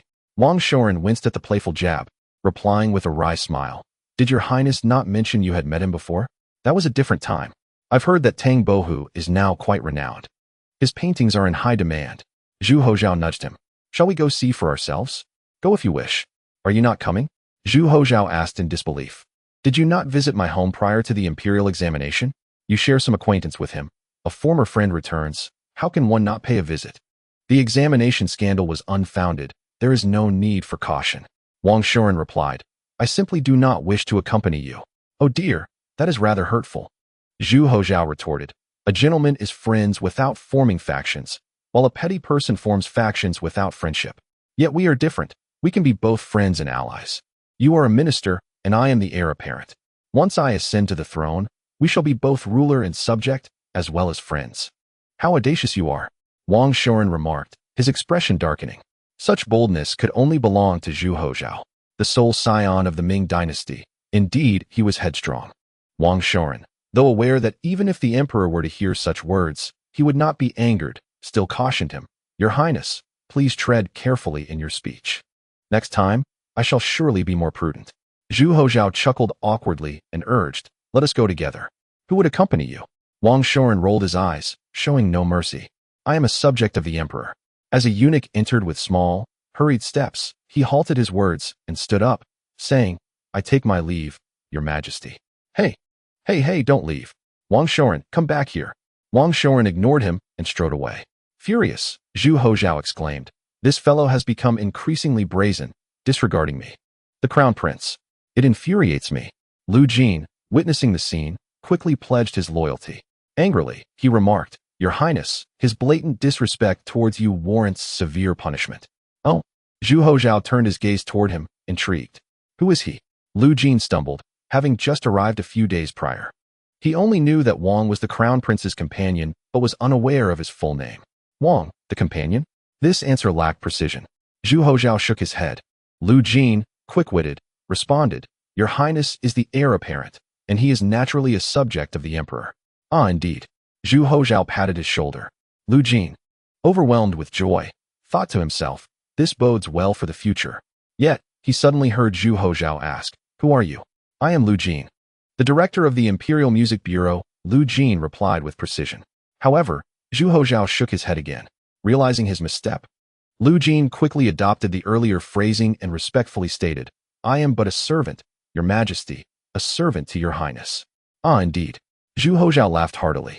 Lu Jin joined in the laughter, but it faded quickly as he realized that the crown prince was hinting at something significant. Instantly, his joy evaporated, replaced by unease. He hurriedly knelt and prostrated himself, declaring, I deserve death.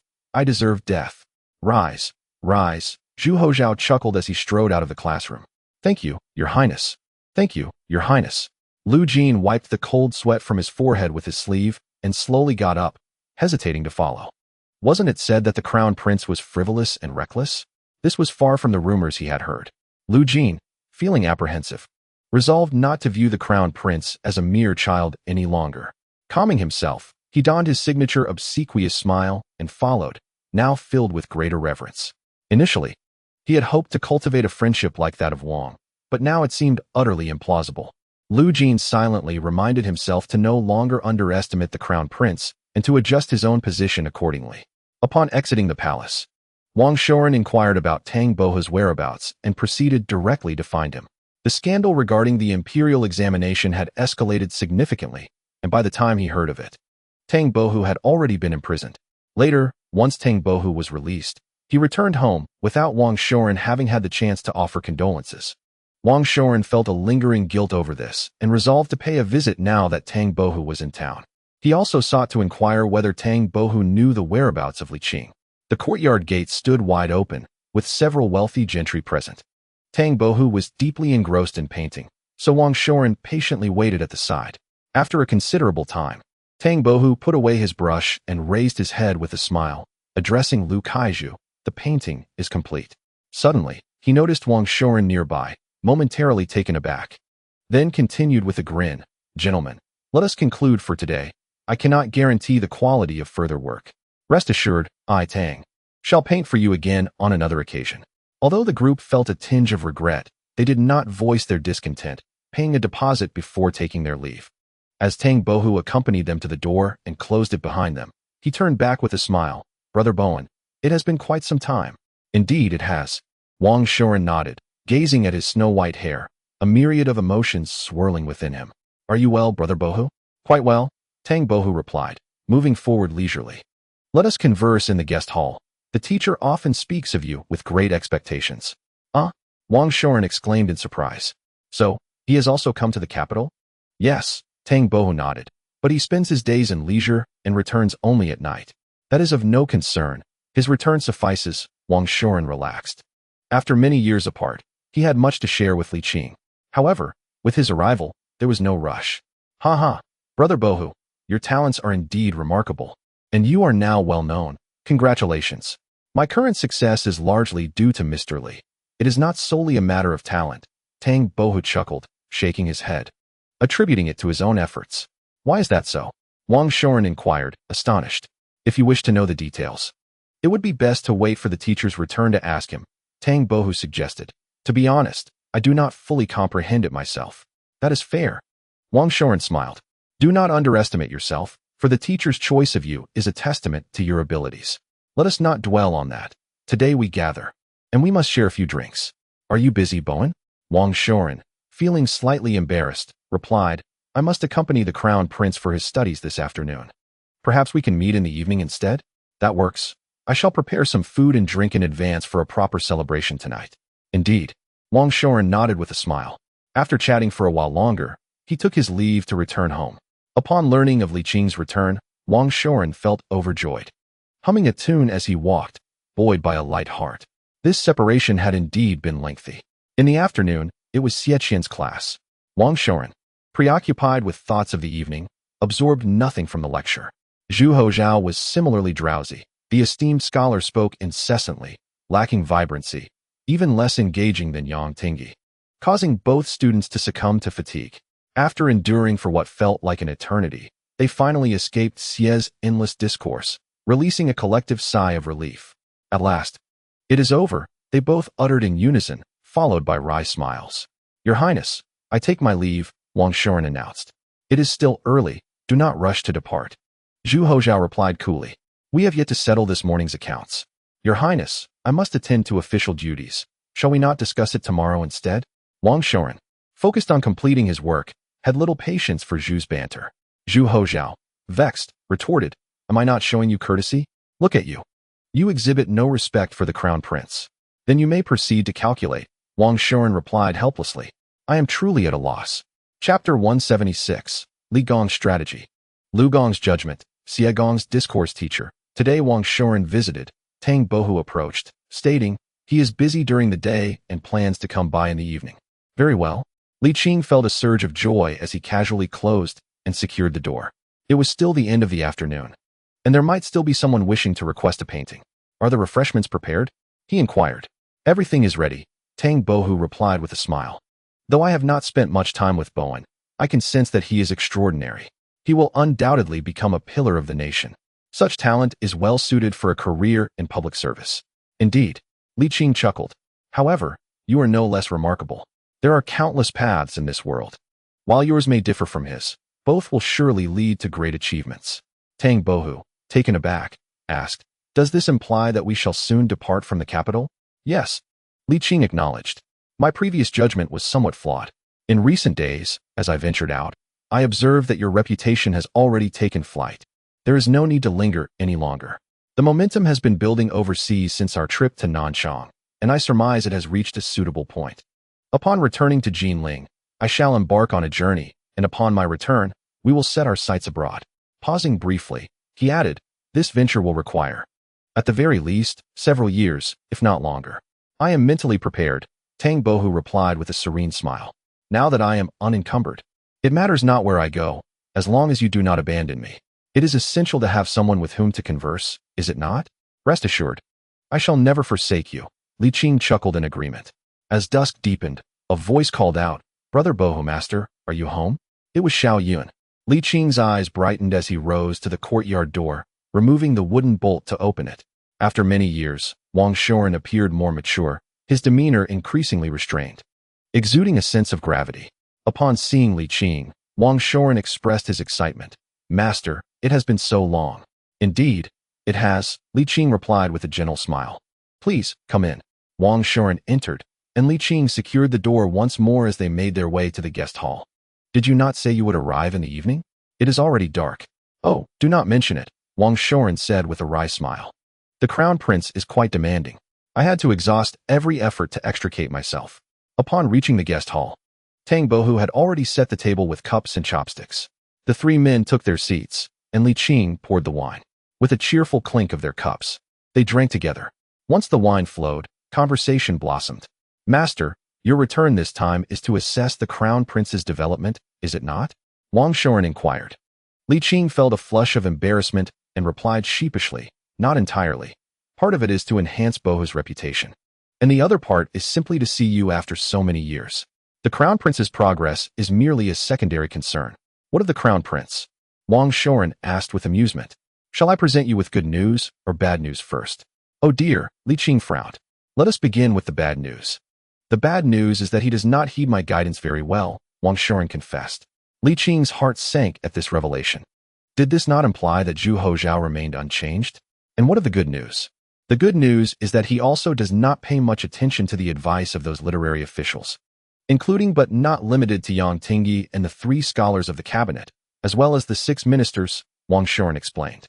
The crown prince indulges in leisure and conducts himself unconventionally. However, he possesses ideas and is far from the reckless persona he portrays. His discernment, intelligence, and courage are his strengths, and he also harbors an admirable ambition, which is indeed rare. Wang Shoren solemnly stated, "The emperor is benevolent and his governance philosophy is conservative, which is indeed commendable at present. However, stagnation is ultimately inappropriate, for the Ming dynasty is undergoing transformation, especially at this pivotal moment."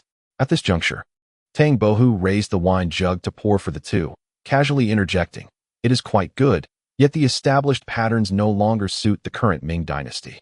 Wang Shoren continued, "The founding emperor established the nation, and the second emperor solidified its foundation, followed by the benevolent and enlightening reigns of the 2 emperors. The framework of the Ming was firmly established. Particularly under the reign of Xuanzong, the political power structure of the Ming was thoroughly perfected. The 6 ministries managed affairs. The cabinet drafted policies, and the Grand Council oversaw the imperial decrees. Locally, there were governors and inspecting censors." He elaborated, "Thanks to Xuanzong's efforts, the composition of power within the Ming is remarkably healthy. Although the orthodox dynasty did not lead to catastrophe, it did disrupt the equilibrium of power structure. Only under the previous emperor was the situation gradually rectified. However, compared to Xuanzong, both the founding and the second emperors experienced some decline. The current emperor is benevolent and maintains the status quo, which has the advantage of ensuring peace across the realm and stability for the people. Yet, the disadvantage lies in the renewed imbalance of power composition. Tang Bohu, lacking understanding of courtly dynamics, could not participate in the discussion and simply raised his cup to propose a toast. After a few more drinks, Li Qing pondered aloud. The cabinet's influence is considerable. What of the 3 scholars' character and competence? They possess great capability and commendable character, Wang Shoren replied with a smile. Li Gong is astute in strategy. Lu Gong is decisive, and Xie Gong is eloquent. Someone has aptly summarized their traits. Li Gong plans, Lu Gong decides, and Xie Gong articulates. He then ceased his mirth, recalling the initial rivalry between the cabinet and the ministries. While it seemed there was no clear victor, in reality, the cabinet emerged triumphant. Initially, the 6 ministries questioned, can the cabinet occupy the position of chancellor? With the emperor's favoritism, it indeed appears to have the potential for such a position, Wang Shoren remarked. Especially in recent years, as its influence has gradually ascended, the cabinet has seemingly risen above the 6 ministries. Li Qing furrowed his brow and inquired, has the emperor not taken measures to remedy this? How could he remedy it? Wang Shoren replied with a wry smile. In the current situation, the cabinet is either strong or it faces ruin. The grand scholars, barred from holding concurrent positions, would crumble if the binding ties with the crown prince were severed. The scenario would only worsen. He paused. Indeed, the emperor has attempted a remedy. Presently, the ministers of the 6 ministries also serve as the crown prince's tutors. Yet the effect has been minimal. Li Qing fell silent. The cabinet has indeed matured. The long-standing rivalry between the ministries has led to the present circumstances, which were anticipated and inevitable. In the court, it has reached a point where distinctions in rank must be made.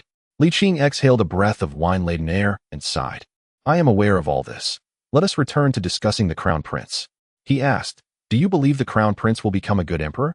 I cannot make a hasty judgment on this matter. Wang Shoren shook his head. The present calm belies an unclear situation, and while I have spent considerable time with the crown prince, I do not share an intimate bond with him. Generally speaking, he is a person of considerable thought. After a moment of silence, he added, only upon the transfer of power, when the crown prince ascends as emperor, can we make a proper assessment. Li Qing slowly nodded, contemplating for a while, then asked, are you worried about the crown prince becoming emperor? Not at all. Wang Shoren responded decisively, stating, the crown prince has been established since childhood, both in terms of position and legal principles, and he enjoys the full support of the officials. Even if many harbor doubts about his actions, they all recognize and accept him. The transfer of power will proceed without any unforeseen incidents. While future friction is inevitable, it will never spiral out of control. Wang Shoren smiled and reassured, there is no need for concern, sir. Li Qing sighed. I am well aware of this. But my worry lies not with the officials, but with the crown prince. Is that so? The crown prince is not a fool, despite his seemingly erratic demeanor. He possesses great clarity of mind, Wang Shoren remarked. In the future, anyone who underestimates the crown prince will find themselves at a significant disadvantage. Seeing Wang Shoren's confidence, Li Qing felt inexplicably relieved and chuckled. It is fortunate to have your guidance. I believe my presence makes little difference, Wang Shoren replied with a smile. The crown prince is inherently gifted. Tang Bohu filled their cups with wine and added, it is prudent to prepare for the future, yet if one is consumed by worries, it becomes mere folly. The prosperity of the Ming dynasty is unparalleled in history. The nation is stable, and the people are content. This is the essence of our situation. As long as this foundation is secure, chaos will not arise. Bohui's words were indeed reasonable. Wang Shoren agreed and smiled. There is no need for such worries, sir. The court has never been tranquil. It has always been tumultuous throughout history. Even during the reigns of formidable emperors like Taizu and Taizong, it was no different. Indeed. You speak the truth, Li Qing replied with a wry smile, feeling somewhat enlightened. Xiaoyan, the future here is in your hands. And you? I intend to continue down the path of industrial development, Li Qing said. Wang Shoren sighed in regret. So, it seems you will soon embark on another journey? Yes. This path cannot be achieved overnight. We are still in the initial and crucial stages. There can be no complacency, Li Qing asserted with a smile. However, there will always be moments of leisure. Woe is me, Wang Shoren sighed. It appears I have much to attend to. Busy is good, Li Qing jested. Did you not aspire to become a sage? Accomplishing merit, expressing thoughts, and cultivating virtue must be undertaken step by step, no? Wang Shoren replied gloomily. I would prefer to quiet my mind and delve deeply into my studies. There will always be moments of leisure, Li Qing smiled, raising his cup. Come, let us drink. Your Highness, is this appropriate? Zhang Yong trembled with fear, his heart racing. Should we not return? After such difficulty to come out, how can we simply go back? Zhu Hozhao retorted, I am not afraid. So why should you be? Lu Jin also trembled slightly, yet in an effort to please the crown prince, he encouraged Zhang Yong. Zhang Gonggong, the palace gates are locked now. We cannot go back. Then let us return to the East Palace, Zhang Yong said, genuinely frightened. He had spent much time in the palace and knew well how much the emperor cherished the crown prince. If the emperor were to find out, there would only be one outcome, execution. The crown prince, of course, was unafraid. Being the sole heir, what did he have to fear? But Zhang Yong was merely a servant. Regret washed over him. If he could turn back time, he would never have recommended Lu Jin, who was the type to risk everything for advancement. Now, he too was caught in the predicament. Bah! Zhu Hozhao spat into his palm and commanded, You too, crouch down. Your Highness? Yes. Zhang Yong, feeling helpless, crouched down against the wall. Lu Jin also squatted beside him. Zhu Hozhao stepped onto their shoulders and whispered, Rise. You don't knock on the door, opting instead for unconventional methods, is it? Zhang Yong, filled with resentment, quietly reminded, Your Highness, be cautious, do not fall. Chapter 177. Rescuing the crown prince. Li Qing paused with his cup raised, turning to gaze outside, his eyes deep with contemplation. What is it? Nothing. Let's continue. Li Qing replied with a smile, perhaps just a rat. Zhu Hozhao, gripping the edge of the wall, suddenly gathered his breath, swung a leg over, and leaped down. The Crown Prince Zhang Yong could not suppress a startled cry, and quickly urged, Eunuch Lu, lend us a hand. Lend a hand with what? Lu Jin, bewildered, was about to rise when he felt a sudden weight on his shoulder, causing him to kneel on the ground, his heart swelling with anger. He felt indifferent to being stepped on by the Crown Prince, even somewhat pleased, but being trampled by Zhang Yong left him feeling quite displeased. What are you doing? Less talk. If the Crown Prince merely scrapes his skin, we shall all struggle to survive. Zhang Yong, visibly displeased with Lu Jin, wore a grim expression and said, We possess skills that can aid the Crown Prince. Hurry, lift me up. Upon hearing the words we shall all struggle to survive, Lu Jin dared not hesitate further and, huffing, replied, You are much heavier than the Crown Prince. We cannot rise. You're a useless fool. Lu Jin, fuming, was about to retort when an overwhelming force suddenly surged through his shoulder, causing his head to collide with the wall. The world darkened before his eyes, and stars danced in his vision. Soon, a sharp pain followed as he wiped his hand across his face, now smeared with dark crimson. Zhang Yong, you scoundrel! Lu Jin gritted his teeth, but Zhang Yong had already flipped over. Crown Prince, are you unhurt? Shoo! Zhu Hozhao raised a finger to his lips and scolded softly. Who allowed you to enter? We feared for the Crown Prince's safety, please understand.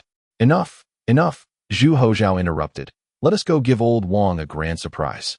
Oh, very well, Zhang Yong replied with a bitter smile, nodding. The master and servant stealthily left their hiding place by the wall, moving deeper into the courtyard, tiptoeing as if they were thieves. Are we really thieves? Li Qing questioned with suspicion. The noise drew closer. He could hear only the two of them. Li Qing was not afraid of any unexpected events, but he was quite displeased with the commotion occurring under the emperor's nose. Upon reaching the second courtyard, not far from the guest hall, Li Qing set down his cup and said, You two continue drinking. I will step out for a moment. He did not wish to have his drinking disrupted. Please, go ahead. The atmosphere at the table was lively, and the two continued their conversation, oblivious to the commotion. Li Qing stood up, exited the guest hall, and closed the door behind him. After taking a few steps, he spotted his target. The night was moonless, and visibility was poor, yet Li Qing managed to discern two indistinct figures. Is that old Wang? In the corner, Zhu Hozhao whispered. I can't see clearly. It resembles him. Let us hide. We'll frighten him later, Zhu Hozhao said with a mischievous glint, seemingly envisioning old Wang startled to the point of fainting. He seems to be heading our way. Will he notice us? Silence. Zhang Yong quickly covered his mouth, feeling anxious, truly experiencing a thief's sense of guilt, his heart racing in his throat. As the figure approached leisurely, their steps were unhurried. Despite Zhang Yong's inability to discern the person's features, he could ascertain their stature, slightly taller than Wang Bandu. Just as Zhang Yong was mid-analysis, a sudden movement caught his eye. The Crown Prince, Zhu Hozhao, had leaped forth, prompting Zhang Yong to hold his breath in anticipation of the prince's thunderous roar. However, the prince neither shouted loudly nor had the chance to do so. With a resounding thud, Zhu Hozhao was met with a punch upon his emergence, yet he remained stoic, not uttering a sound as he toppled backward. Zhang Yong's heart sank in dismay. Another punch followed swiftly. Having trained in martial arts himself, Zhang Yong thought fleetingly before succumbing to unconsciousness. Frustrated, he muttered about the troubles of drinking, lamenting that the guards were merely idle. Li Qing, frustrated, dragged the two individuals by their legs to the courtyard wall, preventing any potential disturbances. Outside, Lu Jin leaned against the wall, peering into the pitch-black night, his heart quaking with regret. Had he known, he would have abstained from meddling, opting instead for a few drinks at the tavern and a peaceful night's sleep. The late spring night was surprisingly chilly, causing Lu Jin to curl up, shivering. Yet, the thought of having grown closer to the Crown Prince that day rendered the cold somewhat bearable. Time passed, half an hour, 2 hours, yet the prince remained inside. And anxiety began to gnaw at Lu Jin. What could have transpired? He shivered at the thought of potential mishaps, his neck prickling with unease. However, he soon reassured himself. Remembering Zhang Yong's skills and the presence of Wang Bandu, surely, the prince would encounter no harm. Resignedly, he continued to wait. As dawn approached, the light began to break. Yet there was still no sign of the prince. Lu Jin's anxiety peaked. He contemplated knocking but hesitated, pacing nervously at the door, his heart racing. In the main hall, 3 men had consumed 2 jars of wine, switching to tea as the night wore on, the effects of intoxication fading. Wang Shoren inquired when they would depart. When the time comes, I shall take a day off for a grand celebration. He replied, it's a matter of days. You must act swiftly if you wish to request leave, Li Qing added with a smile. Wang Shoren, feeling a twinge of reluctance, chuckled and nodded. Very well. As the hour for court approached, he stated, I must take my leave. I shall accompany you, Li Qing responded. By the way, will you be inside or outside the hall during court? I only became a jinshi in the 12th year of Hongji. It's not so soon. I'll be outside. Wang Shoren replied apologetically, glancing at Tang Bohu. Tang Bohu smiled, unperturbed, and stood, saying, Brother Bowen has official matters. Let us gather another day. Indeed, another day? Wang Shoren concurred, and with that, he took his leave. The two exchanged knowing smiles, accompanying him to the door. At this moment, as dawn broke and visibility remained unclear, yet not as obscured as the night, upon arriving at the front courtyard, Tang Bohu and Wang Shoren discovered 2 individuals lying by the wall's base. Sir, what is this? It's nothing. 2 thieves sneaked in last night, and I dealt with them, Li Qing replied nonchalantly. Xiao Yun, you should be busy. Leave this to me. All right. Wang Shoren forced a smile, although perplexity lingered, for the capital's security had always been excellent, and he had seldom heard of any thieves causing trouble. As he glanced again at the 2 figures by the wall, both lay flat on their backs, and though he could not discern their faces clearly, a peculiar sense of familiarity washed over him. Driven by curiosity, he stepped closer, suddenly jolting as realization struck, and he hurriedly approached.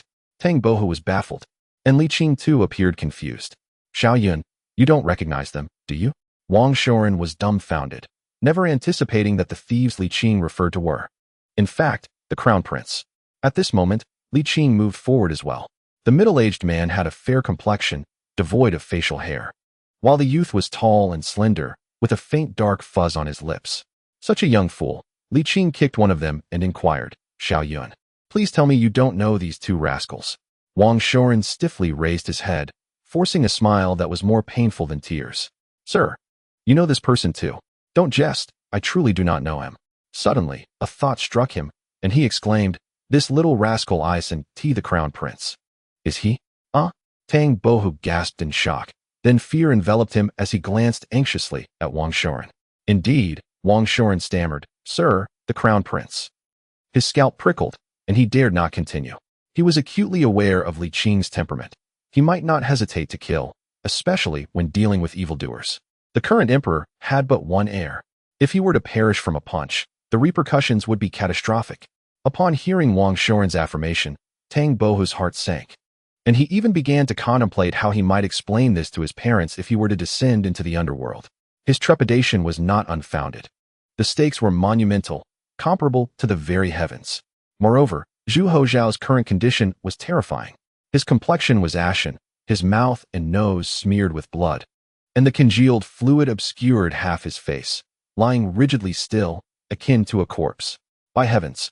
Li Qing exclaimed an expletive, rushing forward to push Wang Shoren aside, then applying pressure with his hands to awaken him. He had not dealt a lethal blow. The little thief was insufferable, but did not deserve death. He merely wished to induce a deep slumber, with no intent to take a life. However, his methods were not gentle. A concussion was practically guaranteed. If he rendered him foolish, Li Qing would truly weep. At this moment, Tang Bohu and Wang Shoren's drunken stupor dissipated entirely, replaced by a torrent of cold sweat. Tang Bohu remained relatively composed, as he was not particularly fearful of death. However, Wang Shoren was different. He aspired to be a sage, and in the face of such a monumental crisis, it was not merely a matter of his own life or death. Moreover, the Crown Prince's demise would impact countless lives, and the consequences were unfathomable. Sir, you must save the Crown Prince. You absolutely must. Wang Shoren's face turned graver than Zhu Hozhao's, his hair becoming unruly, and had it not been so long, it would have certainly stood on end. Tang Bohu is not much better off. He is still unprepared and does not wish to meet his parents so soon. Oh, dear sir, the Crown Prince must not come to any harm. Quiet, quiet. The Crown Prince is not dead. Li Qing's heart raced with trepidation, although life remained. He could not assure that the prince's mind was intact. If he had lost his wits, it would be akin to death. Damn it. Why leap over walls when there was no need to knock? Li Qing was overwhelmed with urgency, anger, and worry. He fought to suppress the impulse to curse, striving desperately to salvage the situation. Even he, who remained unflappable before calamity, was nearly thrown into disarray. This time I was wrong. Please, please do not frighten me. Li Qing knelt, pleading with Zhu Hozhao for his safety. Chapter 178. Are you teaching me how to act? Zhu Hozhao slowly regained consciousness, his eyes wandering until they settled on a familiar face, finally focusing. Old Wang, you old devil. Zhu Hozhao grimaced. Phew, I'm still alive. Wang Shoren and Tang Bohu both sighed in relief. The fact that he recognized them indicated that he had not lost his senses. Do not speak, and do not move. Li Qing instructed. Rest assured, I will heal you. You still look rather well. Suddenly, Zhu Hozhao grasped the situation and cursed. It's you, you son of a dog. His mouth moved, but no sound emerged, and his body was immobilized, revealing a mix of astonishment and anger as he glared at Li Qing. Just wait. The only son of the Ming dynasty had never suffered such humiliation. Even his father had never treated him so. Li Qing ignored him and stood, saying, Xiaoyan, you may carry on with your tasks. I will handle things here. Wang Shoren frowned. What if the emperor inquires? I will ensure his recovery swiftly. You must delay as much as possible. It's impossible to delay. Wang Shoren replied with a bitter smile. I am merely a companion scholar. Aside from studying during the day with the crown prince, we have little interaction, and the academy is located in Qinqing Palace, where the emperor frequently passes after morning court. He suddenly recalled something and pointed at Zhang Yong. He is the crown prince's personal eunuch, responsible for his daily care. He can help cover things up. Li Qing nodded slowly and approached to awaken Zhang Yong. Shoo, do not make a sound. Li Qing's demeanor was fierce. The crown prince is fine, just look. Upon seeing Zhu Hozhao awake, Zhang Yong finally calmed slightly, and then exclaimed in anger, You are finished. How dare you? Li Qing withdrew his hand, speaking coolly, Zhang Gongong. You wouldn't want the emperor to learn that the crown prince left the palace and was injured, would you? Zhang Yong stiffened, eager to argue but finding himself at a loss for words. Li Qing smiled. Rest assured, the crown prince is not gravely harmed. However, he certainly cannot return to the palace at present. Please help to cover this up, just for a good half day, before the palace gates are locked. Ensure he is alive and well. Li Qing contemplated for a moment, then added, At the end of the Shen hour, we will send for him. Pausing, he continued. Of course, you could also report this, but I trust you would not commit such a foolish act. Zhang Yong was filled with a mix of shock and fury, his heart racing. After a while, he slumped, pointing at his mouth. Do not shout. If someone hears, it will not be to your benefit. Li Qing raised his hand to release the restraint on him. The moment Zhang Yong regained his freedom, he immediately rushed towards Zhu Hozhao, trembling as he asked, Your Highness, are you well? Zhu Hozhao rolled his eyes in silence and muttered, Do I appear to be in good spirits? You must release His Highness, Zhang Gongong. Time is of the essence, Wang Shoren stated gravely. Before long, the crown prince will have his lessons. If the emperor discovers that you have taken the crown prince out of the palace without permission, you understand the consequences. He had already recognized the crown prince's identity and would not act against His Highness, but the priority was to ensure their immediate safety. Wang Shoren elaborated on the gravity of the situation. Zhang Yong, looking pitiful, inquired of Zhu Hozhao. Zhu Hozhao blinked in response. Fear not, Your Highness. I shall certainly shield you, Zhang Yong assured earnestly. He then turned sharply to Li Qing, exclaiming, If anything befalls His Highness, I shall annihilate your entire clan. Li Qing suppressed a laugh and nodded. Zhang Yong took a moment to compose himself and said, Your Highness, shall I take my leave now? Zhu Hozhao blinked again, then shifted his gaze to Li Qing, filled with astonishment. Zhang Yong, in a daze, exited the courtyard only to find Lu Jin soundly asleep against the wall, blissfully unaware. Fury surged within him. How dare you? His Highness almost faced peril, and I too was nearly lost. Yet you miserable wretch, appear so comfortable. This debacle is all you're doing. Zhang Yong marched forward, delivering 2 sharp slaps across Lu Jin's face. Nearby, Wang Shoren watched in astonishment, thinking to himself, This Zhang Gongong truly possesses remarkable strength. Those strikes resounded. Lu Jin, abruptly roused from his slumber, did not immediately retaliate, but instead assessed the one who struck him. Upon realizing it was Zhang Yong, his rage ignited. Zhang Yong, you go too far. Lu Jin bellowed, his head still throbbing from the earlier slap, bewildered as to why he had incurred Zhang Yong's wrath. Do you have any idea of the crime you have committed? Zhang Yong spat, delivering another fierce slap. What crime have I committed? Lu Jin glared at him, his eyes ablaze with fury, lunging towards Zhang Yong. With a deft sidestep, Zhang Yong kicked out, causing Lu Jin to stumble and fall awkwardly. Zhang Yong, still unsatisfied, mounted Lu Jin and unleashed a flurry of punches while cursing him vehemently. Stop! Please, cease the assault. Wang Shoren interjected, hastily stepping forward. Zhang Gonggong, the situation is dire. We must return to the palace at once. At this, Zhang Yong regained some clarity, cursing, damn it.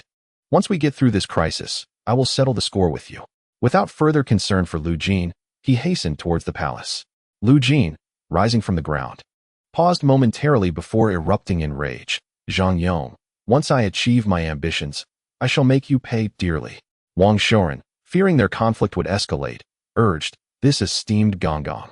The crown prince is in jeopardy. Return to the palace and assist Zhang Gonggong, or your lives may be at stake. Realizing the gravity of the situation, Lu Jin suddenly noticed the crown prince was still absent and exclaimed, where is his highness? What has happened? Do not dwell on that now. If we can conceal today's events, all will be well. If not, we risk our lives. Wang Shoren insisted sternly. Do you not see that Zhang Gonggong does not dare to linger? There is no time for explanations. If you wish to survive, hurry and refrain from asking further. The more you know, the worse your fate shall be. Lu Jin, cowed by Wang Shoren's words, fell silent. Though he was unaware of the specifics, the recent behavior of Zhang Yong, which suggested a fierce desire to eliminate him, indicated that the situation was indeed dire. Otherwise, Zhang Yong would not have abandoned the crown prince. Very well, we shall go at once, Lu Jin remarked, disregarding any thoughts of avenging himself on Zhang Yong. Hastening towards the imperial palace, Wang Shoren sighed softly and cast a glance at the gate of the residence, feeling a twinge of unease in his heart. Alas, may we navigate this ordeal safely. Bohu, dawn is fast approaching. You must hurry to the streets and ensure no one is left here, Li Qing advised, emphasizing the need for discretion. Understood. Tang Bohu, cognizant of the stakes, wasted no time and departed the residence without hesitation. Li Qing followed suit, locking the door behind him before vaulting over the courtyard wall and approaching Zhu Hozhao, reassuring him, do not be afraid, I will not harm you. I have retained you solely to prevent any lasting repercussions. Although this statement seemed superfluous, Zhu Hozhao was far from frightened, his gaze fixed intently on Li Qing, eyes brimming with curiosity and amusement. Li Qing lifted him up and carried him to the backyard. Zhu Hozhao opened his mouth wide in a silent plea for Li Qing to restore his freedom. Observing his lack of fear, Li Qing felt a measure of relief. It appeared that all was well. He raised his hand, restoring Zhu Hozhao's ability to speak, and inquired, where do you feel discomfort? Nowhere feels comfortable, Zhu Hozhao muttered, displaying neither rage nor outcry. Li Qing felt somewhat embarrassed and awkwardly asked, in what manner do you feel unwell? It hurts, Zhu Hozhao replied. Where does it hurt? Everywhere hurts. Where does it not hurt? Li Qing asked with resignation. Had circumstances been different, he would not have exhibited such patience, nor would the crown prince. There is no place that does not hurt. Zhu Hozhao maintained his obstinate demeanor. Taking a deep breath, Li Qing, with a neutral expression, instructed, relax, I will examine you. You are Li Changqing, correct? Zhu Hozhao queried. Indeed, that is I, Li Qing affirmed without denial. Zhu Jinshan had passed on in the 10th year of Hongji, and it was only 7 years since. It was only natural for Zhu Hozhao to recognize him. Zhu Hozhao expressed astonishment. So many years have passed, yet you seem unchanged.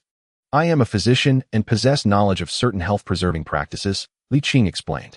What manner of health practices can preserve one in such a state for over a decade? Zhu Hozhao inquired with evident interest. Not that long, Li Qing chuckled. The last time I met His Highness was merely 7 years ago. Surely it has been longer. Zhu Hozhao countered. You even treated my father and mother. It is indeed thanks to your remarkable skills that I exist in this world. Such words are excessive. Li Qing felt a pang of guilt, surprised that Zhu Hozhao remembered these matters. Last night, I mistook you for a thief, which is why I acted so harshly. They say ignorance is bliss. You do not hold it against me, do you? Zhu Hozhao chuckled. I nearly missed meeting the great ancestor. And you dare mention ignorance is bliss? Li Qing's brow furrowed, his expression darkening. What? Do you intend to silence me? Li Qing, feeling helpless, asked. What do you wish to do? Simple. Be my sparring partner, and we shall let this matter pass, Zhu Hozhao suggested. Rest assured. I will not ask you to work for nothing. Once I become as formidable as you, I shall grant you your freedom. That will not suffice. Propose another. Li Qing firmly rejected. I advise you not to be ungrateful. Zhu Hozhao let out a cold snort, remarking that having been treated in such a manner, it would not be excessive to demand a severed head, warning against overstepping bounds. Li Qing found himself speechless. First, let us address the potential hazards. You are still young and must not allow lingering ailments to take root. Zhu Hozhao, recalling that he had yet to undergo an examination, ceased his aggressive demeanor and became quite cooperative. After a quarter of an hour, Li Qing withdrew his hand, feeling relaxed. It is nothing serious, merely a bit of nosebleed. A couple of hearty meals will suffice for recovery. Zhu Hozhao mumbled that he, too, felt untroubled, then inquired, what are your thoughts on the matter? Apologies. But I cannot acquiesce. Li Qing interjected before Zhu could voice his anger. As the crown prince, your priority must be the nation and its people, rather than frivolous pursuits. Are you instructing me on how to conduct myself? Zhu Hozhao responded with a mixture of amusement and ire. Li Qing offered a wry smile. If you wish to interpret it that way, so be it. Chapter 179. Training Zhu Hozhao, with a look of astonishment, jested. Surely you do not believe that past favors to the royal family grant you the right to dictate affairs of state? My gratitude towards your family suffices to influence matters of governance, Li Qing replied, his expression unreadable. Perhaps you harbor your own ambitions. Yet your intelligence does not imply that others are foolish. Perhaps, Zhu Hozhao replied nonchalantly. How can a sparrow comprehend the aspirations of a swan? Do not be overly self-assured. Li Qing rubbed his nose, shaking his head in amusement. Your words have reached their limit. You are not a member of the officialdom. Such matters are beyond your grasp. What are your reflections on my previous statement? Zhu Hozhao suggested. Become my sparring partner and enjoy the finest offerings. Otherwise, I may have to impose punishment upon you. Li Qing, now somewhat impressed, warned, are you not afraid that I might decide to stop altogether? Do you dare? Zhu Hozhao challenged. Why not give it a try? Li Qing, half in jest, felt a genuine urge to act. Boldness. Zhu Hozhao sensed a shift in Li Qing's demeanor, causing his own confidence to wane slightly. He then inquired, for over a decade, you have shown no change. What is the reason behind this? Health preservation, Li Qing replied. Spare me your nonsense, Zhu Hozhao retorted. You must possess some secret motives for coming to the capital. Li Qing ignored his inquiry, pondering for a moment before asking. What are your plans once you ascend to the throne? Even if I had plans, I would not share them with you, Zhu Hozhao scoffed, rolling his eyes. Who do you think you are? This impudent child made Li Qing wish to deliver another blow. After a brief contemplation, Li Qing stated, the evolution of the political landscape we witness today is the result of myriad issues, not something that can be altered by a single idea or strategy. Your father, though somewhat lenient, is by no means foolish. While you may perceive him as overly cautious, this is perhaps the best situation he can maintain. How dare you? To speak so ill of the emperor. Zhu Hozhao erupted in fury. Although he harbored similar sentiments, he would not tolerate disparagement of his father. Do not be enraged. I merely speak the truth. Do you not agree? Li Qing gestured for him to calm down, continuing, the tide of events is inevitable. The Ming dynasty has endured for over a century, experiencing the reign of 9 emperors. Where do you find 9 emperors? Very well, 8 emperors it is. Li Qing chose not to dwell on trivial matters, stating that nothing remains immutable, particularly the realm of power. The issues at hand are visible. As your father and the emperors of past dynasties have recognized, over the past century, though their abilities varied, they all endeavored to fortify the Ming dynasty. For no emperor wishes for the fall of his realm. Li Qing sighed, acknowledging that circumstances had devolved into the present situation, which you witness today. This is not merely a failure of the emperor. Rather, as time progresses, the structure of power becomes increasingly entrenched. Amidst the tides of change, it grows more resilient. And even the emperor cannot act solely according to his whims. He paused, noting that the current prominence of the cabinet stems from this very reality. Who exactly are you? Zhu Hozhao, overwhelmed by astonishment, could not afford to be angry. Are you a part of the officialdom, or? Your Highness need not concern yourself with such minutiae. If you deem my words reasonable, let us continue this discourse. If not, we can cease here. Li Qing chuckled lightly, asserting that his identity was of little significance compared to the value he could offer. Zhu Hozhao stared intently at him for a long moment before replying, "Proceed." "That's the spirit," Li Qing smiled, adding, "The Ming dynasty lacks formidable enemies, so there is no need for haste. However, the current emperor's ideology is misguided." "Do not speak of my father," Zhu Hozhao retorted angrily. "Stick to the matter at hand without involving my father or ancestors. I have chosen to overlook your initial transgression. Should you continue this insolence, I shall not be so forgiving." Li Qing responded with a light-hearted tone, "You are indeed filial. Now, share your suggestions." Zhu Hozhao no longer underestimated Li Qing. The previous exchange had sparked significant insight within him, and he recognized that such discourse would not be shared with him by others. This individual may speak with audacity, yet his political acumen is remarkable. Zhu Hozhao took a deep breath and said, "If you can earn my approval, this matter shall be overlooked. Indeed, when you ascend to the throne, it is imperative to maintain a composed demeanor. Do not act rashly." Li Qing advised earnestly. The Ming dynasty has not encountered systemic issues. Although the imperial power has diminished, it remains as solid as a rock. As long as you remain steady and avoid drastic reforms, you will not err significantly. Zhu Hozhao furrowed his brow. "Are you suggesting we merely tread water, knowing there are ailments yet refusing to treat them?" "Not at all," Li Qing shook his head. "Treatment is necessary, but it should not be overly severe.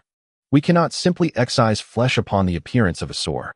"Ah, that is a sound principle," Zhu Hozhao nodded thoughtfully, though he found this approach somewhat vague. "Be more specific." After a moment of contemplation, Li Qing articulated, "In the ages to come, as your highness ascends the throne, this phase will be marked by turbulence within the power structure. The friction between the new ruler and the old ministers is inevitable. You must be psychologically prepared for this. As the sole son of the emperor, your position is as steadfast as a mountain. If you express an interest in politics, your father will not only understand but also be pleased. Would you agree?" "That is indeed true. My father has always treated me well," Zhu Hozhao conceded with a grunt. "Is that all?" "Certainly not," Li Qing continued. "The art of imperial power boils down to the principle of checks and balances. When the crown prince ascends, the contest between the old and new forces is an age-old narrative. While it may be premature to cultivate allies, it is wise to secure a few individuals in preparation for the future." "Thus, you mean to bolster Wang Shoren's influence?" For Zhu Hozhao, when it comes to matters of closeness, there is no minister among the outer court who can compare with Wang Shoren. The art of war teaches us to know oneself, and one's adversary ensures victory in every battle. If one wishes to alter the existing order, it is imperative to address the vested interests, yet such actions will inevitably provoke a fierce backlash. It is wise to anticipate failure. One must ensure that, in the event of defeat, the overall situation remains stable. Otherwise, it is better to remain inactive. Li Qing could not foresee the future of the court, and discussing intricate details would serve no purpose. Thus, he only imparted methods. Fortunately, Zhu Hozhao was not as frivolous as Li Qing presumed, as Wang Shoren remarked. Zhu Hozhao indeed had his own ambitions. Unbeknownst to them, time had slipped to noon, and both felt a pang of hunger. However, they refrained from mentioning food. Continuing their conversation, Li Qing remarked that Zhu Hozhao's father had reigned for 17 years and must possess unique insights into the court's affairs. As the crown prince and his sole heir, he could certainly seek his father's wisdom. The earlier Zhu Hozhao received the little notebook, the sooner he could grow rapidly, as it contained the essence of invaluable knowledge. Zhu Hozhao nodded in agreement and invited, "Come with me to the palace. Rest assured, I shall not harm you." Li Qing barely held back the urge to slap him. Suppressing his irritation, he replied blandly, "Your Highness's kindness is duly noted. I speak with conviction," Zhu Hozhao assured, genuinely believing he had stumbled upon a treasure he wished to explore deeply. Titles, wealth, and beauty would all be within reach. Li Qing chuckled. "The Zhu family's talent for grandiose promises remains impeccable. My path does not lie here. Where then?" Li Qing smiled. "As a physician, naturally, my place is in healing." Zhu Hozhao retorted, "What good is being a doctor? You speak so eloquently, yet lack vision." Li Qing laughed. "In every profession, there are those who excel. Being a physician is not without merit." "That is nonsense. To rise above, one must enter the ranks of officials," Zhu Hozhao scoffed. "What others covet, do not be coy about. Fear not, I shall not treat you poorly. It is not coyness, nor do I harbor any intention of bargaining. Li Qing replied, if I wished to enter the officialdom, I could have suggested it during my treatment of the late emperor. Zhu Hozhao fell momentarily silent, reluctant to give up, and invited once more, come with me to the palace. I shall not go. Repeatedly denied, Zhu Hozhao grew vexed. In all his years, who dared to defy him? Even his father indulged him. Am I being given face? Li Qing rolled his eyes. Get down. What for? Zhu Hozhao asked. To help you recover, Li Qing insisted, pressing him down onto the bed, followed by a series of prods against his back. Ow! Zhu Hozhao winced in pain, exclaiming, you're asking for trouble, it hurts. After a considerable time, Zhu Hozhao felt utterly drained, yet exhilarated. His entire body tingled pleasantly, leaving him languid and unwilling to move a finger. He felt extraordinarily well, invigorated and refreshed, unlike the pallor of the morning. Wait, I shall fetch a basin of water for you to wash your face. Hom. A quarter of an hour later, after Zhu Hozhao had cleansed the blood from his visage, he appeared revitalized, his complexion rosy and no longer resembling the wan figure from earlier that day. Now, everything is just fine. Li Qing stretched lazily and remarked, I suspect those two eunuchs will be arriving shortly to escort you. I shall step out to grab a bite. You can accompany them in a moment. You cannot leave. Zhu Hozhao grasped his arm earnestly and insisted, come with me into the palace. Li Qing, not wishing to engage in further disputes, replied, may I take a moment to ponder this? Very well. Zhu Hozhao observed his softened tone and refrained from pressing further. Instead, he inquired, by the way, do you know how to alleviate toothaches? Toothache? Li Qing chuckled, just extract the troublesome tooth, and the pain will cease. Extracting a tooth is far too perilous. Is there an alternative? Li Qing contemplated for a moment before suggesting, maintaining dental cleanliness can alleviate the pain. Is it your father who suffers from a toothache? Zhu Hozhao was taken aback. How do you know this? Are you not aware? I once treated him, Li Qing replied. Ah, indeed. Zhu Hozhao recalled the incident and remarked, your suggestion is not particularly effective. Do you have any other remedies? Suddenly, Li Qing had an epiphany. He seized a piece of paper and a writing instrument from the table, drawing a diagram. Using this to clean your teeth will yield significant improvement. What is this? A toothbrush. Chapter 180. Zhu Yuzhong. My son has grown up in the Qingqing Palace. Zhang Yong and Lu Jin wore expressions of relief, having finally weathered the storm. They were fortunate, indeed, for the court had been embroiled in disputes, leaving the emperor in a foul mood and absent from the study. The two concocted a fib for Li Dongyang, claiming the crown prince had studied fervently until dawn and had only just fallen asleep. Although Li Dongyang was skeptical, he chose not to voice his doubts, attributing the delay to the crown prince's anxiety over the examination. As the hour approached, the two changed out of their eunuch attire and stealthily exited the East Palace. Lu Jin, be more cautious in the future. If such an incident occurs again, do not blame me for turning against you, Zhang Yong warned. On the way, Zhang Yong still felt uneasy and silently prayed for the crown prince's swift recovery. Lu Jin, however, was unperturbed and unwilling to endure any further indignation. He retorted sharply, do you truly believe I am an easy target? It is the crown prince who is leaving the palace. If you have the courage, go and confront him. Lu Jin. Zhang Yong seethed in anger. Lu Jin stood his ground defiantly, declaring, what? Do you wish to lay hands on me? You wretched scoundrel. Zhang Yong gritted his teeth, threatening, I could easily overpower you with one hand. Lu Jin laughed in disbelief, a hollow threat from one who has nothing to boast of. Zhang Yong was momentarily taken aback before erupting in fury. You claim to have nothing, yet what of you? I suppose you were not properly castrated after all. Come, let us see for ourselves. Lu Jin's temper flared. How dare you speak so disrespectfully? Curse you. Zhang Yong rolled up his sleeves, ready to retaliate, only to deliver a resounding slap. The force of the blow sent Lu Jin staggering, and he fell to the ground. A ringing in his ears followed by the warm trickle of blood from his nose. You coward! Zhang Yong spat, hastening towards the crown prince's location. Lu Jin remained dazed for some time, finally recovering and hastily pulling out a handkerchief to staunch the bleeding.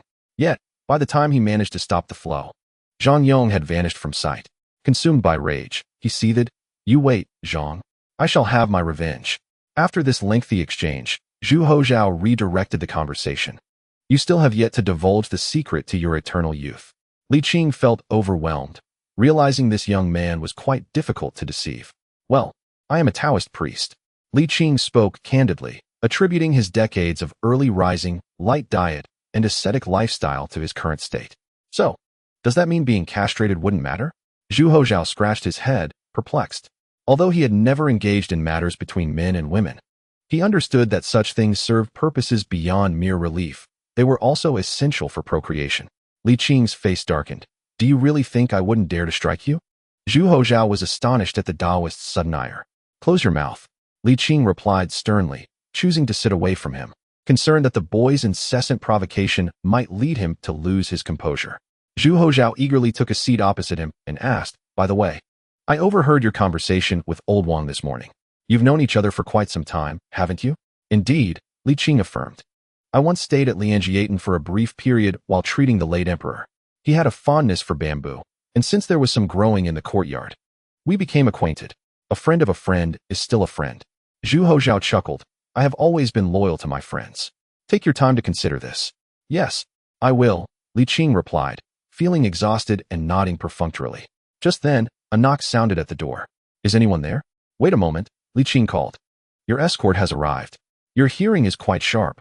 I could barely make it out, Zhu Hozhao muttered as he stood and moved toward the door. Upon reaching the entrance, he watched as Li Qing leapt effortlessly over the wall. His eyes widened in admiration. What remarkable skill! He outshines Zhang Yong by several streets. Moments later, the door swung open, revealing Zhang Yong and Lu Jin. Your Highness, Your Highness. They rushed forward, kneeling and tugging at Zhu Hozhao's sleeves, their eyes brimming with tears. Enough! Enough! This prince is fine, Zhu Hozhao replied, his tone laced with disdain. Look at your behavior. The two exchanged awkward smiles, relief washing over them, as Zhu Hozhao appeared completely unscathed from the earlier altercation.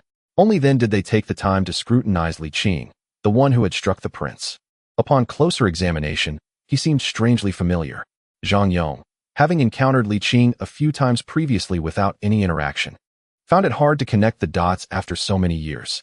Lu Jin, however, had a clearer recollection.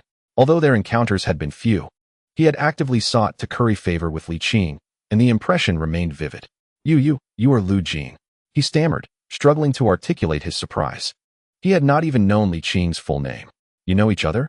Zhu Hozhao asked, astonished. Yes, Your Highness, Lu Jin replied respectfully. This gentleman visited the Jiaofeng Division for leisure, and I had the chance to meet him a few times. You visited the Jiaofeng Division?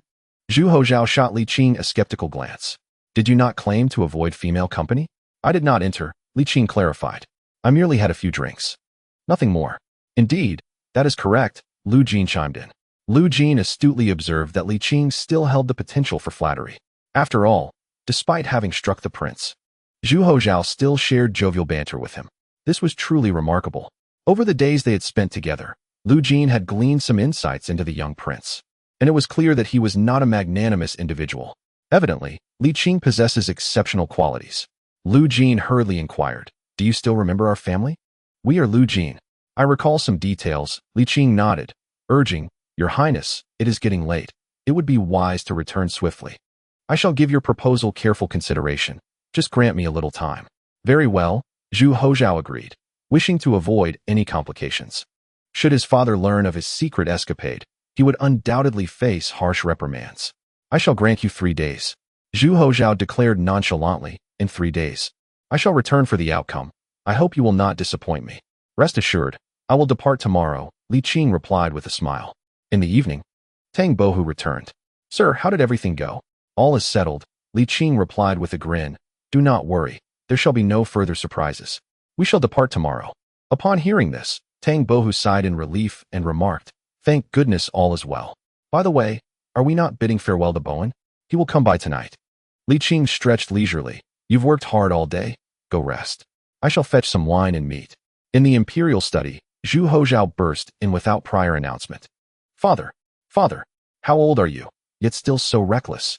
Zhu Yuzhong, accustomed to this behavior, remained calm, showing no signs of reproach. Zhu Hozhao chuckled, Father, allow me to show you something remarkable. He pulled out a drawing from his pocket. What do you think this is? Zhu Yuzhong took it, scrutinizing it closely before expressing his doubt. What is this? A toothbrush, for cleaning teeth. It will alleviate your toothache, Zhu Hozhao said gleefully. Zhu Yuzhong's eyes brightened as he examined it further, asking, Did you conceive this idea? Indeed. Zhu Hozhao's face glowed with pride, masking his inner insecurities. My son is indeed clever, Zhu Yuzhong praised, then shifted his focus back to the drawing, pondering for a long while. What material should this so-called toothbrush be made of? Zhu Hozhao faltered. Alas, I forgot to inquire.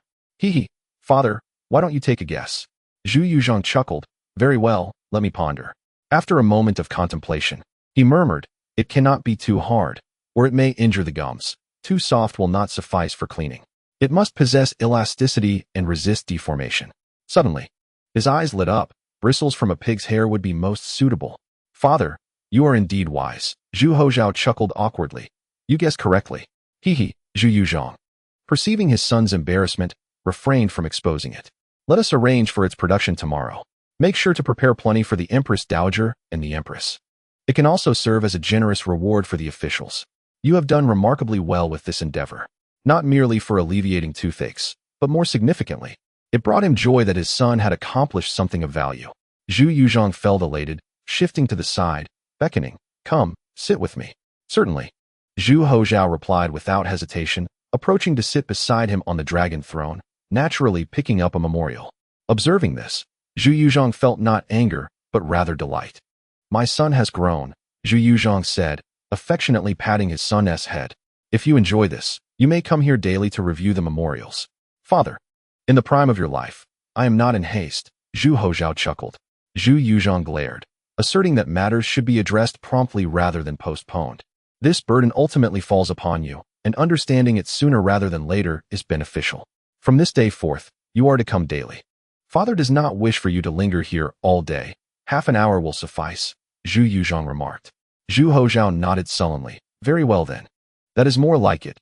Zhu Yuzhong smiled again, opening the drawer of the imperial writing desk to retrieve a small notebook he had perused countless times. Allow me to show you something delightful. What is this? Let me take a look, Zhu Hozhao said, his curiosity piqued. Here, take a look. Zhu Yuzhong replied with a smile. Zhu Hozhao accepted the notebook, opened it, and upon reading a page, became engrossed.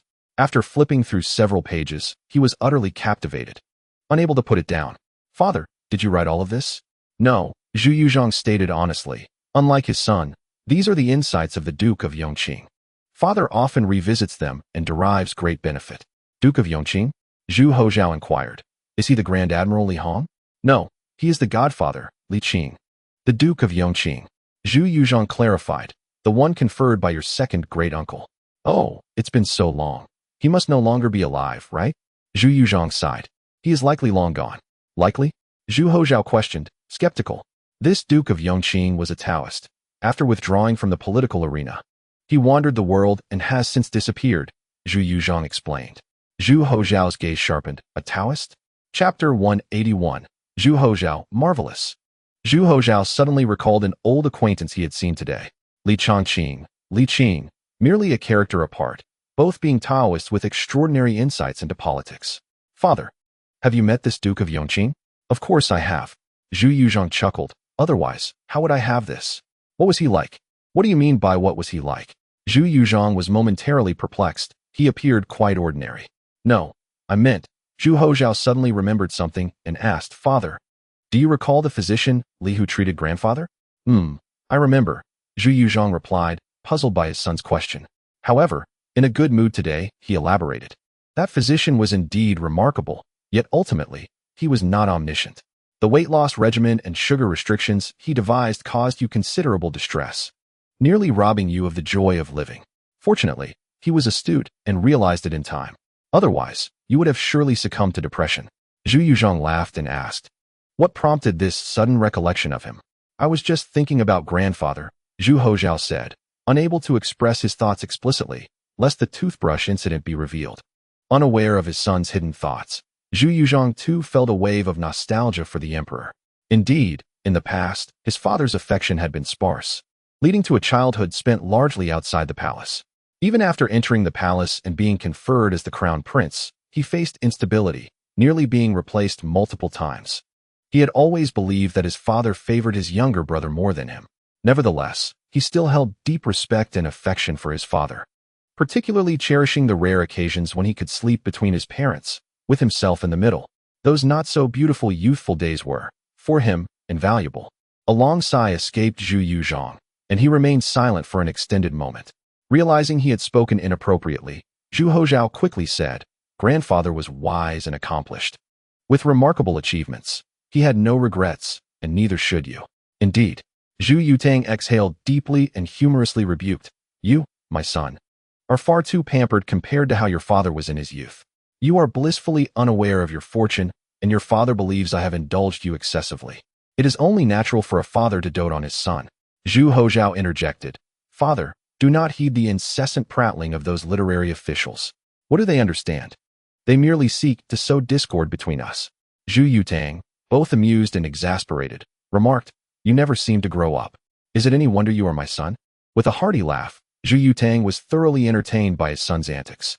Observing the light-hearted exchange, Zhu Hozhao deftly shifted the conversation to the Duke of Yongqing, inquiring, "Father, how old was the Duke of Yongqing when you first met him?"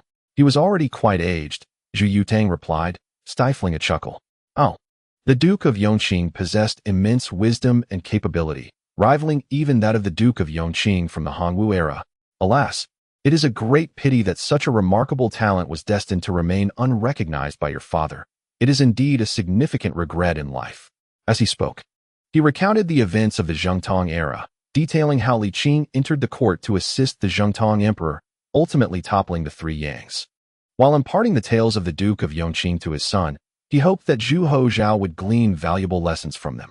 Each anecdote revealed the extraordinary strategies and far-sightedness of the individuals involved, captivating Zhu Hozhao's imagination. Eventually, Zhu Hozhao remarked, "Father, do you not think that Dr. Li's insights into politics are quite extraordinary? Why do you keep bringing him up?" Zhu Yutang chuckled, recalling how his grandfather once praised Li. Zhu Hozhao, caught off guard, hesitated. Zhu Yutang, however, remained unfazed, musing, "Your father once intended to summon him to court, but alas, his ambitions lay elsewhere. And he had rendered great favors to your grandfather. Your father could not compel him, and thus granted him his freedom. Though he is remarkable, he pales in comparison to the Duke of Yongqing. Perhaps only the Duke of Yongqing could match him." Pausing for a moment, he added, "And let us not forget the Duke of Yongqing from the Hongwu era. His deeds are even more legendary." It seemed that Zhu Yutang had overthought the matter. The two were indeed not the same person. No matter how adept at preserving life one might be, it was unlikely they could possess such extraordinary attributes. If they were the same individual, surely the emperor would have recognized him. Zhu Hozhao subtly shook his head, deeming his thoughts fanciful. He then expressed a burgeoning interest in the Duke of Yongqing from the Hongwu era, asking, "When I read the annals of the Taizu and Taizong, I came across a mention of the Duke of Yongqing, though it was brief. Was he not a military supervisor?" "Indeed, he was a military supervisor. But his role encompassed much more," Zhu Yutang replied with a laugh. "You are too playful.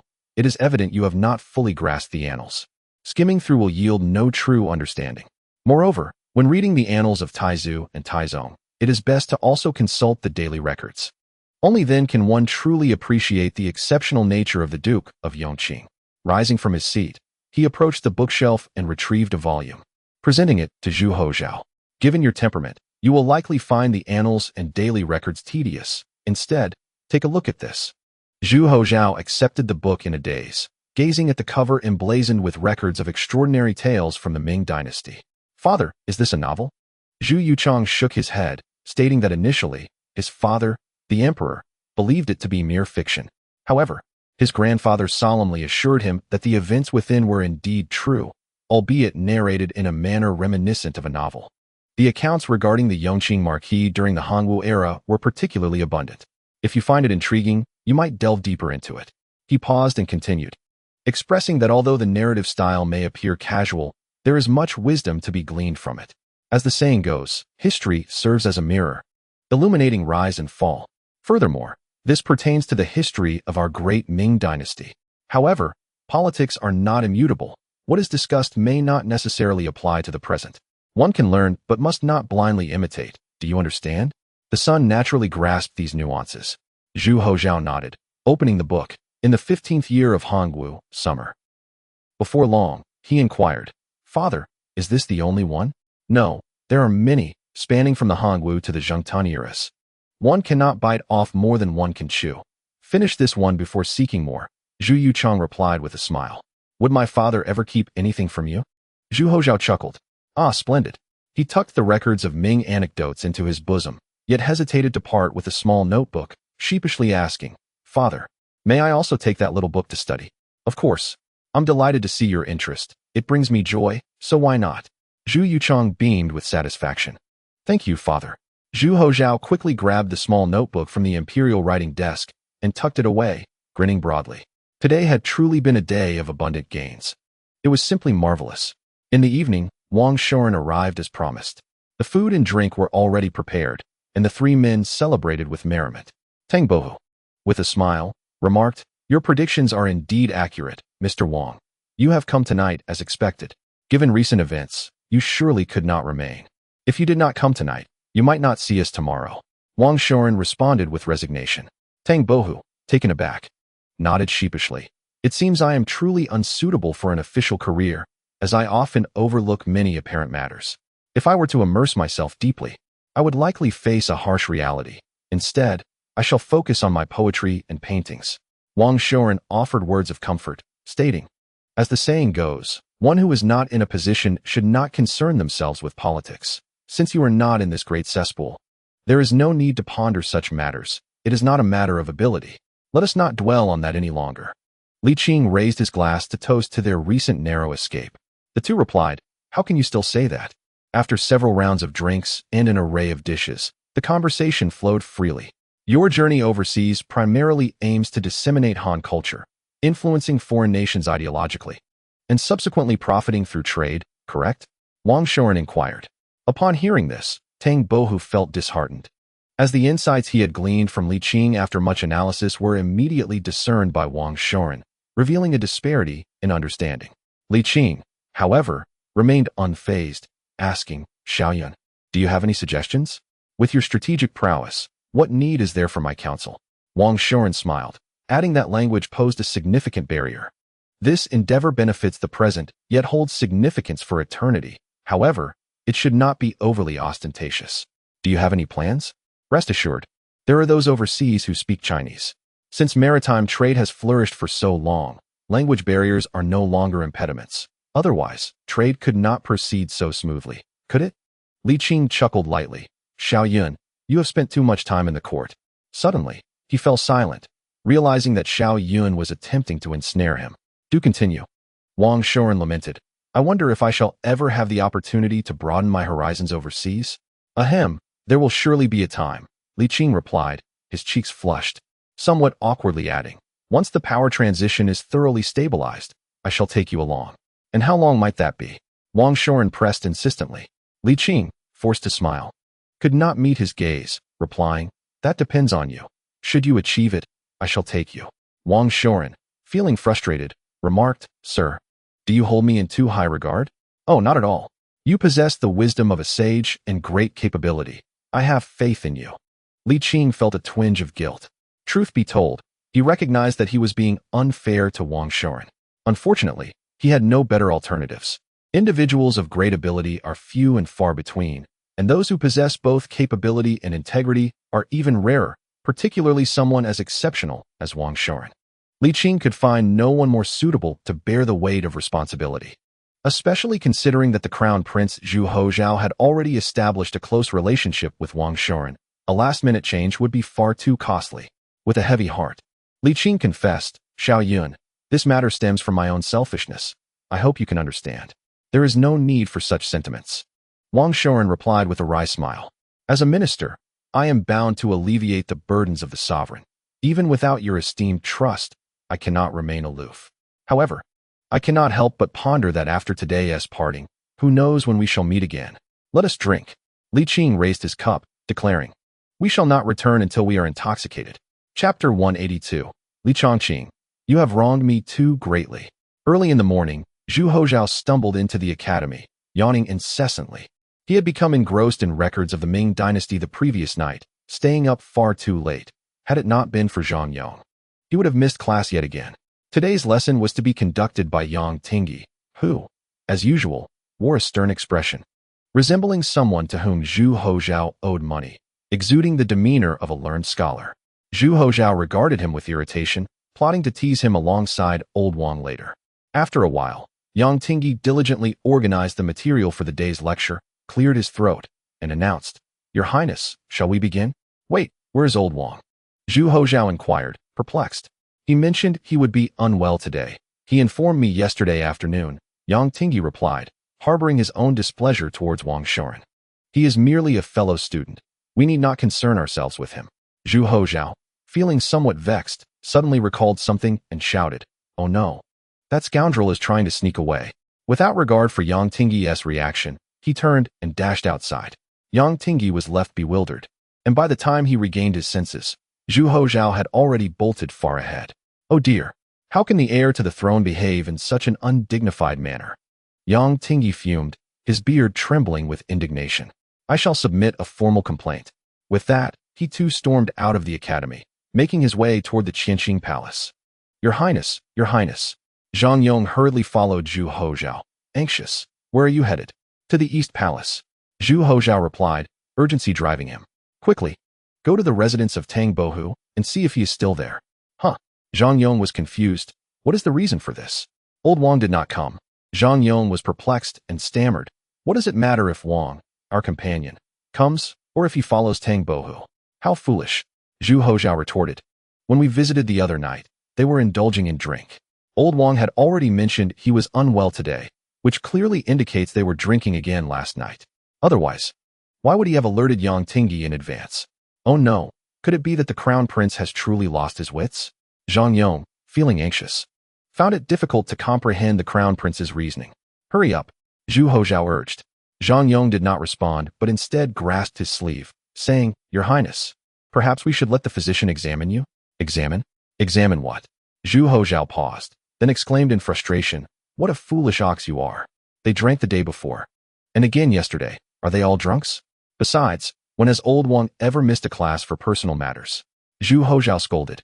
"There is only one explanation for this. They are departing and are toasting to a farewell." Zhang Yong wished to counter, but found Zhu Hozhao's analysis quite reasonable. As his mind settled, he smiled and said, "Your Highness, why the haste? Even if they fled, what of it? The realm beneath heaven is the king's land. Where could they possibly go? At worst, we could issue a manhunt." "Fool! How could we issue a manhunt without a proper reason?" Zhu Hozhao erupted in rage. "Would anyone believe that the Crown Prince was assaulted? That he left the palace without permission? For heaven's sake, can you not think?" Zhang Yong, embarrassed, found himself at a loss for words. However, he remained steadfast, insisting, "Your Highness, you absolutely must not leave the palace again. Otherwise, I might be doomed. And in broad daylight, it's impossible to hide from prying eyes. Should it come to the point where I must plead with you?" He was genuinely frightened. Having endured much the previous day, another mishap could cost him dearly. Their commotion had attracted the attention of the imperial guards in the distance, and their leader, seeing the Crown Prince in a fit of rage, quickly summoned his men to approach. Realizing he might not be able to escape, Zhu Hozhao angrily commanded, "You hurry back and report any developments immediately. If you dawdle, I shall see to it that you are punished." Yes, I shall go at once," Zhang Yong replied, not daring to delay, and hurriedly took his leave. Zhu Hozhao turned and called out, "I have no business. Disperse." Upon hearing this, the guards who had not yet approached had no choice but to retreat. "They better not truly flee," Zhu Hozhao muttered, suddenly recalling something. "Oh no. Old Yang will surely lodge a complaint." Once outside the palace walls, the two mounted their horses and galloped away. "Sir, do we truly need to be in such a rush? We drank far too much yesterday, and this jostling is not easy on me," Tang Bohu remarked. "We shall rest once we are outside the capital," Li Qing replied. "That little rascal is cunning and capricious. He might act irrationally, so we must endure a little longer." "Very well," Tang Bohu conceded, stifling the turmoil in his stomach as he urged his horse to keep pace with Li Qing. The two rode at full speed, exiting the capital by noon. Li Qing glanced back at the city gates, faintly hearing Zhu Hozhao's furious shouts. "Li Chongqing is treating me with utmost disrespect." Li Qing chuckled to himself, muttering, "Little one, I have no time for your games." As early summer dawned, the morning air was refreshingly cool. The two rode under the stars, soaked in dew, with their horses exhaling heavily, the sound of their hooves striking the ground echoing a sense of relief. Li Qing approached and knocked on the grand door. The young servant, a stranger, requested a moment's patience before summoning the young lady of the Li family. After 2 years apart, Li Shu'er appeared nearly unchanged. She invited the two into the estate and ordered a sumptuous feast to be prepared. Once they entered the courtyard and settled in the guest hall, Li Shu'er smiled and remarked, "You must soon be departing for overseas, I presume?" "Not just yet," Li Qing replied, setting down his teacup. "I plan to visit Wudong Mountain. However, it won't take long, perhaps only 2 months." Li Shu'er nodded, saying, "The momentum cultivated over the past 2 years has indeed borne some fruit. While it is far from the recognition in the Ming dynasty, many have come to know of the talented scholar, Tang. I believe this journey overseas will yield rewards." After a pause, she inquired, "How long do you expect to be gone?" "It is difficult to say, possibly 3 years, perhaps longer," Li Qing responded. "It will depend on circumstances." "Indeed," she nodded thoughtfully, lowering her gaze to sip her tea, leaving the conversation at an end. After their meal, Li Qing retired to rest. Yet, Tang Bohu was not in haste to follow suit. He asked, "Miss Li, are you the young brother from the tavern in Wuzhong?" "Indeed, that is I," Li Shu'er readily confessed, chuckling lightly. "I had heard tales of your rebellious escapades, of how you disguised yourself as a boy to wander among the 4 great scholars of Jiangnan. So I came to pay a visit to this great talent." "Were you disappointed?" he queried. "Yes." Tang Bohu scratched his nose, awkwardly admitting, "I must say, your earlier counsel proved invaluable." "Is that so? I thought you might resent me," Li Shu'er teased. "If not for my intervention, you would not have experienced such dramatic ups and downs. Yet, in retrospect, the outcome appears quite favorable." "Indeed." Tang Bohu nodded. "That tumultuous experience has allowed me to gain clarity on my path." After a moment, he asked, "Miss Li, would you care to accompany me overseas?" "Not at all," she replied. "No, you do wish to," he insisted. "How much youth does a woman possess? Why confine yourself? You do not understand." Li Shu'er shook her head. Tang Bohu sighed with a wry smile. "Having tasted the bitterness of life, I cannot bear to see others suffer similarly. Perhaps I do not comprehend your plight, but just as you once aided me, I wish to assist you now. Each has their own aspirations and burdens. I will offer this one piece of advice. Listen well." "What is it?" "In my view, as long as you desire to go, speak your wish, and he will take you along." Tang Bohu rose, having said all that needed to be said, leaving the choice in her hands. Li Shu'er, surprised and wishing to say more, found Tang Bohu had already turned and exited. She withdrew her gaze, lowering her head to savor her tea, which today was particularly fragrant. 2 days later, having rested sufficiently, Li Qing set off for Wudong Mountain. Motivated by the smuggling issues from Liaodong and a longing to return after such a long absence, to revisit his master's teachings. "Little sister, I heard we have guests. Is it young Master Qing who has returned?" Li Hao, returning from the workshop, inquired after hearing from the servants about the visitor, having not encountered anyone in the library's side chamber. "Yes, he has returned, but he has gone to Wudong Mountain again," Li Shu'er replied leisurely. "Soon, he will set sail with Tang Bohu." "Alas, what a burdensome life!" Li Hao exclaimed, then added, "Little sister, Tang Bohu is also in the estate, correct? He should have gone to set up a stall in the market," Li Shu'er mentioned as she retrieved her fishing rod, preparing to fish in the pond. Li Hao seized her arm, saying, "Little sister, the reputation of the great scholar Tang has greatly improved." "And then?"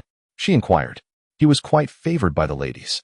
Li Hao, self-consciously subtle yet utterly candid, remarked that possessing talent and decent looks, he was only a shade inferior to his elder brother, and had even achieved the rank of a scholar.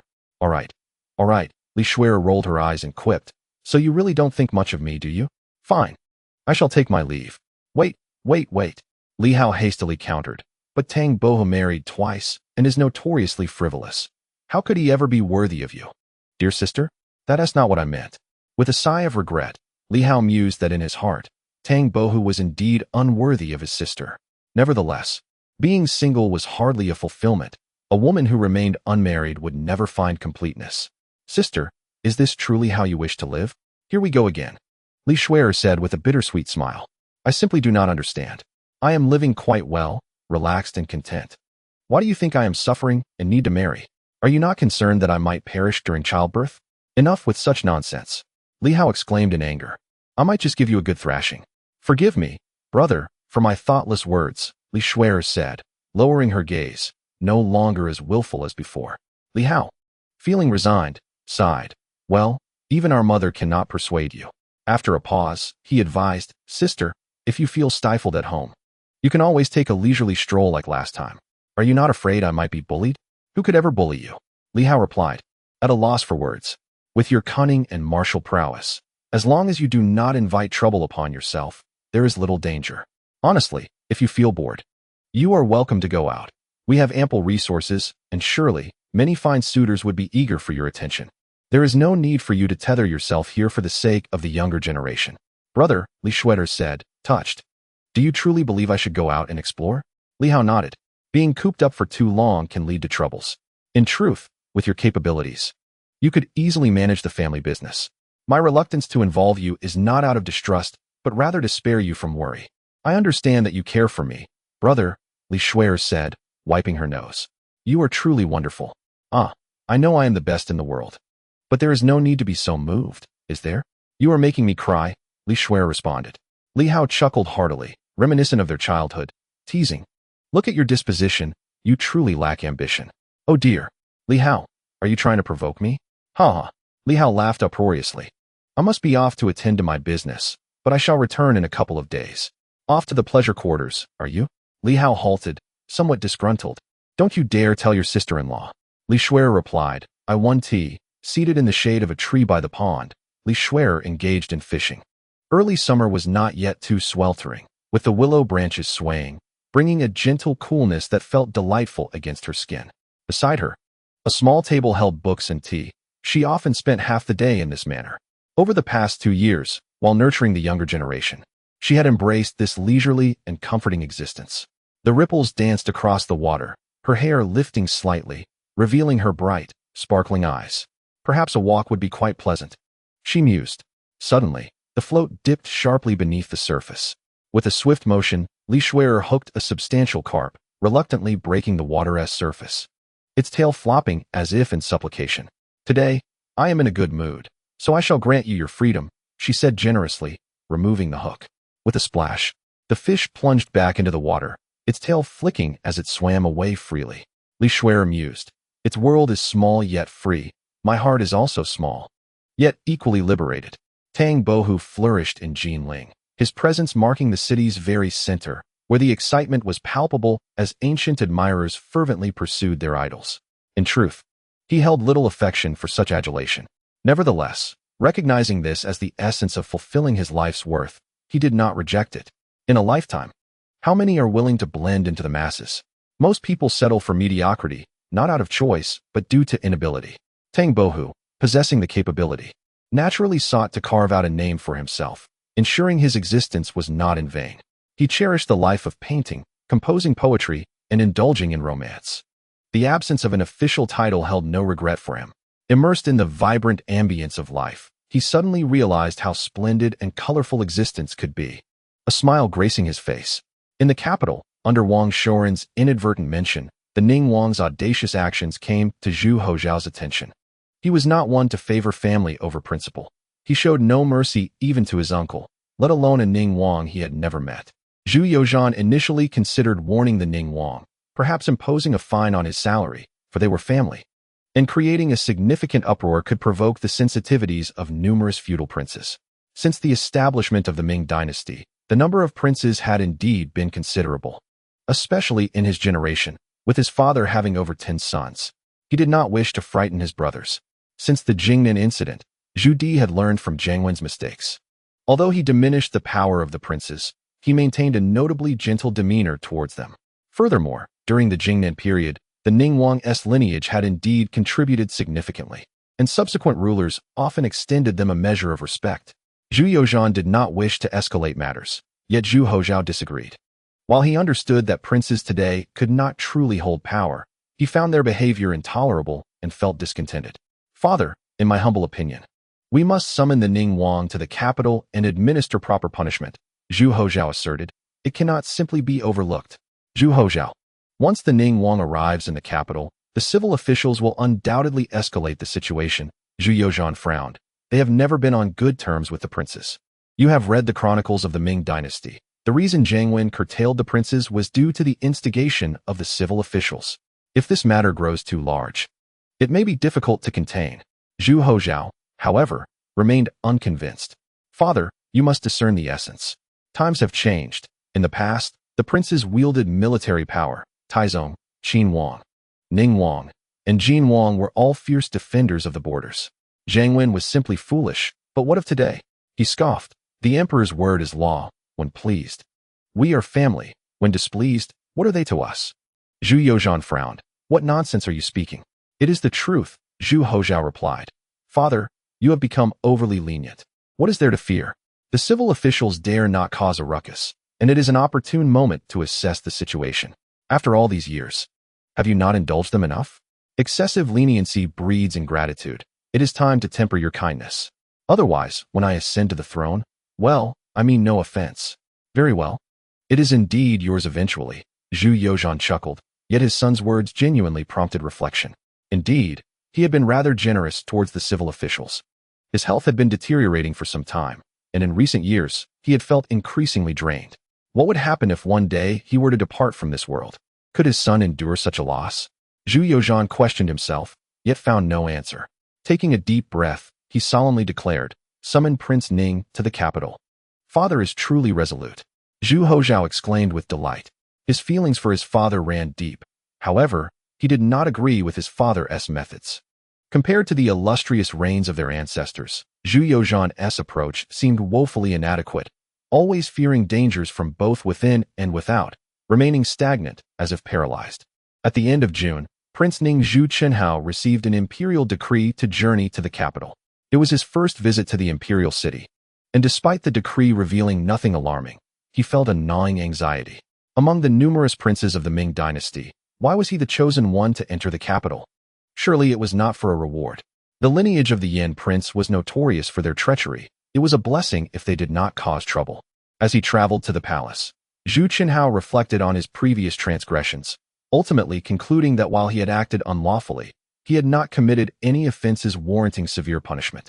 The incident involving the former emperor had caused great losses to Prince Ning's lineage, instilling in him a sense of caution. He had never engaged in heinous acts such as murder or abduction. Despite this reasoning, he was still quite anxious.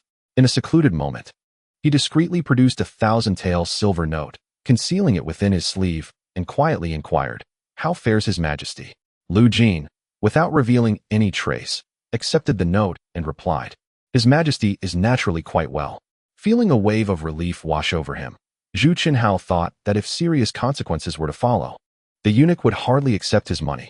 He pressed on, asking, "You are close to His Majesty, are you not?"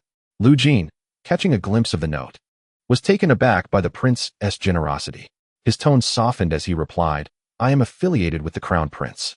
Zhu Chenhao, eager to ingratiate himself further, produced 2 more notes, chuckling, "I would be most grateful if you could guide me." "Not at all. It is our honor to serve the crown prince," Lu Jin said, his eyes narrowing in delight, though he accepted the money without hesitation. They continued to the Hall of Supreme Harmony. Seated upon the dragon throne was Zhu Yozhan, while Zhu Hozhao, resplendent in his princely robes, stood beside him. Zhu Chenhao dared not linger his gaze, promptly bowing low and declaring, "I, Zhu Chenhao, pay my respects to your Majesty and to His Royal Highness, wishing them both longevity." "Prince Ning, you possess remarkable audacity," Zhu Hozhao thundered, his voice echoing through the hall with resounding force. Not only did Prince Ning's heart race, but Zhu Yozhan was also startled by his son's outburst. However, he chose to remain a silent observer of the unfolding drama. With a trembling voice, Zhu Chenhao humbly pleaded, "This old minister is foolish. I beseech His Royal Highness to grant me guidance." In terms of seniority, Zhu Hozhao should have referred to him as grandfather, and Zhu Yozhan as uncle. Yet the chasm between royal and noble was as vast as the heavens. Even if the ancestors of Prince Ning were to appear, they too would have to kneel. Zhu Hozhao paid no heed to matters of lineage, scoffing, "Are you unaware of your own misdeeds? Do you think the surveillance is merely for show?" He would not divulge that his information had come from Wang Shoren. Betraying a friend was not in his nature. Zhu Chenhao felt a chill run down his spine. What news could the secret police have uncovered? The old minister had always been law-abiding. Still stubborn even when death is imminent? Zhu Hozhao sneered. Zhu Yuzhong raised an eyebrow, casting an annoyed glare at his son. Yet, Zhu Chenhao was utterly terrified. He had no inkling that Zhu Hozhao was merely speaking in jest, genuinely believing that the emperor intended to have him executed. Unable to maintain his composure, he disregarded the hierarchy and exclaimed with alarm, "Your Majesty, there are laws of the nation and rules of the family. Which of the ancestral teachings of the Ming dynasty permits the execution of a prince? Have I committed treason? Impudent!" Zhu Hozhao scolded. Though he felt a twinge of uncertainty himself, he had only spoken in passing, never truly wishing for the death of the Prince of Ning. Nevertheless, his anger remained unabated. Since when could a prince dare to raise his voice against him, against his father? Zhu Qinhao could no longer contain himself. The threat of imminent death had shattered his nerves. "Your Majesty, what crime have I committed? You cannot kill me, you cannot," he nearly shouted. A flicker of embarrassment crossed Zhu Yozhang's face, yet he could not allow his only son to suffer indignity. Clearing his throat, he replied coldly, "Then let us converse. The ancestral teachings state that princes are forbidden from associating with officials. Are you aware of this?" Zhu Qinhao faltered, then stiffened once more. How could this matter have reached such heights? No, he was always cautious, and the officials he associated with would never speak out. It was only a matter of time before he would be found out. Zhu Hozhao barked again. "Yes, I am aware," Zhu Qinhao muttered sullenly. He could not evade this. It was the house rule of the princes. Zhu Qinhao hurriedly defended himself. "Your Majesty, I have never sought to associate with officials. It has only been occasional interactions, some of which were unavoidable. I implore you to see the truth." Seeing this, Zhu Yozhang's expression turned cold as he replied flatly, "I have offered you the chance to be forthright, yet you have shown no appreciation for it." Zhu Yozhang continued, "Not only have you associated with officials, but you have also mingled with wealthy gentry and even with bandits from the underworld. Is this not true?" With a thud, Zhu Qinhao collapsed to the ground, his face a mask of terror, his spirit fleeing from him. How could this be? How could it come to this? The Prince of Ning felt as if his heart were being torn asunder. He was well aware of the secret police, yet he had been so careful. The secret police were not omniscient. How could they have stripped him bare? "I am wrong, Your Majesty," he cried. To admit guilt was out of the question. He could never confess, not even under the threat of death. Zhu Qinhao understood that as long as he steadfastly denied his involvement, even with irrefutable evidence, the emperor could not punish him severely, as it would lead to the dismantling of princely authority. There were many princely houses in the Ming dynasty. Pulling one thread could unravel the entire fabric of power, a truth his nephew would surely comprehend. Zhu Qinhao declared, "I am innocent. I beseech Your Majesty to see clearly." "Your resolve is indeed impressive," Zhu Hozhao remarked with intrigue. "But what if the secret police uncover evidence?" "I am innocent and fear no investigation," Zhu Qinhao proclaimed with righteous conviction. "Well said," Zhu Hozhao praised, adding, "You shall reside temporarily at the Wang residence. Rest assured, you will find yourself entirely convinced." Zhu Qinhao ignored him and turned to Zhu Yuzhang. "What my esteemed nephew says shall be done. I will heed the crown prince's directive," Zhu Yutang calmly remarked. "If Prince Ning is truly innocent, I shall ensure you receive justice. Otherwise, a heavier punishment shall be meted out. Is that satisfactory to you, Prince Ning?" "I trust Your Majesty will deliver justice on my behalf," Zhu Qinhao replied, steeling himself. "Your Majesty, Your Highness, I take my leave." Once he exited the Qinqing palace, a gust of wind swept through, and he suddenly realized he was drenched in cold sweat. "As long as I endure, can he truly impose punishment upon me, his uncle?" Zhu Qinhao narrowed his eyes, silently encouraging himself. "Your Highness, please."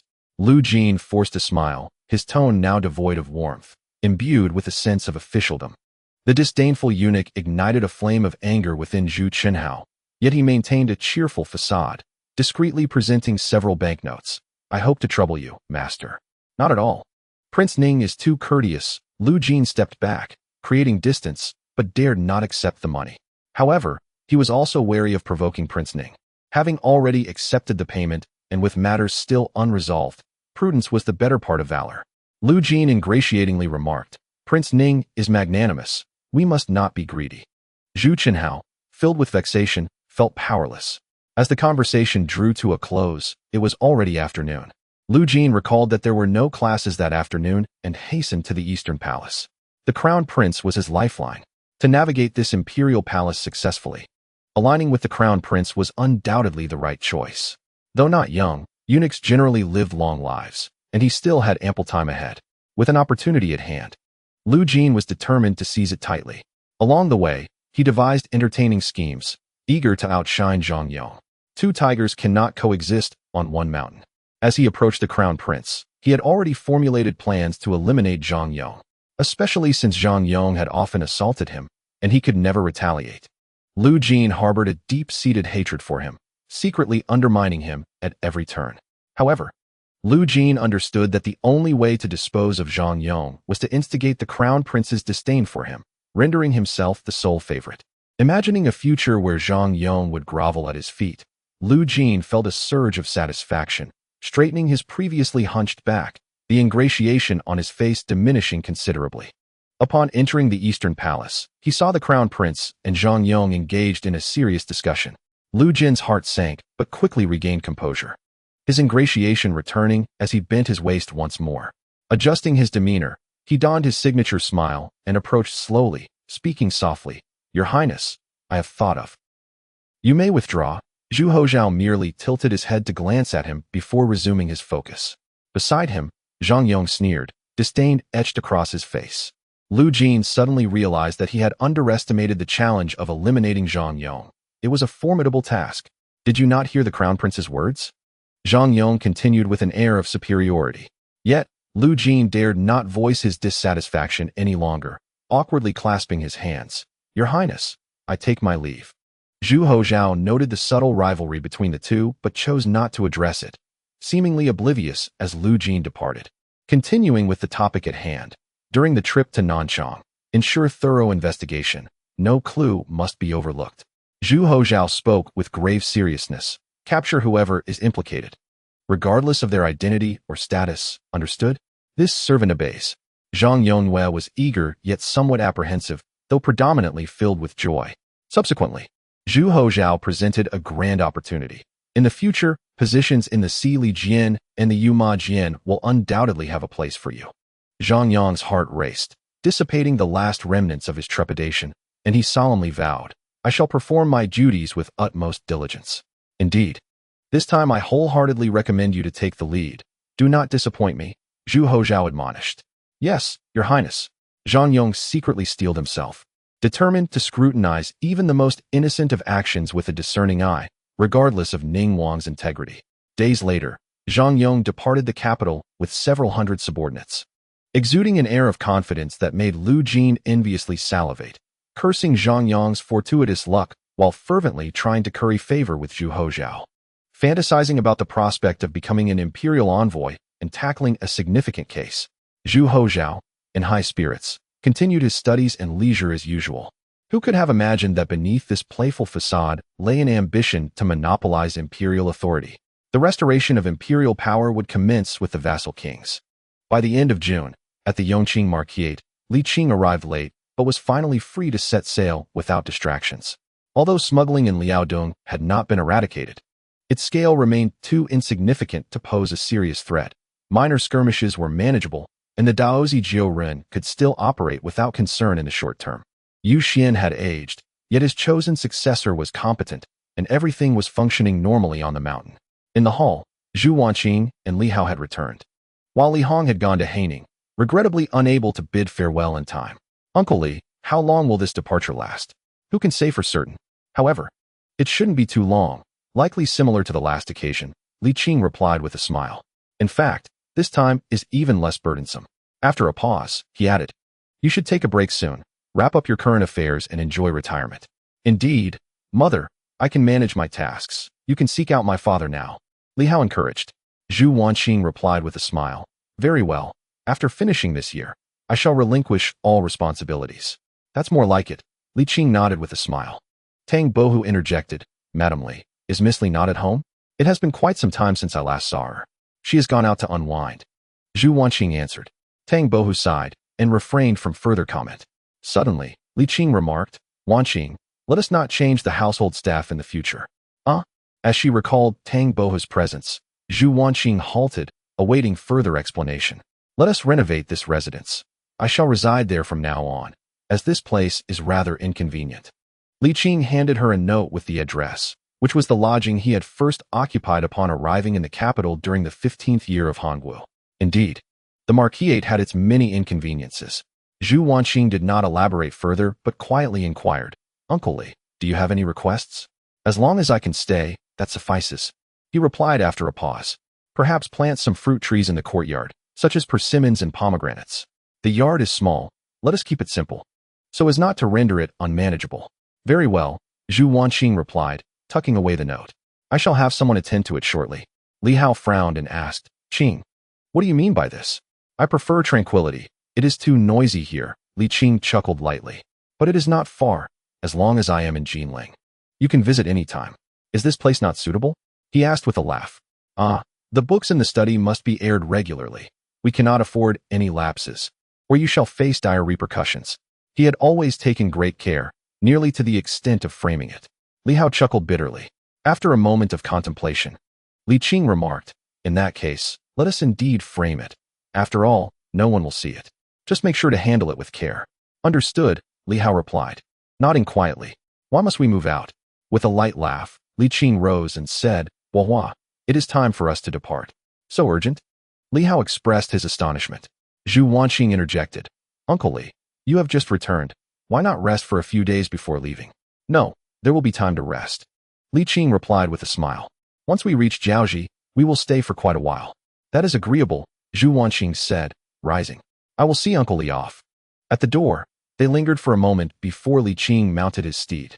Return and live your own life. You need not worry about my affairs. Uncle Li, travel safely, they bid him. May you have a pleasant journey. Qingyi, Li Qing smiled, raising his whip to set off. In mid-August, Jiaoji. Tang Bohua walked upon foreign soil, filled with both novelty and trepidation. It was his first time venturing so far from home. Sir, how shall we proceed? He asked, brimming with enthusiasm, yet uncertain of how to channel it. I have some acquaintances among the royalty of Jiaoji. We shall head there first, Li Qing replied with a smile. There is no need for pressure. Jiaoji is not far from the Ming dynasty and is rich in various aspects of Han culture.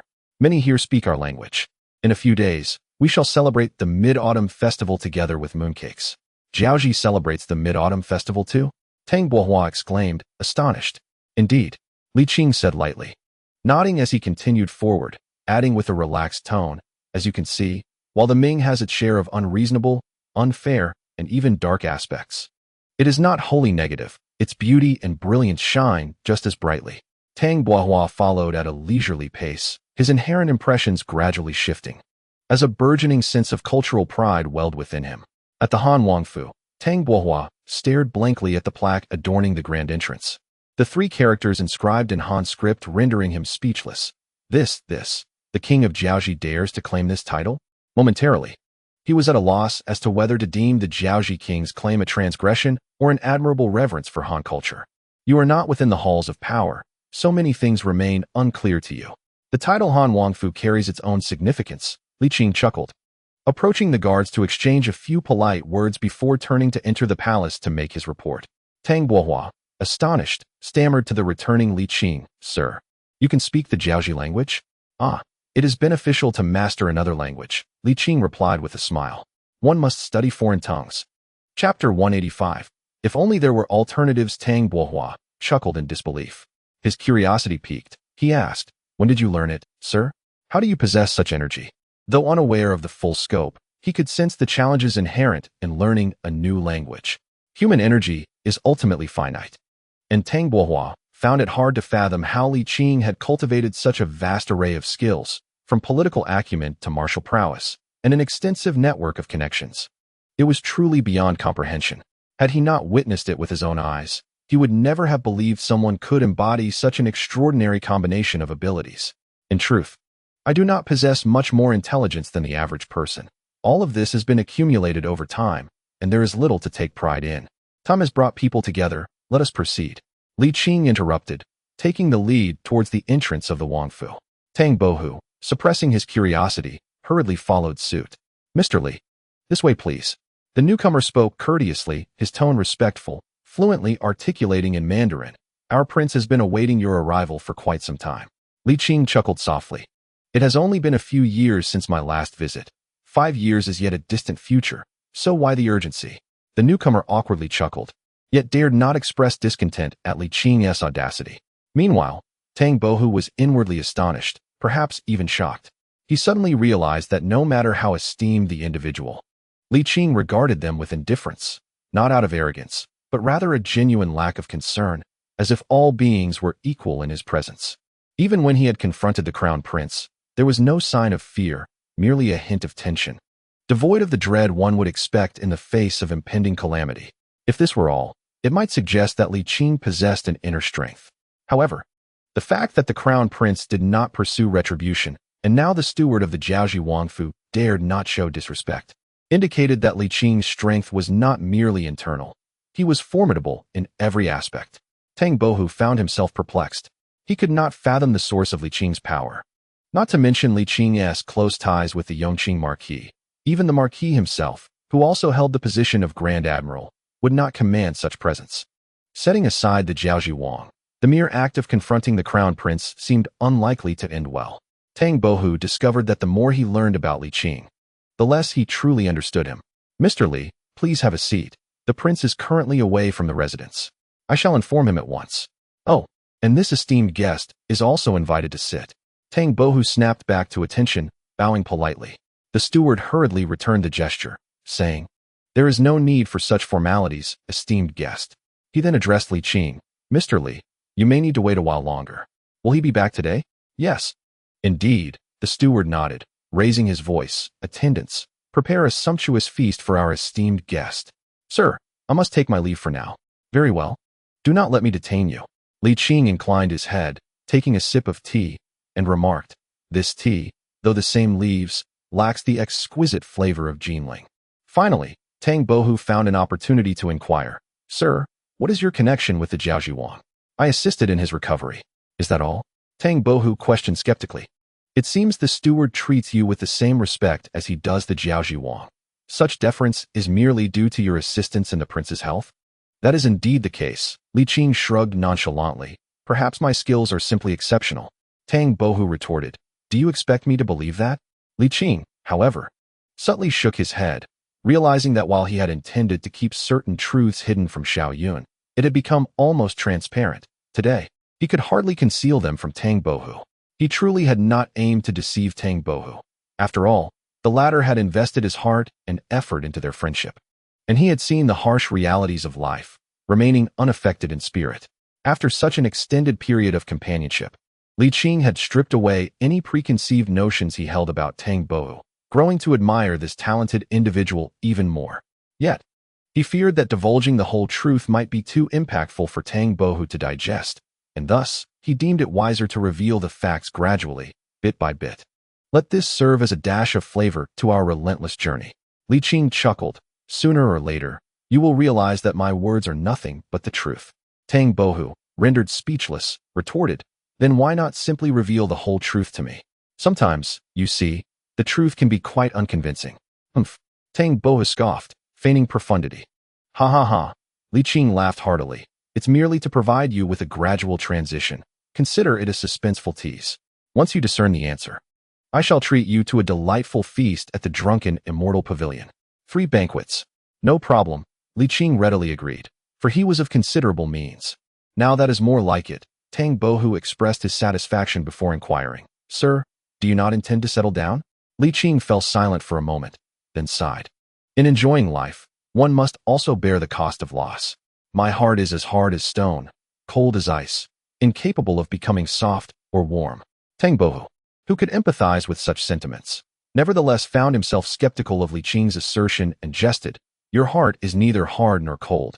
Otherwise, why would you toil so tirelessly?" In fact, he suddenly felt a sense of injustice on Li Qing's behalf, lamenting, "No one even knows of your countless efforts." "I speak of emotions. While you refer to the responsibilities of family and country, how can they be conflated?" Li Qing replied, "Moreover, alas, I am not like you. I possess a mission and an inescapable duty, and I seek only to remain true to my heart." His voice was calm, tinged with weariness. "Were I a local, I would not be in this predicament. Now that I know the outcome, I must inevitably adapt." "I still do not comprehend." Tang Bohu sighed. "Have you indeed changed?" "I have changed quite a lot," Li Qing admitted, a hint of regret in his tone. "Yet some things remain unalterable. Overall, however, I am satisfied. For I believe destiny has not been unkind to me. I cannot grasp these sentiments, but I feel you need not burden yourself so. you owe nothing to anyone. Tang Bohu sensed the exhaustion and profound loneliness within Li Qing, saying, you may indulge in life's pleasures and savor the splendor of the mundane. Huh, this is not the first time someone has said that. My family and friends have echoed similar sentiments. Had I not descended from the mountain, perhaps I could have lived contentedly as a Taoist. Alas, there are no what-ifs. Haha, what is it that amuses you? Li Qing asked, perplexed. I laugh at you. Tang Bohu chuckled. Even atop the mountain, you would still gaze upon the scenery below. There is no scenario where one does not descend. Li Qing had no retort. Perhaps you are correct. This is likely my unavoidable choice, though it has burdened you. What burden do I carry? Tang Bohu shook his head. Now, I am renowned throughout the Ming dynasty, and I have even traveled overseas. Surely, a century hence, I will still be remembered. And perhaps my name will grace the annals of history. Who among mortals does not aspire to such a fate? Yet you, in your quiet obscurity, evoke pity. Tang Bohu admired. You are the one who seeks nothing, wholly devoted to the country and its people. I cannot compare to you. Your words make me feel somewhat embarrassed. Li Qing laughed. Let us speak of serious matters. We shall remain here for a while longer. For how long? About half a year, Li Qing replied. Zhao Qi is close to the Ming dynasty and profoundly influenced by Han culture. This is the ideal place to promote Han culture and for you, a great star, to shine brightly. He chuckled. We are not in a rush. Spending a bit more time here is of no consequence. Let us savor this place before moving on. Indeed, one cannot overindulge.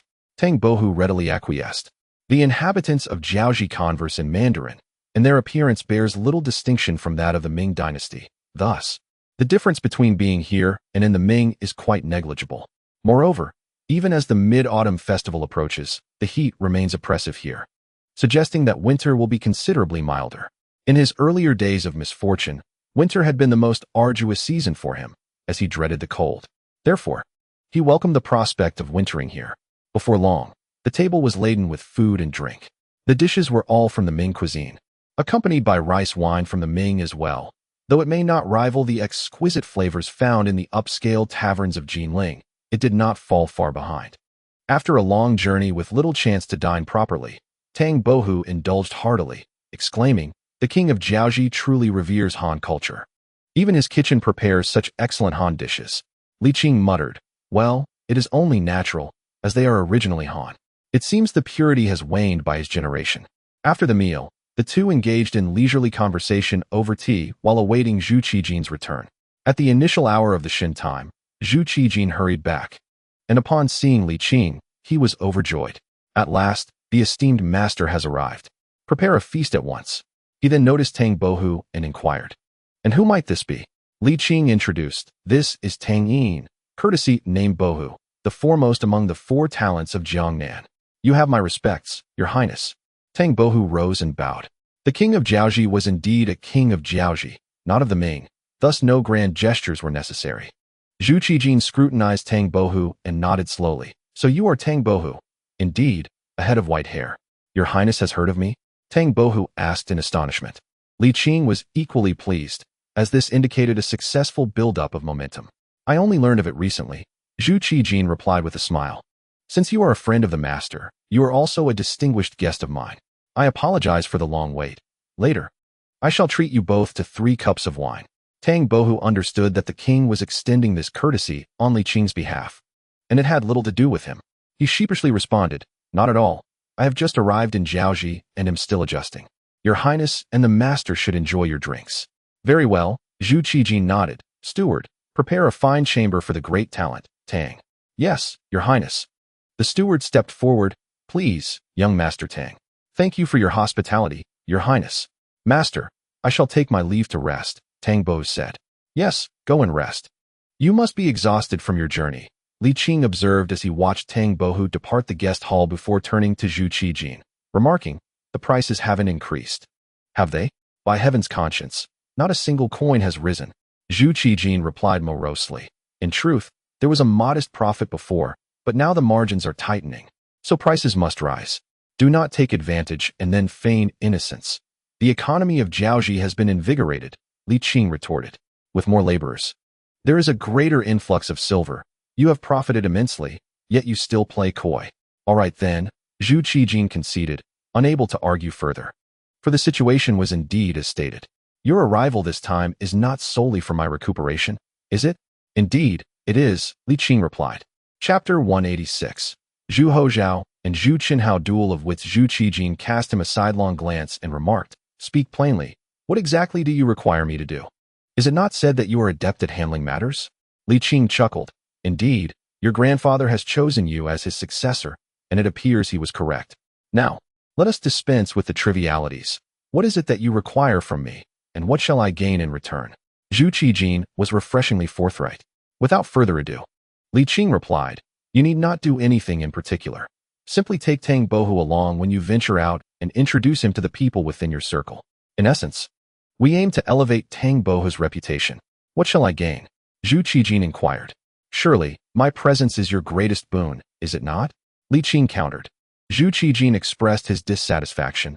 "This hardly seems equitable. The condition was already set for me to recuperate. You ought to offer me something more.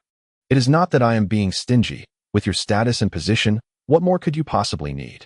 Zhu Qijin faltered, realizing he truly lacked nothing. Wealth was abundant. And he was the ruler of Jiaoji, a figure of utmost authority. What could he possibly desire? A white hat? That was absurd. Uttering such a thing might provoke Li Qing to eliminate him altogether. Having been born and raised in Jiaoji, with half of his lineage rooted there, he felt no sentimental attachment to the Ming dynasty. "This is unacceptable. I feel an imbalance within me, as though I am at a loss." "Very well. Let us arrange this. I shall return within 3 years. How does that sound?" Li Qing suggested. "With 2 visits ahead of schedule, you stand to gain immensely. Moreover, the prices for supplies from the Ming will increase by another 20%. Zhu Qijin conceded, "I acknowledge that this arrangement benefits Jiaoji greatly. However, the influx of silver also results in a decline in purchasing power, which cannot be ignored. If this continues, will you not allow the people below to share in the bounty? Or do you intend for me to incur losses?" After a moment of contemplation, Li Qing said, "Let it be known that I am not without compassion. I will permit an increase of 10%. "Very well," Zhu Qijin replied, feeling a sense of equilibrium restored. Li Qing added, "Without my consent, you are forbidden to raise prices independently. Otherwise, our agreement shall be rendered void." "Understood," Zhu Qijin grumbled. "It seems I, the king of Jiaoji, have become your puppet." Li Qing laughed heartily. "It is hardly so exaggerated. I do not meddle in Jiaoji's internal affairs, nor do I seek your wealth. How could I be deemed your puppet?" Pausing, he continued, "One must not be overly greedy. In truth, you ought to be grateful for my guidance. Lest we forget the Yongle era, having certain boundaries remains beneficial, does it not?" Zhu Qijin fell silent, then shuddered at the thought, ceasing his complaints. Although he was not born in that era, he was aware of the historical events that transpired. Recalling that this region was once referred to as Annam, is the plan merely to introduce him to the elite of Jiaoji? The educational institutions must also be taken into account, encompassing both adults and children, Li Qing remarked. "Tang Bohu has a splendid poem titled Peach Blossom Temple. We should include it in the curriculum." Initially, the simple-minded had heeded Li Qing's advice and established numerous schools in Jiaoji to promote Han culture. Over the years, many signs of the upper class have become proficient in the Han language, even taking pride in speaking it. Without the ability to converse in Han, how could one integrate into our circle?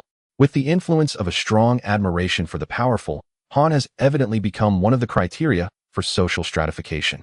"This is not an issue," Zhu Qijin responded. "Is there anything else? Let us leave it at this for now. I shall inform you of any further thoughts in due course," Li Qing replied with a smile. "Rest assured, with me by your side, you shall thrive." The words spoken were somewhat pleasing, and Zhu Qijin's expression softened, finally achieving a semblance of balance. In the vast realm of the Ming dynasty, within the residence of the 10 kings, Zhu Qinhao munched on mooncakes, yet they tasted as dry as leather. In his fiefdom, he reigned as a local emperor. But in the capital, he had to keep his tail tucked, unable even to leave the 10 kings' residence, which was scarcely different from imprisonment. Having spent 2 months in the capital, he had lost a significant 20 pounds, not due to any harsh treatment, but rather from the immense pressure weighing upon his heart. The uncertainty of his future tormented him, leaving little room for comfort in eating or sleeping. The court's enforcers were no kind souls, and he felt utterly devoid of confidence. As time passed, rather than finding solace, Zhu Qinhao's anxiety deepened. He even longed for a swift trial, desperately wishing to escape the torment of waiting. a torment he could no longer bear.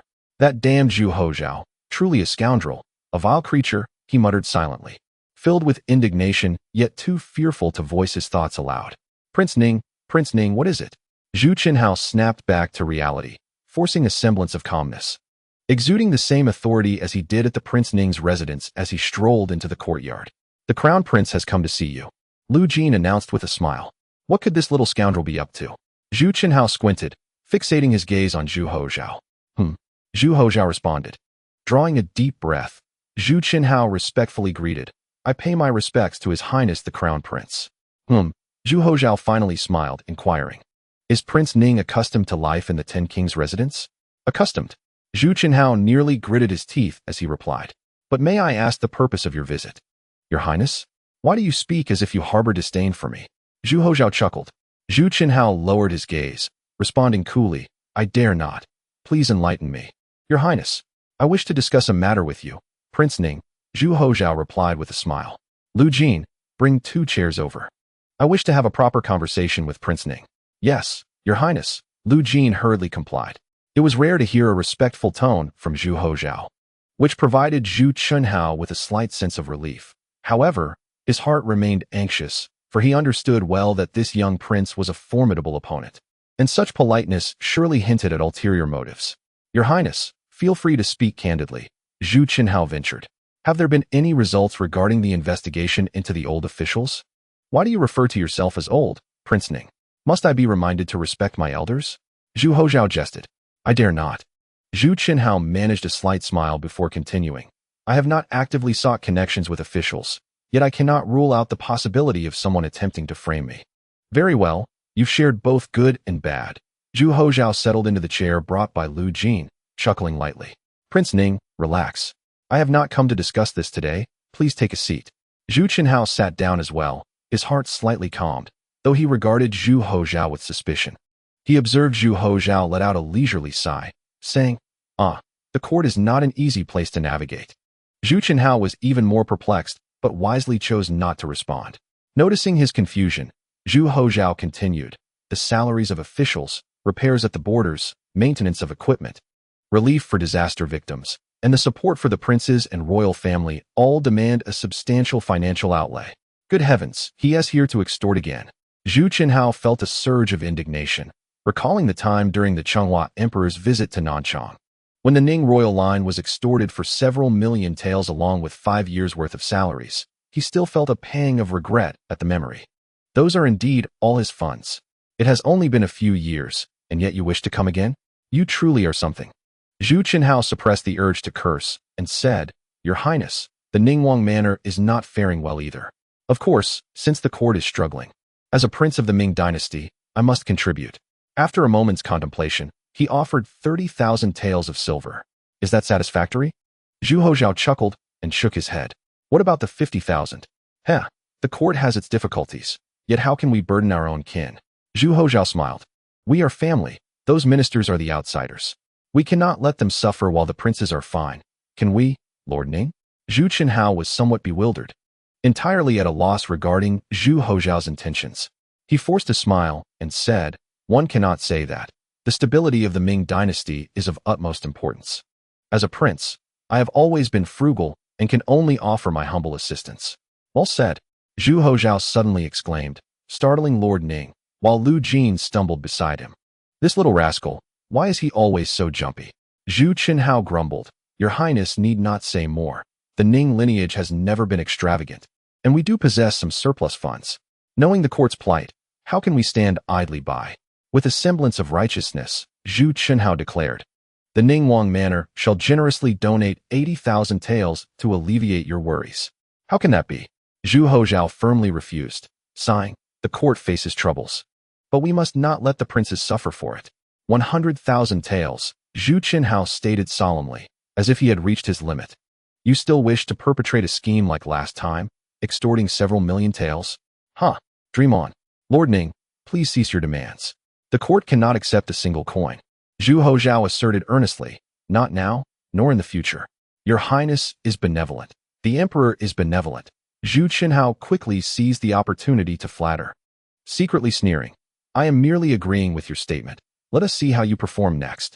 Zhu Hozhao remained cheerful, showing no signs of annoyance, and warmly remarked, "This year, the natural disasters are slightly less severe than last year. I believe we can weather the storm, perhaps even have some surplus. Ah, heaven bless the Ming. Oh no, this is all due to the emperor's benevolence moving heaven." Zhu Chenhao eagerly flattered. Zhu Hozhao seemed quite pleased, and when the compliments subsided, he continued, "My father and I have decided to increase the stipends for the royal family." "Really?" Zhu Chenhao was taken aback, stammering, "Increase the stipends? This is something I never dared to hope for." "Indeed," Zhu Hozhao affirmed. "Are these father and son mad, or have they lost their senses to be so lavish?" Zhu Chenhao felt as though he was dreaming, and after a long pause, he cautiously remarked, "Is this not somewhat inappropriate?" "Appropriate, entirely appropriate," Zhu Hozhao replied with a smile. "Not only will the stipends for Lord Ning increase, but all princes of the Ming will see their stipends rise. We shall not let the fertile waters flow to outsiders." Then, he shifted his tone to one of greater intimacy. "The Ning lineage has always been loyal to the emperor and caring for the people. Frankly, I do not believe that you, Lord Ning, would consort with officials or wealthy gentry to act against family principles. However, if someone brings it to light, the court cannot turn a blind eye. Surely, you can understand?" Yes, I understand." Zhu Chenhao chuckled, genuinely at ease, and his regard for Zhu Hozhao grew warmer. Zhu Hozhao chuckled, resembling a mischievous little fox. Chapter 187. The Heart of the Execution of the Prince. "How much has His Highness increased?" Zhu Chenhao felt a tinge of embarrassment. However, who would refuse an abundance of wealth? Would one decline a gift? Zhu Hozhao raised 3 fingers, 30%. Zhu Chenhao, taken aback by the earlier loudness of Zhu Hozhao's voice, nearly knelt in gratitude, exclaiming, "Oh, kind sir, I have misjudged you. Such great kindness, I am ashamed." That sounds a bit distant," Zhu Hozhao replied with a smile. "We are all family, after all." Indeed, indeed," Zhu Chenhao echoed, feeling as if life had suddenly brightened. Zhu Hozhao then inquired, "Isn't it essential for a family to understand one another?" "Naturally," Zhu Chenhao nodded. "If you do not seek his wealth, sending the hawks to Nanchang is merely for show. What is there to fear?" Zhu Chenhao proclaimed gallantly, "Should your highness require the Prince of Ning, I would not hesitate to plunge into fire and water for you." "The Prince of Ning is indeed generous," Zhu Hozhao replied modestly. "It is only fitting." Zhu Chenhao beamed widely. Zhu Hozhao continued with a light laugh. "In truth, it is quite simple. All you need to do is submit the draft I have prepared. Just copy it." He presented the already drafted document. Zhu Chenhao took it, unfolding it, his smile gradually fading, his expression shifting to one of alarm. "Your Highness, this is inappropriate, is it not?" "What is inappropriate?" Zhu Hozhao teased. "Did not the Prince of Ning just say those words? Are they to be disregarded so quickly?"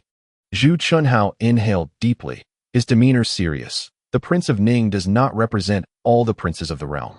You need only submit this document. You need not concern yourself with the rest." Zhu Hozhao maintained his cheerful demeanor, yet his eyes held no mirth, and his tone bore a hint of menace. It seemed news from Nanchang was imminent. "Do you wish to maintain your dignity, Prince Ning?" Zhu Chenhao, angered, retorted, "I have a clear conscience. Let us hope the evidence is irrefutable.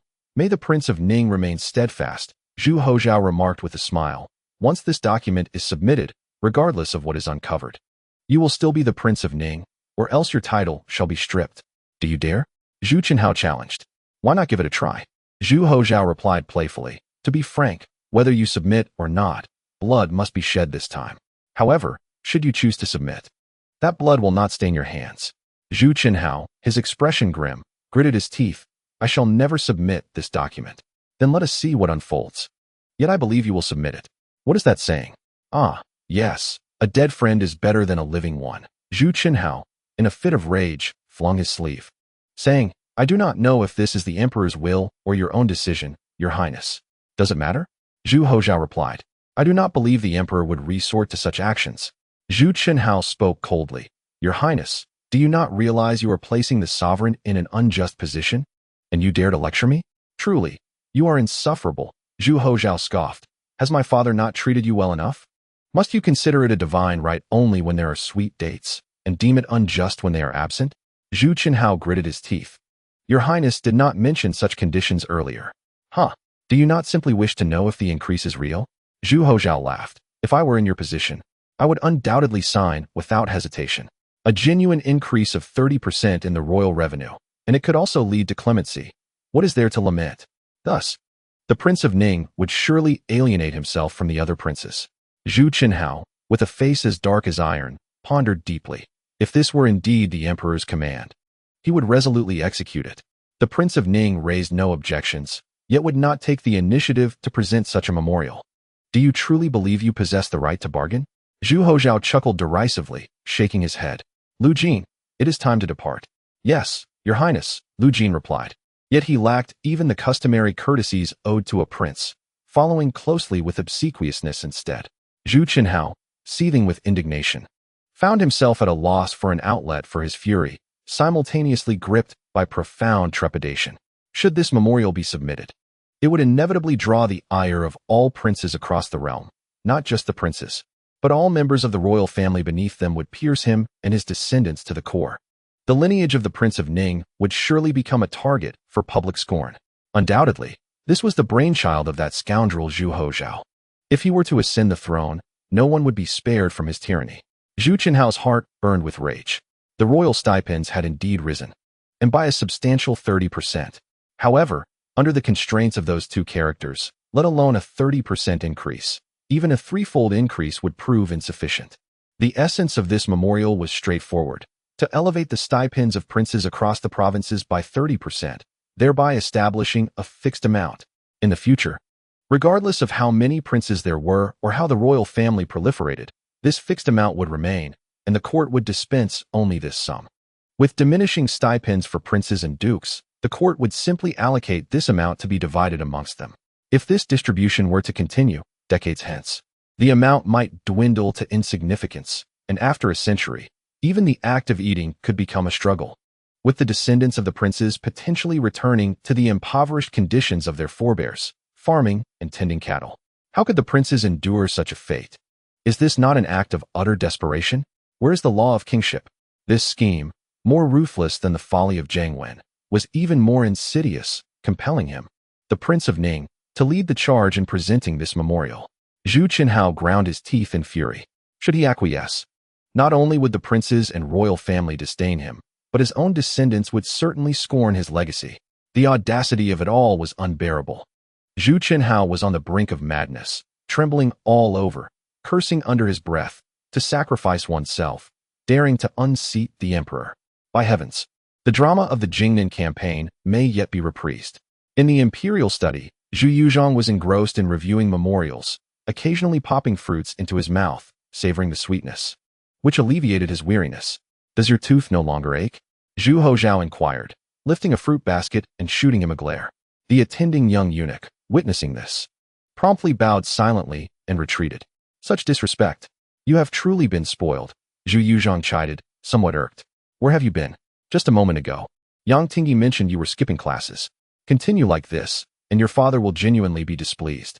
Zhu Hozhao smirked to himself, proudly proclaiming, Father, I have accomplished a deed of great merit for the state, one that will benefit the Ming dynasty for generations to come. What trouble have you stirred now?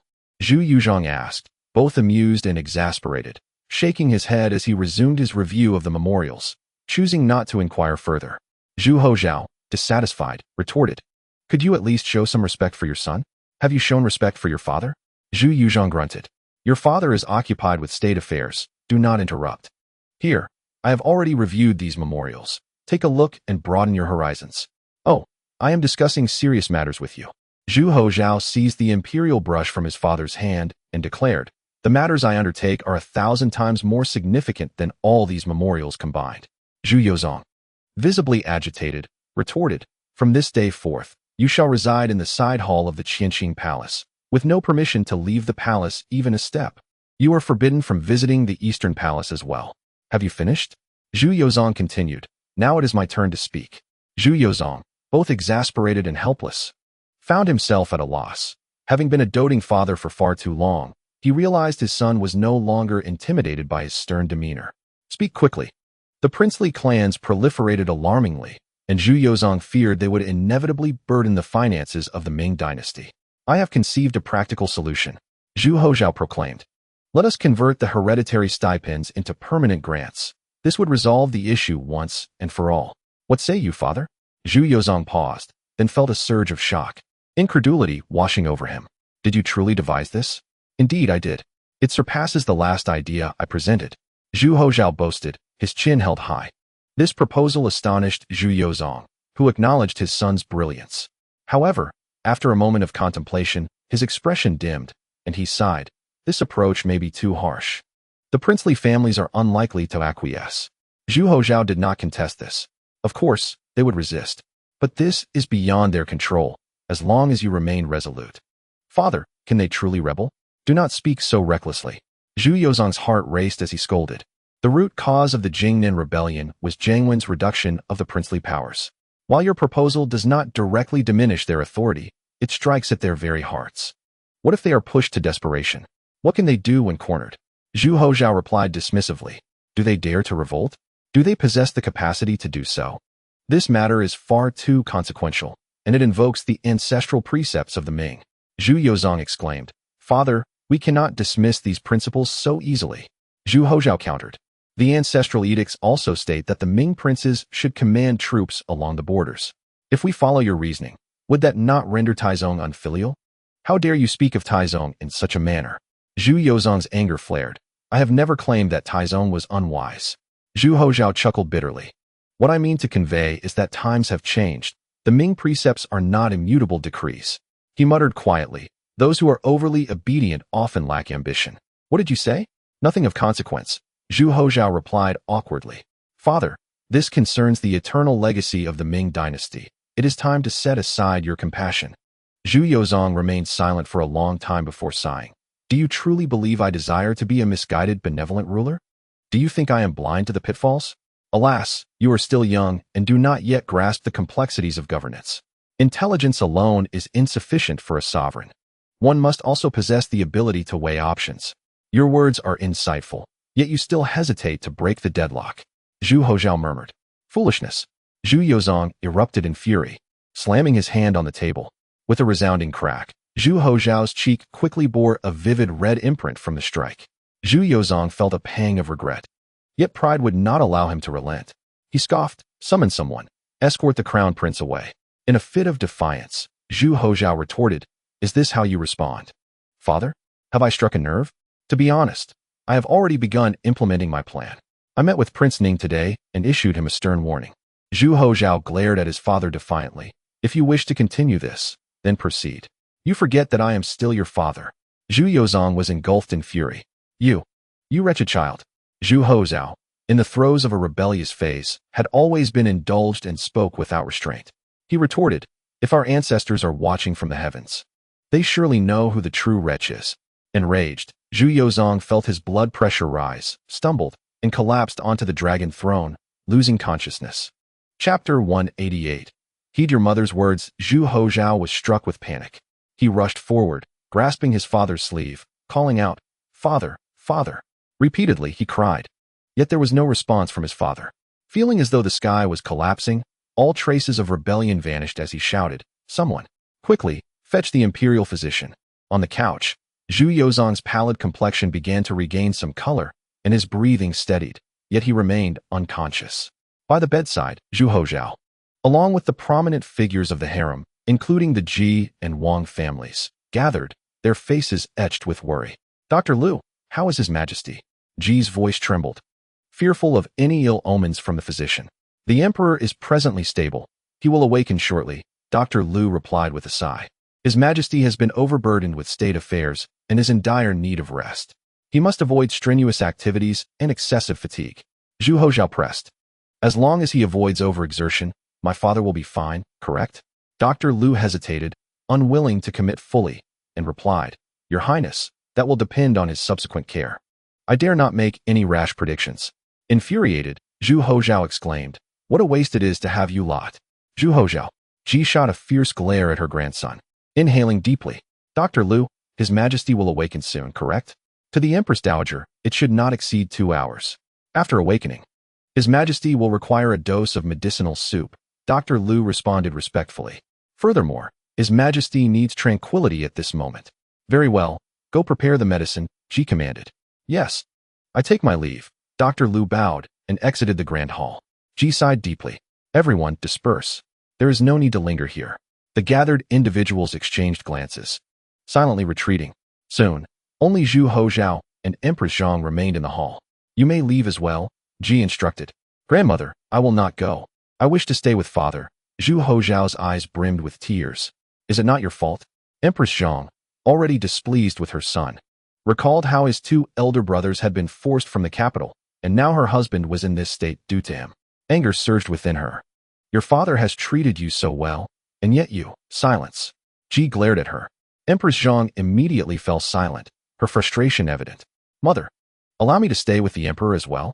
Everyone must exit, Ji insisted, her tone brooking no dissent.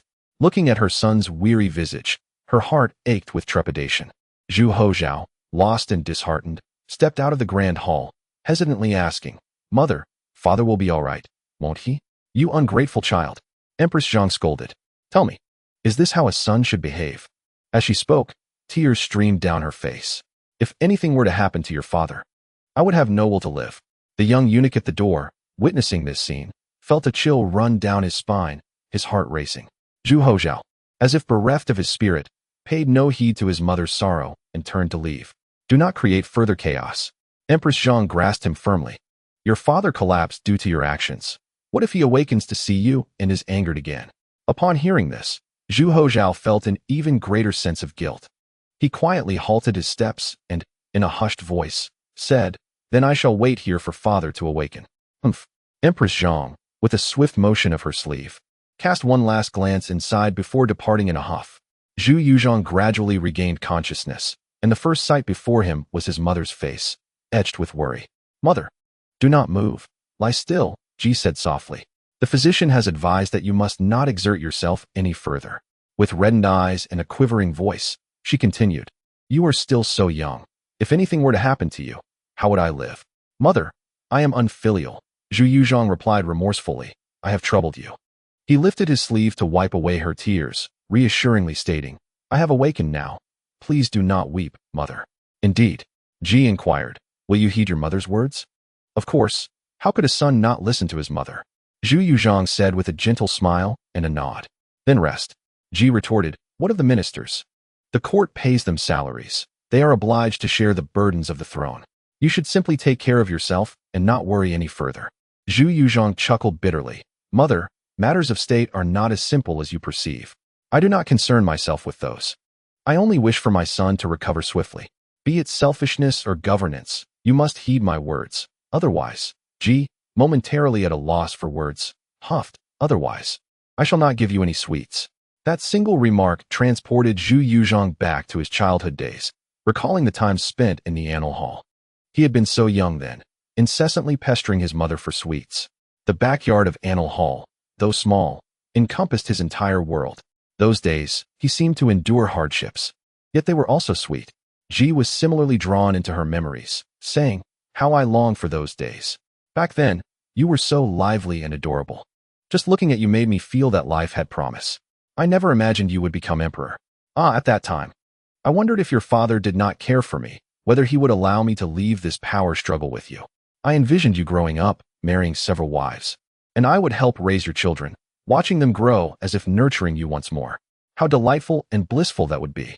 As she spoke, tears began to flow again, and she lamented, If only that had come to pass, you would not have to endure such suffering. If I had a choice, I would never let you become emperor. It has brought you so much distress. Alas, I am powerless to assist you. Mother, do not blame yourself. You have done enough for me. Zhu Yuzhong consoled her, then sighed. In truth, deep down, I too do not wish to be emperor. I yearn for the life you described. Yet, since I have ascended to the throne, I must set aside such thoughts, mustn't I? But why must it be you? Why must my son bear this burden? Ji asked, her voice tinged with sorrow. Mother, do not cry. Zhu Yuzhong gently wiped her tears away, then added, Father does hold you dear. He cares for you. I know, she said, her thoughts drifting to her husband, which only deepened her sadness. Fearing that her son would share in her grief, she feigned a light-hearted tone and changed the subject. Zhu Hozhao is not like you. He is not as charming as you were as a child, always mischievous and rather vexing. He cannot be indulged any longer.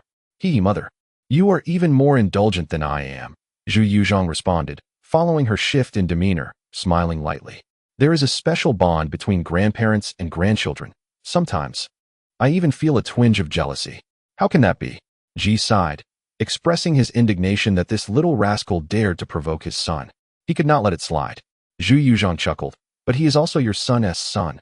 Ji's frown transformed into a smile as she retorted, that does not concern me. A mother has her own interests, focused solely on her own child. Your Majesty, feel free to discipline him. My grandson is willing to endure. Zhu Hozhao approached, his lips pursed and his face awash with guilt, tears glistening in his eyes. His timing was unfortunate, as it utterly disrupted the tender moment between mother and son. Isn't it too lenient to merely give you a beating? Ji exclaimed with bitterness. Look at how you've angered your father. What kind of unfilial son are you? Zhu Hozhao fell to his knees with a thud, sobbing, Father, it is all my fault. I should not have been so rebellious and headstrong. All right, get up, Zhu Yuzhong said with compassion. Father is not angry with you. He is simply tired and needs rest. There is no cause for tears. However, Zhu Hozhao's guilt deepened and his sorrow intensified. The hall echoed with his wails, leaving both mother and son feeling helpless. Youthful emotions come swiftly and fade just as quickly. After some comforting words and seeing that his father was not gravely ill, Zhu Hozhao quickly shed his sorrow. Father, please take care of yourself and do not worry about state affairs, he reassured, filled with confidence. Rest assured, I have grown and can help ease your burdens. Zhu Yuzhong could not feel at ease. He understood his son all too well. Although he was gifted, his thinking was often simplistic or overly idealistic. Politics may indeed be a game for the astute, but mere intelligence is wholly insufficient. Frankly, Zhu Yuzhong was somewhat pleased to see his son's zeal, recognizing that he himself had been overly cautious. However, his son's radicalism exceeded his expectations, teetering on the brink of recklessness, which sparked his concern. Father is fine. Let the cabinet share the responsibilities. Zhu Yuzhong smiled lightly. If you wish to assist your father, make regular visits to the imperial study. Let thick Zhao have a chance. Ji interjected. He is the crown prince, the future of the nation. There is nothing wrong with him gaining early exposure to governance. But with your health, you cannot attend court. You must rest. What is wrong with that? Zhu Hozhao murmured. Is this what you call interference from the harem? Ji was momentarily taken aback, glancing around. Are you searching for something, your majesty? Thick Zhao, you may withdraw. Zhu Yuzhong commanded. Oh, Zhu Hozhao nodded reluctantly. I take my leave. After taking his medicine, Zhu Yuzhong felt considerably better. He had intended to handle the day as official business, but could not bear to see his mother in tears, so he allowed the cabinet to shoulder the burden. Nevertheless, he sent his son to oversee the cabinet, for delegated power must be monitored, otherwise it risks spiraling out of control. This was not a matter of distrust in the three gentlemen of the cabinet, but a necessary precaution rooted in pragmatism rather than personal sentiment. Zhu Yuzhong's recent illness stirred quite a commotion, leaving the officials in a state of panic until his appearance alleviated their fears. To be candid, throughout the long history of the Ming dynasty, from the perspective of the ministers, Emperor Hongzhi truly stood out as exemplary, diligent in governance, avoiding strife, treating the worthy with respect, and ruling with benevolence. It is no exaggeration to say he was their ideal sovereign. Upon hearing of his illness, a wave of anxiety swept through the hearts of many. For such a splendid emperor paired with an unreliable crown prince instilled a fear of rapid upheaval within the Ming dynasty. Fortunately, it turned out to be a mere false alarm. After a recuperation of over 10 days, Zhu Yuzhong returned to his normal state, attending court sessions and reviewing memorials without neglecting any significant affairs of the state. However, Zhu Hozhao's presence became increasingly prominent, often appearing in the sight of the ministers. Chapter 189. Romance in the Peach Blossom Grove. In the Peach Blossom Grove stands a temple, where the peach blossom immortal plants peach trees and gathers blossoms as payment for wine. As autumn's crispness graces the air, Li Qing and Tang Bohu stroll outside a school, listening to the children within sing an imperfect rendition of Peach Blossom Temple, and they exchange smiles. I never expected my poetry would blossom here, Tang Bohu remarked with a tinge of nostalgia. Li Qing, equally delighted, replied, not only your poetry. Tang poetry and song lyrics are included in the curriculum. I believe that in the future, the Han language and characters will completely supplant the local dialects, seamlessly weaving into their lives and subtly guiding them closer to the Ming dynasty. Upon hearing this, Tang Bohu suddenly felt a pang of inadequacy. Look at Li Qing. who speaks of cultural depth, while he himself is merely preoccupied with his own fame. Clearing his throat, Tang Bohu said, "Sir, considering the numerous overseas nations, we may find ourselves pressed for time. While Jiaoji is manageable, having seen some spread of the Han language, other regions may take much longer.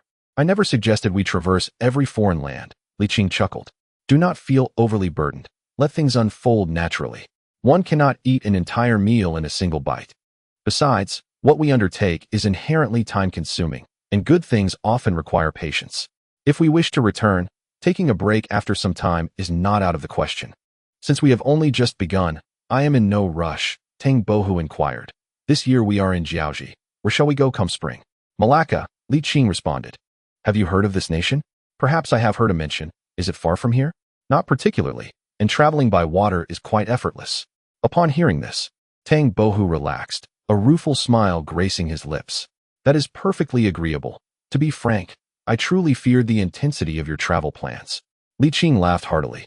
"You will grow accustomed to it." As autumn deepened, it bore no trace of desolation, especially when paired with the harmonious voices of the school children reciting the verses of Peach Blossom Temple, evoking a sensation of spring. It was an experience to savor. The autumn breeze caressed their faces, carrying a slight chill that invigorated the spirit. The sky was azure, and the sunlight radiant. As the two walked and conversed, many they encountered spoke the Han language, and their attire mirrored that of the Ming dynasty. Were it not for the knowledge that they were in Jiaoji, one could easily mistake it for the Ming. Speaking the Han language, donning Han clothing, and bearing an appearance indistinguishable from that of the Ming, stripped of subjective bias. It felt just like being in the Ming. Of course, the area they traversed was Jiaoji's most prosperous region. In remote and impoverished locales, the indigenous lifestyle remained predominant. However, many festivals had already taken deep root in the hearts of the people. The Han language and attire had yet to achieve full proliferation. This is a lengthy process, not accomplished in a day.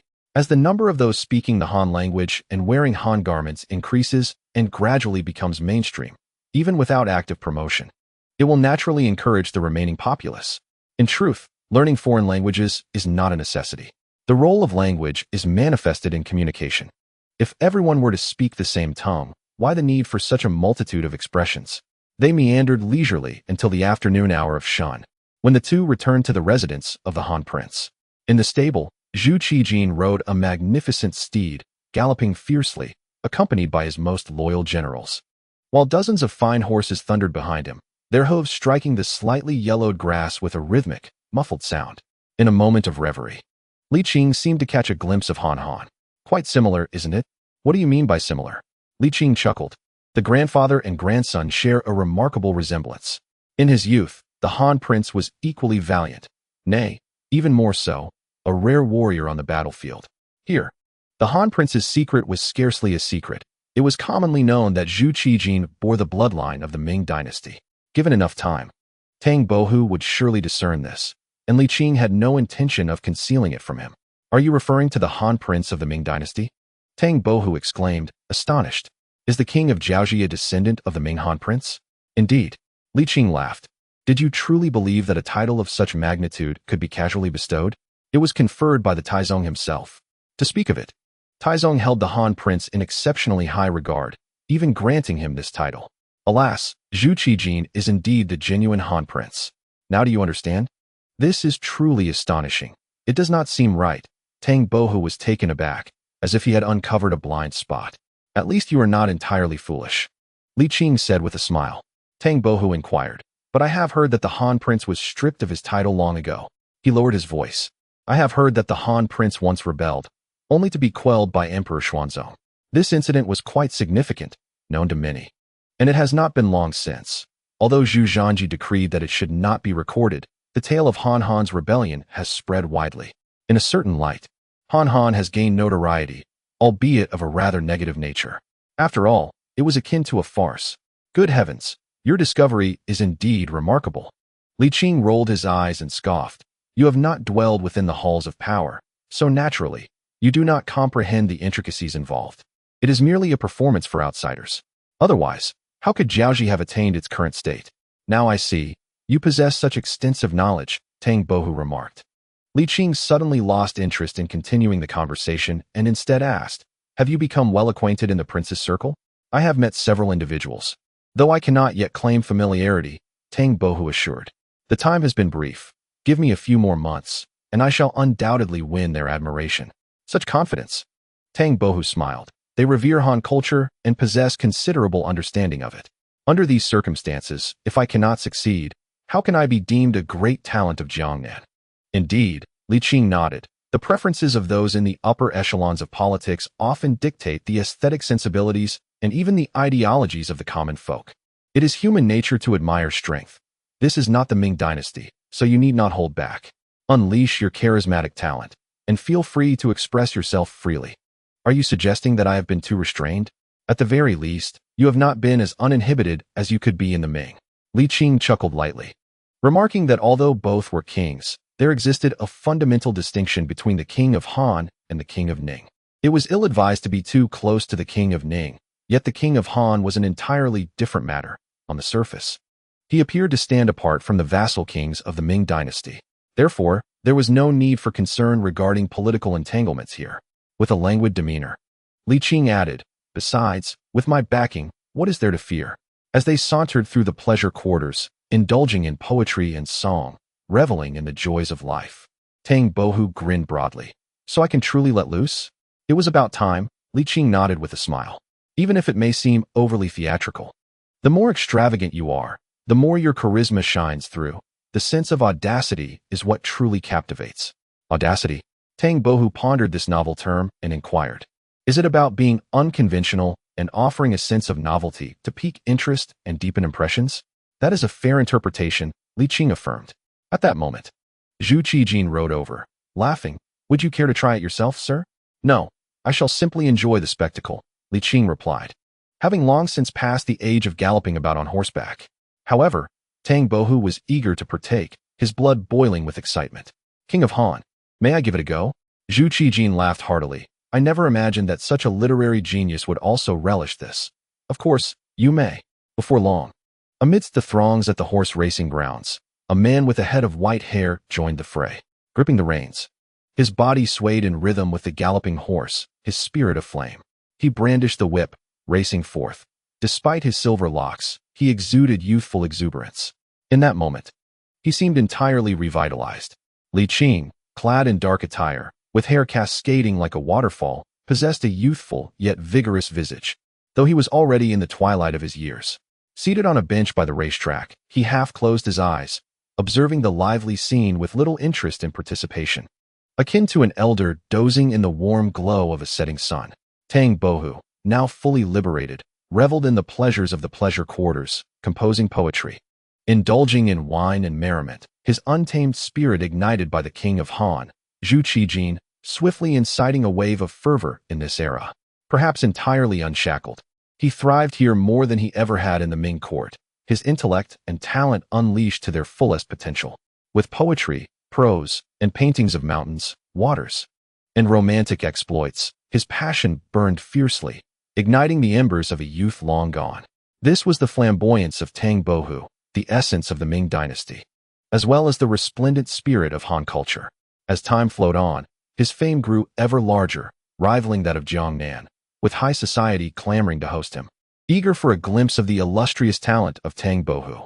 In the bleak midwinter, as snowflakes drifted from the heavy gray sky only to melt away, a delicate layer of white finally settled. The north wind wailed, yet it was far from the bone-chilling cold of the capital. The bubbling hot pot simmered, releasing a fragrant aroma as slices of meat floated within. Li Qing and Tang Bohu sat across from one another, the table adorned with fresh ingredients and steaming dumplings, along with warmed wine. Tang Bohu chuckled. In such weather, this is how it should be. Good wine, good meat, and a confidant. Even the immortals could not surpass my joy. Ha ha. Li Qing couldn't help but chuckle, playfully asking, how is life overseas? It's truly delightful, he replied. Honestly, I never imagined it would be this comfortable before arriving.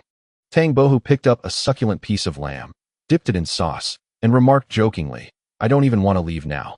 That won't do, Li Qing countered. Guangdong is merely the first stop. Let us not be so lacking in ambition, shall we? Sipping his wine, Li Qing added, after the new year, we shall set off for Malacca. Do you have connections in Malacca? Tang Bohu inquired.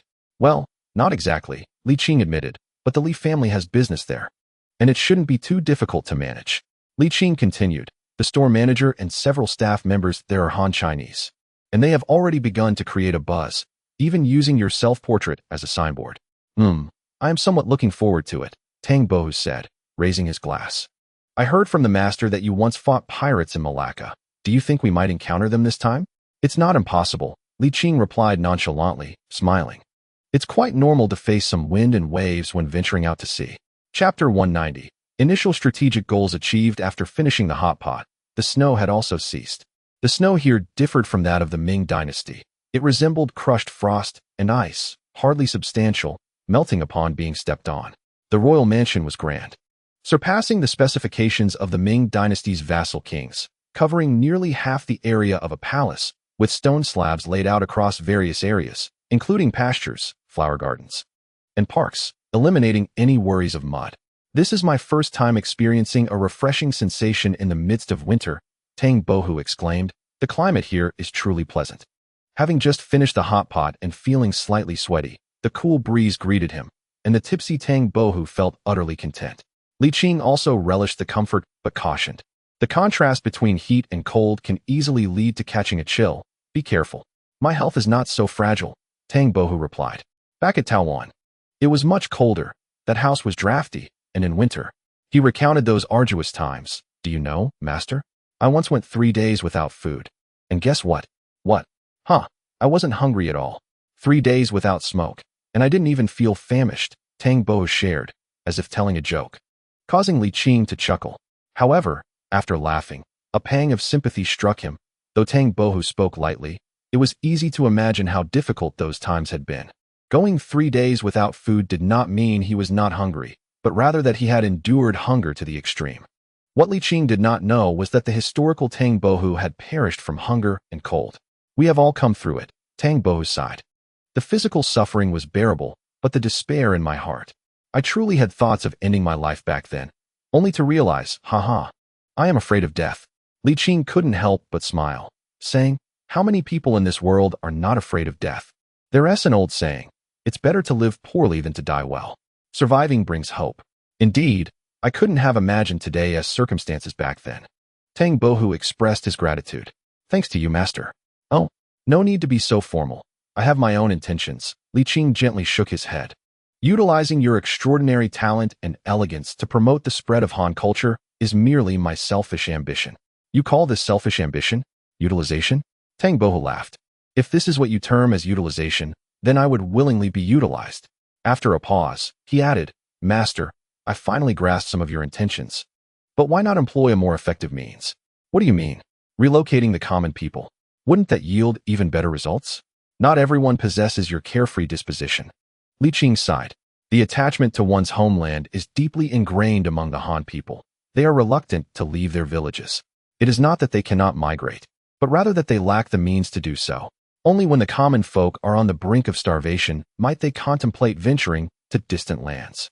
However, in such dire circumstances, they would find themselves unable to make the journey, perishing along the way. The common folk refer to migration as fleeing from disaster. They would be content to move to other provinces, but would adamantly resist leaving the Great Ming. Furthermore, cultural and customary differences abound, leading to inevitable conflicts. In the current climate, stability is paramount and quite practicable. Han culture has already taken root here, destined to grow into a towering tree in the future. Once these differences are reconciled, I believe some individuals will willingly migrate, as the benefits of maritime trade extend beyond mere wealth, encompassing the exchange of ideas as well. I am confident that advancements in information dissemination will unveil the unique climate of this region. Indeed, you see things with great clarity. I have been overly presumptuous, Tang Bohu admitted, genuinely impressed. You are truly erudite, possessing profound wisdom. Li Qing chuckled and shook his head. I am merely someone who has seen much and lived long, with insights that may not conform to this era. Under equivalent circumstances, I would likely be a rogue. Having lived long, Tang Bohu paused, about to speak further when he noticed Zhu Qijin approaching rapidly from a distance. Sir, it seems you are about to be busy again. Li Qing nodded and advised. You are dressed too lightly. Be sure to drink a bowl of ginger tea to ward off the chill. As they conversed, Zhu Qijin arrived, complaining. I have been waiting for you to administer the acupuncture, yet you are wandering about. Do you possess no sense of decorum? Very well. I shall administer your needles with precision shortly, Li Qing replied. Zhu Qijin pondered briefly before nodding. If the results prove more effective, I believe I can endure it. Li Qing remarked, how absurd. Yet, it is not an exaggeration to call Zhu Qijin a local emperor. Since ancient times, emperors have sought immortality to extend their lifespans. Even achieving eternal life, as the adage goes, having gained 1,000 coins, one desires 10,000. Having become an emperor, one yearns to become an immortal. Humans are often insatiable. However, immortality may not necessarily equate to fortune. On the bed, Zhu Qijin lay prone, revealing his robust back adorned with over a dozen slender silver needles that gently swayed with his breathing, while the room radiated warmth, suffused with the scent of pine. Once the new year passes, I shall depart, Li Qing said, deftly manipulating the silver needles. The climate in Jiaoji is delightful, especially in the southern regions. You could engage in extensive development. How should one develop? Zhu Qijin inquired. By cultivating the land, Li Qing replied with a smile. Do not fixate solely on silver. Grains are also a significant component of wealth, are they not? I have already devised a plan for you. Plant yongla beans, yongla rice, and chuanda tubers. These crops are not only high-yielding but also easy to tend, ensuring substantial profits. Those things are merely a novelty. They cannot compare to the satisfaction of rice. Zhu Qijin replied gruffly. Moreover, there are not many willing to farm nowadays. Under the influence of the great Ming, everyone is fixated on maritime trade, as profits from farming are minimal. The yongla beans, yongla rice, and chuanda tubers are crops that have been known for over 60 years. And in this era of frequent maritime trade and information exchange, they have long since reached this land. The climate of Jiaoji is remarkably favorable, allowing for nearly 3 harvests of rice each year. The population is sparse, rendering it seemingly insignificant and preventing large-scale cultivation. However, this is not the complete narrative. As the ruler of Jiaoji, one might indulge without concern, but the common folk do not share the same fortune. Li Qing remarked that the profitability of farming largely depends on the scale of operations. If sufficiently developed, agriculture could rival maritime trade, if not surpass it. He analyzed that as maritime commerce continues to flourish, profits will inevitably dwindle. This is evident to you. Why not pursue an additional avenue for income? What if the surplus becomes unmanageable? You may cultivate as much as you wish. I shall assist in addressing the excess. Li Qing assured him with a sincere expression, offering to settle accounts at market price, ensuring no loss on your part. Here, winter is virtually non-existent. Even today, during the depths of winter, temperatures barely hover around freezing, and the snow swiftly melts away. In the southern regions, winter is absent altogether, with summer being the norm. It is truly a paradise for agriculture. Li Qing, with a semblance of genuine concern, stated, given my connection with your grandfather, how could I lead you astray? In the early stages, you may need to invest more in labor for land reclamation, but thereafter, the profits will be substantial. Consider this. Within a decade, you could recoup your entire investment, ensuring endless gains for you and your descendants. I am a man of my word. When I promised your grandfather a burial in the imperial mausoleum, I delivered, and I would never renege on this matter. Li Qing chuckled, saying, you know my character. I am simply pragmatic. Trust my counsel and cultivate. Each crop will yield profits. Zhu Qijin pondered, do you hold sway in the Yongqing Marquisate? If you are aware of my secret, surely the key figures in the Li family are not oblivious? My education is limited. Do not deceive me. Zhu Qijin expressed some skepticism, adding, moreover, what has prompted your sudden benevolence? Li Qing replied, when have I ever deceived you? Zhu Qijin thought for a moment. Aside from negotiating lower prices for supplies to merchant ships, he could not recall any other instance. Very well, after the new year, I shall begin preparations. Zhu Qijin inquired, how much can you accommodate? Take as much as you can, Li Qing asserted earnestly. The financial resources of the Yongqing Marquisate far exceed your expectations. Pursue your ambitions boldly. You cannot afford to let such provisions sit idle for 5 years. Zhu Qijin expressed his concerns. Li Qing reassured him, upon my return, I will solidify arrangements with the Li family. After a brief pause, he added that these items are relatively easy to store. Yongla rice can be preserved for several years, while yongla beans and chuanda potatoes can be dried and ground into flour without worry. The prices will be favorable, ensuring you do not incur losses. Zhu Qijin, still uneasy, insisted, "You must swear an oath." Reclaiming land is no simple task. It is far more labor-intensive than mere cultivation. Throughout this process, one must frequently consume meat to sustain energy, otherwise, it becomes unbearable. Furthermore, long-term reclamation requires the construction of housing, otherwise, one will be burdened by endless travel. Not to mention the costs of oxen and farming tools. Excluding labor, these expenses alone are considerable. This era lacks advanced machinery, making land reclamation time-consuming and costly, with slow returns. However, the benefits are substantial. As long as there are stable buyers, even the greatest expenses will yield returns over the course of a century, a millennium, or even longer. As long as the regime remains unchanged and the Ming dynasty endures, and as long as Li Qing remains alive, I vow that Li Qing will not hesitate, immediately uttering a venomous oath. Upon hearing this, Zhu Qijin's last shred of doubt vanished. Although he was not skilled in financial matters, he could certainly comprehend this calculation and broke into a grin. Hee, thank you. Zhu Qijin chuckled heartily. Oh, it's no big deal. With your grandfather-esque connections, wouldn't I be thinking of you when there are benefits? Seizing the moment, Li Qing pressed on, asserting that the more forceful he was, the greater the gains. Was it not wise to leave behind substantial assets for his descendants? All right. Zhu Qijin was even more jubilant, his back trembling with excitement. Observing this, Li Qing also felt a sense of joy.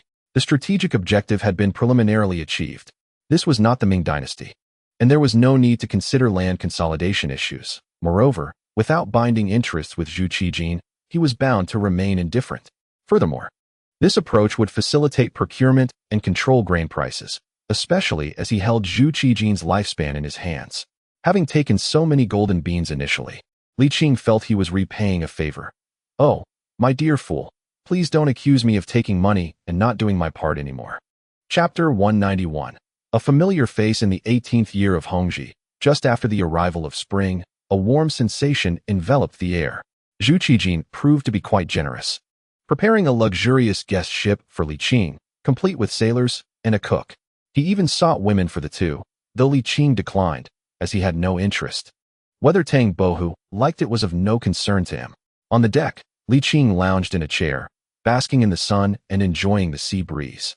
Utterly relaxed, Tang Bohu, burdened by his idol's image, remained cooped up in the cabin, only emerging in the evening when the sun was gentle, for he, unlike Li Qing, could not tend no matter how hard he tried. The sky was a brilliant blue, the waves danced gracefully, and Li Qing inhaled the briny sea air, inadvertently drifting into slumber while contemplating future developments. When he awoke again, dusk was approaching.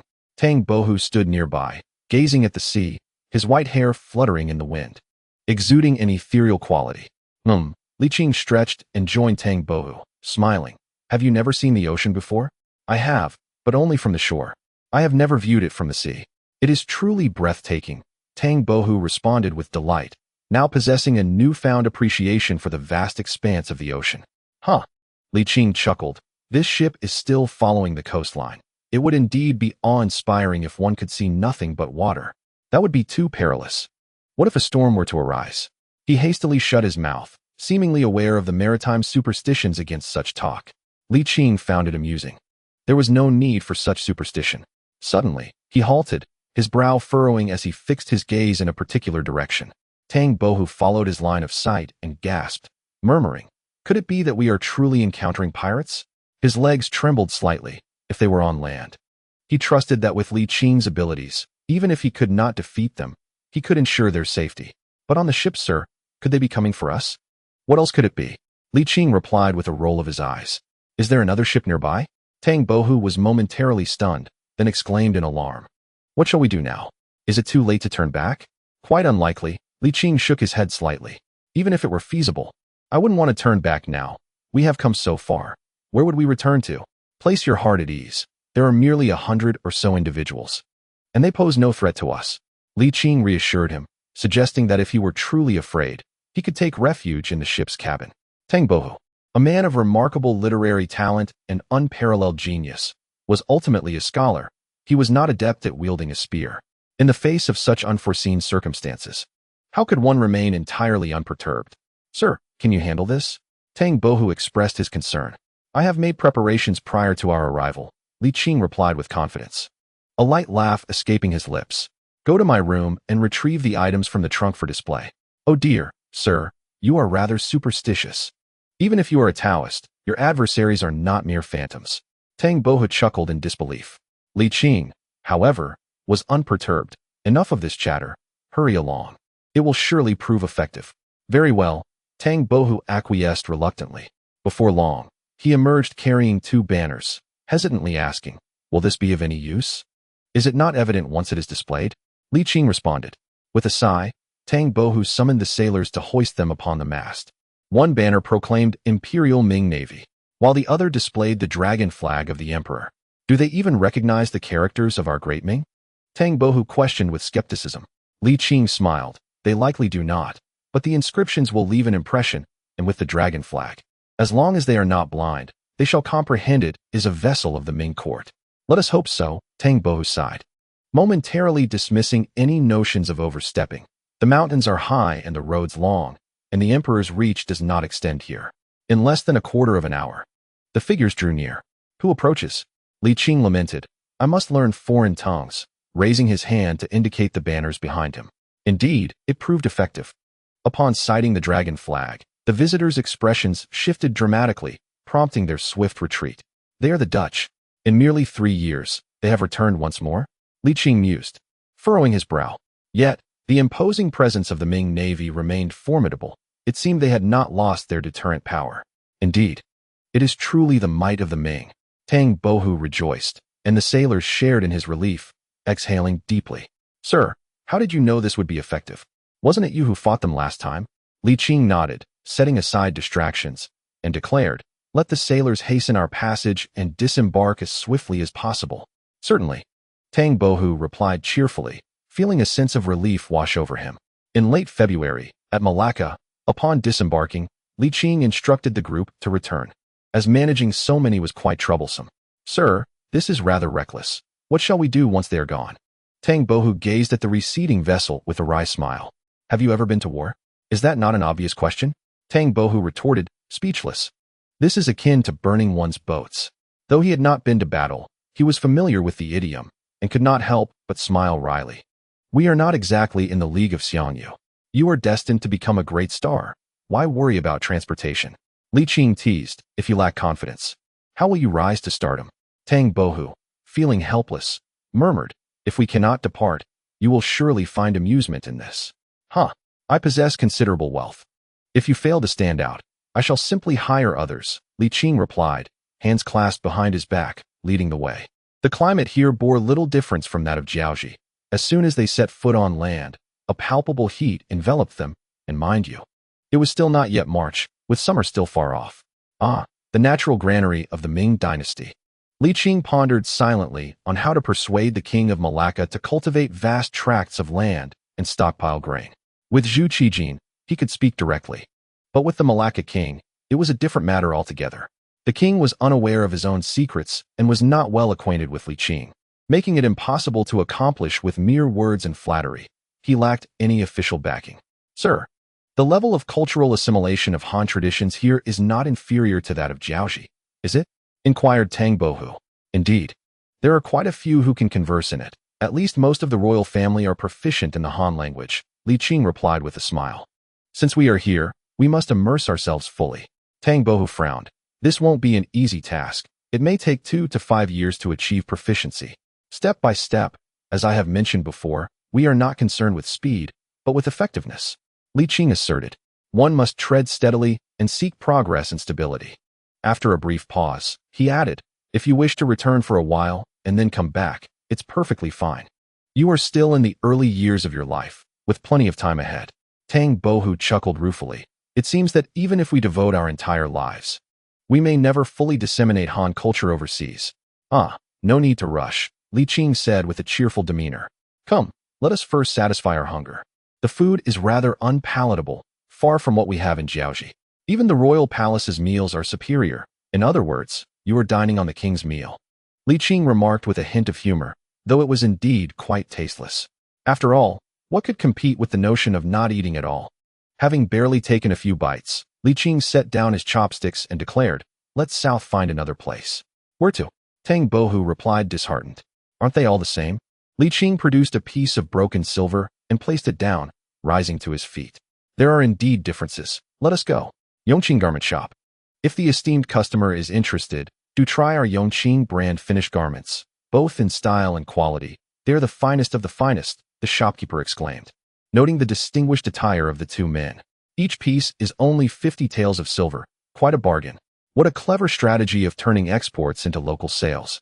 Li Qing couldn't help but comment. However, this price is rather outrageous, isn't it? We are not here for clothes. Let us procure some food. Huh. The shopkeeper was taken aback. You wish to dine in our shop? The local cuisine is unpalatable. We can afford to indulge, Li Qing stated. The shopkeeper pondered. If you purchase a garment, this shop will provide a complimentary lunch, a rather sumptuous one at that. Upon hearing this, Li Qing immediately understood that the wily shopkeeper was attempting to take advantage of him. I knew it. That's why the prices are so exorbitant. Taking advantage of fellow townsfolk, are we? Li Qing was vexed. Well, what can be done? You see, merchants are all wealthy. If not you, then whom shall I exploit? The more I exploit, the more I earn, the shopkeeper chuckled. Braised pork, sweet and sour fish. And the three delicacies of the earth, everything you can find in the Ming dynasty. We have it all here, he continued. Li Qing playfully tugged at Tang Boa's hat, causing his white hair to cascade down, complementing his flowing white robe, creating an enchanting sight that drew attention. Do you find him familiar? The shopkeeper scrutinized Tang Bohu, astonished. Now that you mention it, he does look quite familiar. I feel I have seen him somewhere before. There, over there. Li Qing pointed to a self-portrait displayed on the counter. The shopkeeper turned to look and, upon examining Tang Bohu again, exclaimed in disbelief, You are indeed Tang Bohu? Cough. Cough. It is I, Tang Bohu replied. Tang Bohu elegantly unfurled his folding fan, gently fanning himself, while his silvery hair danced in the breeze, adding to his ethereal presence. He held his head high, professing modesty, yet his demeanor belied his words. My apologies, the store manager hastily bowed, stating, Since you are the esteemed Tang, this establishment shall generously offer you not one, but 3 sets of robes, from which you may choose at your leisure. After a brief pause, he adopted a more respectful tone, adding, This gentleman shall receive the same privilege. Feel free to select as you wish. Li Qing was somewhat perplexed. 5 years had elapsed since his last visit, and yet this man remembered their brief encounter? Is the meal complimentary as well? Li Qing had no desire for clothing. He merely wished to enjoy a free meal. Certainly, the manager replied, Please have a seat. I shall arrange it momentarily. He nodded and bowed, making his way toward the back door, calling out, Has everyone finished? Hurry and come out to serve our guests. Dog Shum, go reserve a table at Yongqing Tower and have the feast delivered. Off you go. Li Qing remarked, Can one truly leverage their reputation like this? Ahem, you are correct. I have underestimated my own renown, Tang Bohu mused, fanning himself with increased vigor, his spirits soaring to the point where he wished to laugh boisterously, yet he restrained himself, mindful of the image he must uphold as a star before his admirers. Chapter 192. Zhu Qinhao's compromise. The table was laden with a sumptuous feast, braised pork, a medley of 3 vegetables, fish soup, and roasted duck, a veritable banquet. The manager attended to them with great respect and warmth, leaving Li Qing somewhat astonished. This proprietor appeared to be the epitome of a profit-driven individual. Why then was he so courteous to the two of them? Previously, he had acted as though he had forgotten Li Qing, and even if he remembered, Li Qing had not revealed his family's identity. Had he truly underestimated Tang Bohu's fame in this place? You are the manager of this establishment, correct? Li Qing inquired. Indeed, the manager replied eagerly. I am the veteran manager of Yongqing's ready-made garments. Is Yongqing Tower also owned by your backers? Li Qing asked. Not quite, the manager replied sheepishly. It was established by a group of us managers, initially merely to satisfy our culinary cravings, but the business flourished beyond expectation. So, has your benefactor acquired it now? Li Qing pressed. Yes. The manager seemed to realize he had misspoken and quickly added, Please enjoy your meal. I must attend to other matters. If you require anything, just let me know. You go about your business, Tang Bohu remarked, producing a silver ingot from his pocket. Thank you for your hospitality. It is only proper. The manager insisted, waving his hand and smiling as he slowly retreated. Li Qing furrowed his brow and asked, Bohu, do you not sense something amiss? What seems off? Tang Bohu exclaimed, startled. Are you suggesting the food is poisoned? Li Qing replied, I mean, the manager's behavior is quite peculiar. The disparity in his attitude is too stark. Ah, you startled me. What is strange about that? Tang Bohu chuckled. It has been a couple of years since the hype began. It is only natural for him to be more amiable with the arrival of a celebrity. If he truly admired you, he would seek your poetry and paintings. Yet he is not, Li Qing countered, pondering. I can't shake the feeling that someone from the Li family has arrived. Tang Bohu paused for a moment, astonished. You mean Miss Li? Li Qing nodded. That cannot be. As a woman, Lady Li would never consent. Tang Bohu shook his head, remarking that such a considerable distance would deter her from coming. She was likely headed to Suzhou or Hangzhou. After his words, Li Qing felt she had been overly sensitive and picked up her chopsticks to continue feasting, stating, let us visit Yongqing Tower later to see if there are any available rooms. If so, we shall rest there.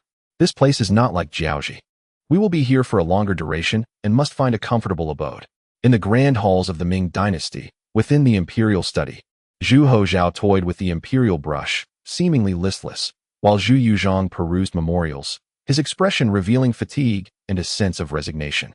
Hozhao, you were summoned here to learn the management of state affairs. Please adopt a more earnest attitude, he admonished. With a sigh, Zhu Hozhao picked up a memorial to read, but soon set it down again, inquiring, Father, it is confirmed that Zhang Yongdu has investigated thoroughly the allegations against Prince Ning regarding his associations with officials, wealthy gentry, and underworld factions are all true. Shall we simply let this matter rest? His discontent was palpable. If we do not address Prince Ning, what will prevent other feudal lords from following suit? Upon hearing this, Zhu Yuzhong put down his brush and furrowed his brow, contemplating, some form of punishment is indeed necessary. However, your proposal concerning Yongyi is not feasible.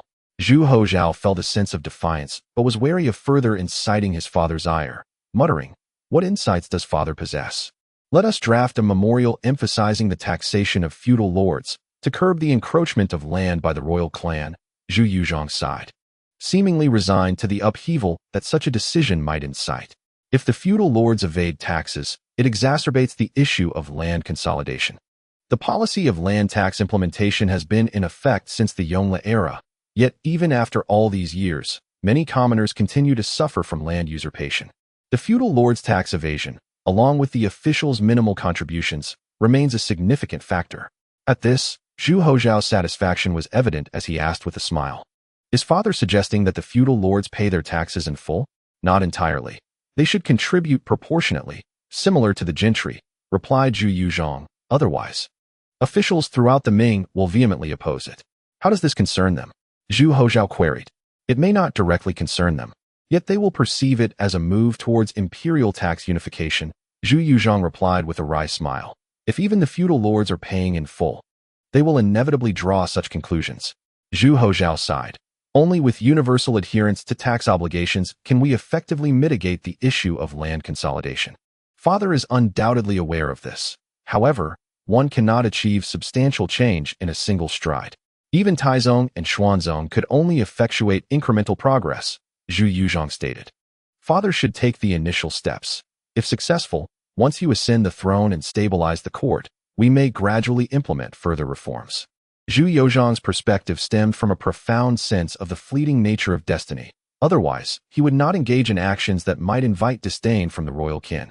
He advised, Hozhao, bear in mind that before undertaking any endeavor, you must first consider whether you can accept the consequences of failure.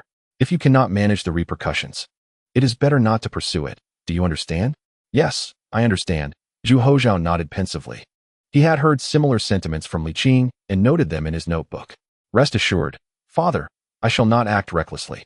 Upon hearing this, Zhu Yuzhong felt a slight alleviation, a smile gracing his features as he remarked, I shall undertake the unpalatable tasks on your behalf for now. In the future, you may proceed with the next steps, shifting the blame onto me. How could that be acceptable? There is nothing amiss. The deceased emperors are beyond reproach, as filial piety dictates that their criticisms cannot be brought forth. Zhu Yuzhong remarked, however, that this matter must not be rushed. It requires a gradual approach. Zhu Hozhao nodded, indicating he understood. Indeed, it is crucial to remember, Zhu Yuzhong reiterated. Well then, it seems you cannot linger any longer. Go and relax.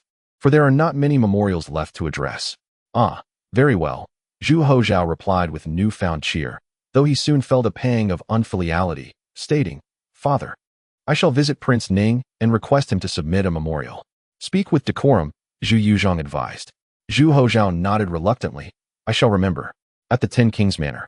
Despite the overwhelming evidence, Zhu Qinhao remained obstinate, adamantly claiming he was wronged and that he had been framed. Zhang Yong retorted, "Our investigation is thorough. From the Minister of Revenue downwards, few have not associated with you, and they have all provided written testimonies. How can you prove they wrote that?" Zhu Qinhao countered defiantly. "You may be obstinate, but your counterpart is a princely lord, and he cannot resort to physical force." Zhang Yong thought bitterly, "If you were Lu Jin, I'd surely have you beaten to a pulp."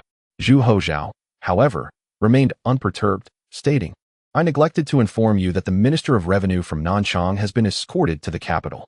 Zhu Qinhao stiffened, then replied, "And what of it? A prince of my standing has nothing to fear when his conscience is clear."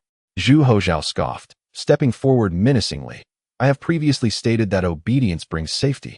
While disobedience may result in the loss of your title, why not test my resolve as the crown prince against yours as Prince Ning? Zhang Yong, let us depart." Wait. Zhu Qinhao exclaimed, somewhat flustered, primarily due to the crown prince's reckless demeanor, akin to that of an impetuous youth, which posed a potential threat to his well-being. "Are you truly father and son?" Zhu Qinhao inhaled deeply, conceding, "Very well, I admit to having made some acquaintances, but stop there. I am not here for this." Zhu Hozhao interrupted, "If that is all you wish to convey, then it need not be spoken. What do you truly desire?" Zhu Qinhao retorted in anger, "I will never submit to a memorial that renounces my kinship." His underlying message was clear: lower your demands. Zhu Qinhao eventually yielded. When a rogue encounters a foolhardy youth, reason becomes paramount. "Draft a memorial accordingly," Zhu Hozhao stated coolly. "No further bargaining. This is your final opportunity." Zhu Qinhao took the document, his expression shifting between uncertainty and resolve, and after a lengthy pause, inquired, "If I comply, may I return immediately?" "Indeed," Zhu Hozhao replied candidly. "If that is the case, it would mean the Minister of Revenue implicating you. Otherwise, you understand." Zhu Qinhao gritted his teeth and replied, "Very well, I shall submit a memorial." Thus, he would offend the royal family but would not sever ties entirely. This was a price he could bear. Having spent over half a year at the Ten Kings Manor, he longed to return to his own domain, eager to reign as a local sovereign. Zhu Hozhao finally bore a smile, proclaiming, "Those who understand the times are indeed wise. Prince Ning is truly astute." With that, he departed with laughter, and Zhang Yong hurriedly followed. Zhu Qinhao remained behind, seething with frustration. 2 days later, Prince Ning submitted his memorial. During the court session, Zhu Yuzhong praised him profusely, readily agreeing to his well-intentioned proposal. The officials harbored some resistance, fearing that as they paid taxes alongside the princes, their tax burdens would further increase. There was considerable dissent, rooted in the ancestral edicts of the Ming dynasty. This tactic was invariably effective.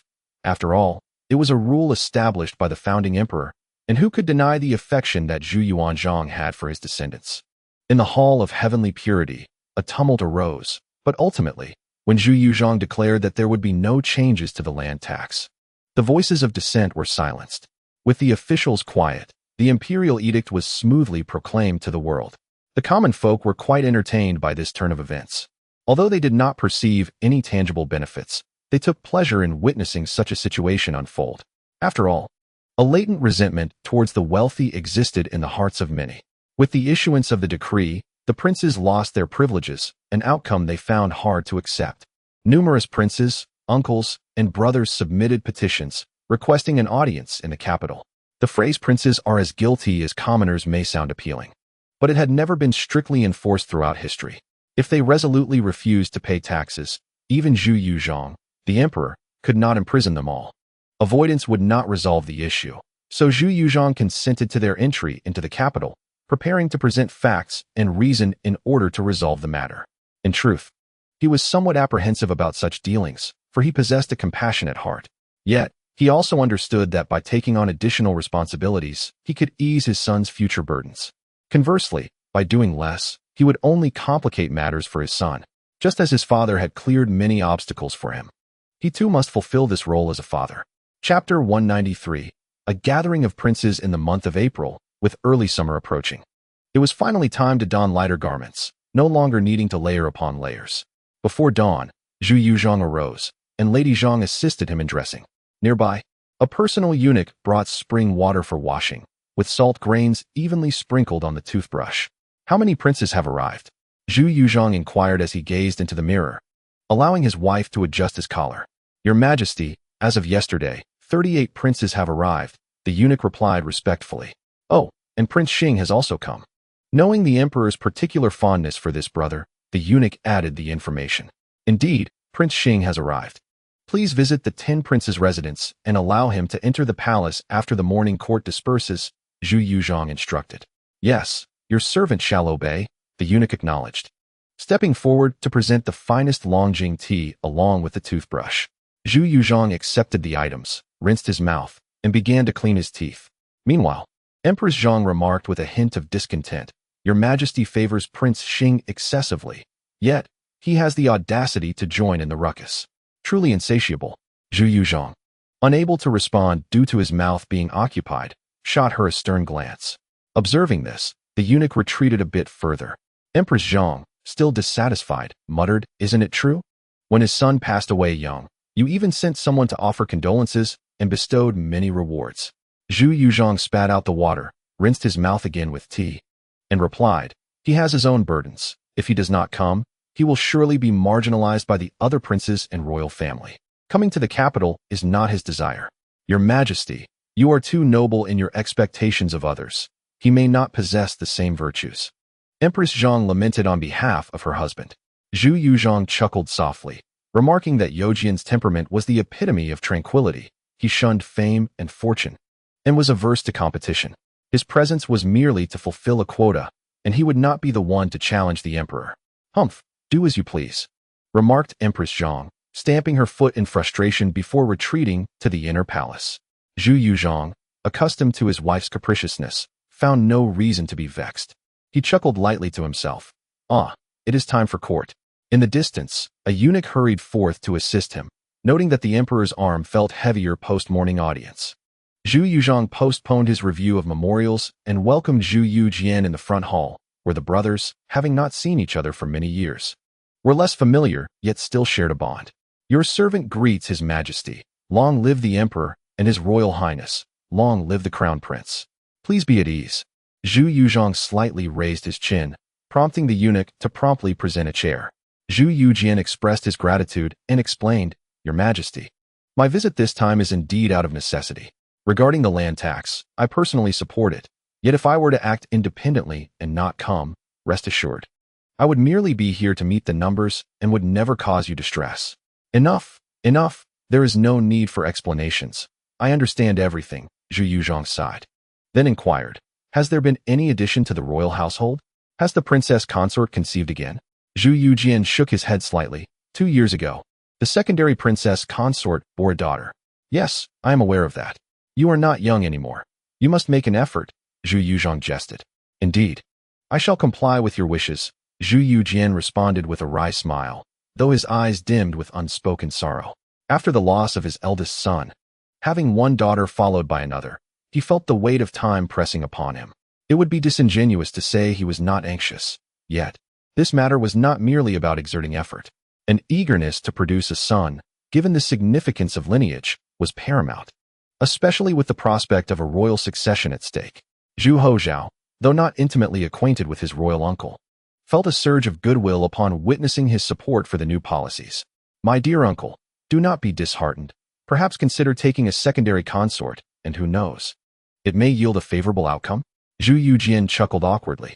Zhu Yuzhang shot a disapproving glare at his son, admonishing, What nonsense are you spouting? Zhu Hozhao, feeling speechless, muttered, I ought not to have come. Well, the crown prince does have a point. Zhu Yujian hesitated to voice his discomfort, thus redirecting the conversation. Princes may take consorts, but they must obtain the court's permission. It was not that one could not have many women. Rather, illegitimate offspring would not inherit titles. Only those born of officially recognized consorts would be entitled. After conversing for nearly half an hour, Zhu Yuzhang finally rose, stating, There are many princes in the Ming dynasty. Let us first entertain those who have arrived, and we shall address the others when they gather. He preferred not to face all the relatives at once. A gradual approach was far less daunting. Tomorrow, I shall host a banquet, and all must attend, Zhu Yuzhong declared. Throughout history, gatherings for feasting and revelry have been customary. This is the origin of the culture surrounding banquet tables, and the emperor is no exception. Your servant shall comply, Zhu Yujian bowed respectfully. Your Majesty, Your Highness. I take my leave. Zhu Yuzhong exchanged a knowing glance with his son, who promptly stepped forward, saying, Uncle Qing, allow me to escort you. That is unnecessary. You are the crown prince. Why bother with such formalities with your grandnephew? Zhu Hozhao chuckled. I have some free time and would like to join the other princes and nobles. Zhu Yujian nodded slowly, acknowledging, in that case, Uncle Wang has become quite audacious. Let us not escalate matters. We are all family here. Zhu Hozhao, with a playful grin, accompanied his uncle to the mansion of the 10 princes, where the various princes had been eagerly awaiting their arrival. However, upon seeing the crown prince, they suppressed their impatience and greeted him one by one. I pay my respects to His Highness the Crown Prince. We are all family. No need for formality, Zhu Hozhao warmly replied. Tomorrow, my father will host a banquet in the palace, and today, as Crown Prince, I will hold a banquet here to welcome our esteemed elders. Is that agreeable? Oh, Your Highness, you are too gracious. The princes were heartened by his demeanor. Only the distant Ning Wang harbored a cold smile within, thinking, this whelp is no saint. There will come a time when you all weep. The Emperor Hongzhi acted swiftly. As soon as his edict was submitted, an imperial decree was issued almost immediately. Zhu Qinhao understood that this would incite significant unrest, and being the instigator, he could not evade the consequences. Thus he chose not to return to Nanchang. As the princes arrived, he plastered a smile on his face, eager to curry favor. Despite his efforts, he found himself isolated, receiving no friendly gestures from the princes. In fact, an elder prince of higher rank openly scolded him, almost delivering a slap. Fortunately, age had slowed him down. Zhu Qinhao felt a deep sense of bitterness. Yet he could not voice it. After all, he was at the mercy of others. The banquet preparations were not lavish, but no one seemed to mind. What mattered was the attitude displayed. Observing the crown prince's cordiality, they sensed a promising atmosphere. Hey, you there, step aside. As soon as Zhu Qinhao sat down, a slap struck his head. He looked up to see an elder prince of the metal element, promptly lowering his head to yield his seat. However, the table across was equally unwelcoming. Yiwang Zhu Yubing, leveraging his closer blood relation to the emperor, kicked Zhu Qinhao's chair away. Zhu Qinhao barely avoided a fall, eliciting a hearty laugh from the other princes, causing his face to flush with embarrassment. Observing this, Zhu Hozhao interjected, Uncle E, jesting is fine. But let us not go too far. Ning Wang is still an elder. Although one might wish to take revenge, the grindstone had yet to be removed. Zhu Hozhao did not want to provoke Ning Wang and jeopardize the situation. Your Highness speaks wisely. Uncle Ning, I acknowledge my error. You may have 3 cups of wine as punishment later, Yuan chuckled. The other princes joined in the banter, for such a magnanimous man as Ning Wang. 3 cups are hardly sufficient. A whole jar would be more fitting. Indeed, a jar. No problem at all. Zhu Qinhao, aware of the collective ire he had incited, dared not show his displeasure and forced a smile as he took his seat. He was indeed a prince of the Ming dynasty, yet who among them was not? No one would indulge him. Come, let us drink. The importance of the occasion paled in comparison to the act of toasting. Indeed, the greater the matter, the more one should indulge in libations to facilitate discussion. In a state of inebriation, one finds the most opportune moments for discourse. With the crown prince extending such courtesy, the princes were not inclined to dampen the spirits, raising their glasses frequently, reveling in the festivities. Despite being the youngest, Zhu Hozhao was the crown prince, and even the elder prince of the metal element had to tread carefully in his presence. After all, he was destined to become the emperor. The young prince, robust and lively, flushed with color after only a few cups, yet continued to drink, merely reddening his cheeks further. He is still quite young. No one dares to truly ply him with wine, for after all, the emperor has but one son, and should anything happen to him, it would undoubtedly drive the emperor to madness. However, Prince Ning is an entirely different matter. The crowd harbors such animosity towards him that they nearly resort to prying his mouth open to pour wine down his throat. Within mere moments of the banquet commencing, he was rendered unconscious beneath the table. The young eunuch who attended him initially intended to assist Prince Ning back to his quarters, but was obstructed by several princes who would not allow it. Thus, Zhu Qinho found himself snoring soundly beneath the table. Remarkably, he slept quite soundly, his snores echoing throughout the hall. A gentle kick would momentarily quiet his snoring, but it would soon resume with even greater volume. Consequently, the princes took turns giving him light kicks, though not with any real force. As the wine flowed and the dishes were served, conversation began to flourish. Zhu Hodao had a knack for enlivening the atmosphere, and the various princes were keen to curry favor with the crown prince, creating a scene of conviviality. Seizing upon the lively mood, Zhu Hozhao articulated his vision for the Zhonglu Yongyi. Upon hearing this, the princes abruptly sobered, their expressions darkening considerably. The previously lively atmosphere turned stiff and icy, leaving an unsettling silence in its wake. Observing this, Zhu Hozhao let out a hearty laugh and remarked, "This notion was proposed by an official, yet my father directly dismissed it. We are all family here. How could we entertain such ideas?" Upon hearing this, the princes relaxed slightly, though the earlier warmth had dissipated. One prince slammed his palm on the table and huffed. Those officials, speaking without consequence, often overstep their bounds. They take advantage of the emperor's benevolence, speaking recklessly and sowing discord among our royal kin. Their intentions are treacherous. The assembly of princes burned with indignation, eager to confront the official responsible for the slander. Yet, a sense of dread also loomed over them. If it came to that, their descendants would surely suffer for it. Zhu Hozhao, shameless as ever, joined in the cursing, and then subtly broached the topic of land taxes, though he only skimmed over it before urging them to drink once more.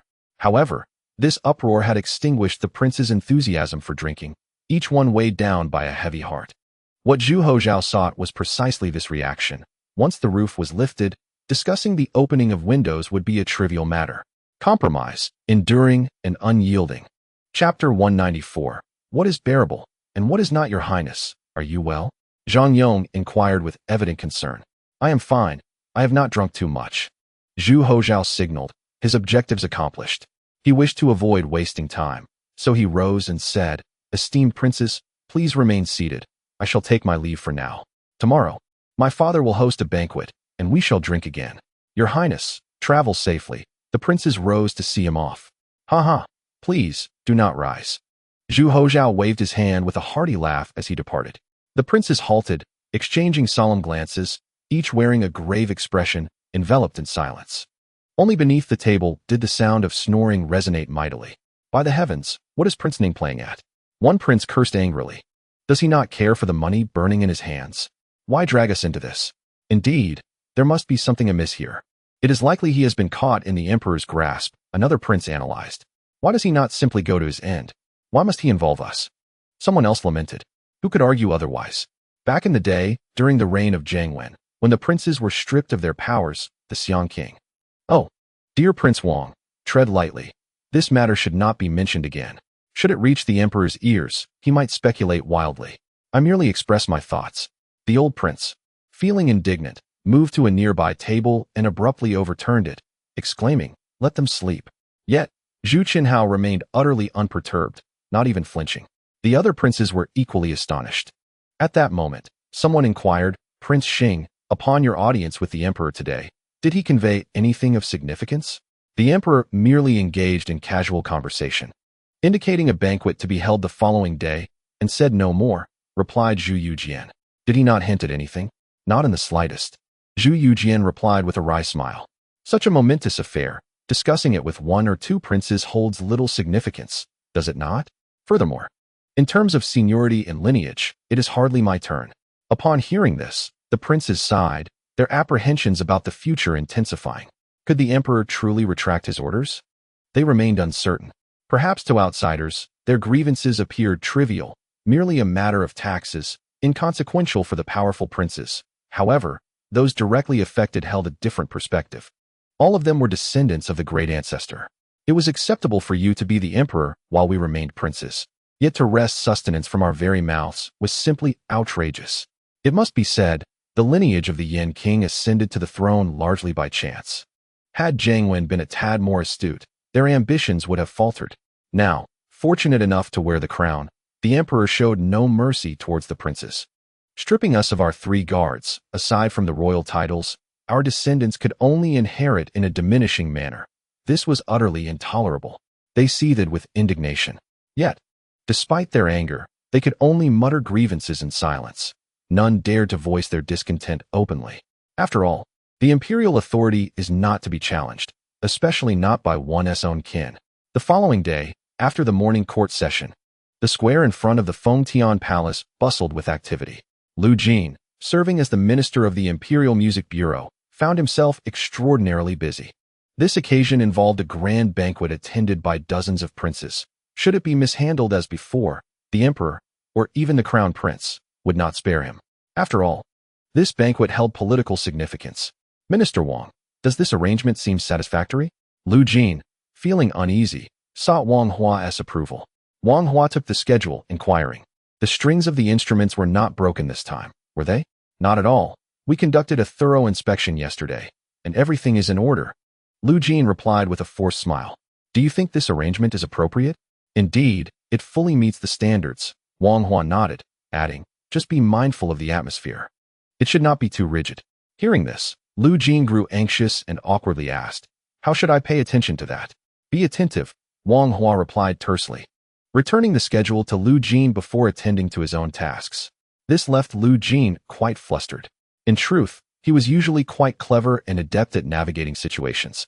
Yet this was his first encounter with such a grand affair, so it was only natural for him to feel anxious. Wait, Minister Wang, you must clarify your thoughts. As the morning hour approached, the princes, under the reception of the Ministry of Rites, arrived at the square of the Fengtian Palace.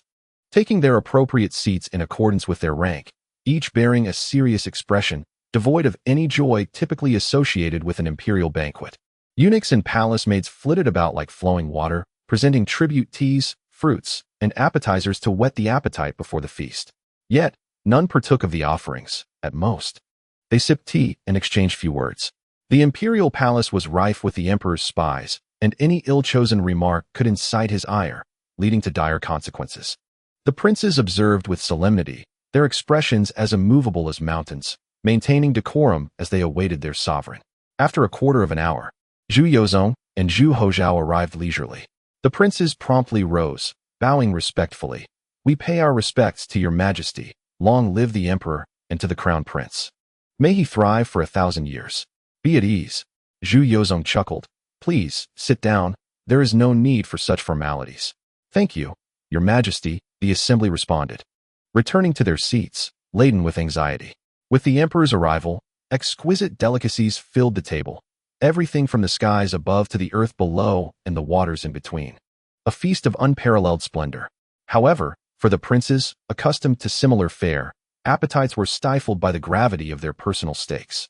Zhu Yozong cheerfully lifted his ivory chopsticks, proclaiming, "It is a rare occasion for you esteemed princes to visit the capital. In your presence, I too shall indulge, so do not hold back." The princes picked up their chopsticks, symbolically sampling a morsel, their thoughts echoing. The emperor is lamenting his poverty. Zhu Hozhao raised his cup, declaring, "To all the princes and uncles, I toast to you. We are honored, your majesty, to you and to the crown prince." The princes responded, rising to raise their cups and downing their drinks in one go before resuming their seats. However, scarcely had they settled when a eunuch at the emperor's side produced a decree, his tone commanding, "Princes, heed my words." The princes stiffened, their faces paling. Yet they had no choice but to rise and bow. "We shall heed your command." The decree from the heaven-endowed emperor read, "The Ming dynasty has flourished for over a century, thanks to our ancestors' wisdom and benevolence, ensuring the stability of the realm and the peace of the populace. For 18 years I have ruled, ever diligent, as if walking on thin ice. Yet still, some of our people struggle in the bitter cold, toiling the land, the very foundation of their existence." After delivering this profound wisdom, the eunuch cleared his throat and continued, "To prioritize the people is to ensure the prosperity of the Ming. Yet, today, it is reported that 40 to 50% of the farming lands have been annexed. Prince Ning, with his profound understanding of righteousness, has proposed that the princes should pay taxes on their lands to alleviate the suffering of the people and repay the grace of the nation, which brings me great comfort. What say you, princes?" "Prince Ning, how dare you?" The princes seethed, their teeth clenched in frustration. Fortuitously, they were within the palace walls, otherwise Zhu Chenhao would be in peril. Zhu Chenhao, too, was furious, but what could he do? The testimony from the governor of Nanchang hinged on his demeanor. If he maintained a proper attitude, he would be safe. Otherwise, with such a grand spectacle, failure would not be forgiven by the emperor.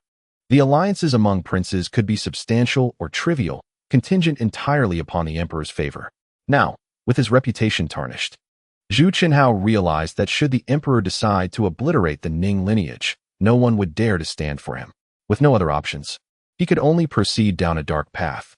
Serving the emperor's interests, the princes were still subjects, and as descendants of the Zhu clan, they ought to share in the burdens of their sovereign. Thus, Zhu Qinhao resolutely chose to cast caution to the wind. He understood that his actions might offend many, but he had to safeguard his own interests. Your commendations are well received. However, your lofty demeanor and sycophantic flattery towards the emperor have incited jealousy among the princes.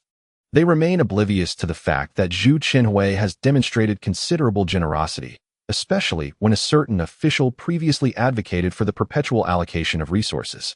Naturally, such a proposal would have rendered the Ning Wang lineage utterly destitute within a few generations. Presently, the requirement to remit only a portion of the land tax does not significantly impact the Ning Wang, whose primary revenue derives from maritime commerce. Yet, Zhu Qinhui has overlooked the fact that the northern feudal lords primarily depend on agricultural income.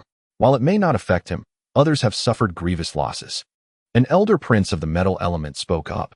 The court is in a predicament, and the emperor faces challenges. Thus, it is only fitting for the feudal lords to alleviate the burdens of the sovereign and the nation. I am willing to offer the court 500,000 taels of silver. The wealthy merchant felt a pang in his heart, yet the emperor remained unmoved.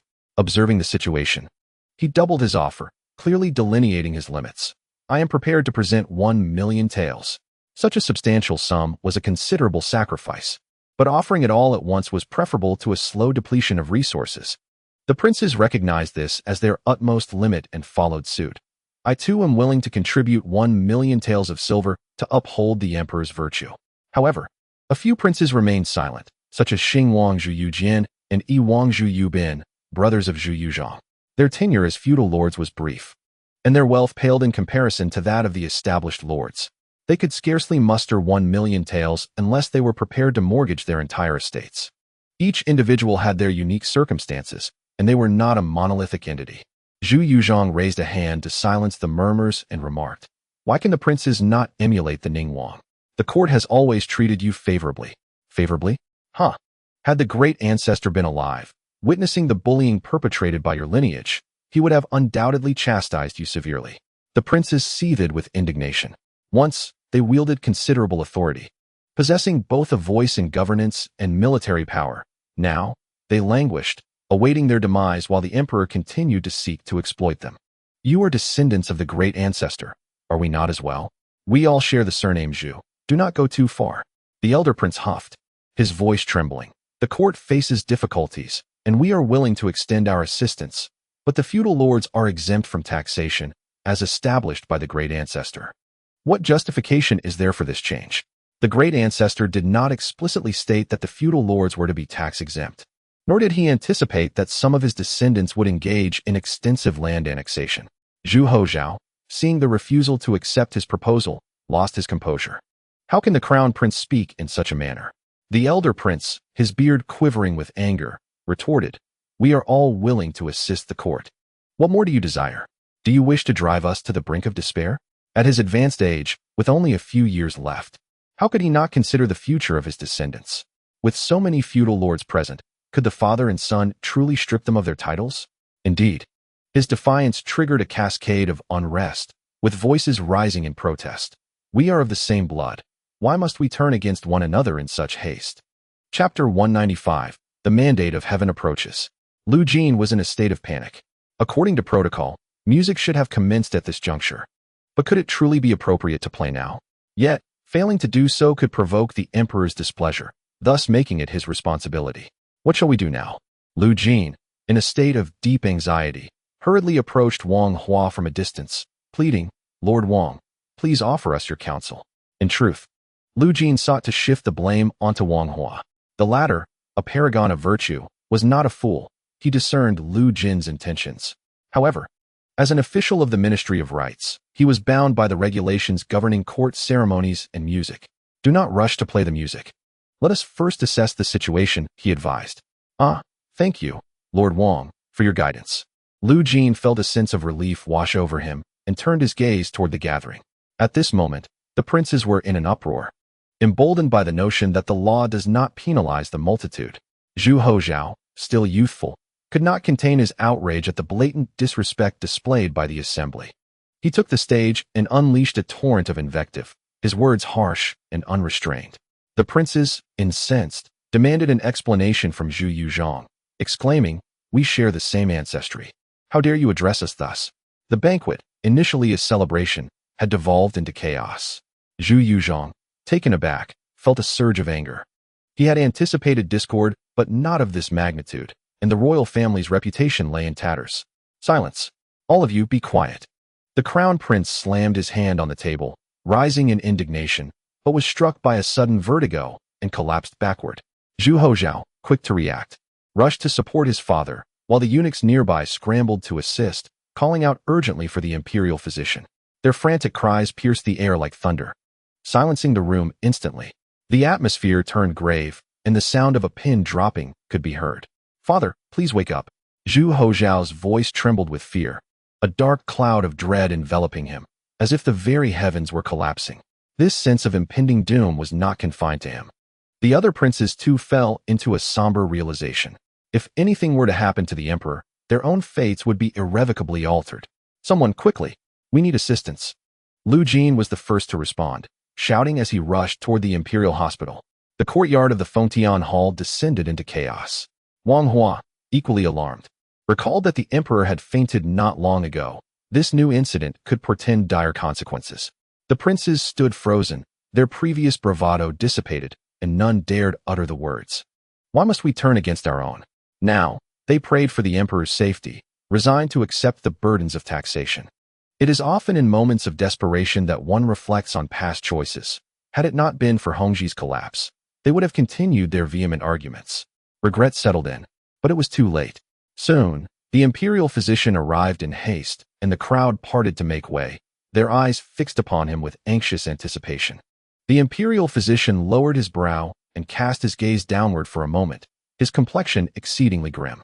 The onlookers could not help but feel a jolt of apprehension, their expressions shifting accordingly. "What has happened to my father?" Zhu Hozhao, like a ferocious beast on the verge of madness, frightened the physician into silence regarding the truth. "Your Highness, let us first escort His Majesty back to the palace," came the suggestion. Very well.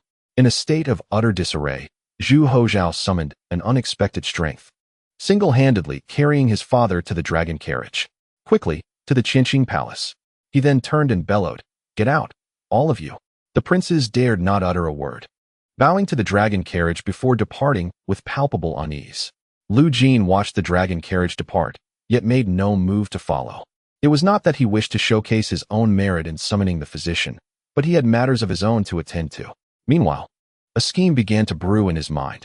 With the late Empress Dowager having passed away last year, and the emperor possibly facing a dire fate this year, would this not present an opportunity for the crown prince to ascend? He suddenly realized that his own springtime was approaching. Straightening his posture, he spoke with newfound authority. "Quick! Gather the items and clear the space." Wang Hua hesitated for a moment before hastily pursuing the dragon carriage, or rather, catching up with Zhu Hozhao. "Your Highness, should we inform the officials of this matter?" Zhu Hozhao appeared bewildered, utterly devoid of direction, and stammered, "What do you think?" Wang Hua licked his dry lips and replied, "Such a significant event cannot be concealed. It is best to notify the ministers." "Then let us inform them." Zhu Hozhao nodded vacantly, his spirits seemingly lost. He knew that his father might truly be departing from him. At that moment, he felt utterly dazed, bereft of any trace of his usual cleverness.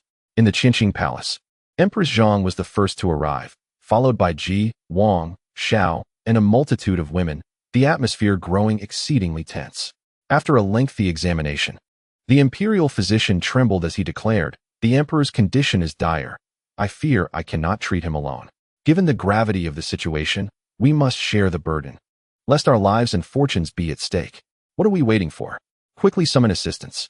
Zhu Hozhao shouted urgently. "Yes, I shall go at once." "Wait," Ji interjected coolly. "You need not trouble yourself with that. Remain here."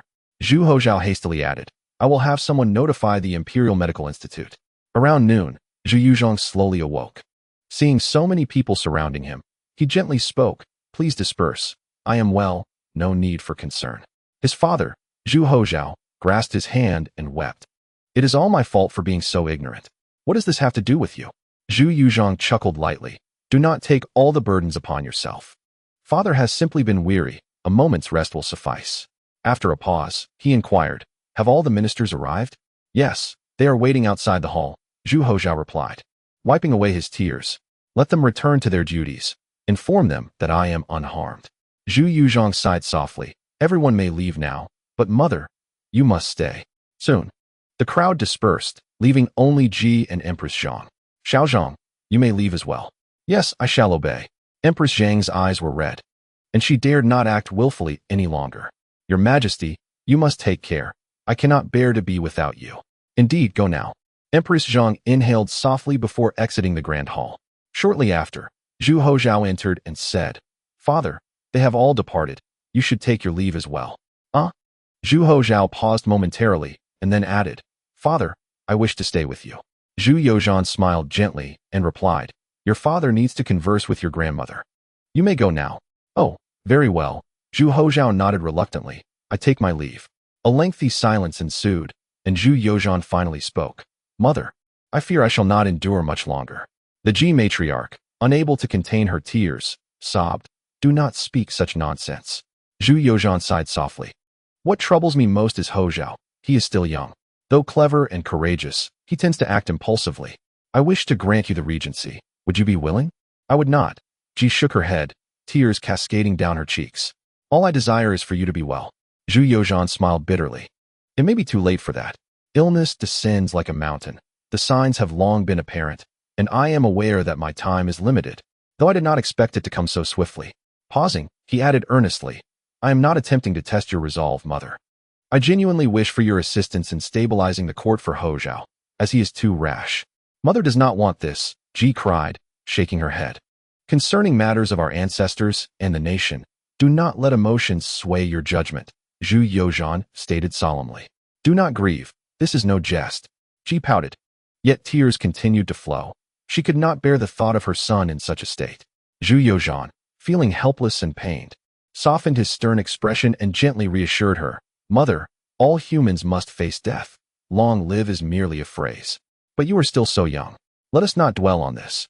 Let us discuss important matters." Zhu Yozhan inquired earnestly, "Are you willing?" Ji shook her head. "Why not?" she asked sorrowfully. In the past, before Emperor Xian's passing, fearing that the young sovereign would cause suspicion, he entrusted the regency to Empress Qing. What was the outcome? Zhu Yozhan shook his head. "There is no necessary correlation between the emperor leading troops into battle and Empress Qing's regency. My son, an emperor like you is rare. Hozhao is not you and cannot be as you are. He resembles your father more." Ji sighed. "How many emperors are indifferent to power? If you appoint me as regent, it will not yield the desired effect and will only increase internal strife. Moreover, Hozhao is already 15 years old. He is no longer a mere child of 8. He has his own opinions." Ji continued, "And I am utterly ignorant of political affairs. I am not suited for such a role." Zhu Yozhan fell silent. Ji gently said, "Yozhan, do not strain yourself with state affairs. Rest and recuperate. Permit me to speak a taboo thought. Why can you not, like your father, abdicate and become a retired emperor?" She wished for her son to live longer and to lead a more relaxed life. "Alas, I cannot bear to let go. Can you truly depart this world without worry?" Ji scoffed, revealing her domineering side for the first time. "Are you not filial? Then heed your mother's wishes and let Hozhao ascend the throne. Given my condition, it is already too late for me to relinquish my position." Zhu Yozhan thought bitterly, but could not bear to see his mother in pain. He replied, "I am currently unable to manage state affairs. Let us allow Hozhao to try." At this, Ji finally displayed a trace of a smile, wiping away her tears as she comforted him. "In the past, your father also seemed poised to relax and recover his health. You are even younger than he was and will surely improve. Can it be the same? The emperor is not as feeble as one might think. He is simply in despair, not physically unwell." I, Zhu Yozhuang, forced a smile and nodded, saying, "Mother, you speak wisely." Chapter 196. My son is ambitious, mother. I currently have no pressing matters. You should rest, Zhu Yozhuang said lightly. Perhaps, as you suggested, a brief respite would suffice. However, Ji was not in the mood for laughter and replied earnestly, you will never feel at ease. Allowing him to ascend the throne early may not be a bad idea. Just as you did. Were you truly prepared back then? Zhu Yozhuang was momentarily at a loss for words. Indeed, was he ready to be emperor? No. He always felt like he was thrust into the role without preparation. Yet, was he truly inadequate in his performance? Perhaps not. While he could not compare to his father, the nation's strength was steadily improving. Of course, he had made missteps, but the foundation remained stable. Perhaps, at that time, his father also hesitated to let him take the throne. But mother, the current situation is different from before. Zhu Yozhuang insisted. In the past, his father's words of disrespect were not well received by the ministers, yet they still opposed him. As for Hou Zhao, he was not particularly favored either. What were they afraid of? If they dared to stir trouble, mother would stand up for you. Ji's face was resolute. I am still an empress dowager. Can I not handle them? A woman is inherently weak, yet a mother becomes strong. The once unassuming Miss Li now bristled with determination. Zhu Yozhuang smiled wryly, realizing he had no better options. In his current state, merely enduring for half a year would be a blessing, and it might just be a matter of 2 or 3 months. If he were to relinquish his burdens, perhaps he could survive the year. His rebellious son, impetuous in action, still heeded his father's words. Utilizing this time for moral and practical instruction was ultimately beneficial. All right, I will listen to you, mother. Let Hou Zhao in. Upon hearing this, Ji relaxed and gently reassured. Do not fear. Everything will be all right. I am counting on you to persevere. Do not fear, Zhu Yozhuang replied with a smile. The mother and son were unsure who was comforting whom. After a while, Ji rose and said, I will call him in. It's fine to indulge him at ordinary times, but if he dares to falter at such a critical juncture, I shall not let him off easy. Hou Zhao was capable enough. Zhu Yozhuang needed only to converse with him sincerely. He better be, Ji huffed, settling back down. I will not see you off, Zhu Yozhuang chuckled and nodded. Before long, Zhu Hou Zhao entered. Father, are you well? Zhu Hou Zhao's eyes brimmed with tears, filled with worry, anxiety, guilt, anger, and grievance. After all, he was only 15 in years, wise yet still immature, believing that his clever thoughts could solve problems without realizing how things had spiraled out of control.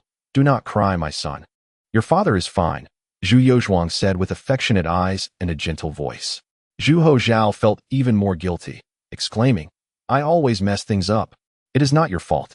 It has nothing to do with you. Zhu Yozhuang replied with a light laugh and a shake of his head, gesturing for him to sit by the bedside. Yes, Zhu Hou Zhao said, sitting at the edge of the bed. Father, do not worry. I know someone who can surely heal you. Let us not discuss that for now. First, let us talk about your matters. Zhu Yuchang pondered. Hou Zhao, your father's health can no longer bear the weight of the extensive affairs of state. Are you willing to ascend the throne? I am willing, Zhu Hou Zhao replied without hesitation, solely focused on alleviating his father's burdens. Such forthrightness was rare among princes. Even Zhu Biao might have faltered in such a manner. Indeed, while the elder Zhu favored Zhu Biao as much as Zhu Yuchang did Zhu Hou Zhao, the former concealed his affection, whereas the latter openly displayed it. Love, though present in both, differs fundamentally between a stern father and a nurturing one. My son possesses ambition. How commendable! Zhu Yuchang praised, pride evident on his face. You surpass your father in your readiness to embrace the role of crown prince. In the past, he had been hesitant and evasive. Zhu Hou Zhao smiled through tears, saying, Father, you will surely be well again. There is someone who can undoubtedly heal you. Seeing his son respond so readily, Zhu Yuchang felt a wave of relief wash over him, allowing him to relax as he inquired, Who is it? Li Chongqing. The name rang a bell for Zhu Yuchang, who suddenly recalled, Is he not the one who treated your grandfather? Indeed, Zhu Hou Zhao affirmed. I saw him in the capital last spring. That toothbrush design was his creation. Zhu Yuchang nodded slowly. He was well aware of his own condition and recognized that a full recovery was unlikely. Nevertheless, living a little longer was a blessing. For who desires to meet their end? Moreover, with a young son, it was preferable to remain a guiding presence for as long as possible. Do you know where he is now? I do not. Zhu Hou Zhao gently shook his head, then added, However, someone does. With that, he sprang to his feet and dashed out, saying, Do not worry, father, I will inquire and bring Li Chongqing to you. Zhu Yuchang opened his mouth to speak, but found his son already gone, unable to suppress a wry smile. His son was indeed too impetuous. At the Wang residence, Wang Hua sighed deeply, his face etched with worry. "Father, has the emperor truly reached such a critical state?" he asked, pausing momentarily. "Is it truly that severe?" "Alas, it has only been a short time, and he has already fainted twice. I fear." Wang Hua's expression was one of profound concern. The crown prince, though intelligent and decisive, was still too young and impetuous. His reckless nature could lead to dire consequences in such a precarious situation. Wang Shoren reflected, having observed the crown prince closely through his son's interactions. Contrary to the rumors among the courtiers, the crown prince was not as reckless as believed. He had his own aspirations. Yet, it was precisely this trait that caused concern for Wang Hua. If he were to inherit his father's legacy, all might be well. However, the crown prince is clearly not one to abide by tradition. He lamented the current situation with the princes visiting the capital, fearing that should the emperor's health falter, the crown prince's temper could lead to unpredictable actions. The youthful emperor, the instability among the princes. How can we not be troubled by the loyalty of the ministers? Wang Hua spoke bitterly. Hearing this, Wang Shoren suddenly realized that the situation was more complex than he had anticipated. Has the emperor truly reached such a dire state? He asked. Wang Hua nodded silently, affirming, "I have seen it with my own eyes. How could I lie?" Alas, it is a pity that the sage is not present in the Ming, Wang Shoren thought anxiously. Considering not only the urgency of time, but also the uncertainty of Li Qing's whereabouts. In such a vast overseas expanse, with so many small nations, who could know where he had gone? Wang Shoren lowered his voice and inquired, "Father, how much longer can the emperor endure?" Wang Hua glanced around cautiously before responding. Who would dare to inquire? I too would not speak recklessly. What is there to hold back from your son? Wang Shoren forced a bitter smile. Just give me a number. I shall see if there is a way to salvage the situation. Perhaps 6 months, Wang Hua replied. What? Wang Shoren exclaimed in shock. So brief? If the emperor continues to handle affairs with such intensity, it may be even shorter, Wang Hua said gently, then cautioned, we are at a critical juncture. Political turmoil is imminent. You must adhere to the rules. There must be no mistakes. Wang Hua spoke with gravity. After so many years as the crown prince's companion, many will seek to either ally with you or undermine you. We are on the brink of political change. This moment cannot afford any errors. Rest assured, father, I understand. Wang Shoren nodded lightly, pondering that perhaps his father too was within the sphere of alliances and rivalries. I have my own means. You need only take care of yourself. Wang Hua seemed to have made up his mind and stood up, saying, remember, whether it be the 3 scholars or the 6 ministers, none must be the footsteps of the old steward approached from afar. Wang Hua instinctively quieted, his brow furrowing as he addressed the rushing steward. Is a significant figure arriving? Yes, indeed. The old steward gulped. The crown prince burst through the door, heading straight for the rear courtyard, refusing to go to the main hall. I dared not, old Wang.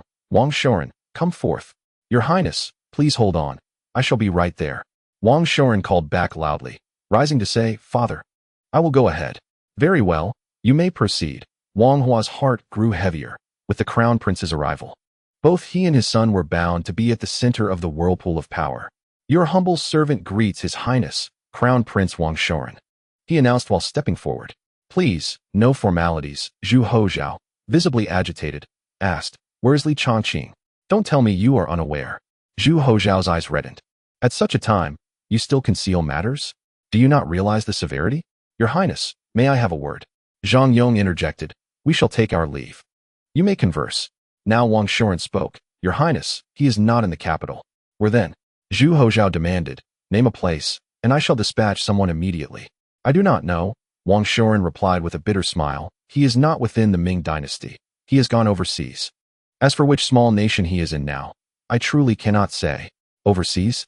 Zhu Hozhao was momentarily stunned, panic enveloping him as he cursed. What business does he have at sea? Treating barbarians? Your Highness, please remain calm, Wang Shoren urged, noting the anguish on his handsome face, fearing he might act irrationally. I have known him for many years and am familiar with his family and friends. I can assist in inquiries. Do not. Just inform this crown prince where he resides. Zhu Hozhao insisted. Your Highness, Wang Shoren insisted earnestly. If the court sends someone, it will surely frighten them. He may well choose to conceal his return. The matters regarding Li Qing and the Yongqing Marquis estate must not be disclosed. Otherwise, Li Qing will find himself in a precarious situation. I understand this well and shall not divulge further details. It is indeed better for me to venture forth, Wang Shuren remarked. Your Highness, having known each other for so long, do you trust me? Of course I trust you, came the response, but he is nearly in tears. Time is of the essence. Wang Shuren gently reassured him. The emperor is favored by heaven and will not face calamity. Your Highness, the more pressing the matter, the more one must remain composed. As the heir to the throne, it is imperative to maintain your calm at this critical juncture. If you lose your composure, how can others keep theirs? Upon hearing this, Zhu Hozhao managed to regain some semblance of calm. After a prolonged silence, he declared, Very well, you go. Ensure you keep a close watch. Upon his return, he must proceed to the capital with utmost haste. Rest assured, Your Highness, Wang Shuren replied with a solemn nod. Chapter 197. Undercurrents rising. Once Zhu Hozhao departed, Wang Hua emerged. Ordinarily, such behavior would be deemed exceedingly disrespectful, if not outright rude. However, given the current circumstances, Wang Hua felt trepidation.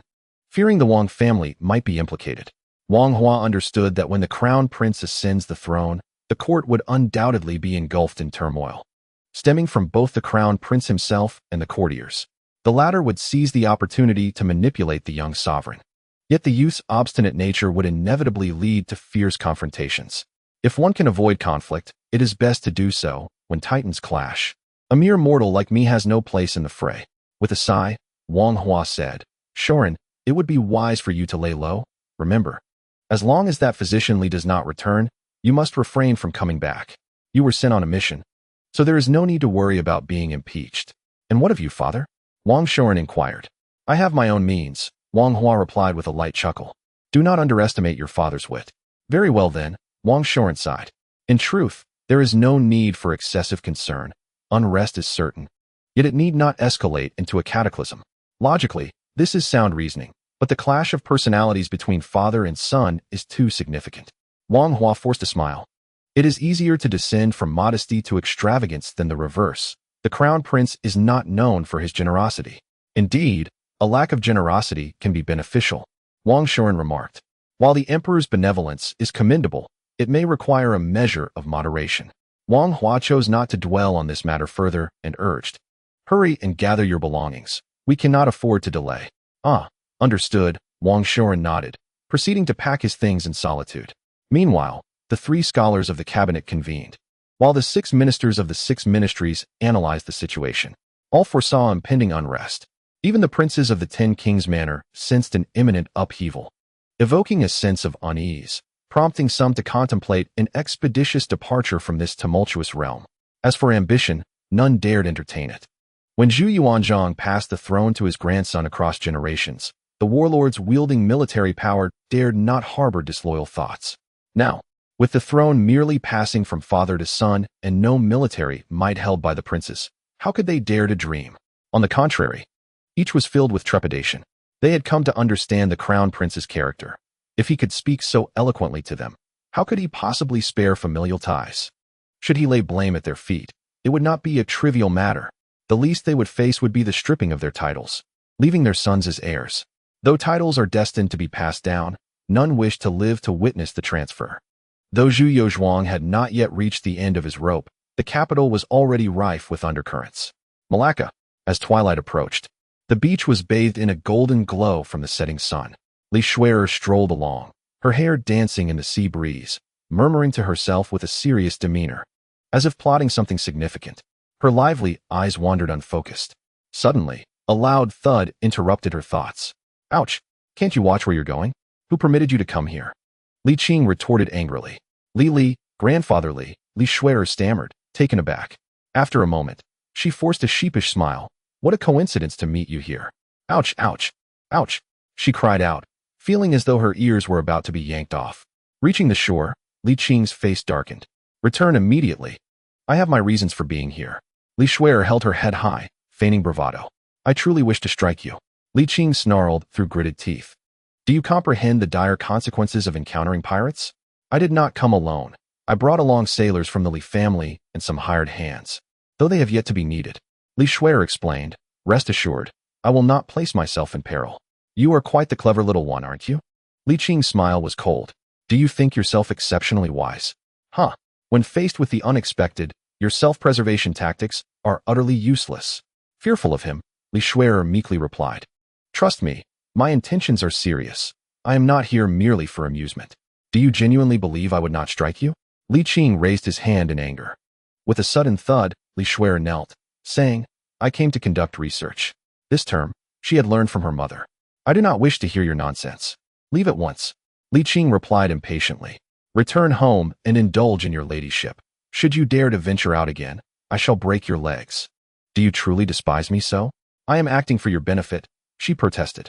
You are so stubborn. With a resounding slap. Li Shuer finally regained some clarity and stopped resisting. In recent years, I have been studying why the common people live in poverty. Now that I have encountered a bottleneck, I thought to venture out to sea. The plight of the people here is even more severe, which would greatly aid my research. It has nothing to do with you. Return. Li Qing insisted, unyielding. At once. May I not complete my task? She inquired. If you continue to prattle, I will indeed break your legs, Li Qing stated seriously. A limp is far better than being captured and losing your life. Suppressing his anger, he commanded, mind your words. Very well, I shall comply. I will return at once. Li Shuer admitted, genuinely fearful, for she understood that Li Qing was not jesting. After a pause, she cautiously asked, Grandfatherly, do you know something? Know what? There is nothing to know. Li Shuer shook her head. Truthfully, that was in the past. I have come to terms with it, and you need not fear or feel guilty. Li Qing scolded her for her aimless chatter. Hurry and leave. This is not a place for you. If you wish to accomplish something meaningful, do so in the Ming dynasty. There is no need for your research here. Very well, I shall depart tomorrow, Li Shuer nodded. Turning her gaze toward the sea. The waves lapped repeatedly against the shore, and under the sun's embrace, the beach gleamed like a mirror, its surface sparkling beautifully. What a splendid view. Shall we not enjoy the sea breeze for a while? Li Shuer suggested. The weather is unusually hot here. It is only at this moment that it feels a bit cooler. Li Qing paused, then nodded in agreement. The beach was soft and warm beneath my feet, each step leaving an imprint in the sand. The salty sea breeze caressed my skin as I listened to the rhythmic lapping of the waves, basking in the fading glow of the sunset while gazing out at the seemingly endless ocean. Li Qing's previously tumultuous emotions gradually began to settle. Suddenly, Li Shuer inquired, Grandfatherly, do you particularly wish for me to marry? It is not a matter of whether I desire it, but rather whether you are inclined to. If you wish, I will support your marriage, Li Shuer affirmed. Thus, all is well, Li Qing replied.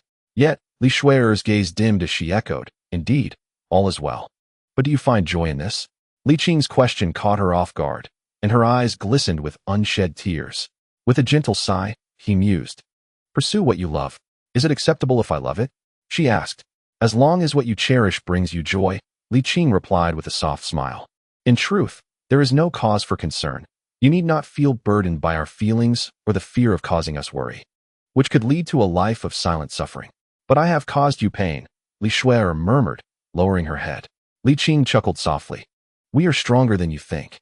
Li Shuer nodded gently, as if gaining clarity, feeling a weight lifted from her heart, allowing her to breathe more freely. Upon my return, I will intensify my efforts, she declared confidently. I believe I can succeed. Wishing you success, Li Qing responded. Li Shuer's eyes sparkled as she smiled brightly. Thank you, grandfatherly. At last, I need not feel guilty. You were never meant to feel guilt. As a junior, how could a senior hold it against you? I fear you might feel guilt. Li Shuer suddenly ceased her words and then inquired, will you accompany me tomorrow? Of course, Li Qing replied with a light-hearted nod. After walking a while longer, Li Qing turned toward the shore, announcing, I shall disembark now. The next day, at the harbor. Young brother, no, Miss Li, I did not expect you to truly come overseas, Tang Bohu expressed with admiration. A true woman does not shy away from challenges. Your courage is commendable. To be fair, he would not dare take such risks himself. Encountering pirates could lead to dire consequences. Such flattery, Li Shuer responded politely. Grandfatherly, I am off. Li Qing pondered for a moment before saying, Boer, do you wish to return and rest for a while? Not particularly. Perhaps you should reconsider? Tang Bohu paused. Then understanding dawned upon him, and he chuckled. Returning to rest is indeed wise. One cannot achieve success in haste. He recognized that Li Qing was concerned about the potential dangers Li Shui might face from pirates on her journey home. The likelihood was substantial, as they had encountered pirates before. Only the imperial flag had deterred them from attacking. Yet, not all pirates adhered to such rules, and facing desperate criminals could lead to unimaginable consequences. Then let us board the ship, Li Qing stated, stepping on first. Tang Bohu quickly followed. In a foreign land, he could not bear to be without familiar company, feeling utterly insecure. At the end of April, before the gates of the Yongqing Marquis residence, Wang Shoren dismounted. Weariness etched on his face as he knocked on the door. After a brief moment, it swung open. "Who are you?" "I seek your young master Li Hao or Lady Li. I have urgent matters to discuss," Wang Shoren declared. The young servant, noticing his serious demeanor, assumed it was a significant business matter and promptly replied, "Please wait. I shall inform them at once." After a while, Zhu Wanqing approached with a servant, and upon seeing Wang Shoren, she was taken aback. "Is it you, Lady Li? It has been a long time." Wang Shoren bowed and said gravely, "A grave matter has arisen, and time is of the essence." Zhu Wanqing was momentarily stunned. Then her expression shifted to one of urgency. "Come inside and speak." They entered the courtyard and into the reception hall. Dismissing the servants, Zhu Wanqing pressed, "What is this urgent matter?" "The emperor's health has deteriorated sharply. He has fainted on 2 occasions this year." "The situation is dire," Wang Shoren replied. "Where is the master now?" Zhu Wanqing, suppressing her alarm, furrowed her brow and said, "I cannot ascertain his whereabouts. The overseas expanse is vast, and he has not recently set sail, making it impossible to determine his location." After a pause, she inquired, "How much longer can the emperor hold on?" "Who can say for certain?" Wang Shoren said bitterly. "It is likely only about 6 months at most, unless the master returns. The margin of error will not be great." Hearing this, Zhu Wanqing's expression turned grim. No matter how resourceful she was, this was a conundrum beyond her control. Searching for him was akin to finding a needle in a haystack, especially with merely 6 months remaining. "What should we do?" Zhu Wanqing lamented, feeling at a loss. "Did you come here under imperial orders?" In a manner of speaking, Wang Shoren replied. "The crown prince sent me, but rest assured, he is unaware of the master's connection to the Yongqing Marquis. Zhu Wanqing nodded slowly, contemplating. "Do you have any viable plans?" "None," Wang Shoren declared emphatically. "The vastness of the overseas territories remains unknown to us all, given the master's extraordinary speed of travel. It would not be surprising if he were thousands of miles away at this very moment. Apart from hoping for a miracle, we have no other recourse." Not quite thousands of miles. He went to propagate Han culture, not for leisure, so he would not hasten unduly, Zhu Wanqing said with a wry smile, shaking her head, unable to continue. The pressing issue was the limited time. Only half a year remained. In such a short span, how could they locate Li Shu, let alone save the emperor? "The news of the emperor's precarious state has yet to spread, right?" she asked. "Not yet, but such a significant matter cannot remain concealed for long. The officials are mostly aware. It will reach the provinces within 3 months at most," Wang Shoren sighed. "The crown prince is still young and immature, and the ministers harbor criticisms against him. If calamity were to befall us, there would already be undercurrents of unrest in the capital." Upon hearing this, Zhu Wanqing felt a surge of anxiety. She pondered deeply, only to realize, as Wang Shoren had stated, that their current situation could only be resolved through prayer for a miracle. But would there truly be a miracle? A bitter pang gripped her heart. Just as she had set aside her burdens and intended to seek her husband, fulfilling her duty to the nation while enjoying her twilight years with Honggu, unforeseen calamity had struck. "What are your intentions?" Zhu Wanqing asked. She had never underestimated Wang Shoren. A man who could deduce Li Shu's identity and was entrusted with great hopes by Li Shu was certainly no ordinary individual. Wang Shoren candidly replied, "Until the master returns. I do not plan to return myself. To evade disaster? Yes, I am the crown prince's companion, and share a close bond with the emperor. In times like these, if I were in the capital..." Wang Shoren chuckled wryly. "Lady Li, you are astute. You must understand my predicament." Zhu Wanqing nodded and said, "Stay here then. But you can hide from the first day of the month, yet not from the 15th. Should the tides turn, you will still need to return. That is only natural." Wang Shoren remarked, "I am here not solely to evade misfortune, but also to avoid suspicion. At the very least, this will allow the crown prince to perceive me as innocent, which may afford me a modicum of influence in the future." Zhu Wanqing, unfamiliar with her grandnephew, reflected that it had been 8 years since her last visit to the capital, a span sufficient for a child to mature into two distinct individuals. Upon hearing Wang Shoren's words, she felt a flicker of solace and inquired, "So, the crown prince is quite astute and possesses a certain understanding of politics?" "Indeed," Wang Shoren sighed. "The crown prince has commendable qualities, yet he also has his shortcomings. Alas, he is merely a 15-year-old youth, brimming with youthful fervor. How could he possibly contend with the entire court?"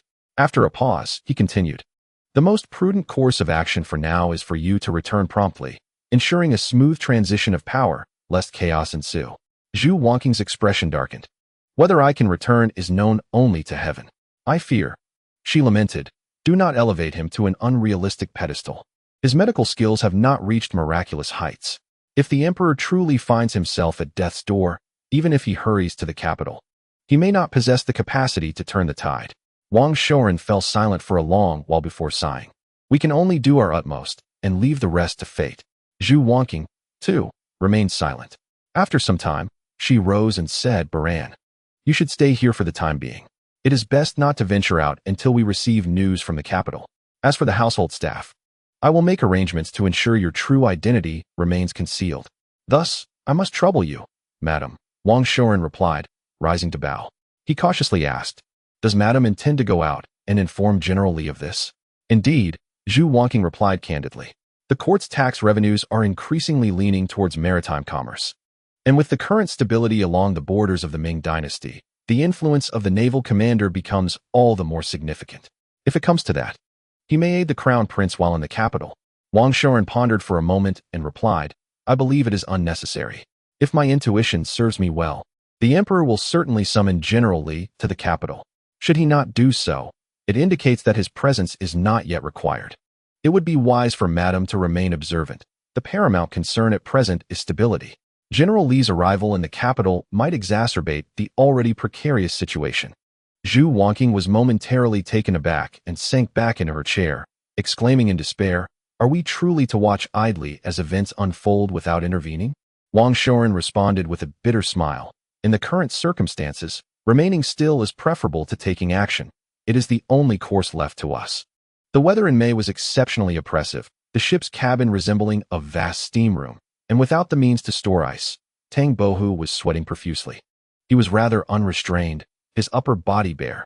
Had it not been for his concern for Li Shuer, he might have even considered shedding his trousers, for it was unbearably hot. Li Qing, on the other hand, appeared unfazed, still clad in his dark garments, and seemed to relish the sea breeze on deck, eliciting envious admiration from Tang Bohu. When asked how he managed to remain so composed, he simply replied, "A tranquil heart naturally finds coolness." Li Shuer, too, felt no discomfort. While she could not compare to Li Qing, she had cultivated genuine energy, granting her considerable resilience against temperature fluctuations. "Grandfather Li, will you return immediately upon reaching Jinling?" "No need to rush," Li Qing yawned leisurely, chuckling. "At the very least, we should spend a few days enjoying music at a brothel, should we not? One must balance work with pleasure. After all, there is a time to toil and a time to savor life." "Oh," she replied. Li Shuer nodded and turned to bring a chair to sit beside him. "By the way, Grandpa Li, I forgot to mention that what I am doing will require some expenditure." "Let it be. We are not short of money," Li Qing replied nonchalantly. "As long as your mother and your elder brother have no objections, you may do as you please. I have long ceased to concern myself with the affairs of the residence, so there is no need for you to report to me or consult with me. Don't you want to know what I am working on?" "Not at all. Not even a bit curious?" "Not curious." Li Shuer, feeling helpless, found the conversation stagnant.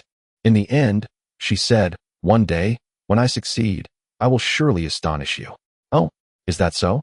Li Qing scoffed. "I look forward to it. Wishing you success." "Then we shall see." Li Shuer stamped her foot and turned to head to the cabin. Before long, Tang Bohu approached, looking disheveled. "This weather is truly unbearable. Could you please be mindful of your appearance?" Li Qing turned his head to glare at him. "You are a celebrity. Dress properly instead of exposing yourself as if you were a courtesan. It's too hot."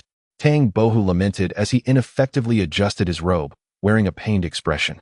"Am I the only one suffering? Aren't you hot in all that black?"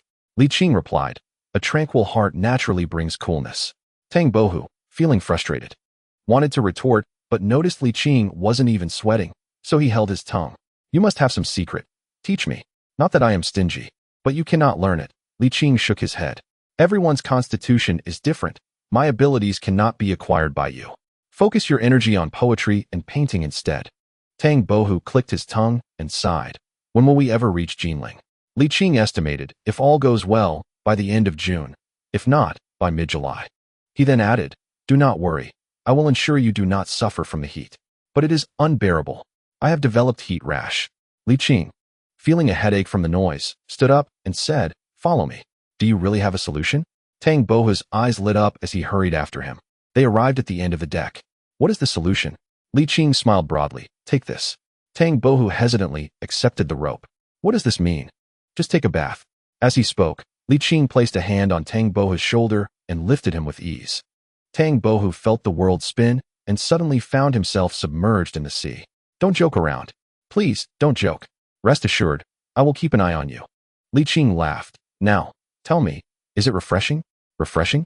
It is like plunging into an ice cave. If I am not careful, I might drown. Quick, pull me up. Tang Bohu was ready to curse. Hold onto the rope and relax. It's perfectly safe, Li Qing chuckled. This is the only way to cool off. I don't want to cool off this way. Pull me up. Wrap the rope around your waist. Moments later, Tang Bohu was pulled back onto the deck, still shaken. You nearly scared me to death. Li Qing found it amusing. Is there no growth in you? It's easy for you to say. What if I had not held onto the rope? Wasn't I right beside you? How was it? Refreshing? Tang Bohu shot him a glare and grumbled. It was refreshing. But I would rather not experience such refreshment. The next day, sir, please keep an eye on things. Be vigilant. Dear sir, I shall take my leave for a moment to find some respite. Please summon me back shortly.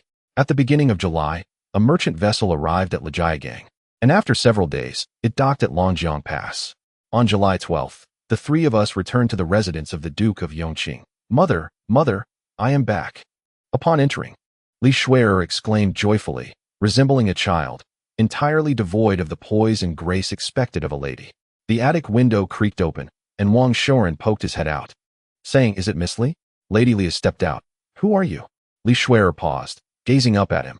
Oh, I remember now. You are Wang. Wang Shouren, at your service, he replied. Suddenly, he noticed Li Qing behind her, and was overcome with astonishment and delight.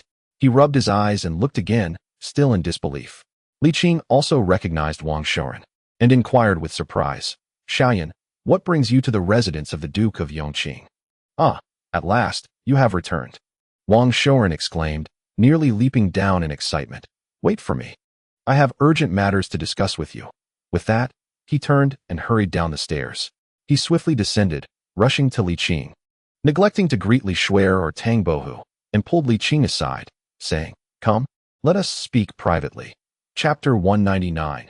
The shoulders of youth remained frail as they ascended to the attic. Li Qing asked, What has transpired? The emperor's health is critically deteriorating. It seems we are approaching the final stages, Wang Shouren replied gravely. Li Qing's expression turned serious. When did this occur?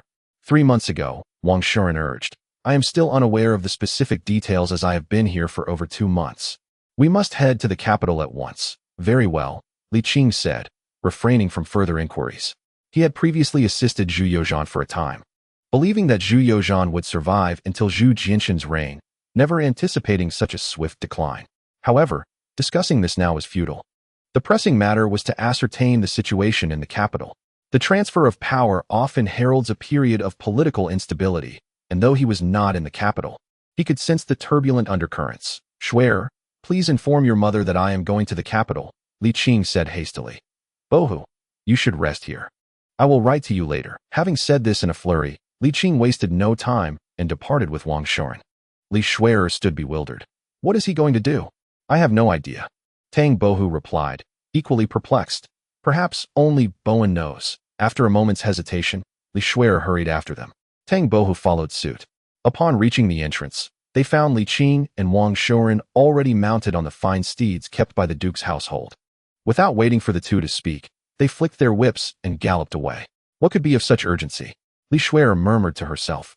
The emperor, Zhu Hozhao, stormed into the Qianqing palace, only to find his father, the emperor, pale and weary, propped against the headboard, prompting him to tread lightly and mask his emotions. Zhu Yozhan waved his hand slightly, indicating the attending eunuchs to withdraw. What troubles you now? It is not that, Zhu Hozhao replied, unable to bear his father's distress. I merely wish to see you, father, for I have missed you. He had just argued with the court ministers, shattering the jade and stone paperweights in his anger. Yet, with his father in such a state, how could he allow him to worry? Zhu Hozhao feigned nonchalance, stating, I am still not quite accustomed to this, but rest assured, I shall strive to be a good emperor while you focus on your recovery. If there are any challenges, do not hesitate to voice them. What is there that cannot be discussed with father? Zhu Yozhan chuckled lightly. The reason for your early ascension to the throne is to aid your acclimatization. There is no need to hold back. Zhu Hozhao, resolute in his stubbornness, replied, There truly is nothing amiss. Everything is proceeding quite well. Zhu Yozhan sighed but did not delve further, instead continuing, to reign as emperor. One cannot simply act on whims or biases. At times, one may find a person quite disagreeable, yet it is unwise to neglect or punish them. Emotions must remain stable. While one should not wear their feelings overtly, it is equally important not to display partiality. He imparted this knowledge of rulership to his son, the only wisdom he could bequeath. Though he lacked the extraordinary talents of the Emperor Taizu or Taizong and the political acumen of the Emperor Xian and Xian, Zhu Yozhan had accumulated some insights from his years of governance. He spoke gently. After all, an emperor is but a man with finite energy. With the vast population of the Ming, it is impossible for any ruler to attend to every detail and must instead prioritize the significant matters. Zhu Hozhao listened in silence. Father, some individuals have crossed the line, he remarked. Indeed, this is a failing on my part, Zhu Yozhan candidly admitted, lamenting. The rapid development of the Ming has left you unaccustomed. Lacking great abilities, I can only employ benevolent governance to win the loyalty of the elite, ensuring the stability of those below. Exhaling deeply, Zhu Yozhan added with a wry smile. One cannot expect to have the horse run while also wishing it not to graze. One must make sacrifices to gain benefits. The notion that all lands belong to the emperor is akin to the decree of long live the emperor. Each person has their own stance and private interests. Attempting to replicate the methods of the Taizu is no longer permissible. In this current era of the Ming, it had evolved far beyond the impoverished state of its founding. Zhu Yozhan continued, the Ming is in a phase of development unprecedented in history, necessitating utmost caution. Zhu Hozhao remained silent, unconvinced. Father, are you feeling better? Zhu Hozhao inquired, as he helped his father adjust his bedding and took an orange in hand. Allow me to peel this for you. Is it sweet? Of course. The orange my son peels is bound to be sweet. Zhu Yozhan smiled warmly, feeling a sense of happiness. At that moment, Ji approached, her expression cold upon witnessing her son's actions. Why are you indulging in such treats? Your teeth no longer hurt, I presume? She snatched the orange from Zhu Hozhao's hand. Huffing, you are now the emperor of the Ming. Why are you not in the imperial study? What business do you have here? I'm his father. Zhu Hozhao replied weakly. Is it your father you miss, or merely seeking an excuse to be idle? Ji retorted with a cold snort. Go attend to your duties. There is a grandmother present. Father, go on. Do not neglect state affairs, Zhu Yozhan encouraged. I believe you will surpass what I have accomplished. Very well. Zhu Hozhao replied reluctantly. Father, grandmother, I shall take my leave.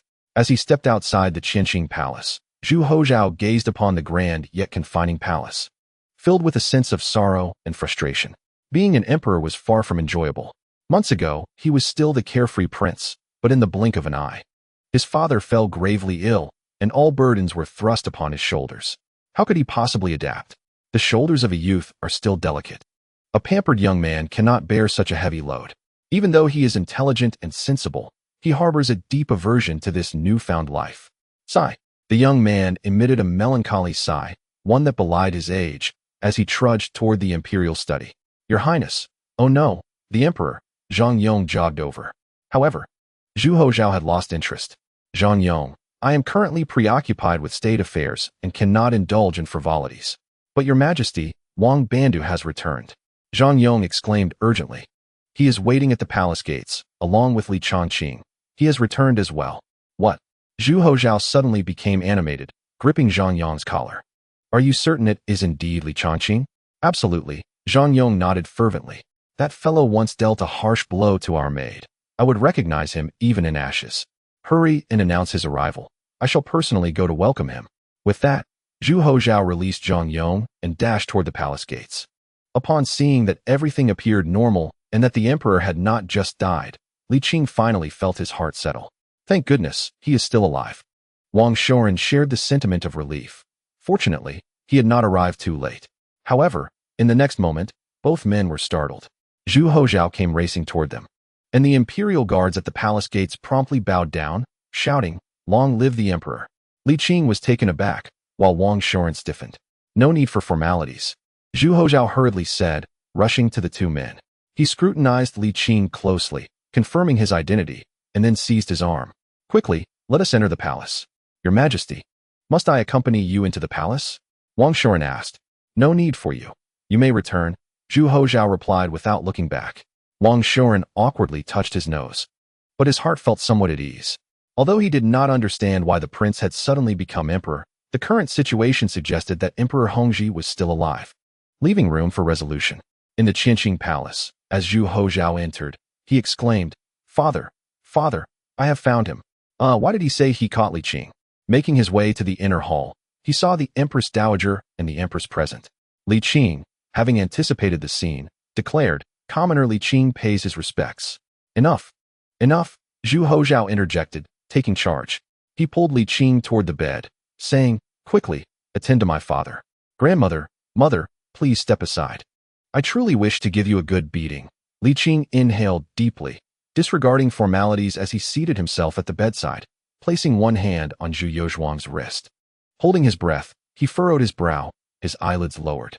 Zhu Hozhao appeared anxious but dared not utter a sound, fearing he would disrupt Li Qing's examination. After a prolonged moment, Li Qing slowly withdrew his hand. How is father, the retired emperor? Zhu Yozhuang inquired. And how is my son? The three spoke almost in unison. Zhu Yozhuang, however, remained surprisingly calm. Li Qing pondered before responding. It is quite dire, yet it is not yet a matter of extinguished hope. Upon hearing this, the three of them sighed in relief, albeit tinged with anxiety. They wished to probe further, but ultimately refrained, fearing they might alarm Zhu Yozhuang or themselves. After a moment of internal conflict, Ji Shi said, If you can restore the retired emperor to health, I shall grant you any title or reward you desire. Zhu Hozhao proclaimed, As long as you can cure my father, I shall appoint you as the valiant general. This, in his estimation, was the most esteemed position he could bestow. Zhu Yuzhang shot a fierce glare at his son and said, Empress, Shaozhong, Hozhao, you may leave for now. I wish to converse with physician Li. The three exchanged glances, sighed, and slowly exited the grand hall. Once they were a distance away, Zhu Yuzhang inquired, Physician Li, how much longer do you reckon I shall endure with this ailment? Li Qing, averse to such inquiries, displayed a disapproving demeanor, retorting, If you could simply restrain your tongue, would you find yourself in this predicament? Zhu Yuzhang appeared taken aback by Li Qing's audacity, pausing for a moment before regaining his composure. However, he was not angered. Instead, he offered a wry smile and confessed, Your recommendations on weight loss and sugar abstinence are beyond my endurance. After a brief pause, he added, It is not solely a matter of willpower. Following your advice has left me devoid of vitality, incapable of focusing my attention. Managing state affairs is a challenge. I feel as though I am meandering through life in a dreamlike state. Listening to his explanation, Li Qing fell silent. Indeed, Zhu Yuzhang was an emperor, not a languid prince idly passing time. With the demands of weight loss and sugar abstinence, alongside the responsibilities of governance, he was undeniably burdened. Exhaling slowly, Li Qing regained his composure and said, Do not despair. While I may not cure you, I can certainly extend your life for a considerable duration. The crown prince and the new sovereign are still in their youth. How can you relinquish your responsibilities so easily? Alas, matters beyond the seas must be temporarily set aside. Li Qing lamented inwardly. He genuinely harbored concerns for this emperor and felt it imperative to keep a vigilant watch over him.